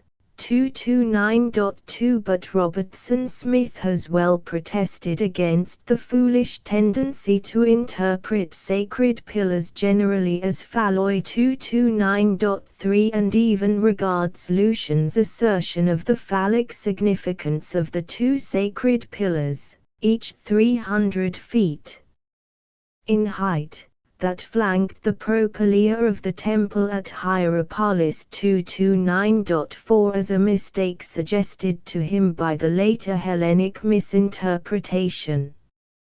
Other statements of Lucian in that treatise may cause us to believe that a phallic character attached to some part of the ritual of the Syrian goddess, but, if it did, we could not safely regard it as originally Semitic, since so many ethnic strains are mingled in that complex religion.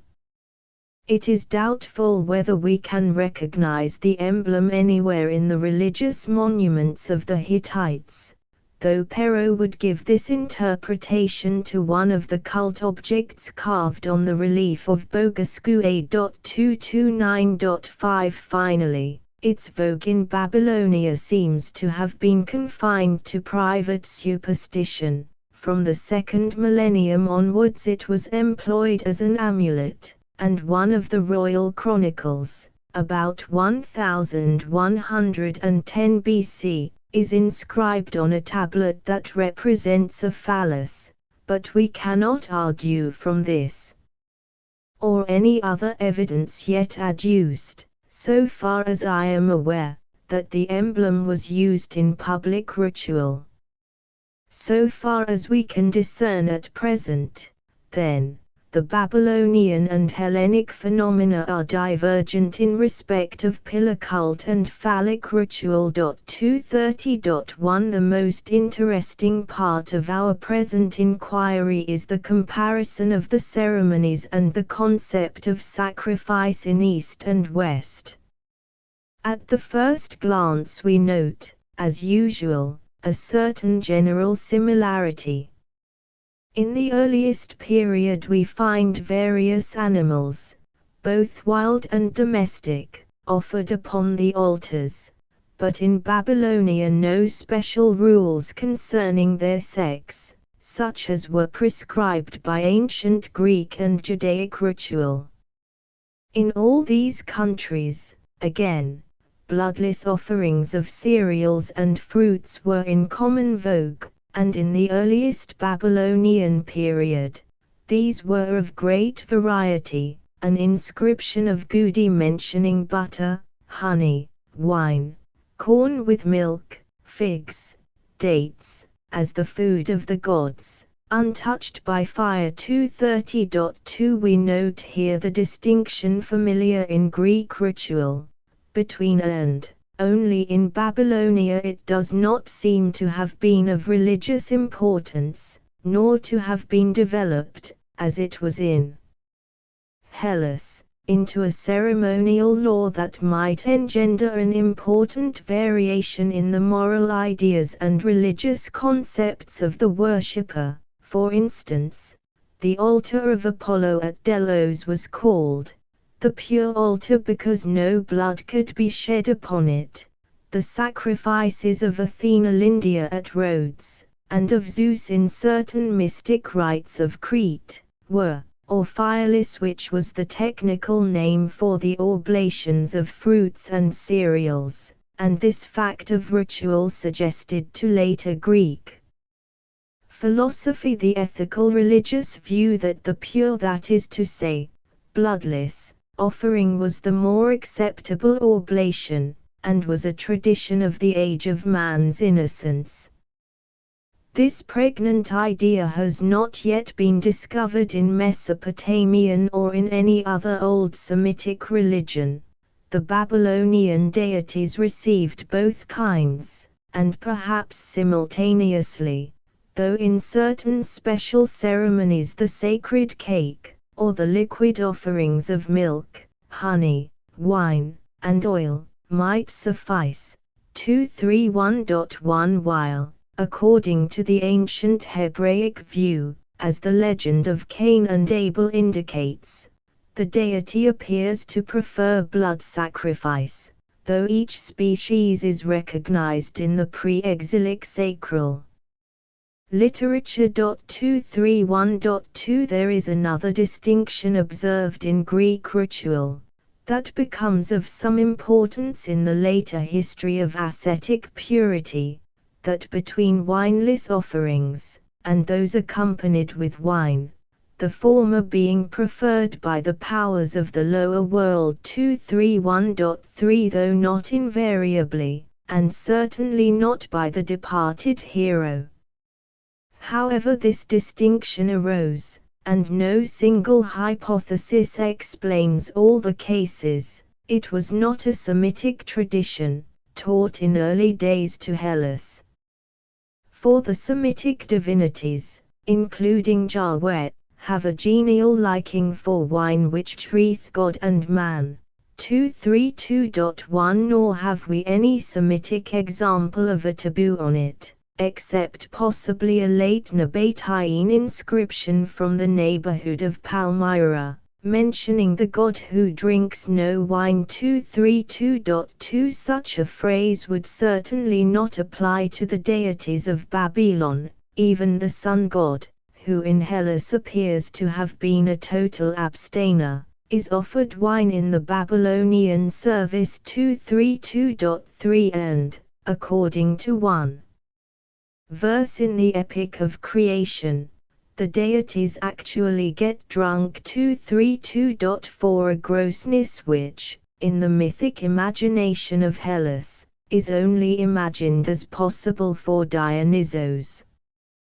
We have the right to say, then, that the avoidance of wine in certain religious services of Hellas helps to confirm the impression of its early independence of Semitic influences.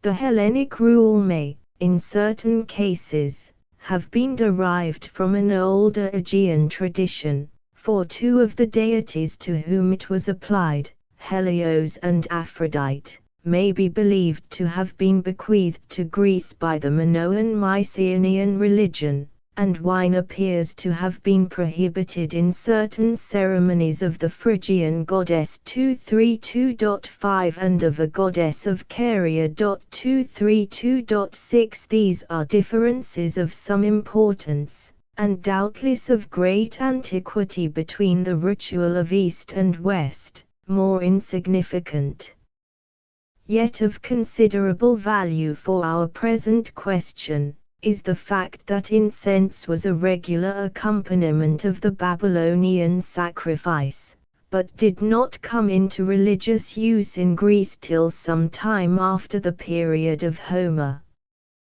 The fact itself we may consider as proved, both by Homer's silence about it, and by the Homeric use of the word, which means victim and never incense as in later Greek it came to mean.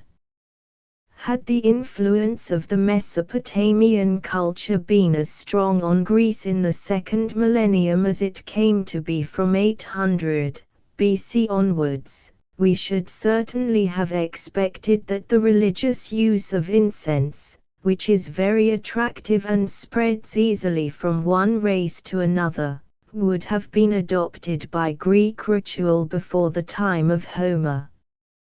A more essential point is the sharp contrast preserved in the Greek rites between the Olympian and the Chthonian ritual, a contrast that demanded a difference of terminology and dictated different sacral laws concerning time, manner, place of sacrifice, and choice of victim.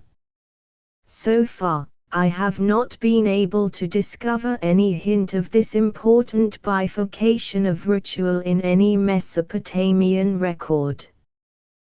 The only netherworld power who was worshipped at all was Nergal, whether under this or other names, and it does not appear that his worship differed in any essential respect from that of any other high god. In fact, the dualism between powers of the upper and powers of the lower world, which has been generally remarked, and sometimes exaggerated in Hellenic polytheism, only appears slightly in the Babylonian, and seems to have left no impress on the divine service at all. As regards the animals of sacrifice, the only striking divergence that Hellenic and Semitic custom presents is in respect of the swine. The sanctity or horror with which this animal was regarded by most Semitic societies 234.1 is not reflected in any record of early Greek feeling. Being the Hellenes' common food, he offered it freely to the deity, though in local cults there might occasionally be a taboo on this as elsewhere on other victims, such as sheep or goat. But it is possible that some of the predecessors of the Hellene in Crete and Asia Minor, if not in Greece itself, shared the Semitic sentiment in regard to the pig, and the reverence paid to it in Crete, and especially at Praesos in later times 234.2 may have been a legacy of Minoan religion. Also the Carian worship of Hemithea in which swine were tabooed may have had ancient links with Crete. 234.3 But the facts of swine sacrifice or swine reverence, though they serve to distinguish the Hellenic from the ordinary Semitic community, do not bear directly on our present problem. The proofs of early Mesopotamian influence on the Proto-Hellenic race. For the usual Semitic taboo has not yet been found in Mesopotamia. The pig is mentioned in a religious text as one of the animals that might be offered to the gods as a vicarious piacular sacrifice. Nor is there any hint that the animal is being offered as an unclean animal. 234.4 Certainly, other animals are mentioned much more frequently as victims, and I am not aware of any other text that mentions swine sacrifice. It was associated in some way with the god Ninib, one of whose appellatives means swine. 234.5 But no evidence is yet forthcoming that it was offered to him. A question now arises of greater moment both for our present purpose and for the wider interests of comparative religion. Was the purport and significance of the sacrificial act the same in the Western society as that which is revealed in the sacred literature of Babylonia?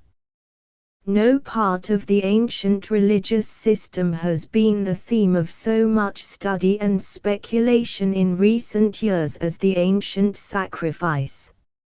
Robertson Smith, in his epoch-making book, The Religion of the Semites, was the pioneer of a new theory, which has since been developed or modified by certain English and a few continental scholars following on his track. The result of these labors has been to formulate and define various forms of sacrifice that prevailed in the Mediterranean area. Three main types appear to emerge: a. The gift sacrifice, where an oblation is given over entirely to the deity, whether generally to win his favor, or in special circumstances, for instance, after sin has been committed, to appease his wrath, or as a thank offering for favor received. b. The communion sacrifice, where the community or the individual eat with the deity, strengthening their feeling of fellowship by a common meal. c. The sacramental type, where the community or the individual may be said to eat the god, that is, to partake of food or drink made sacred by the infusion of the divine spirit or personality, which is thus communicated to the partaker. It is best for the present to regard these three as separate and independent, without trying to determine which is prior and which posterior. 235.1. The first type, which is almost ubiquitous in the human societies that have arrived at the belief in personal deities, is sufficiently attested by Homer of the early Greeks, who promise and perform the sacrifice partly as an offering to please or to appease the deity. What is more important is the evidence, which I have dealt with elsewhere, 236.1, that Homeric society was familiar also with the more genial conception of the sacrifice as a communion meal where the worshipper and the deity meet around the altar. This emerges clearly in the accounts that Homer has given us of an Achaean sacrificial feast. 236.2. Even the germs are already visible of the idea from which the third or more mystic type of sacrifice, what I have called the sacramental type, might be evolved, for special significance attaches to the acts described in the phrases "and they threw forward the barley shreddings and they tasted the entrails." The first phrase is not wholly clear, but it may signify that stalks of barley are first placed on the altar, and thereby consecrated or filled with the divine virtue that is inherent there, and then the beast is touched with these on the forehead and thereby becomes himself filled with the Spirit of Godhead. 236.3. The second is also a mystic act, for the specially contain the life, which is now infused with divinity, and by tasting them the worshippers partake of the divine life.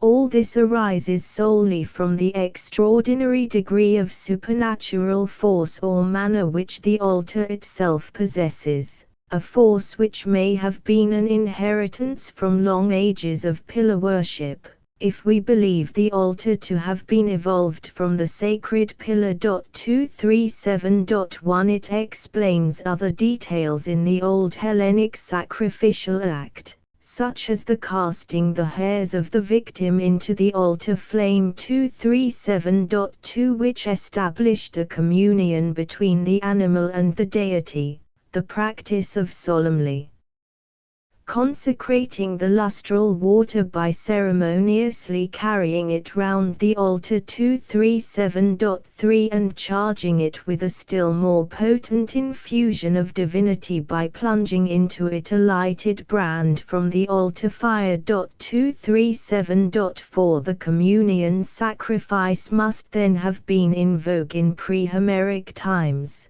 and the idea that gave it its meaning never wholly faded from the state ritual, for the rule, expressed by such formulae as, bidding the worshipper conclude the feast round the altar and take none of the flesh home, seems to arise partly from the feeling that the ceremony was meaningless unless he feasted wholly with the deity. 237.5 But it was most vividly realized in the religious services of the later religious orders or fraternities devoted each to the cult of its special divinity. For these a common religious meal formed the chief binding tie. 237.6 Apart from the Homeric evidence, we have the record of the Attic Bucconia as attestation of the great antiquity of this type of sacrifice in Greece.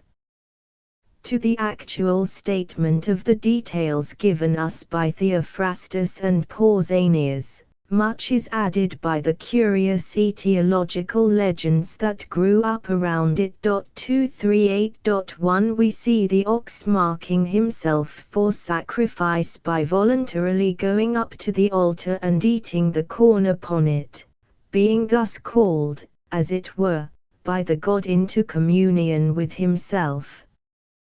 As he is thus full of the spirit of the god, it is regarded a sacrilegious act to slay him, but all the citizens partake of his flesh, and even the stranger who eats becomes himself a citizen, as through this feast he enters into kinship with Zeus Polyus.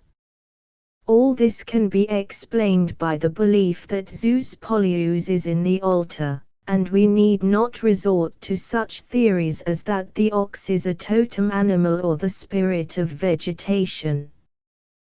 We must, however, beware of concluding that because the victim was thus temporarily possessed with Godhead and in this holy state devoured, he was therefore literally regarded as the full incarnation of the god, or that the worshipper consciously believed he was eating his own deity who died in the sacrifice. For religious consciousness by no means always draws the full logical corollaries of a religious act. The more mystic idea, that has played a great part in the religion of Europe, can only be detected or suspected, apart from written direct ancient testimony, where the animal is treated with reverence apart from and before his association with the altar, or is regarded as the habitual incarnation of the deity.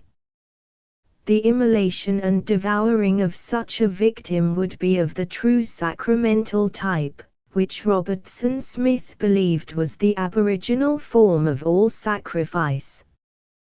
But we have no clear example of it from the earliest period of genuine Hellenic religion, unless we force the evidence or exaggerate its meaning. 239.1 We have only certain myths that we may doubtfully venture to interpret by means of this hypothesis. And these are no myths about animals, but about human victims devoured in sacrifice. The most significant is the story of the cannibalistic feast held by King Lycaon, who cooked his own son and offered the flesh to Zeus, a ritual of which some survival, whether mimetic or half-real, was witnessed by Pausanias himself on Mount Lycaon. 239.2 This would point to sacramental cannibalism, if we assume that King Lycaon was the human incarnation of Zeus Lycaeus and that his son was therefore a divine infant. but it is possible that the story enshrines the remembrance of the more ordinary clan sacrifice of the life of a clansman to procure them communion with the clan god by the common partaking of his flesh. The kinsman is offered rather than the animal, not so much that the sacrificers may eat their god, but that the god by consuming their most valued life may be more closely incorporate with them. Again, in one of the darkest and most perplexing of Greek legends, the story of Clúmenos of Argos and his incestuous love of his daughter Harpalyce, who revenges herself by slaying her own child and offering it to the father in a sacrificial meal, we may discern the glimmer of a remembrance of a cannibal sacrament.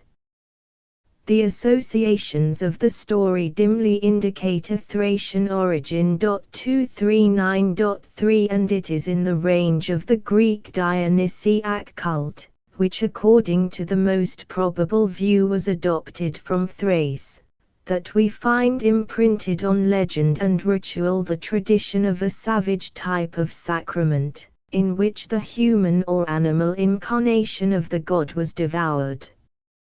Such is the significance that we may fairly attach to the Titan story of the murder of the infant Dionysos, to the of the goat or bull or snake periodically practiced by the Baku or Bacchae, and to the death of Pentheus. 240.1 and in later Greek ritual the consciousness here and there survived that the victim offered to Dionysos incarnated the very deity, even before it acquired the temporary mystic afflatus from contact with the altar. The record of the ritual of Tenedos, in which a sacred pregnant cow was tended reverently and the calf that she bore was dressed in the buskins and then sacrificed to Dionysos. The render of men is the most piquant example. 240.2 This Dionysiac tradition reaches back undoubtedly to the second millennium in Greece. The evidence of a similar sacramental ritual in purely Hellenic worship is shadowy and slight, for the critical examination of the Eleusinian mysteries does not clearly reveal it. And the growth and diffusion of the idea in later paganism does not concern us now. But the consideration of the early Hellenic sacrifice, of which the salient features have been slightly sketched above, is of signal value for our present purpose. For it reveals at once a marked contrast to Babylonian ideas so far as these at present are revealed to us. The Babylonian Assyrian liturgies, epics, and chronicles have failed to disclose any other theory of the sacrifice than that which is called the gift theory. A general term for the Babylonian sacrifice is Kishtu or present. 241.1 The deities are supposed to eat what is given them. In the Epic of the Deluge the naive phrase occurs, the gods smell the savor, the delightful savor, the gods swarm like flies around the sacrificer. No evidence is as yet forthcoming that the sacrificer was supposed or was allowed to eat with the deity, as in the Hellenic communion sacrifice. On the contrary, certain texts can be quoted which seem expressly to forbid such a thing. 241.2 The document already cited that was found in Azurbanipal's library, containing the Job-like lament of the good man who had found no profit in goodness, contains a verse in which he compares himself with the sinner who neglects all religious ordinances, and who has even eaten the food of God. And so we find that among the various evil or impure or unlucky deeds that could bring a man under the ban of the gods, the devouring of sacrificial flesh is expressly mentioned. 241.3 Unless, then, Documents yet to be revealed contradict this positive and negative evidence. We have here a fact of great weight to set against the theory that we are discussing. Whencesoever the Hellenes derived their genial conception of the sacrifice as a communion meal, they did not derive it from Babylon. And all Robertson Smith's speculations concerning the inner significance of the Semitic sacrifice cannot yet be applied to Mesopotamia, whence he was not able to glean any evidence. In Babylonia the sacrificer got no share of the victim. He might eat with the spirits of the dead in certain ritual, but he was not, it appears, privileged to eat with the god or goddess. The deity took the victim, or the sacrifice of cereals and fruits, as a present, and the priest got his share. But we are not told that the priest ate with the god, or where he ate, nor can we say that the priest represented the worshipper. If a true sacrament is yet to be discovered in Babylonian religion, it will probably be found in some document of the Tammuz ritual. For it is probable that Tammuz was identified with the corn as with other parts of vegetation, and that the mourning for him was accompanied with abstinence from bread.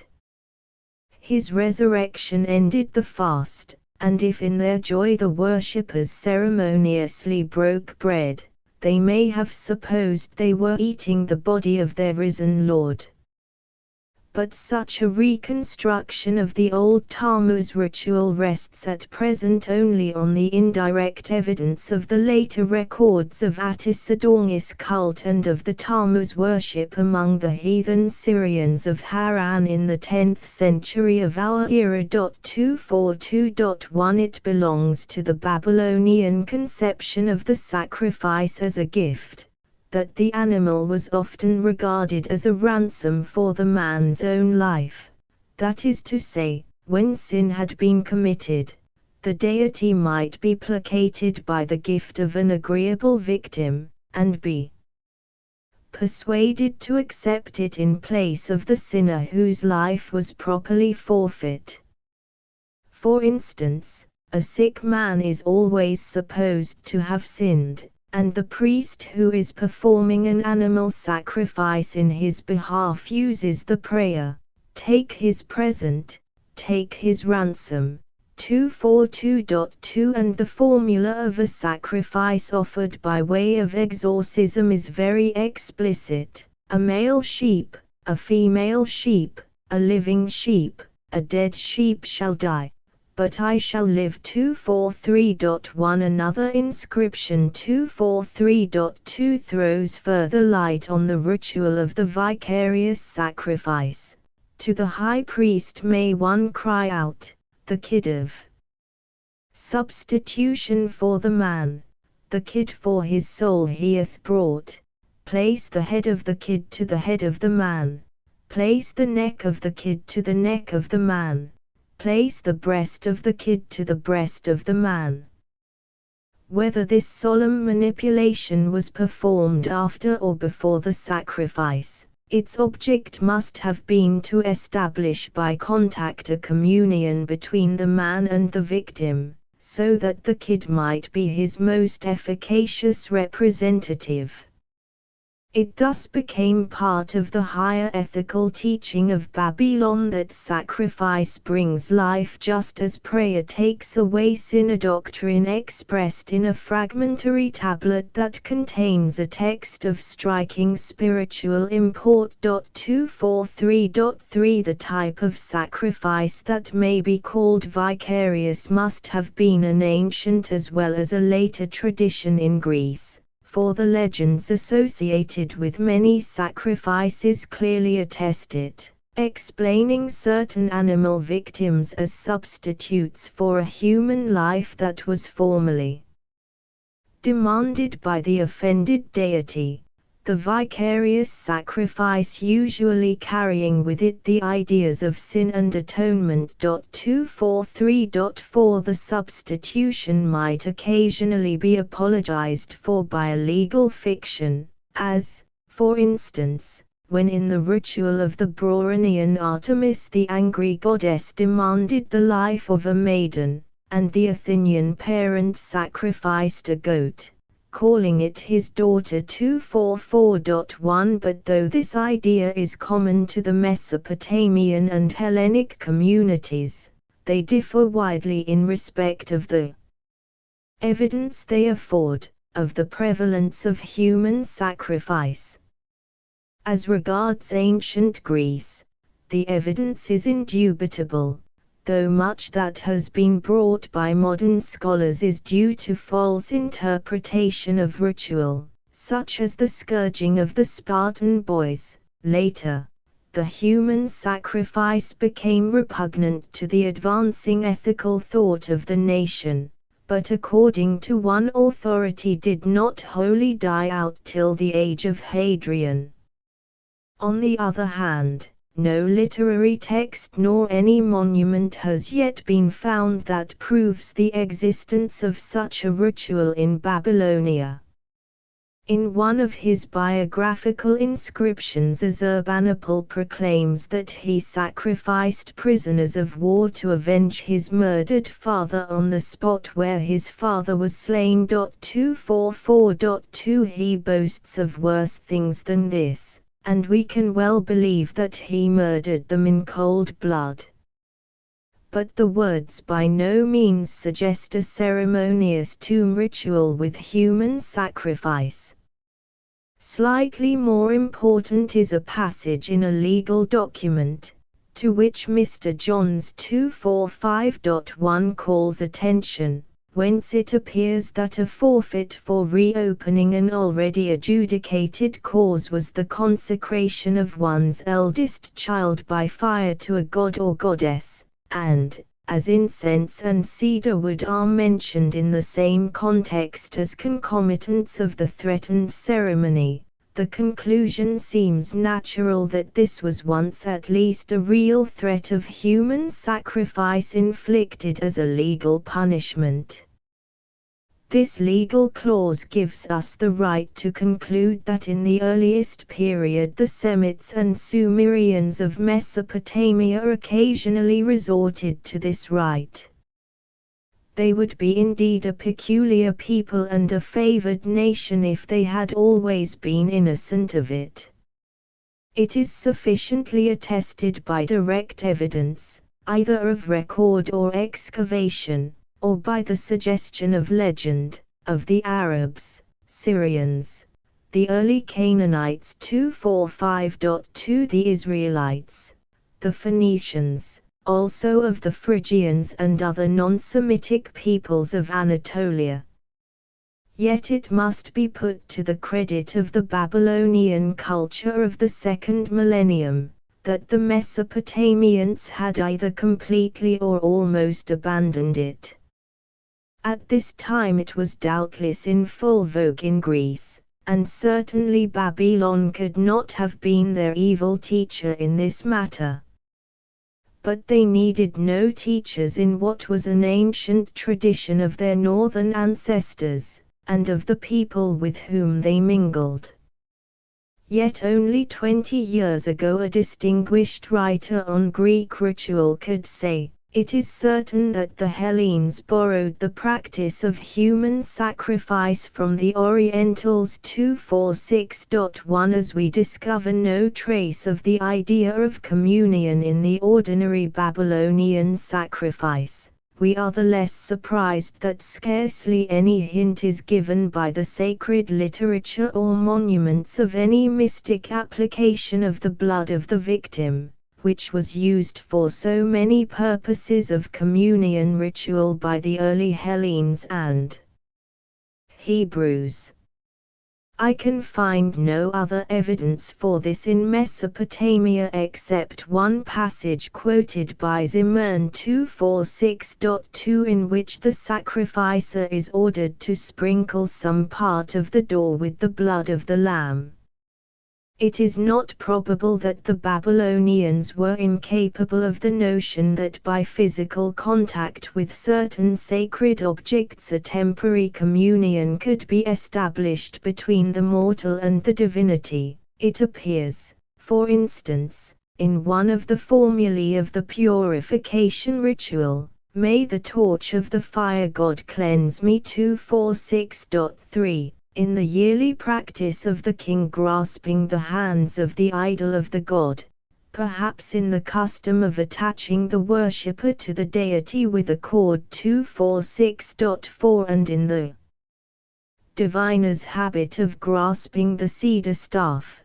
which is called the beloved of the gods 246.5. But it may be that they never applied this notion to the sacrifice, so as to evolve the institution of the communion meal, or they may have evolved it in early times, and through long ages of power the priests may have become strong enough to suppress it and to substitute for it the gift ritual, which would be more profitable for themselves.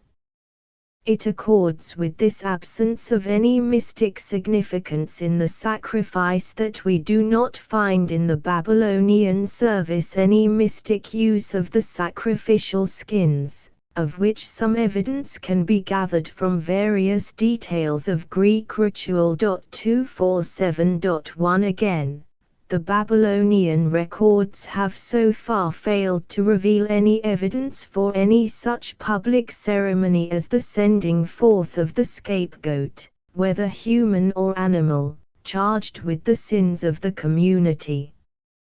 This ritual was common to the Hellenes, Egyptians, and Hebrews, and probably to other Semitic communities. 247.2. The idea of sin transference on which it rests was familiar enough to the ancient Babylonian, but he seems only to have built upon this a private system of exorcism and purgation of sin and disease for the individual. As far as we know, it did not occur to him to effect by this method a solemn annual expulsion of all the sins of the nation. On the other hand, there is another type of sacrifice common to Babylonia and Greece, by which an oath or an engagement might be cemented. The animal is slaughtered with an imprecation that the same fate may befall him who breaks his oath or violates the compact. Zimmern quotes a good example of this, relating to the compact made between the Assyrian king Azurnariri and Marti-Ilu, prince of Arpad. 248.1. A sheep is sacrificed and the formula pronounced, "This head is not the head of a sheep, it is the head of Marti-Ilu, of his sons, of his great ones, of the people of his land." If Marti-Ilu breaks this oath, the head of Marti-Ilu will be cut off, like the head of this sheep. The same idea underlies the oath sacrifice in the Iliad 248.2, though it is not expressed with such naive make-believe or such logic in the detail, but as the beast is slaughtered or wine poured, a curse is uttered invoking on the perjured a similar fate, or with a prayer that his brains may be poured out like this wine. The original idea is magical, the symbolic explanation is later.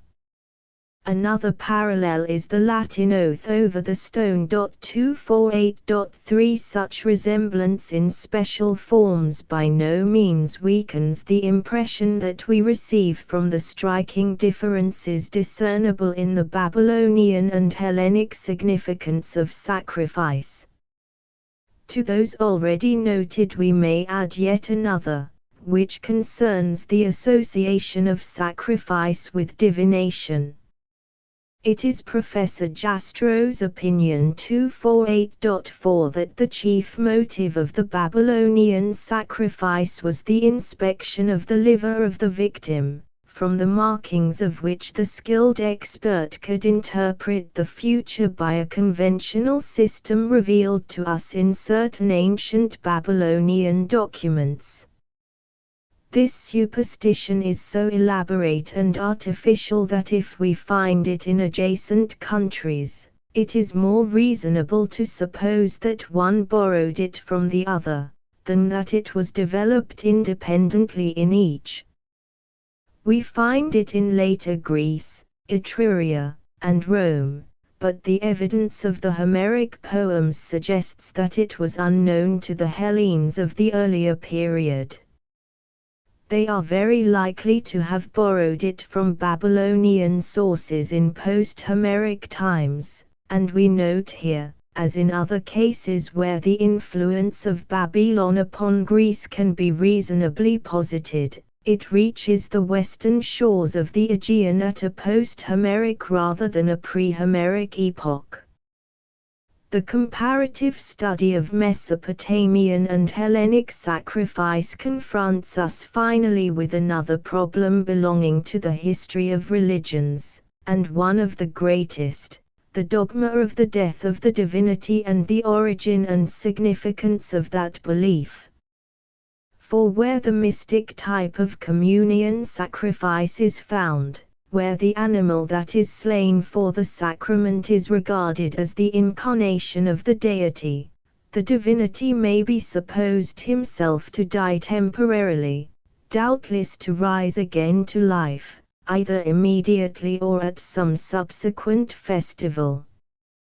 This momentous conclusion need not always have been drawn, for religious logic is not often persistently thorough, nor does the evolution of the idea belong necessarily to the sphere of totemism, as Robertson Smith supposed, and M. Reinach is still inclined to maintain.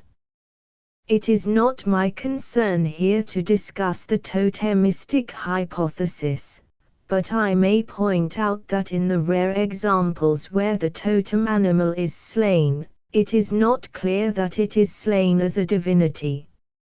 Again, the belief in the periodic death of a deity might arise independently of the sacrifice, namely, from the essential idea of the Godhead itself, when the divine life is identified with the annual life of vegetation. The phenomena of nature in autumn and spring may suggest to the worshipper the annual death and resurrection of the god or goddess.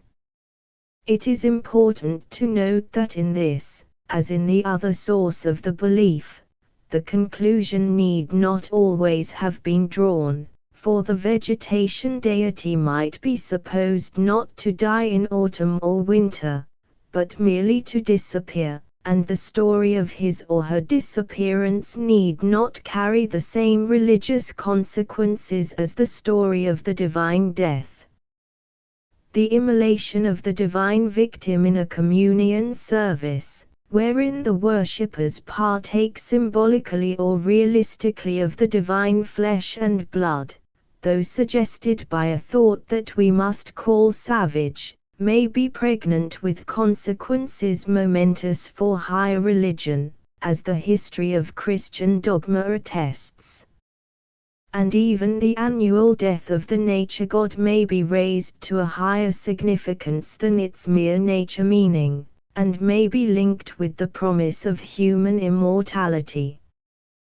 We may note, finally, that a religion which expresses in its ritual the idea of the deity's death and resurrection is likely to be charged with a stronger emotional force than one that lacks it, for the two events will excite an ecstasy of sorrow and of joy in the believer. As the phenomenon, then, is of such importance, it is necessary to be critical and unbiased in the collection of statistics.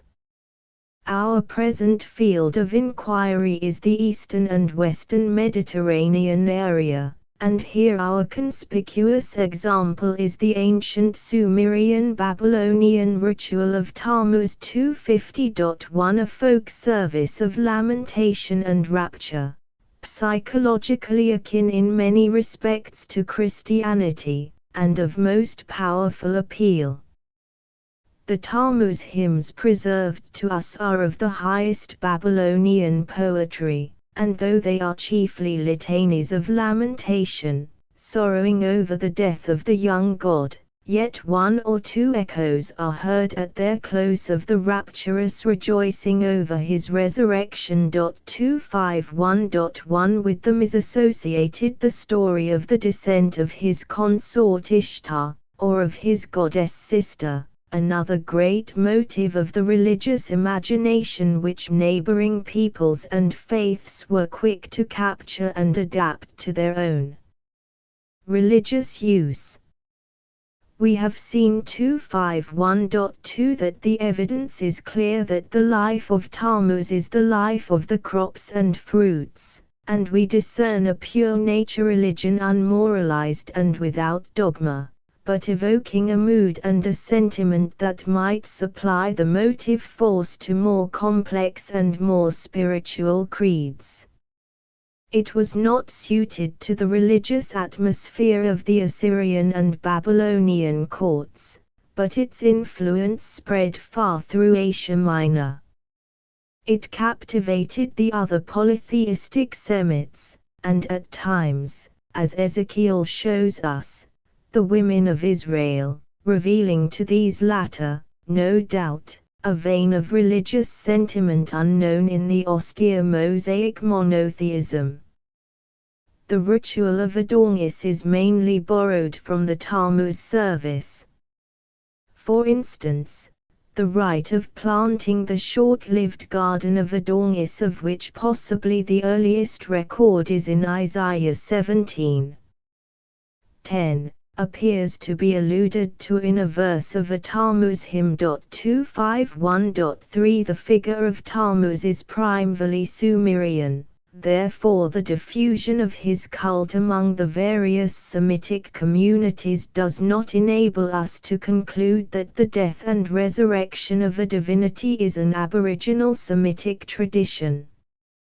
As regards other evidence on the strength of which this dogma has been attributed to them by some scholars, it is of late authority and of doubtful validity.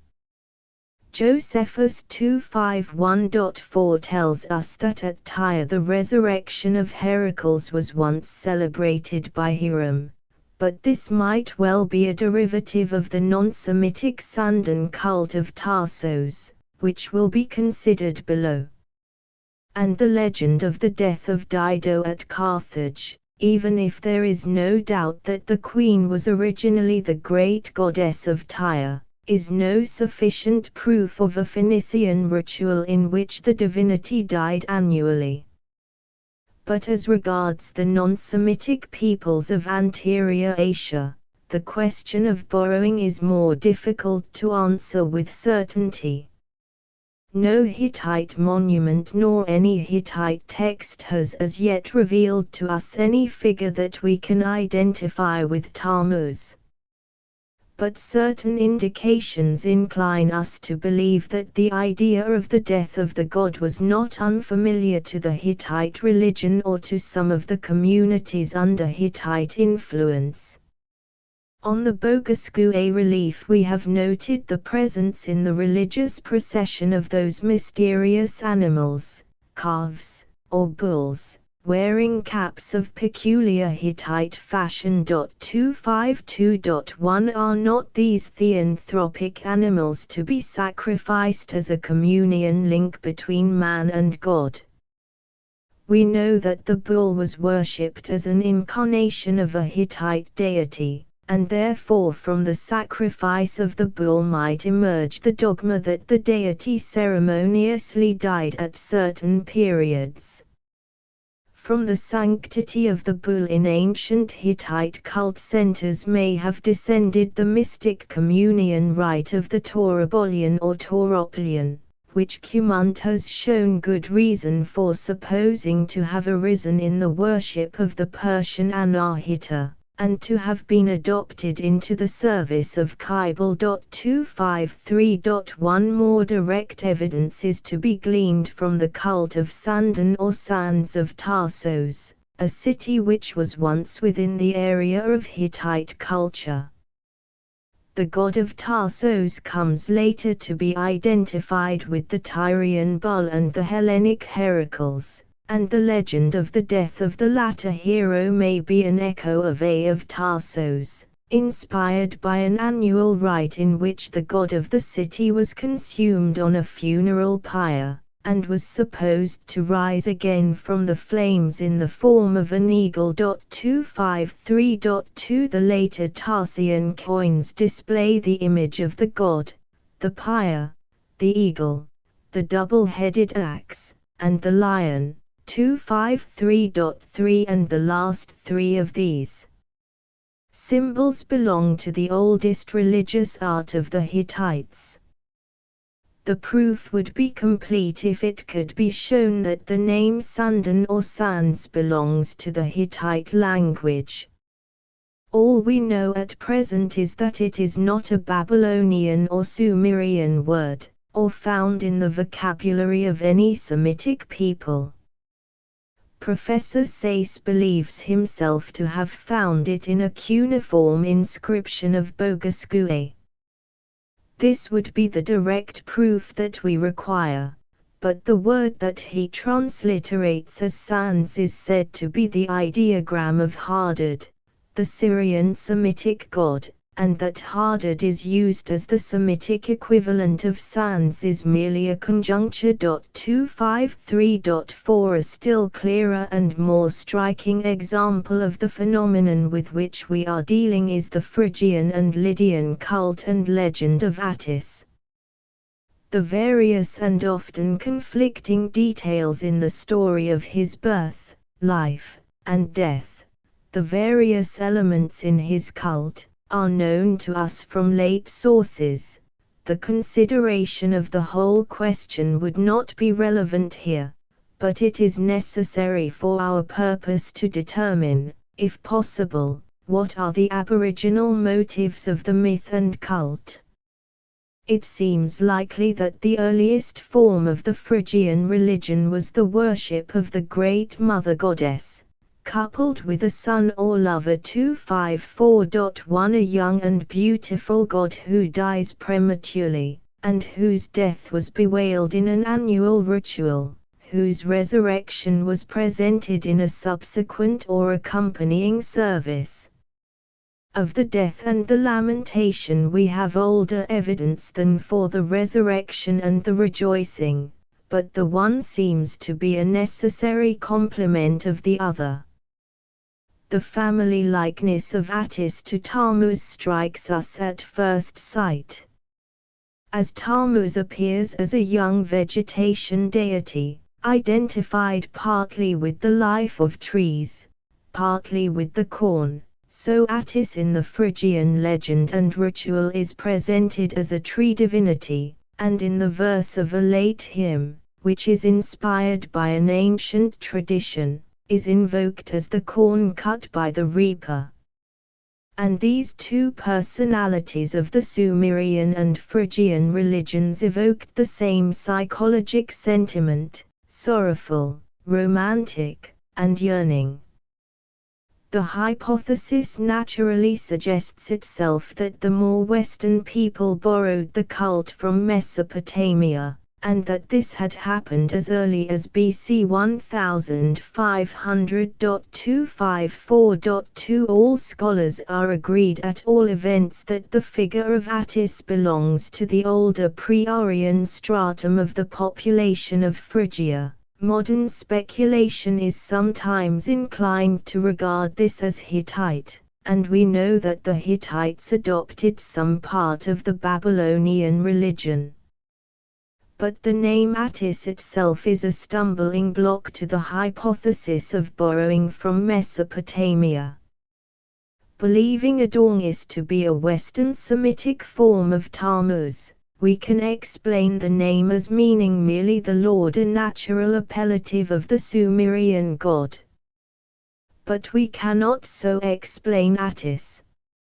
It is non-Semitic, and must be regarded as belonging to an Anatolian language group, nor can we yet discover its root meaning.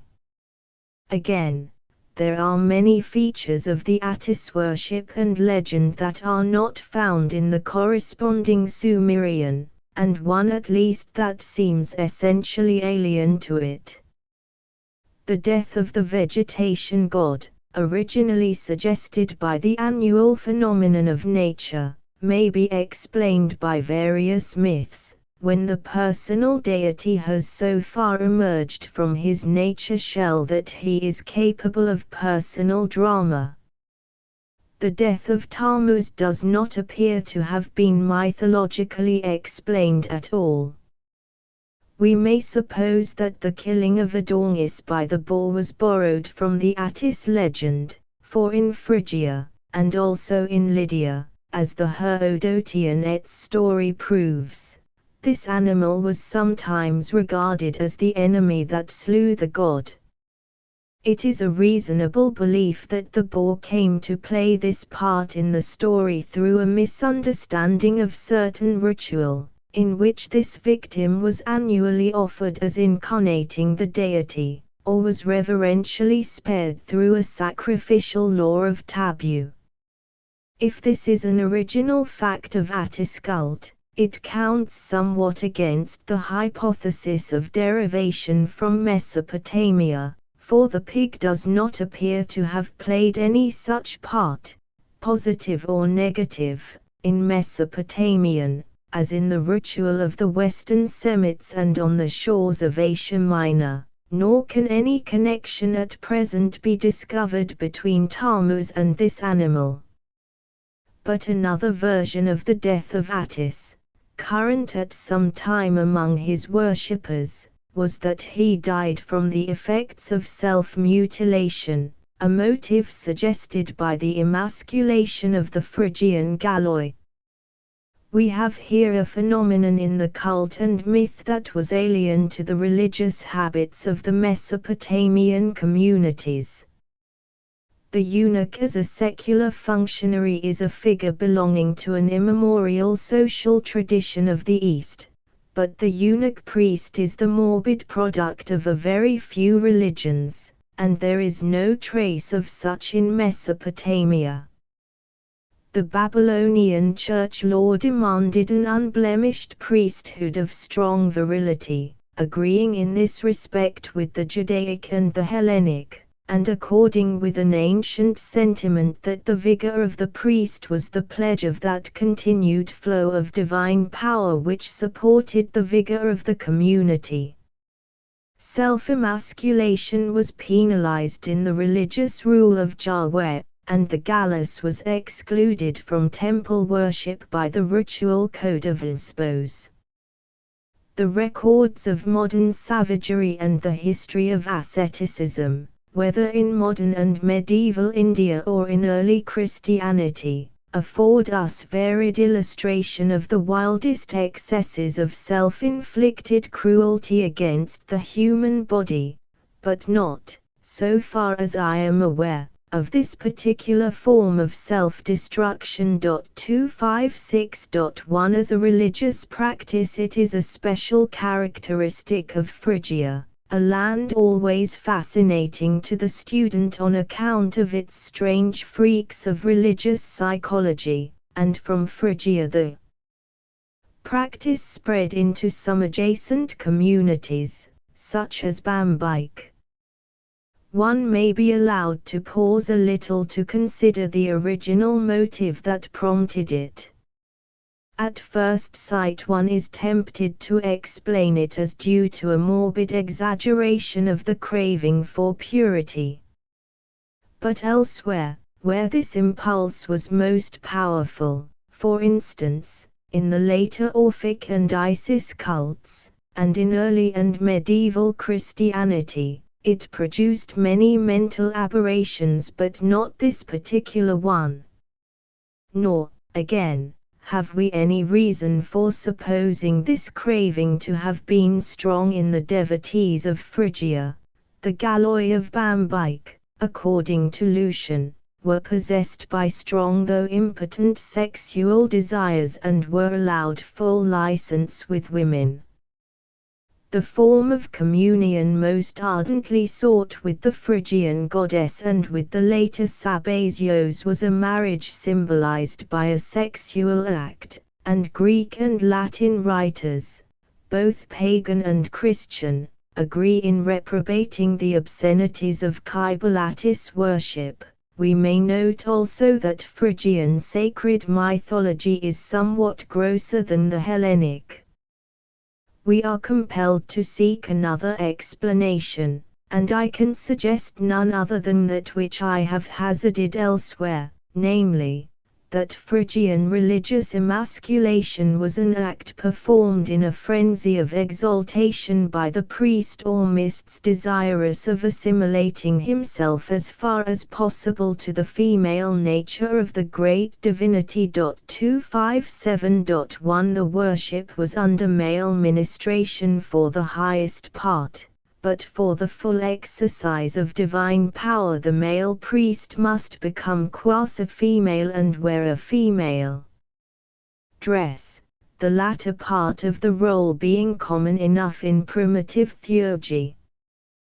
The priest is himself at times the incarnation of the young god, and is called Attis. Therefore Attis was himself supposed to have performed the same act, even at the cost of his life. How early was this institution of a eunuch priesthood in Phrygia we have no direct evidence to prove.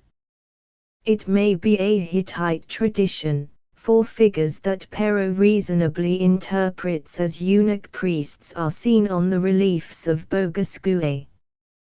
Returning to the topic of the death of the divinity, we may assume that in Phrygia this was a very ancient tradition, enacted yearly by a ceremonious laying out of the vegetation puppet on a bier, or the suspension of it on a pine tree.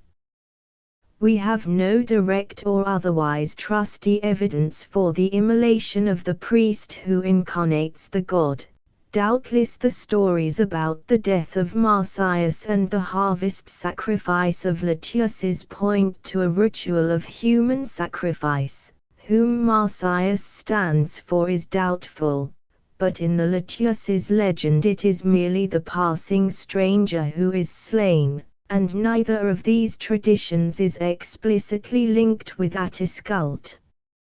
Finally, we may pronounce the hypothesis of the derivation of the Phrygian cult from Mesopotamia to be unproved and unnecessary. Pursuing this phenomenon further afield, we come to the area of Minoan Mycenaean culture.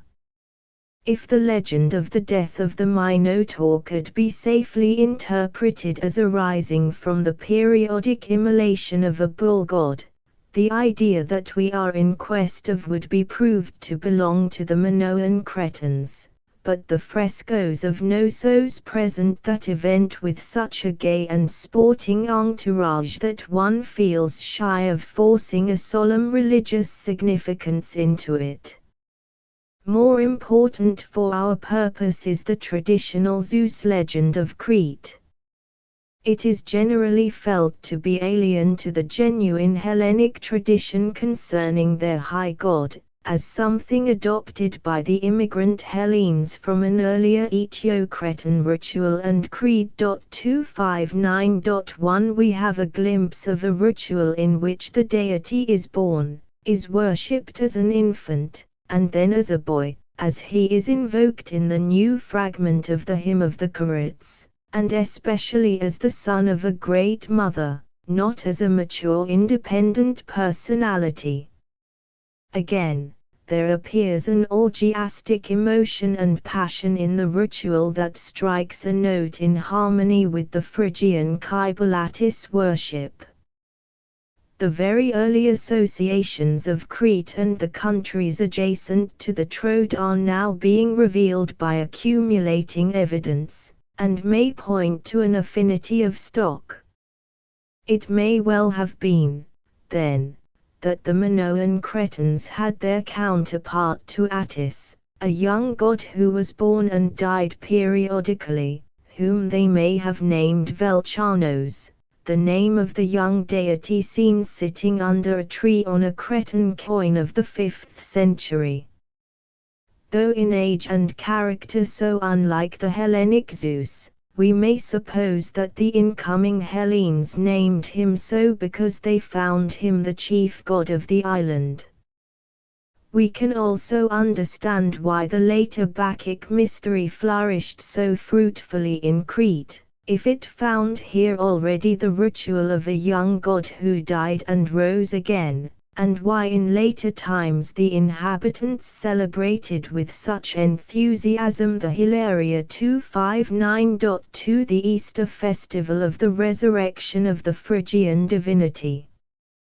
This attempt to reconstruct a portion of old Cretan religion on the lines of the early Phrygian has only a precarious value, until some more positive evidence is forthcoming from the Minoan art record, which hitherto has revealed to us nothing concerning an annual divine birth and death.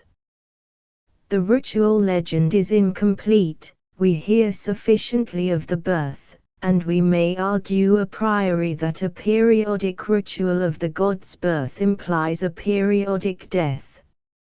Unfortunately, all that we glean from ancient literature is that there was a grave of Zeus, perhaps in the Idaean cave, on which Pythagoras is said to have written an epitaph. 260.1 But a skeptical doubt arises here from the fact which was pointed out by Rod, that the grave of a divine personage was often a misnomer of the underground sanctuary of a Chthonian deity, and either the Idaean cave or the great cavern on Mount Dicte, whence the interesting relics of an immemorial cult have recently been gathered. 260.2 might at a later period have come to be regarded as a grave. Still, we may ask, could the phrase "the grave of Zeus" have become prevalent among a people with whom the worship of this god was still a living creed, unless the faith also prevailed that the god who died rose again to power? In that case, the grave of Zeus could be a name for a sanctuary where the ritual of the death was enacted preliminary to the ritual of the birth. This reconstruction then, and the a priori deduction emphasized above, may claim to be at least legitimate. Finally, some evidence may be added from Cyprian cult for the view that the Minoan civilization was cognizant of the dogma of the death of the divinity. We hear of the grave of Ariadne Aphrodite, which was shown in later times in Cyprus 261.1, and the Cretan and Cypriot legends of the maidens called Gorgo, Parakuptusa, and Galatea 261.2 reveal to us an Aphrodite who died periodically and was laid out on a bier and revived.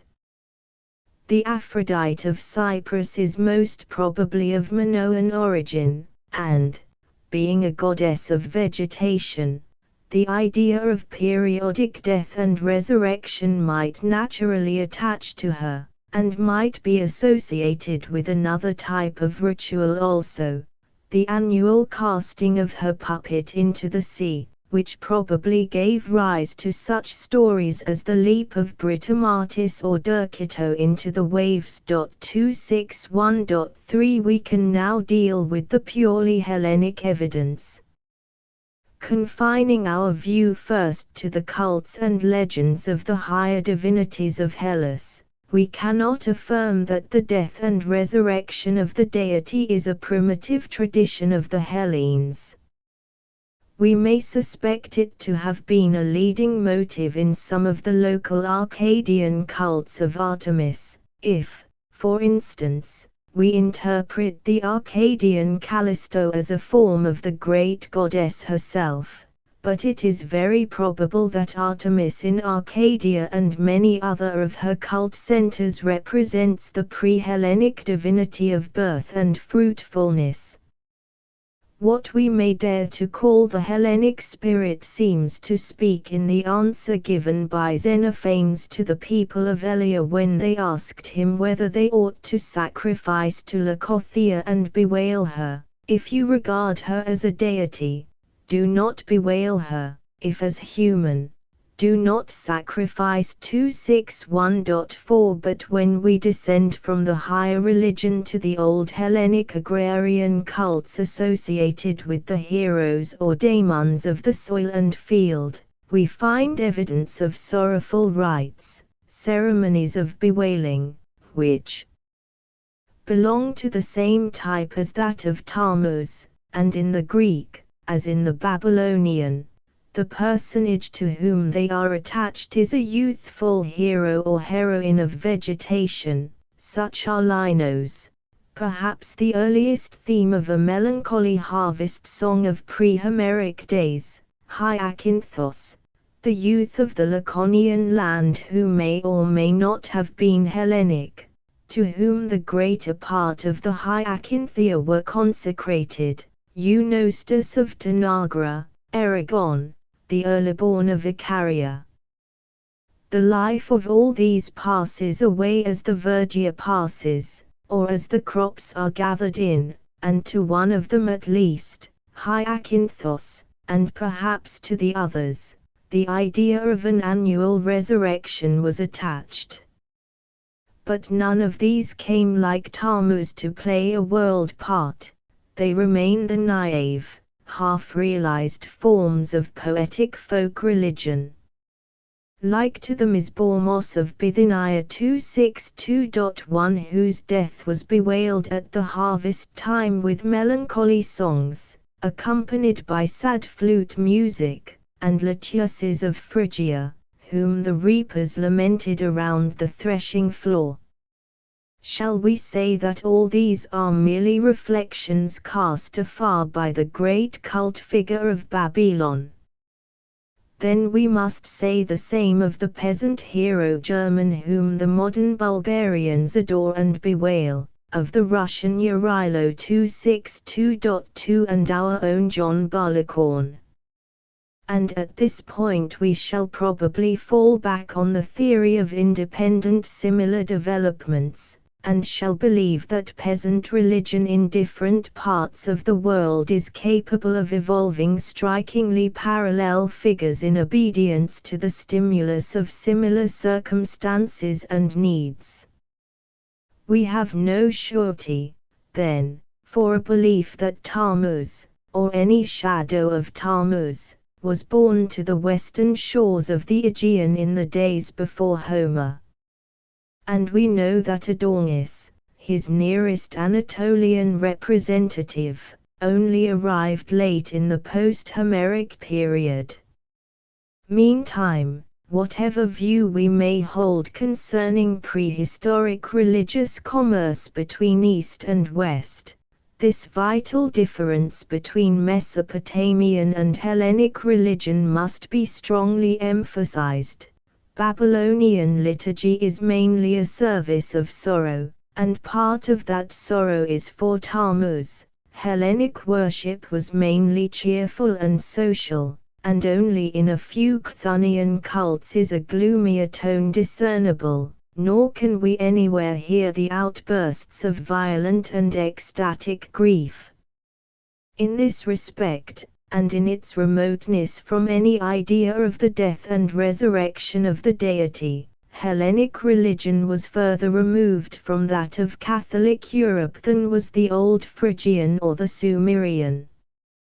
The Babylonian temple service was complex and varied, and offers many problems of interest to the comparative student. We gather that a holy marriage was part of a religious drama perhaps performed annually. For instance, we find reference to the solemn nuptials of Ninip and Bau, and to the marriage presents given to Bau. 263.1 in every anthropomorphic polytheism, especially when idolatry provides images that could be used for religious drama. This ritual act is likely to occur.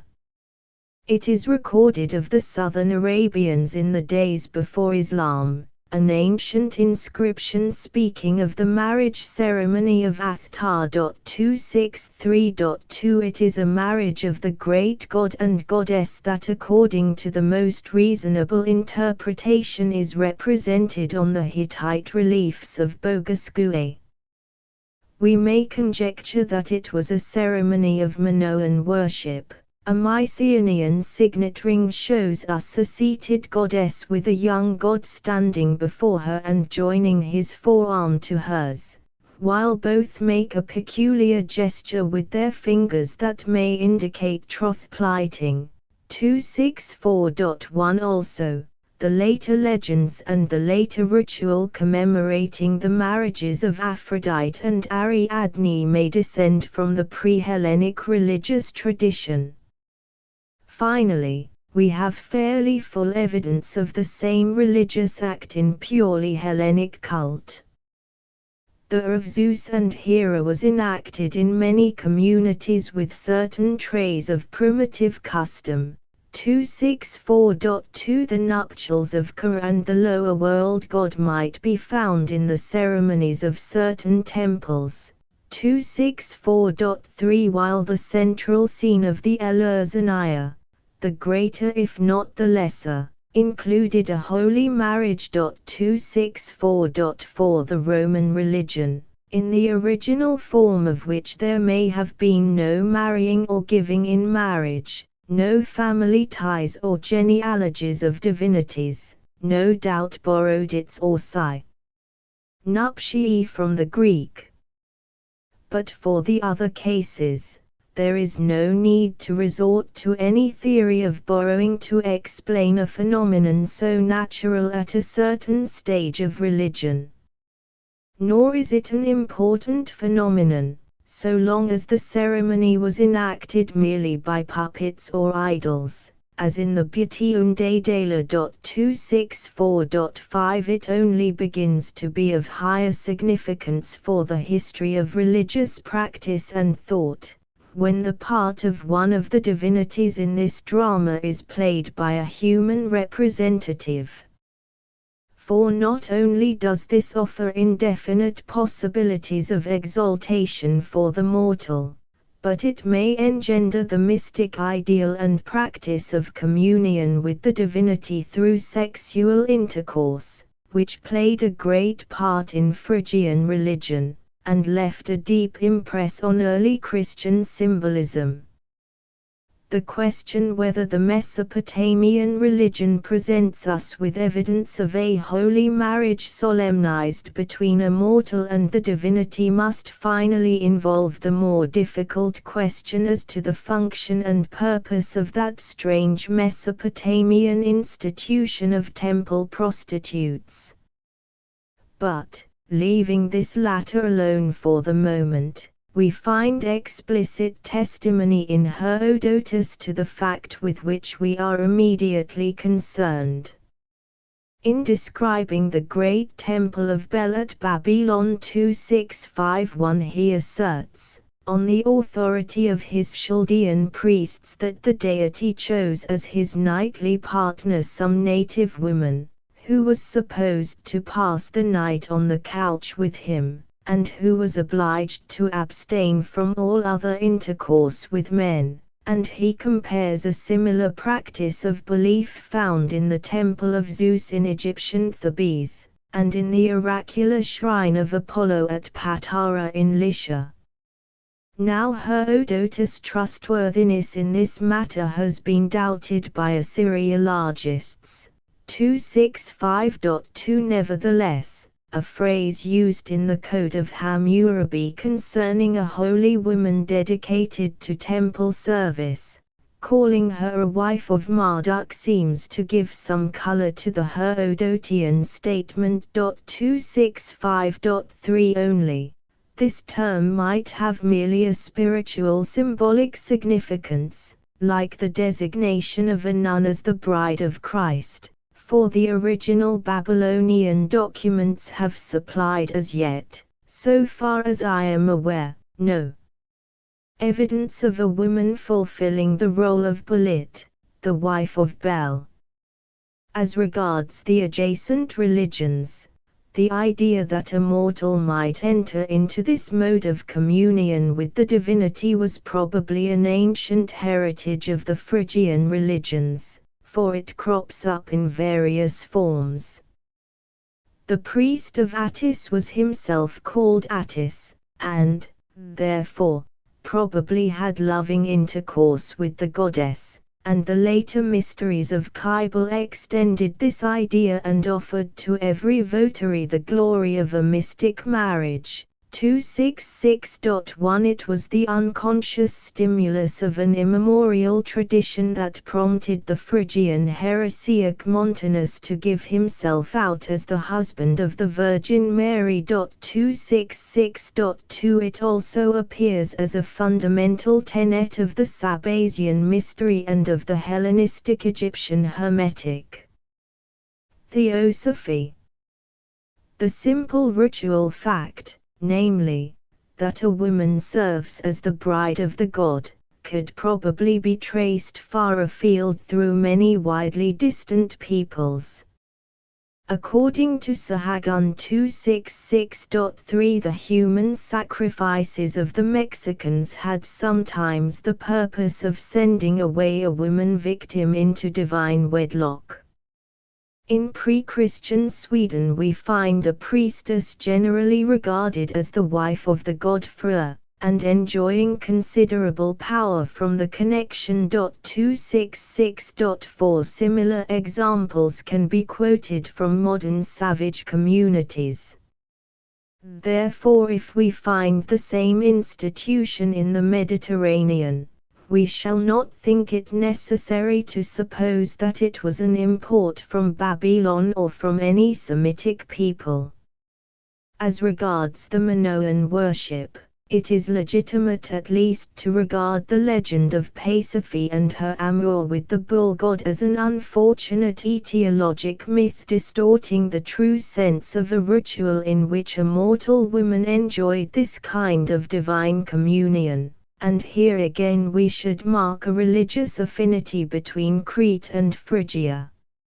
And it is likely that the idea was not unfamiliar to the Hellenes, though the record of it is scanty and uncertain.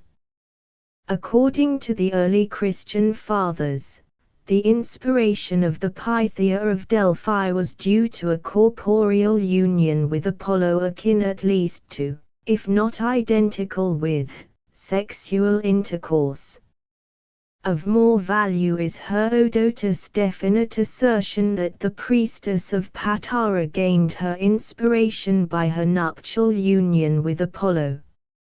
In the rare cases where the cult of a Hellenic god was administered by a priestess, we may suspect that A was part of the temple ritual. In the two examples that I have been able to find, the cults of Poseidon at Caloria and of Heracles at Thespiae, the priestess must be a maiden, as on this theory would be natural. 267.1 The maiden priestesses of the Leucipides, the divine brides of the Dioscoroi at Sparta, were themselves called Leucipides, in all probability because they were their mortal representatives in some ceremony of holy marriage. 267.2 But the most salient and explicitly recorded example is the yearly marriage of the queen Archon at Athens with Dionysos, the bull god, in the feast of Anthesteria, the significance of which I have discussed elsewhere. 267.3 It seems that the queen, by uniting her body with the gods, unites to him the whole Athenian state and secures its prosperity and fruitfulness. This historic fact may also explain the myth of the union of Alta, queen of Calydon, with the same god. Finally, let us observe that nothing in any of these Hellenic records suggests any element of what we should call impurity in the ritual. We are not told that these holy marriages were ever consummated by the priest as the human representative of the god, or that the ceremony involved any real loss of virginity in the maiden priestess. The marriage could have been consummated symbolically by use of a puppet or image of the deity. We may believe that the rite descends from pre-Homeric antiquity. The ritual which the Queen Archon performed might naturally have been established at the time of the adoption into Athens of the Dionysiac cult, and there are reasons for dating this event earlier than 1000 B.C. 268.1. We now come to a very difficult and important question concerning the position of women in the old Mesopotamian temple ritual.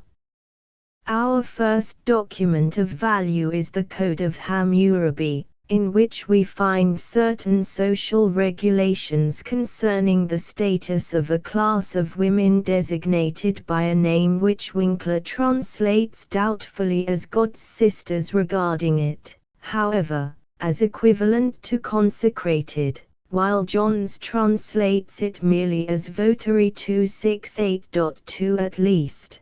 We have proof of a class of holy women who have certain privileges and are under certain restrictions.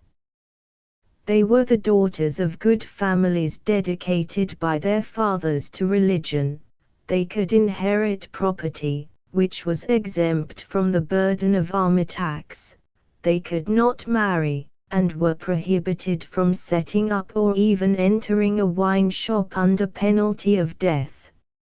It is something to know even as much as this about them, but we would very gladly learn more.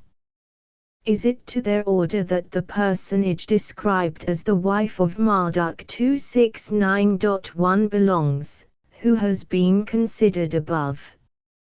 Is it from among them that the priestesses of Ishtar were chosen, who interpreted the oracles of the goddess? 269.2 It seems clear that a father could dedicate his daughter to any divinity, that their position was honorable, and that they are not to be identified with the temple prostitutes of Babylon or Erech, who excited the wonder and often the reprobation of the later Greek world. This peculiar order of temple harlots is also recognized, according to some of the best authorities 269.3, in Hammurabi's code, where they are mentioned in the same context with the consecrated or the god sisters and yet are clearly distinct from them. Another clause seems to refer to male prostitutes. 187. Certain rules are laid down concerning their inheritance of property, and concerning the rearing of their children, if they had any, who might be adopted into private families. Evidently these Kaddish too were a permanent institution, and there is no hint of any dishonor. There may be other references in Babylonian literature to these temple women. In the Epic of Gilgamesh, the courtesan who won over Eabani evidently belongs to the retinue of Ishtar of Erech.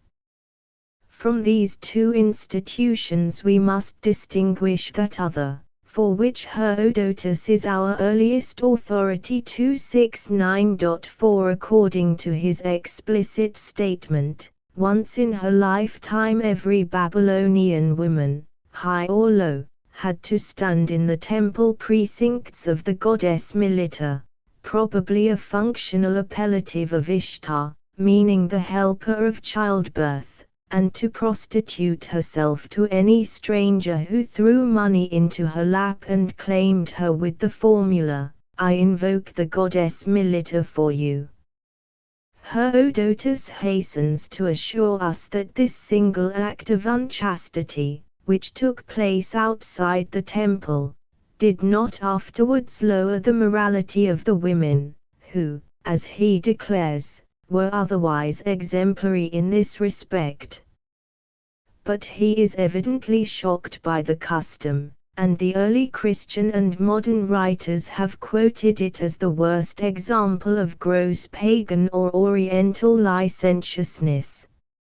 Some devoted Assyriologists have tried to throw doubt on the historian's veracity. 270.1 The wish is father to the thought, and it is indeed difficult for the ordinary civilized man to understand how an ancient civilization of otherwise advanced morality could have sanctioned such a practice. But Herodotus' testimony ought not to be so impugned, nor is it sufficient evidence for rejecting it that no reference to the custom which he describes has been found hitherto in the cuneiform literature.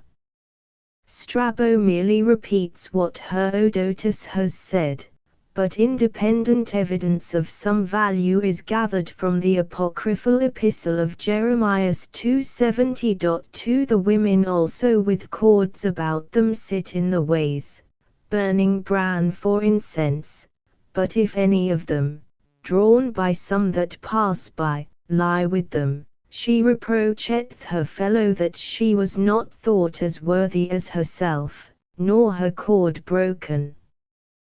The context is altogether religious, and this is no ordinary secular immorality. Certain details in the narrative remind us of Herodotus, and make it clear that the writer has in mind the same social usage that the historian vouches for.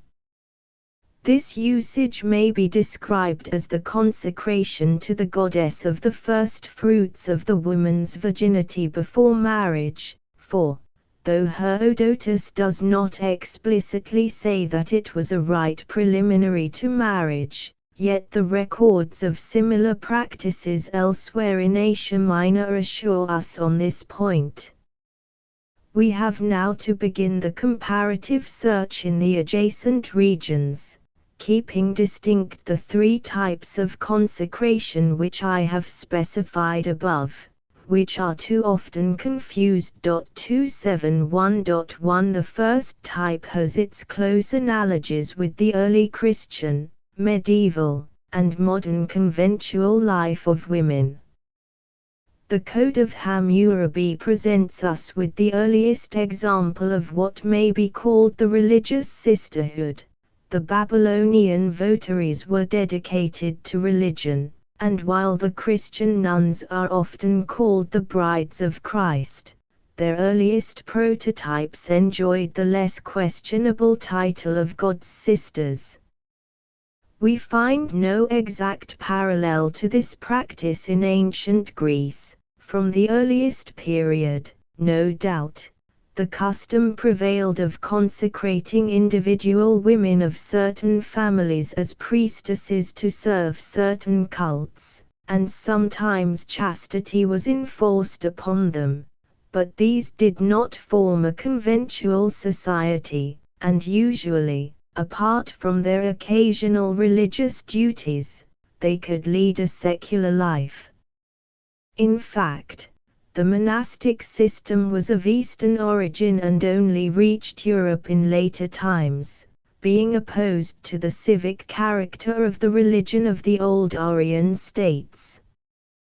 The second class of consecrated women served as temple harlots in certain cult centers of Asia Minor. We cannot say that the custom in all cases emanated from Babylon, for there is reason to think that it was a tradition attaching to the cult of the goddess among the polytheistic Semitic stocks.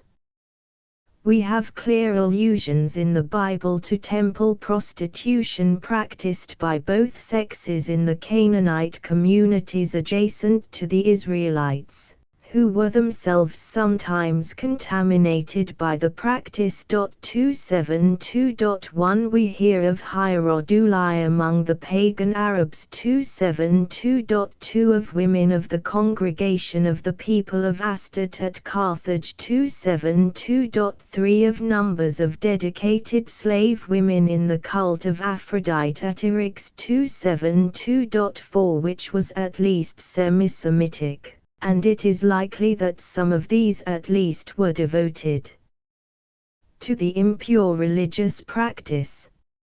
As regards non-Semitic worships, it is only clearly attested of two, namely, of the worship of Ma with Macron at Comana in Pontos 272.5 and of Aphrodite Aurania in Corinth 272.6. In these cases we have the right to assume Semitic influences at work, for we do not find traces of this practice in the ancient cult of Cybele, and Mar of Cappadocia and Pontus, who had affinities with her, was partly contaminated with Anahita, a Persian goddess, who had taken on Babylonian fashions. Nor can we doubt that the practice gained recognition at Corinth in post-Homeric times through its Oriental trade, for it was attached to the cult of Aphrodite Aurania, whose personality, partly at least, was identical with that of the Semitic goddess. The practice survived in Lydia in the later period of the Greco-Roman culture. For a woman of Tralles, by name Aurelia Emilia, erected a column with an inscription that has been published by Sir William Ramsay 273.1, in which she proclaims with pride that she had prostituted herself in the temple service at the command of an oracle and that her female ancestors had done likewise. Finally, we may find the cult practice reflected in certain legends. In the legend of Iconium, for instance, of the woman who enticed all strangers to her embraces and afterward slew them, but was herself turned to stone by Perseus, and whose stone image gave the name to the state. 273.2 The other custom recorded by Herodotus of Babylon, the consecration of the first fruits of virginity to the goddess before marriage, which I have considered as distinct from the foregoing, may often have been combined or confused with it, for the temple harlotry, carried on for some considerable period, might be occasionally a preliminary to marriage.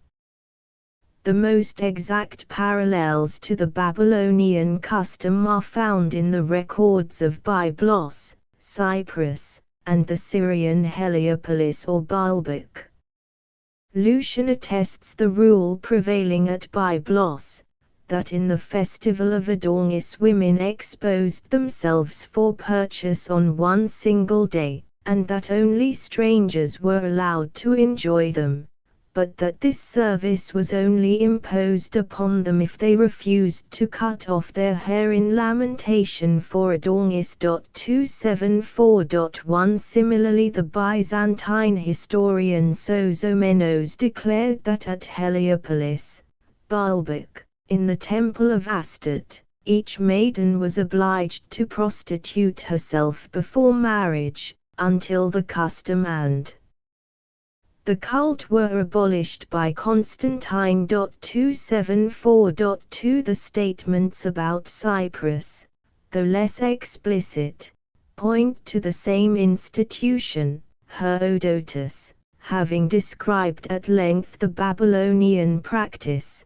declares that it prevailed in Cyprus also, and just in 274.3 that it was a custom of the Cyprians to send their virgins before marriage on fixed days to the shore, to earn their dowry by prostitution, so as to pay a first offering to Venus for their virtue henceforth. Pro reliqua pudicia libamenta veneri. Solutras. The procession to the shore may indicate the rule that intercourse was only allowed them with strangers. 274.4 and nothing points to prolonged prostitution. It is probably the same rite that the Locrians of the West vowed to perform in honor of Aphrodite in the event of deliverance from a dangerous war. 275.1 But in the worship of Anites at Achillesine in Armenia, according to Strabo 275.2, the unmarried women served as temple harlots for an indefinite time until they married, and Aurelia Emilia of Tralles may have been only maintaining the same ancient ritual in Lydia. In these two countries, then, it seems as if there had been a fusion of two institutions that elsewhere were distinct one from another: harlot service for a prolonged period in a temple, and the consecration of each maiden's virginity as a preliminary to marriage. Such institutions mark the sharpest antagonism between the early religious sentiment of the East and the West. Of no European state is there any record, religious or other, that the sacrifice before marriage of a woman's virginity to a mortal was at any time regarded as demanded by temple ritual.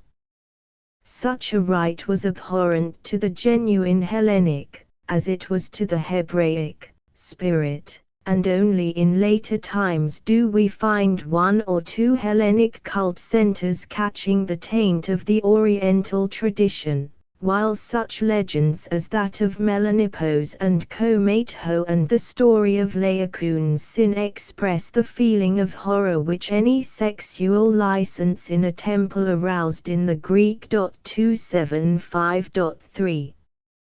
It is imperative to try to understand the original purpose or significance of the Semitic and Anatolian rites that we have been dealing with.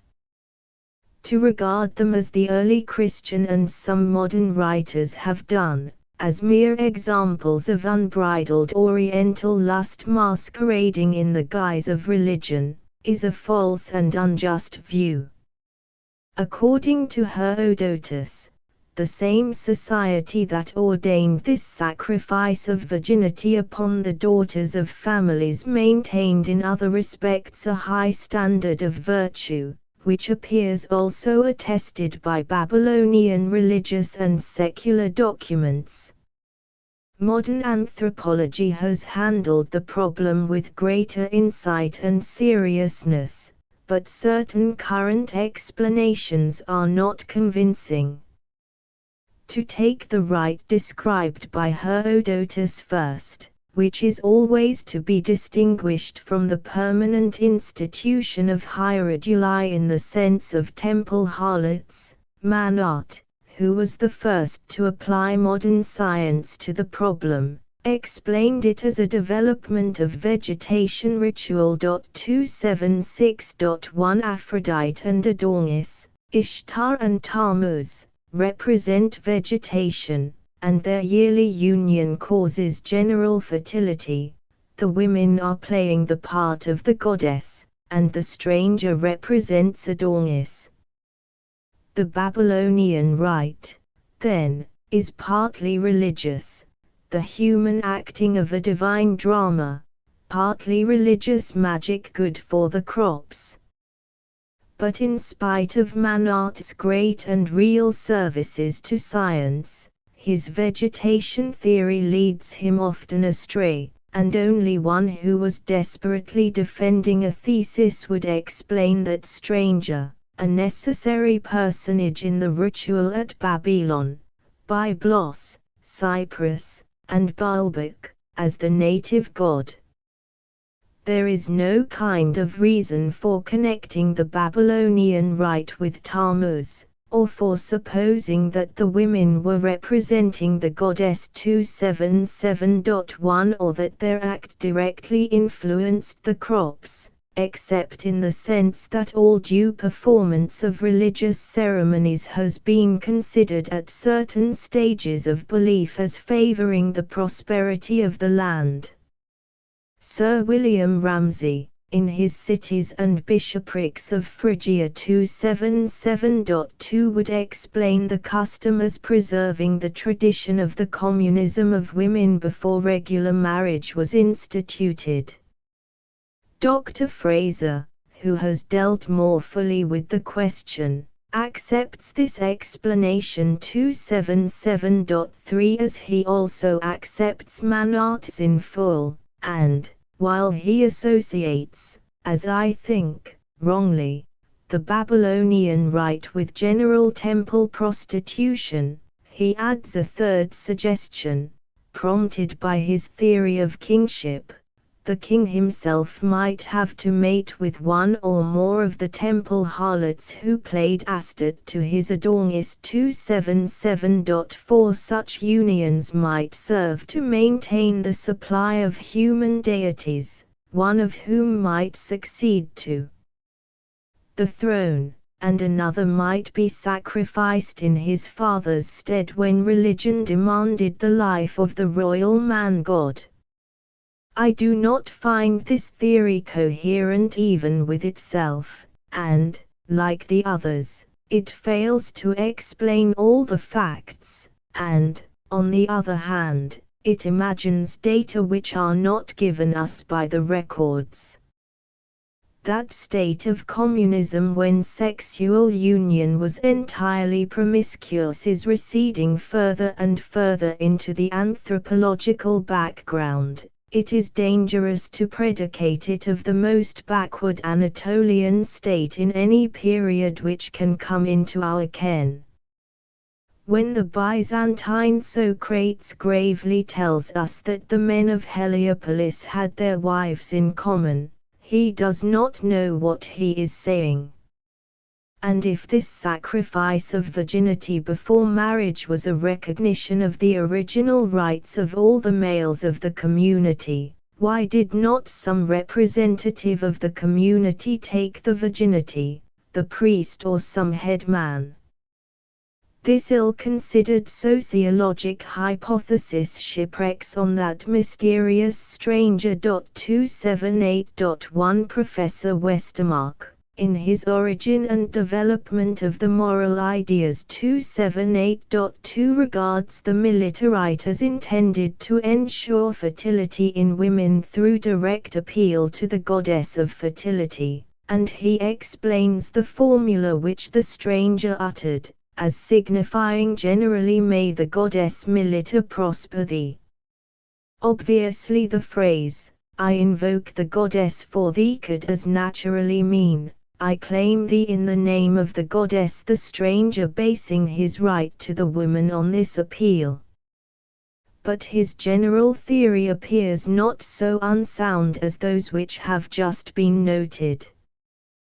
The comparative method ought to help us here, and though we have no exact parallel, as far as I am aware, recorded of any people outside the Mediterranean area to the Babylonian custom, we find usages reported elsewhere that agree with it in one essential. Lubbock quotes instances from modern India of the rule imposed upon women of presenting themselves before marriage in the temple of Juggernaut for the purpose, as he implies, of offering up their virginity, though no such custom is recorded in the Vedic period of religion. 278.3 Cases also are chronicled of the rule prevailing among uncultured or semi-cultured tribes that the medicine man or the priest should take the virginity of the bride before the marriage ceremony. 279.1 These are probably illustrations of the working of the same idea as that which inspired the Babylonian custom. Marriage involves the entering upon a new state. Change of life is generally dangerous, and must be safeguarded by what Van Gennep has called rites de passage. More especially is the sexual union with a virgin dangerous and liable to be regarded with awe by primitive sentiment, before it is safe to marry her.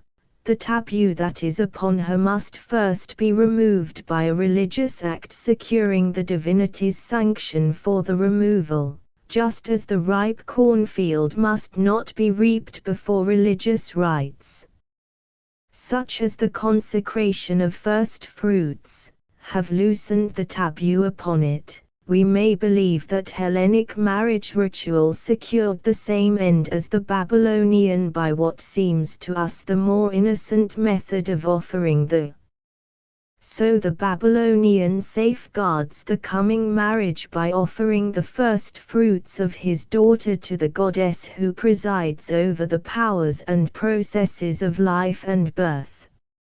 Under her protection, after appeal to her, the process loses its special danger, or if there is danger still, it falls upon the head of the stranger. 279.24 I can find no other way of accounting for his presence as a necessary agent, in the ritual of at least 4 widely separate communities of Semitic race. This comparative ubiquity prevents us explaining it as due to some capricious accidental impulse of delicacy, as if the act would become less indelicate if a stranger who would not continue in the place participated in it. In his essay on the question, Mr. Hartland explains the Babylonian rite as belonging to the class of puberty ceremonies. Nor would this account of it conflict with the view here put forth, if, as he maintains, primitive puberty ceremonies to which girls are subjected are usually preliminary to the marriage which speedily follows. 280.1 But puberty ceremonies are generally performed at initiation mysteries, and none of the rites that we are considering appear to have been associated with mysteries except, perhaps, at Cyprus, where the late record speaks of mysteries instituted by chimeras that had a sexual significance, and which may have been the occasion of the consecration of virginity that Justin describes. 280.2 But the institution of mysteries has not yet been proved for any purely Semitic religion.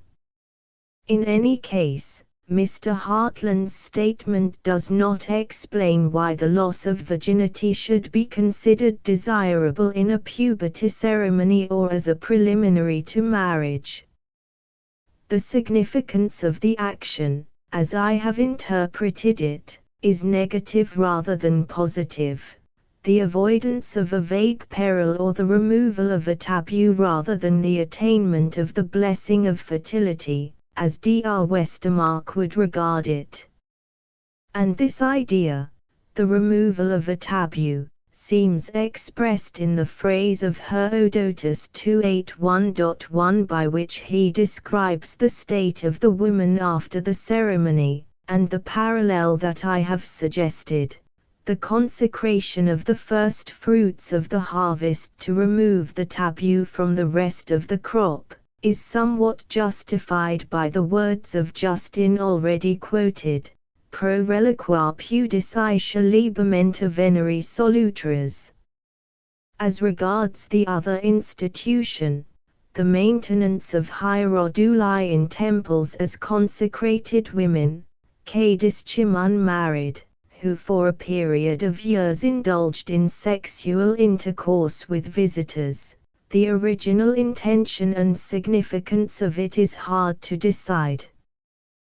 We may be sure that it did not originate in mere profligacy, and the inscription of Trulls shows that even in the later Roman period it had not lost its religious prestige. 281.2 Such a custom could naturally arise in a society that allowed freedom of sexual intercourse among young unmarried persons, and this is not uncommonly found at a primitive level of culture, and that was devoted to the worship of a goddess of sexual fertility.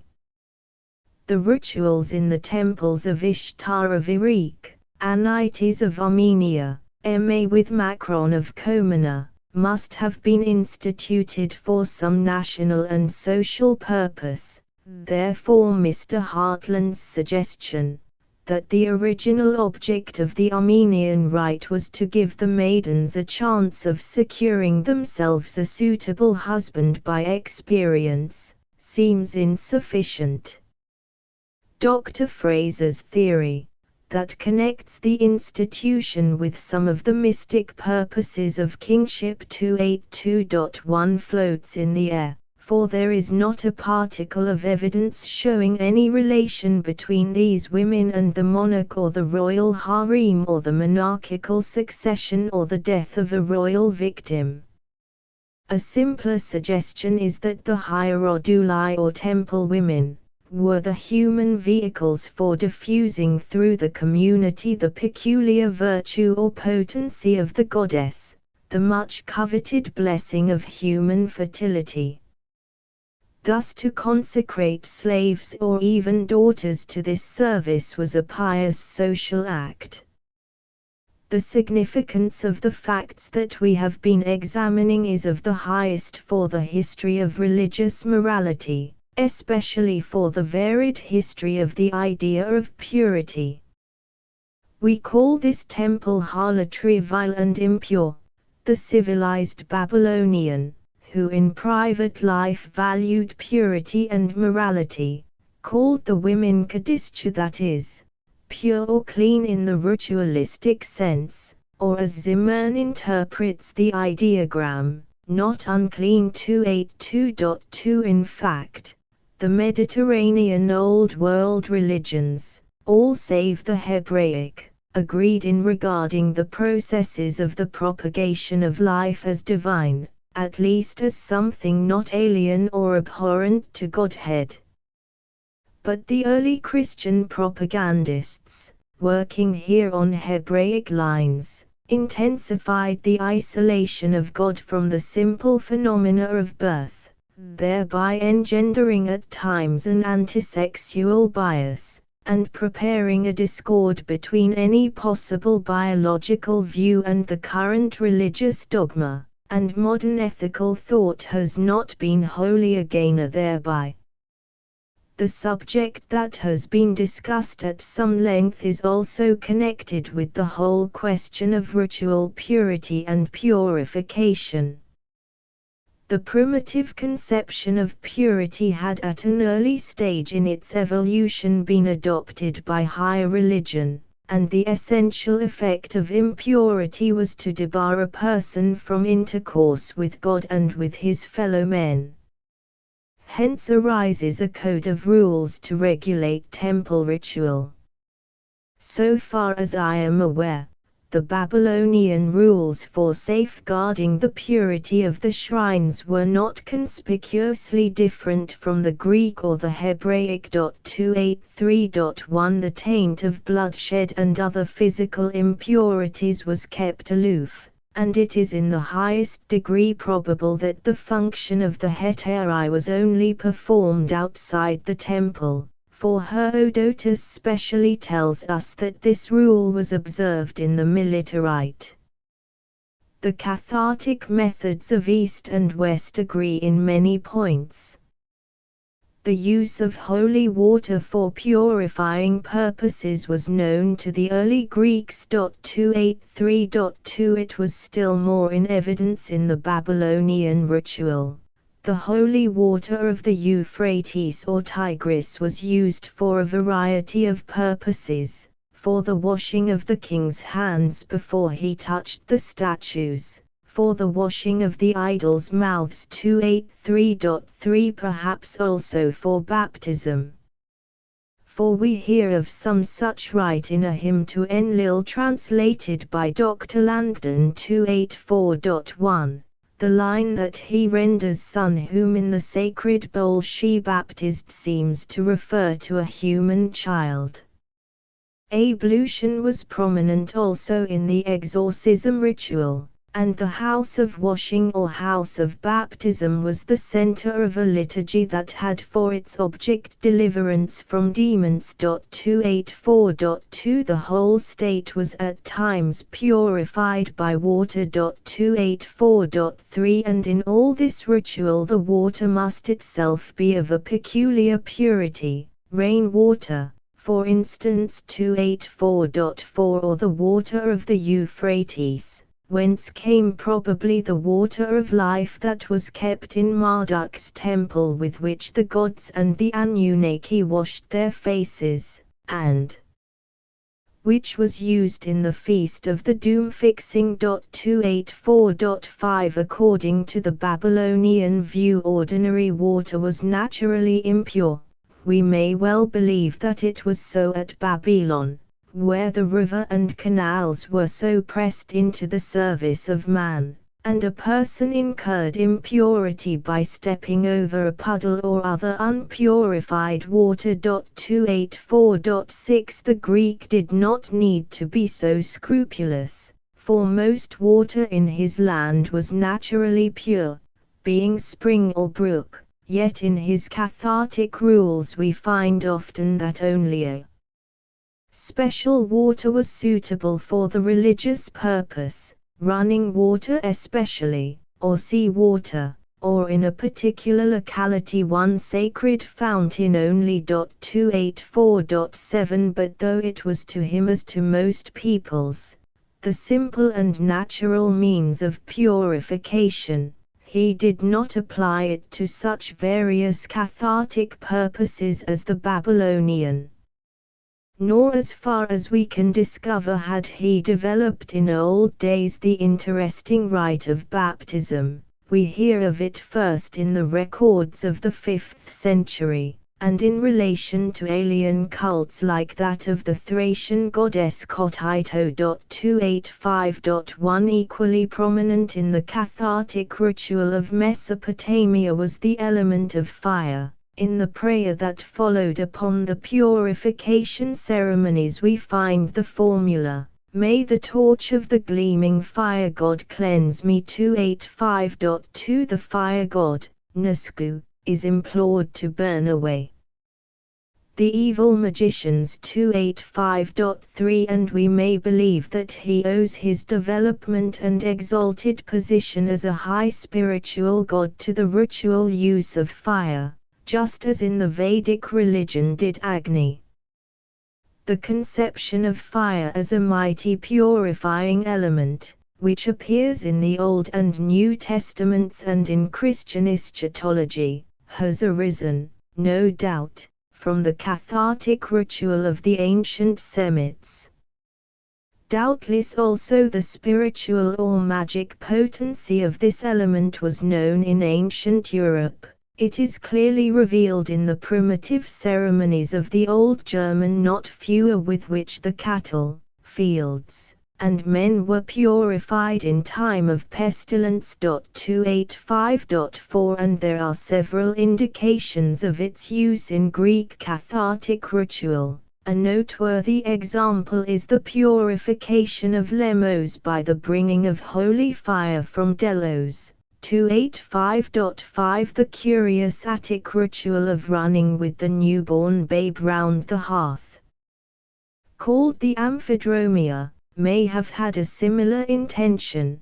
286.1 Even the holy water, seems to have been hallowed by the insertion of a torch. 286.2 And in the later records fire is often mentioned among the usual implements of cleansing. 286.3 The Eleusinian myth concerning Demeter holding the infant Demophon in the flame to make him immortal was suggested probably by some purificatory rite in which fire was used.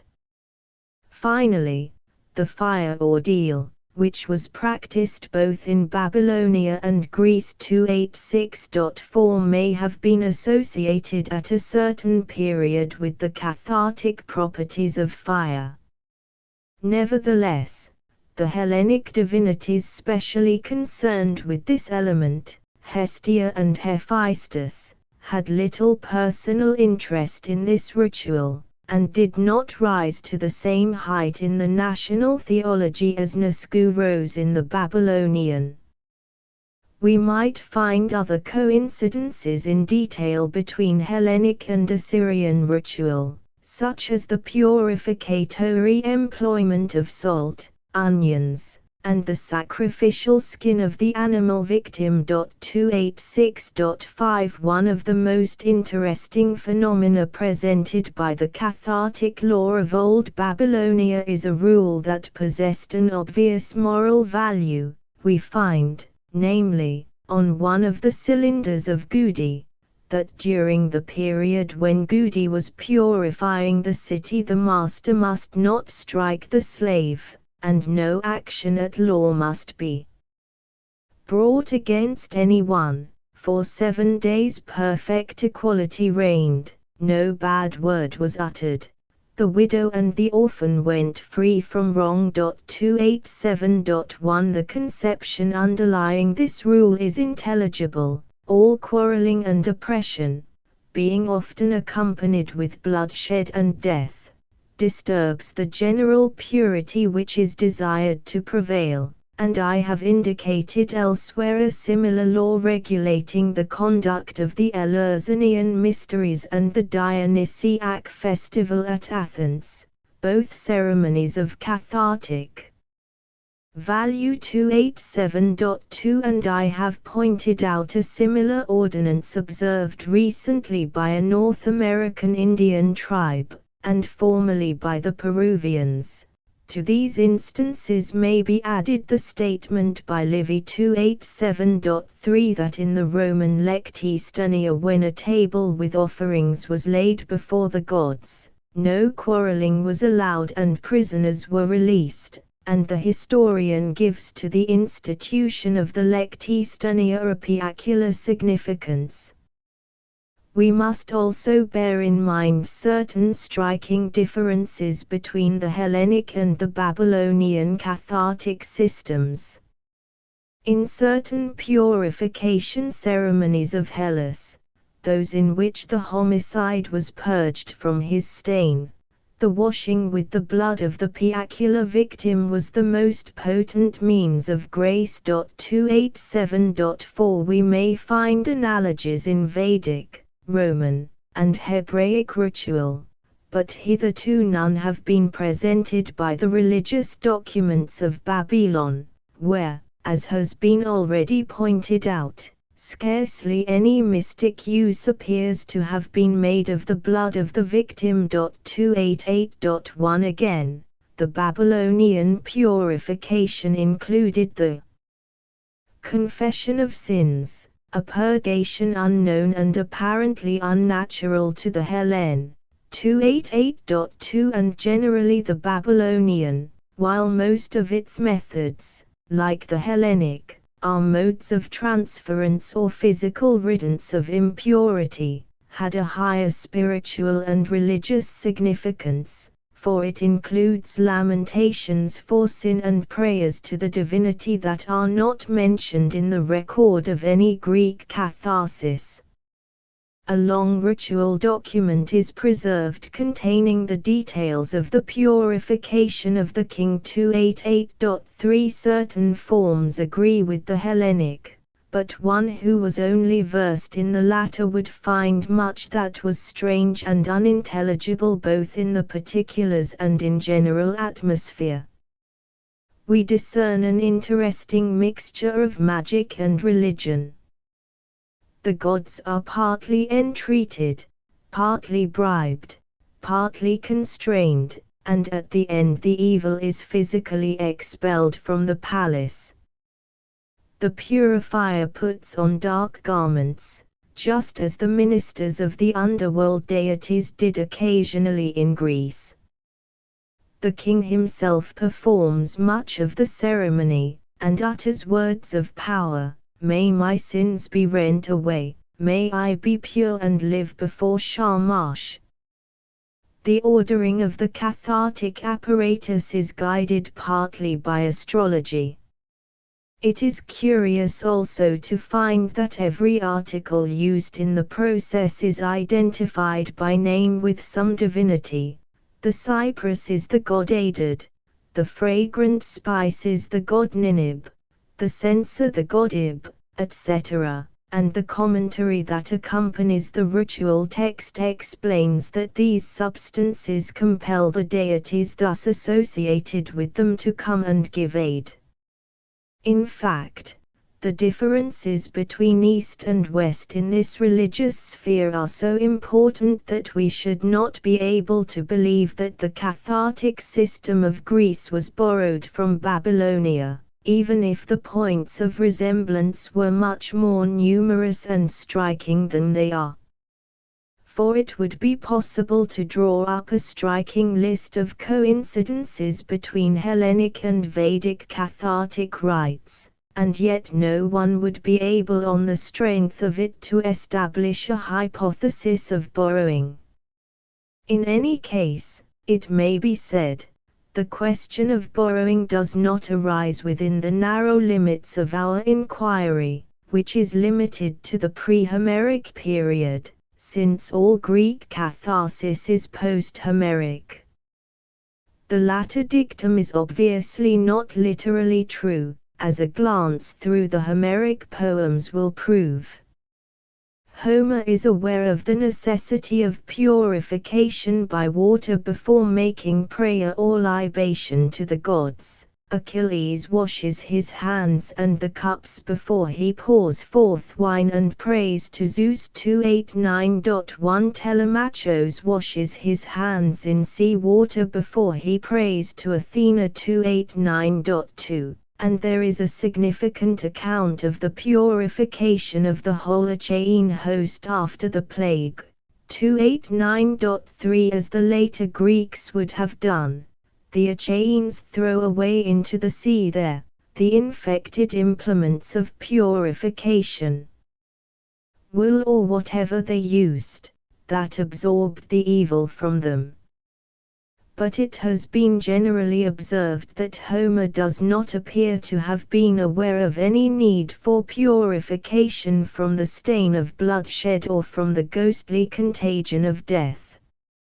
It is true that Odysseus purifies his hall with fire and sulfur after slaying the suitors, but we are not sure that the act had any further significance than the riddance of the smell of blood from the house.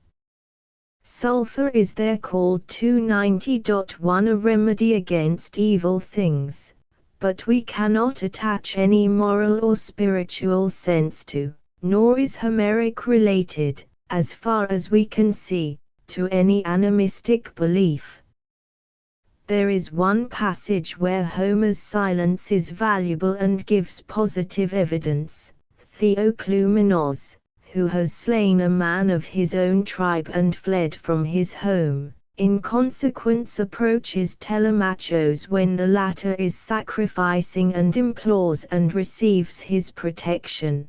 There is no hint of any feeling that there is a stain upon him, or that he needs purification, or that his presence pollutes the sacrifice. 290.2 All this would have been felt by the later Greek, and in the post-Homeric period we have to reckon with a momentous growth of the idea of impurity and of a complex system of purification, especially in regard to homicide, leading to important developments in the sphere of law and morality which I have tried to trace out on other occasions. 290.3 But Homer may well be regarded as the spokesman of a gifted race, the Achaeans, as we call them, on whom the burden of the doctrine of purification lay lightly, and for whom the ghostly world had comparatively little terror or interest. Besides the Achaeans, however, and their kindred races, there was the submerged population of the older culture who enter into the composition of the various Hellenes of history. Therefore the varied development in the post-Homeric period of cathartic ideas may be only a renaissance, a recrudescence of forces that were active enough in the second millennium. Attica may have been the home where the old tradition survived, and cathartic rites such as the Thargelia and the trial of the axe for murder in the Bucolion have the savor of great antiquity. May not the Minoan religion of Crete have been permeated with the ideas of the impurity of bloodshed and the craving for purification from sin? For at the beginning of the historic period Crete seems to have been the center of what may be called the cathartic mission. From this island came Apollo Delphinios, the divine purifier par excellence. To this island the god came to be purified from the death of Python, and in later times, Crete lent to Athens its purifying prophet Epimenides. 291.1 If we believe, then, that the post-Homeric blood purification was really a recrudescence of the tradition of an older indigenous culture, we should use this as another argument for the view that the Greece of the second millennium was untouched or scarcely touched by Babylonian influence. For, as we have seen, purification by blood or from blood appears to have been wholly alien to Babylonian religious and legal practice. The ritual of purification belongs as much to the history of magic as religion. Now, the student of religion is not permitted to refuse to touch the domain of magic, nor can we exclude its consideration even from the highest topics of religious speculation. Some general remarks have already been made 291.2 concerning the part played by magic both in the worship and in the social life of the peoples that we are comparing.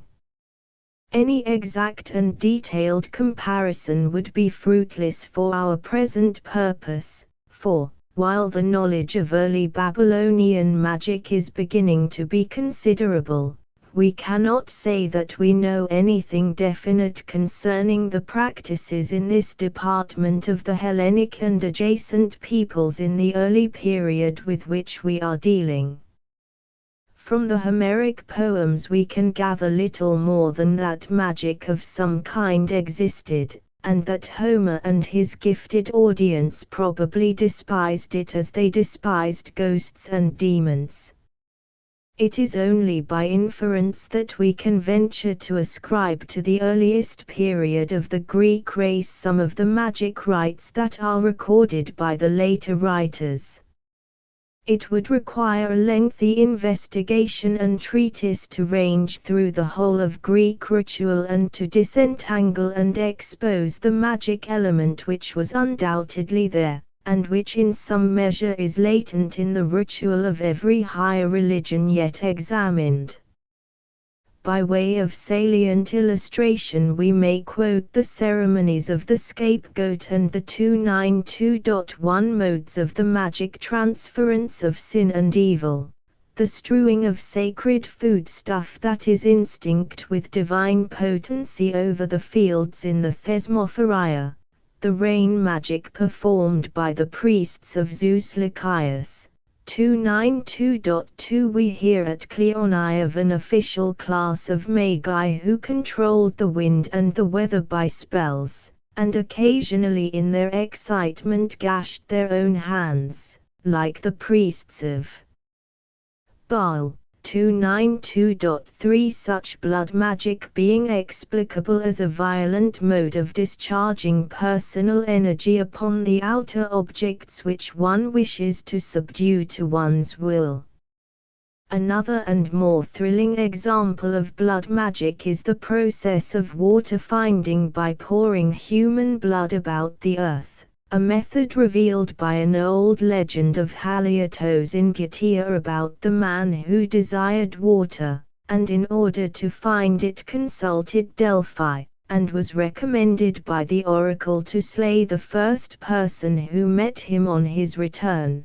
His own young son met him first, and the father stabbed him with his sword. The wounded youth ran round about, and wherever the blood dripped water sprang up. From the earth. 293.1 No one will now venture to say that all these things are post-Homeric. The natural view is that they were an inheritance of crude and primitive thought indigenous to the land. Many of them belong to worldwide custom. On the other hand, some of the striking and specialized rites, such as the blood magic and the ritual of the, are not found at Babylon. But before prejudging the question, some salient and peculiar developments of Babylonian magic ought to be considered. One great achievement of Mesopotamian civilization was the early development of astrology, to which perhaps the whole world has been indebted for good and for evil, and which was associated with magic and put to magic uses. Astrological observation led to the attachment of a magic value to numbers and to certain special numbers, such as number 7. Whether the Judaic name and institution of the Sabbath is of Babylonian origin or not, does not concern our question. But it concerns us to know that the 7th days, the 14th, the 21st, and 28th of certain months, if not of all, were sacred at Babylon, and were days of penance and piacular duties when ordinary occupation was suspended. 293.2 We can discern the origin of the sanctity of this number, the observation of the 7 planets, and the division of the lunar month into 4 quarters of 7 days. The early Greeks, doubtless, had their astrological superstitions, as most races have had. The new moon is naturally lucky, the waning moon unlucky, but no one can discover any numerical or other principle in the Hesiodic system, which is our earliest evidence of Hellenic lucky and unlucky days. His scheme is presented in naive confusion, and he concludes humorously, one man praises one day, one another, and few know anything about it. 294.1 His page of verse reflects the anarchy of the Greek calendars, and we should find it hard to credit that either Hesiod or the legislators that drew up those had sat attentively at the feet of Babylonian teachers. But a few coincidences may be noted.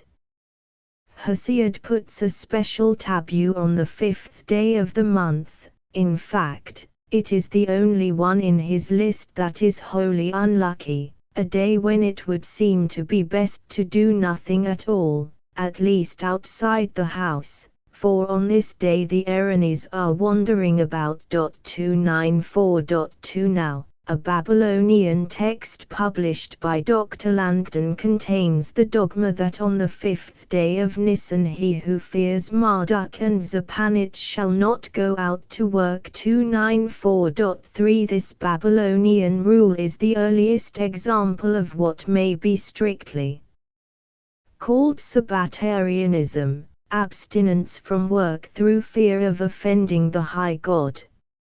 Such would probably not be the true account of Hellenic feeling concerning the forbidden days which were called or. 294.4 The high God had issued to the Hellen no moral commandment about keeping the Sabbath day holy. His reluctance to do certain work on certain days rested on a more primitive sentiment concerning them.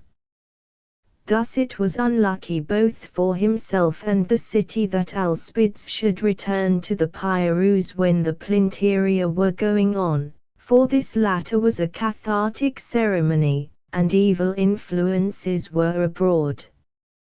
Nor, as Xenophon declares, would anyone venture to engage in a serious work on this day? 295.1 Nor were these, like the seventh days of the Babylonian months, necessarily days of gloom when offended deities had to be propitiated. On the contrary, the day of was a day of merry drinking, and yet, in fact, we best understand the latter phrase by translating it to boot rather than sad or gloomy. 295.2 Another coincidence that may arrest attention is that in Hesiod's scheme the seventh day of the month was sacred because Apollo was born on it, and throughout the later period this god maintains his connection with the seventh day, also apparently with the first, the 14th, and the 20th of the month. 295.3 This almost coincides with the sabbatical division of the Babylonian months.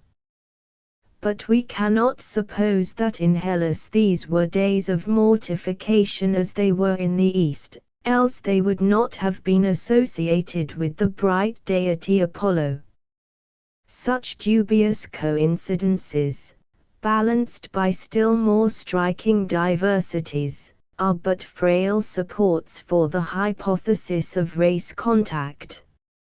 In Babylonian thaumaturgy nothing is more significant than the magic power of the word, whether spoken or written, and the word, as we have noted, was raised to a cosmic divine power and possessed inherent creative force. 295.4 This is only a reflection upon the heavens of the human use of the magical or mesmeric word or set of words. This use of them is found, indeed, all round the globe. What seems unique in the Mesopotamian culture is that religion, religious literature, and poetry should have reached so high a pitch and yet never have risen above or shaken off the magic which is its constant accompaniment. Men and gods equally use magic against the demons. The most fervid hymn of praise, the most pathetic litany, is only part of an exorcism ritual, and so inevitably does the shadow of magic dog religion here that Dr. Langdon is justified in his conjecture. 296.1 that in a great hymn to Enlil, which contains scarcely a prayer but chiefly ecstatic description of his power, the worshipper is really endeavoring to charge himself with high religious magic by this outpouring. In fact, here and elsewhere, a magic origin for the practice of theologic exegesis may be obscurely traced. Narrative might acquire an apotropic effect. Thus tablets containing the narrative of the achievements of the plague god, hung up before the houses, could avert pestilence. 296.2 Or, again, the reading aloud the tablet narrating the victory of Shamash and Raman over the 7 demons who attacked the moon god Sin served to defeat the 7 demons by the same sympathetic magic as would be worked by a dramatic representation of that event. 296.3 There is no record or hint that the Hellenes recited hymns to Demeter or wrote up passages of Homer to avert demons.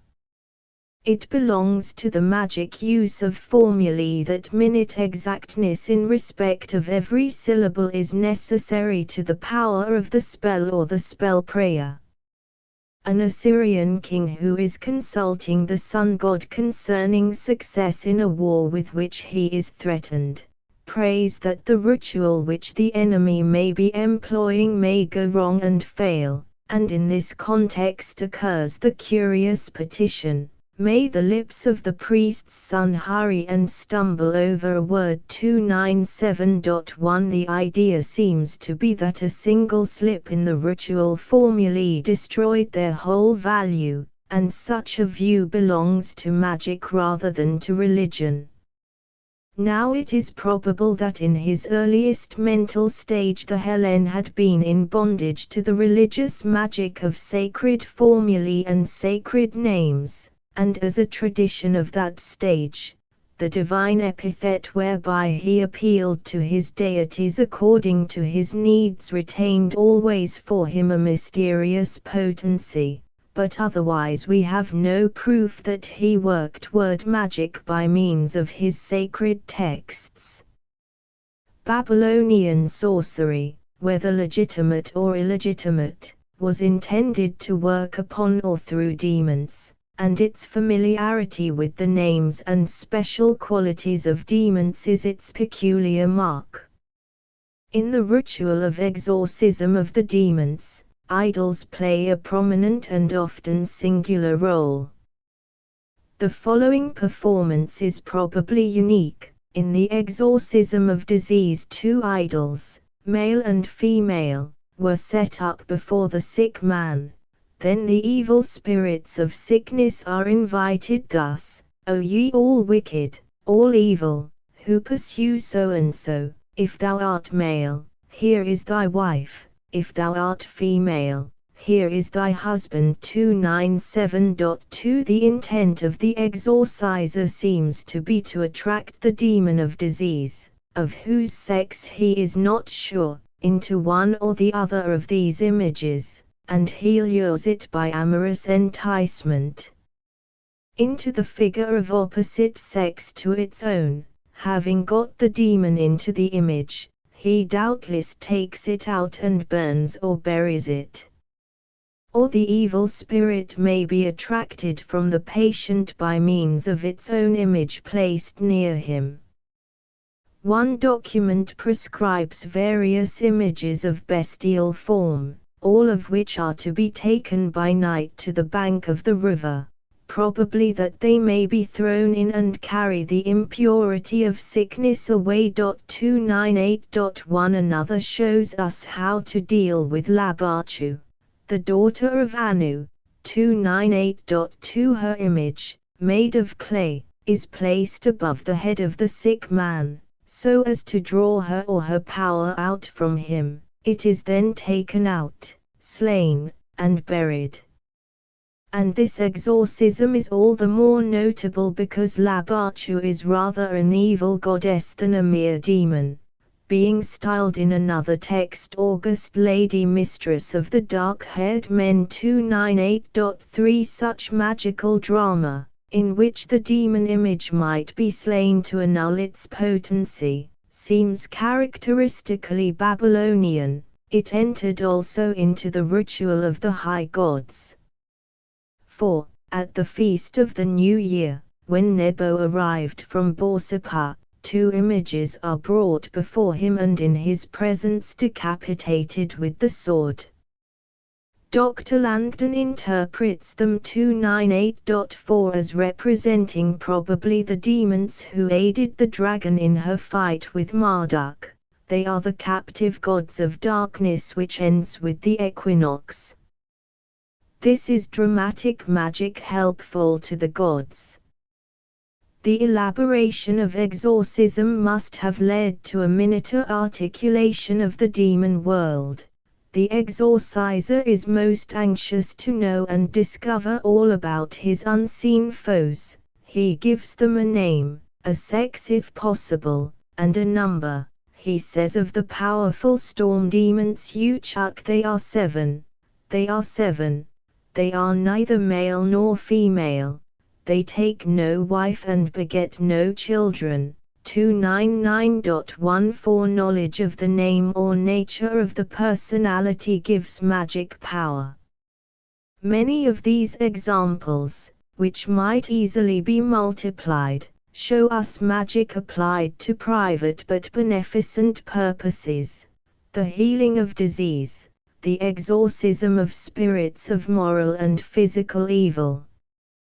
It was also in vogue for national purposes, for instance, for the destruction of the enemies of the king. One of our documents describes such a process as the making of a tallow image of the enemy of the king and binding his face with a cord, so as to render the living foe impotent of will and speech. 299.2 We have already noticed that the Babylonian gods themselves work magic, and that it was also worked on behalf of the gods. 299.3 And in the ritual records much that might be interpreted as religion may find its true account from the other point of view. For instance, the ritual of placing by the bedside of a sick man the image of Nergal, or those of the twins who overthrow the wicked Galu. 299.4 might appear at first sight as a religious appeal to the deities to come to his aid,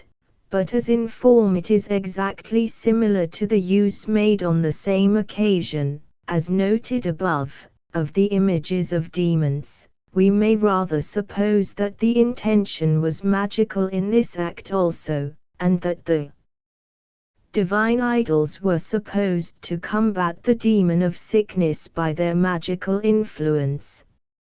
Or, again, in part of the ritual of exorcism we find acts that bear the semblance of sacrifice, such as throwing onions and dates into the fire, but they were charged with a curse before thrown, and the act is more naturally interpreted as a magic transference of evil. 300.1 For the purpose of the exorcism, to deliver a banned person, the high god, Marduk or another, might be called in, but Marduk also works the effect by magic. A rope is woven by Ishtar's maidens, which Marduk, or his priest, turns round the head of the sufferer, then breaks it through and throws it out into the desert. 300.2 This looks like symbolic magic. The knotted rope represents the ban, which is then broken and thrown away. There are many features in these methods of exorcism, such as the apotropic use of idols, that are common to other peoples at a certain stage of culture. There remains much also that seems peculiar to Babylon. But what is uniquely characteristic of this Mesopotamian people, and at the same time most Hellenic, is the all-pervading atmosphere of magic, which colors their view of life and their theory of the visible and invisible world. Babylonia, at least, was the one salient exception to the historic induction that a distinguished writer 300.3 has recently sanctioned. Religion once firmly established invariably seeks to exclude magic, and the priest does his best to discredit the magician. The psalmody of Babylon, with its occasional outbursts of inspiration and its gleams of spiritual insight, would have appealed to an Isaiah. Its magic would have appealed to many a modern African. The Babylonian prophet does not frown on it. The high gods accept it. The priest is its skilled and beneficent practitioner. And at no other point, perhaps, is the contrast between the Hellenic and the Mesopotamian religions so glaring as at this. This comparison of Eastern and Western ritual may close with some observations on another religious function that may be of some value for the question of early ethnic influence. It has been remarked that divination played an important, perhaps a dominant part in the Babylonian ritual of sacrifice.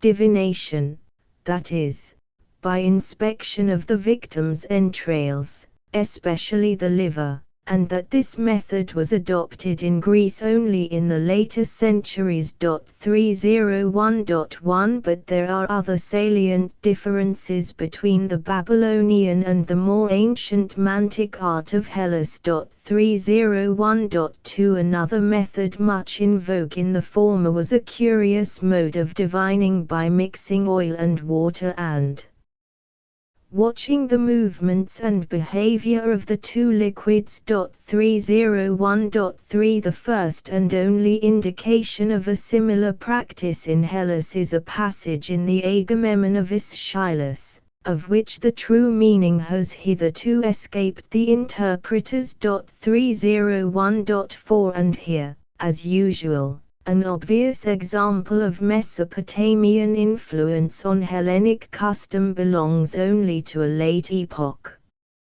It is also true that the ancient divination of the two peoples agreed in certain respects, namely, in that both used, like most communities at a certain stage of culture, the auguries of birds and the revelations of dreams. As regards the facts relating to the former, we know more about Greece than at present about Babylon. But in the matter of dream oracles, it is manifest that the Hellenic phenomena are entirely independent of Mesopotamian fashion. The Assyrian and Babylonian documents reveal the fashion of dream prophecy in its simplest and highest form. The high deity of his own pleasure sends a dream, and the divining priest or skilled interpreter interprets it. No hint has so far been detected of that artificial method of provoking prophetic dreams by incubation or the fashion of laying oneself down in some sacred shrine and sleeping with one's ear to the ground. That was much in vogue in ancient Hellas and still survives in parts of the modern Greek world and which may be regarded as an immemorial tradition. In this divination, the divine spokesman was the power of the underworld. And this was the most important difference between the Western and the Eastern society in respect of the divine agency. In an early period of Hellenic history that may be called pre-Apollon, the Earth Mother was conspicuously oracular by the vehicle of dreams, and this power of hers was generally shared by the nether god and buried heroes. Nor could the religion of Apollo suppress this Chthonian divination. But in Mesopotamia the earth powers and the nether world have no part or lot in this matter. It is almost the prerogative of Shamash, the sun god, though Adad is sometimes associated with him. 302.1 Both being designated as Bel-Biri or Lords of Oracles. 303.1 Another remarkable distinction is the fact that the ecstatic or enthusiastic form of prophecy, that of the shaman or pythoness possessed and maddened by the inworking spirit of God, is not found in the Babylonian record, which only attests the cool and scientific method of interpreting by signs and dreams and the stars. Perhaps Mesopotamia from the 3rd millennium onward was too civilized to admit the mad prophet and prophetess to its councils. But such characters were attached to certain Anatolian cults, especially to those of Kybele. 303.2 and also to the Syrian goddess at Hierapolis.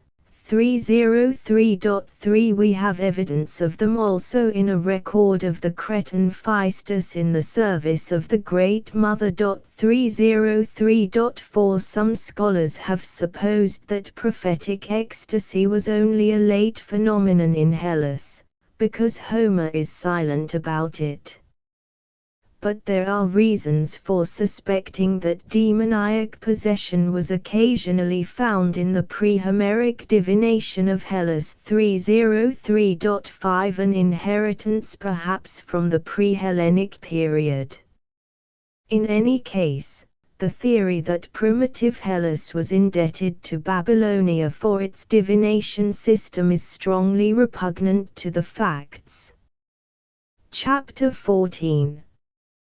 Summary of results.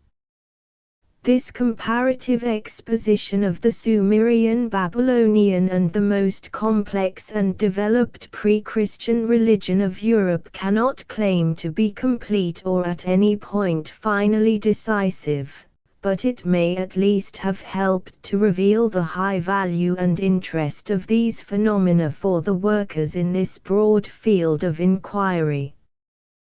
This was one of the main objects of this course.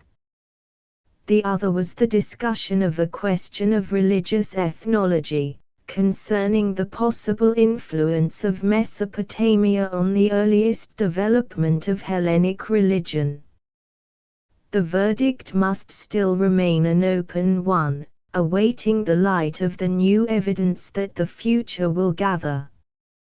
But the evidence at present available, and it may be hoped that none of first importance has been missed, constrains us to a negative answer or at least a negative attitude of mind. Confining ourselves generally to the second millennium BC, we have surveyed the religions of the adjacent peoples between the valley of the Euphrates and the western shores of the Aegean, and have observed that morphologically they are generally on the same plane of polytheism, but that those of Mesopotamia and Hellas reveal inner differences, striking and vital enough to be serious stumbling blocks to a theory of affiliation. These differences concern the personality of the divinities and their relations to the various parts of the world of nature, the most salient being the different attitude of the two peoples to the divine luminaries of heaven and to the Chthonian powers of the lower world. They concern the cosmogonies of East and West, their views of the creation of the world, and the origin of man. On these matters, certain myths which are easily diffused do not appear to have reached Hellas in this early period. They concern the religious temperaments of the Babylonian and Hellene, which appear as separate as the opposite points of the pole, the rapturous fanatic and self-abasing spirit of the East contrasting vividly with the coolness, civic sobriety, and self-confidence of the West. They concern the eschatologic ideas of the two peoples, the cult of the dead and some idea of a posthumous judgment being found in early Hellas, while the former was rare, and the latter is scarcely discoverable, in Mesopotamia.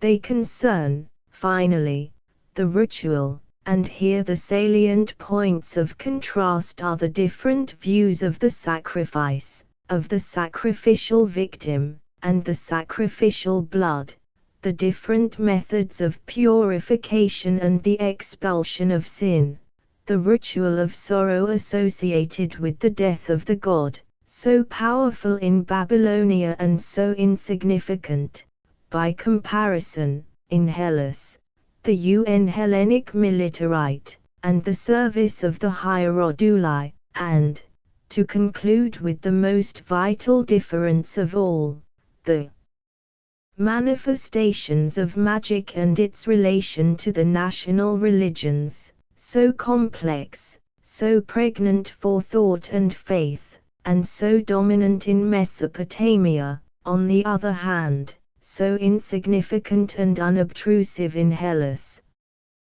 Two other points have been incidentally noticed in our general survey, but it is well in a final summing up to emphasize their great importance as negative evidence. The first concerns the higher history of European religion, the establishment of religious mysteries, a phenomenon of dateless antiquity, and of powerful working in Hellenic and Aegean society, has not yet been discovered in the Mesopotamian culture. The second is a small point that concerns commerce and the trivialities of ritual, the use of incense, universal from immemorial times in Mesopotamia, and proved by the earliest documents, begins in Greece not earlier than the 8th century BC. This little product, afterwards everywhere in great demand, for it is pleasant to the sense, soothing to the mind, and among the harmless amenities of worship, was much easier to import than Babylonian theology or more complex ritual. It might have come without these, but they could scarcely have come without it. Yet it did not come to Hellenic shores in the second millennium. And this trifling negative fact is worth a volume of the higher criticism for the decision of our question. Those who still cling to the faith that Babylonia was the center whence emanated much Mediterranean religion, may urge that the negative value of the facts exposed above may be destroyed by future discoveries. This is true, but our preliminary hypotheses should be framed on the facts that are already known. Or they may urge that the generic resemblances of the two religious systems with which we have been mainly concerned are also great. But, as has been observed, the same generic resemblance exists between Greek and Vedic polytheism. And for the question of religious origin, general resemblances are far less decisive than specific points of identity, such, for instance, as the identity of divine names or of some peculiar divine attribute. Later we can trace the migrations of Isis and Mithras throughout Europe by their names or by the sistrum or by the type of the fallen bull, of the Hittite goddess Shub in the Greco-Roman guise of Jupiter de Lycaenos as far as Hungary, perhaps as far as Scandinavia, by the attribute of the hammer. It is just this sort of evidence of any trace of Babylonian influence that is lacking among the records of early Greece. No single Babylonian name is recognizable in its religious or mythologic nomenclature, just as no characteristically Babylonian fashion is found in its ritual or in the appurtenances of its religion. This well accords with what is already known of the Mediterranean history of the second millennium. For long centuries the Hittite Empire was a barrier between the Babylonian power and the coastlands of Asia Minor. So far, then, as our knowledge goes at present, there is no reason for believing that nascent Hellenism, wherever else arose the streams that nourished its spiritual life, was fertilized by the deep springs of Babylonian religion or theosophy. Index of names and subjects. Aided, Raman, 62, 101 to 102, 142, 143. Adornis, 251, 255, 273 to 274. Alalat, 44. Alachu, 57, 206, 218. Anicanic worship, 225 to 230. Animaism, 43. Anthropomorphism, in Greece, 10 to 12, 75 to 80, in Mesopotamia, 51 to 52, 55 to 57, in Canaan, 57 to 58, in Hittite religion, 60 to 61, in Phrygia, 63 to 64, in Crete, 64 to 75. Aphrodite, Cretan Mycenaean, 96, in Cyprus, 261, Aurania, 272 to 273. Apollo, 49, 295, Theory of Lycian Origin, 90, Agios, 136, Delphinios, 291, Lycios, 76. Arabian Divinities, 85, 263.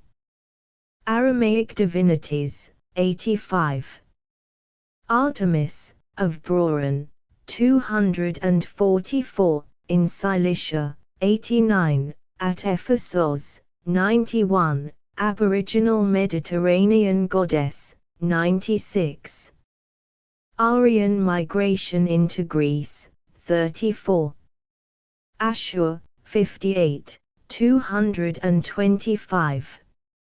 Astarte, 57, 58, 59, 86, 107.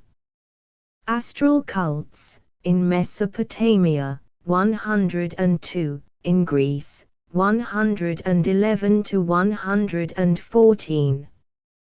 Atargatis, Derkito, 57. Athena, Aboriginal Mediterranean Goddess, 96. Athtar, Arabian deity, 85, 263. Atta, in Arabia, 168. Attis, 91, 254 to 258, 266, 95. Axe cult, in Crete, 70, 93. Baalbek, 273 to 274. Baptism, 284. Bao, Babylonian goddess, 263. Bulit, Babylonian goddess, 83, 84, 104. Birds, cult of, 63, 69 to 73. Bogasque, reliefs of, 47, 60, 125. Cuneiform texts at, 61. Borrowing, tests of, in religion, 37. Boundaries, sanctity of, 127 to 128. Buponia, in Attica, 237 to 238. Britomartis, 170. Bull, Hittite worship of, 252 to 253. Burial customs, 208 to 210. Byblos, Adonis rites at, 273 to 274. Chemosh, of Moab, 59, 86. Cilicia, Assyrian conquests in, 35, Vidi Typhus. Cities, religious origin of, 118. Communion service with dead, 209.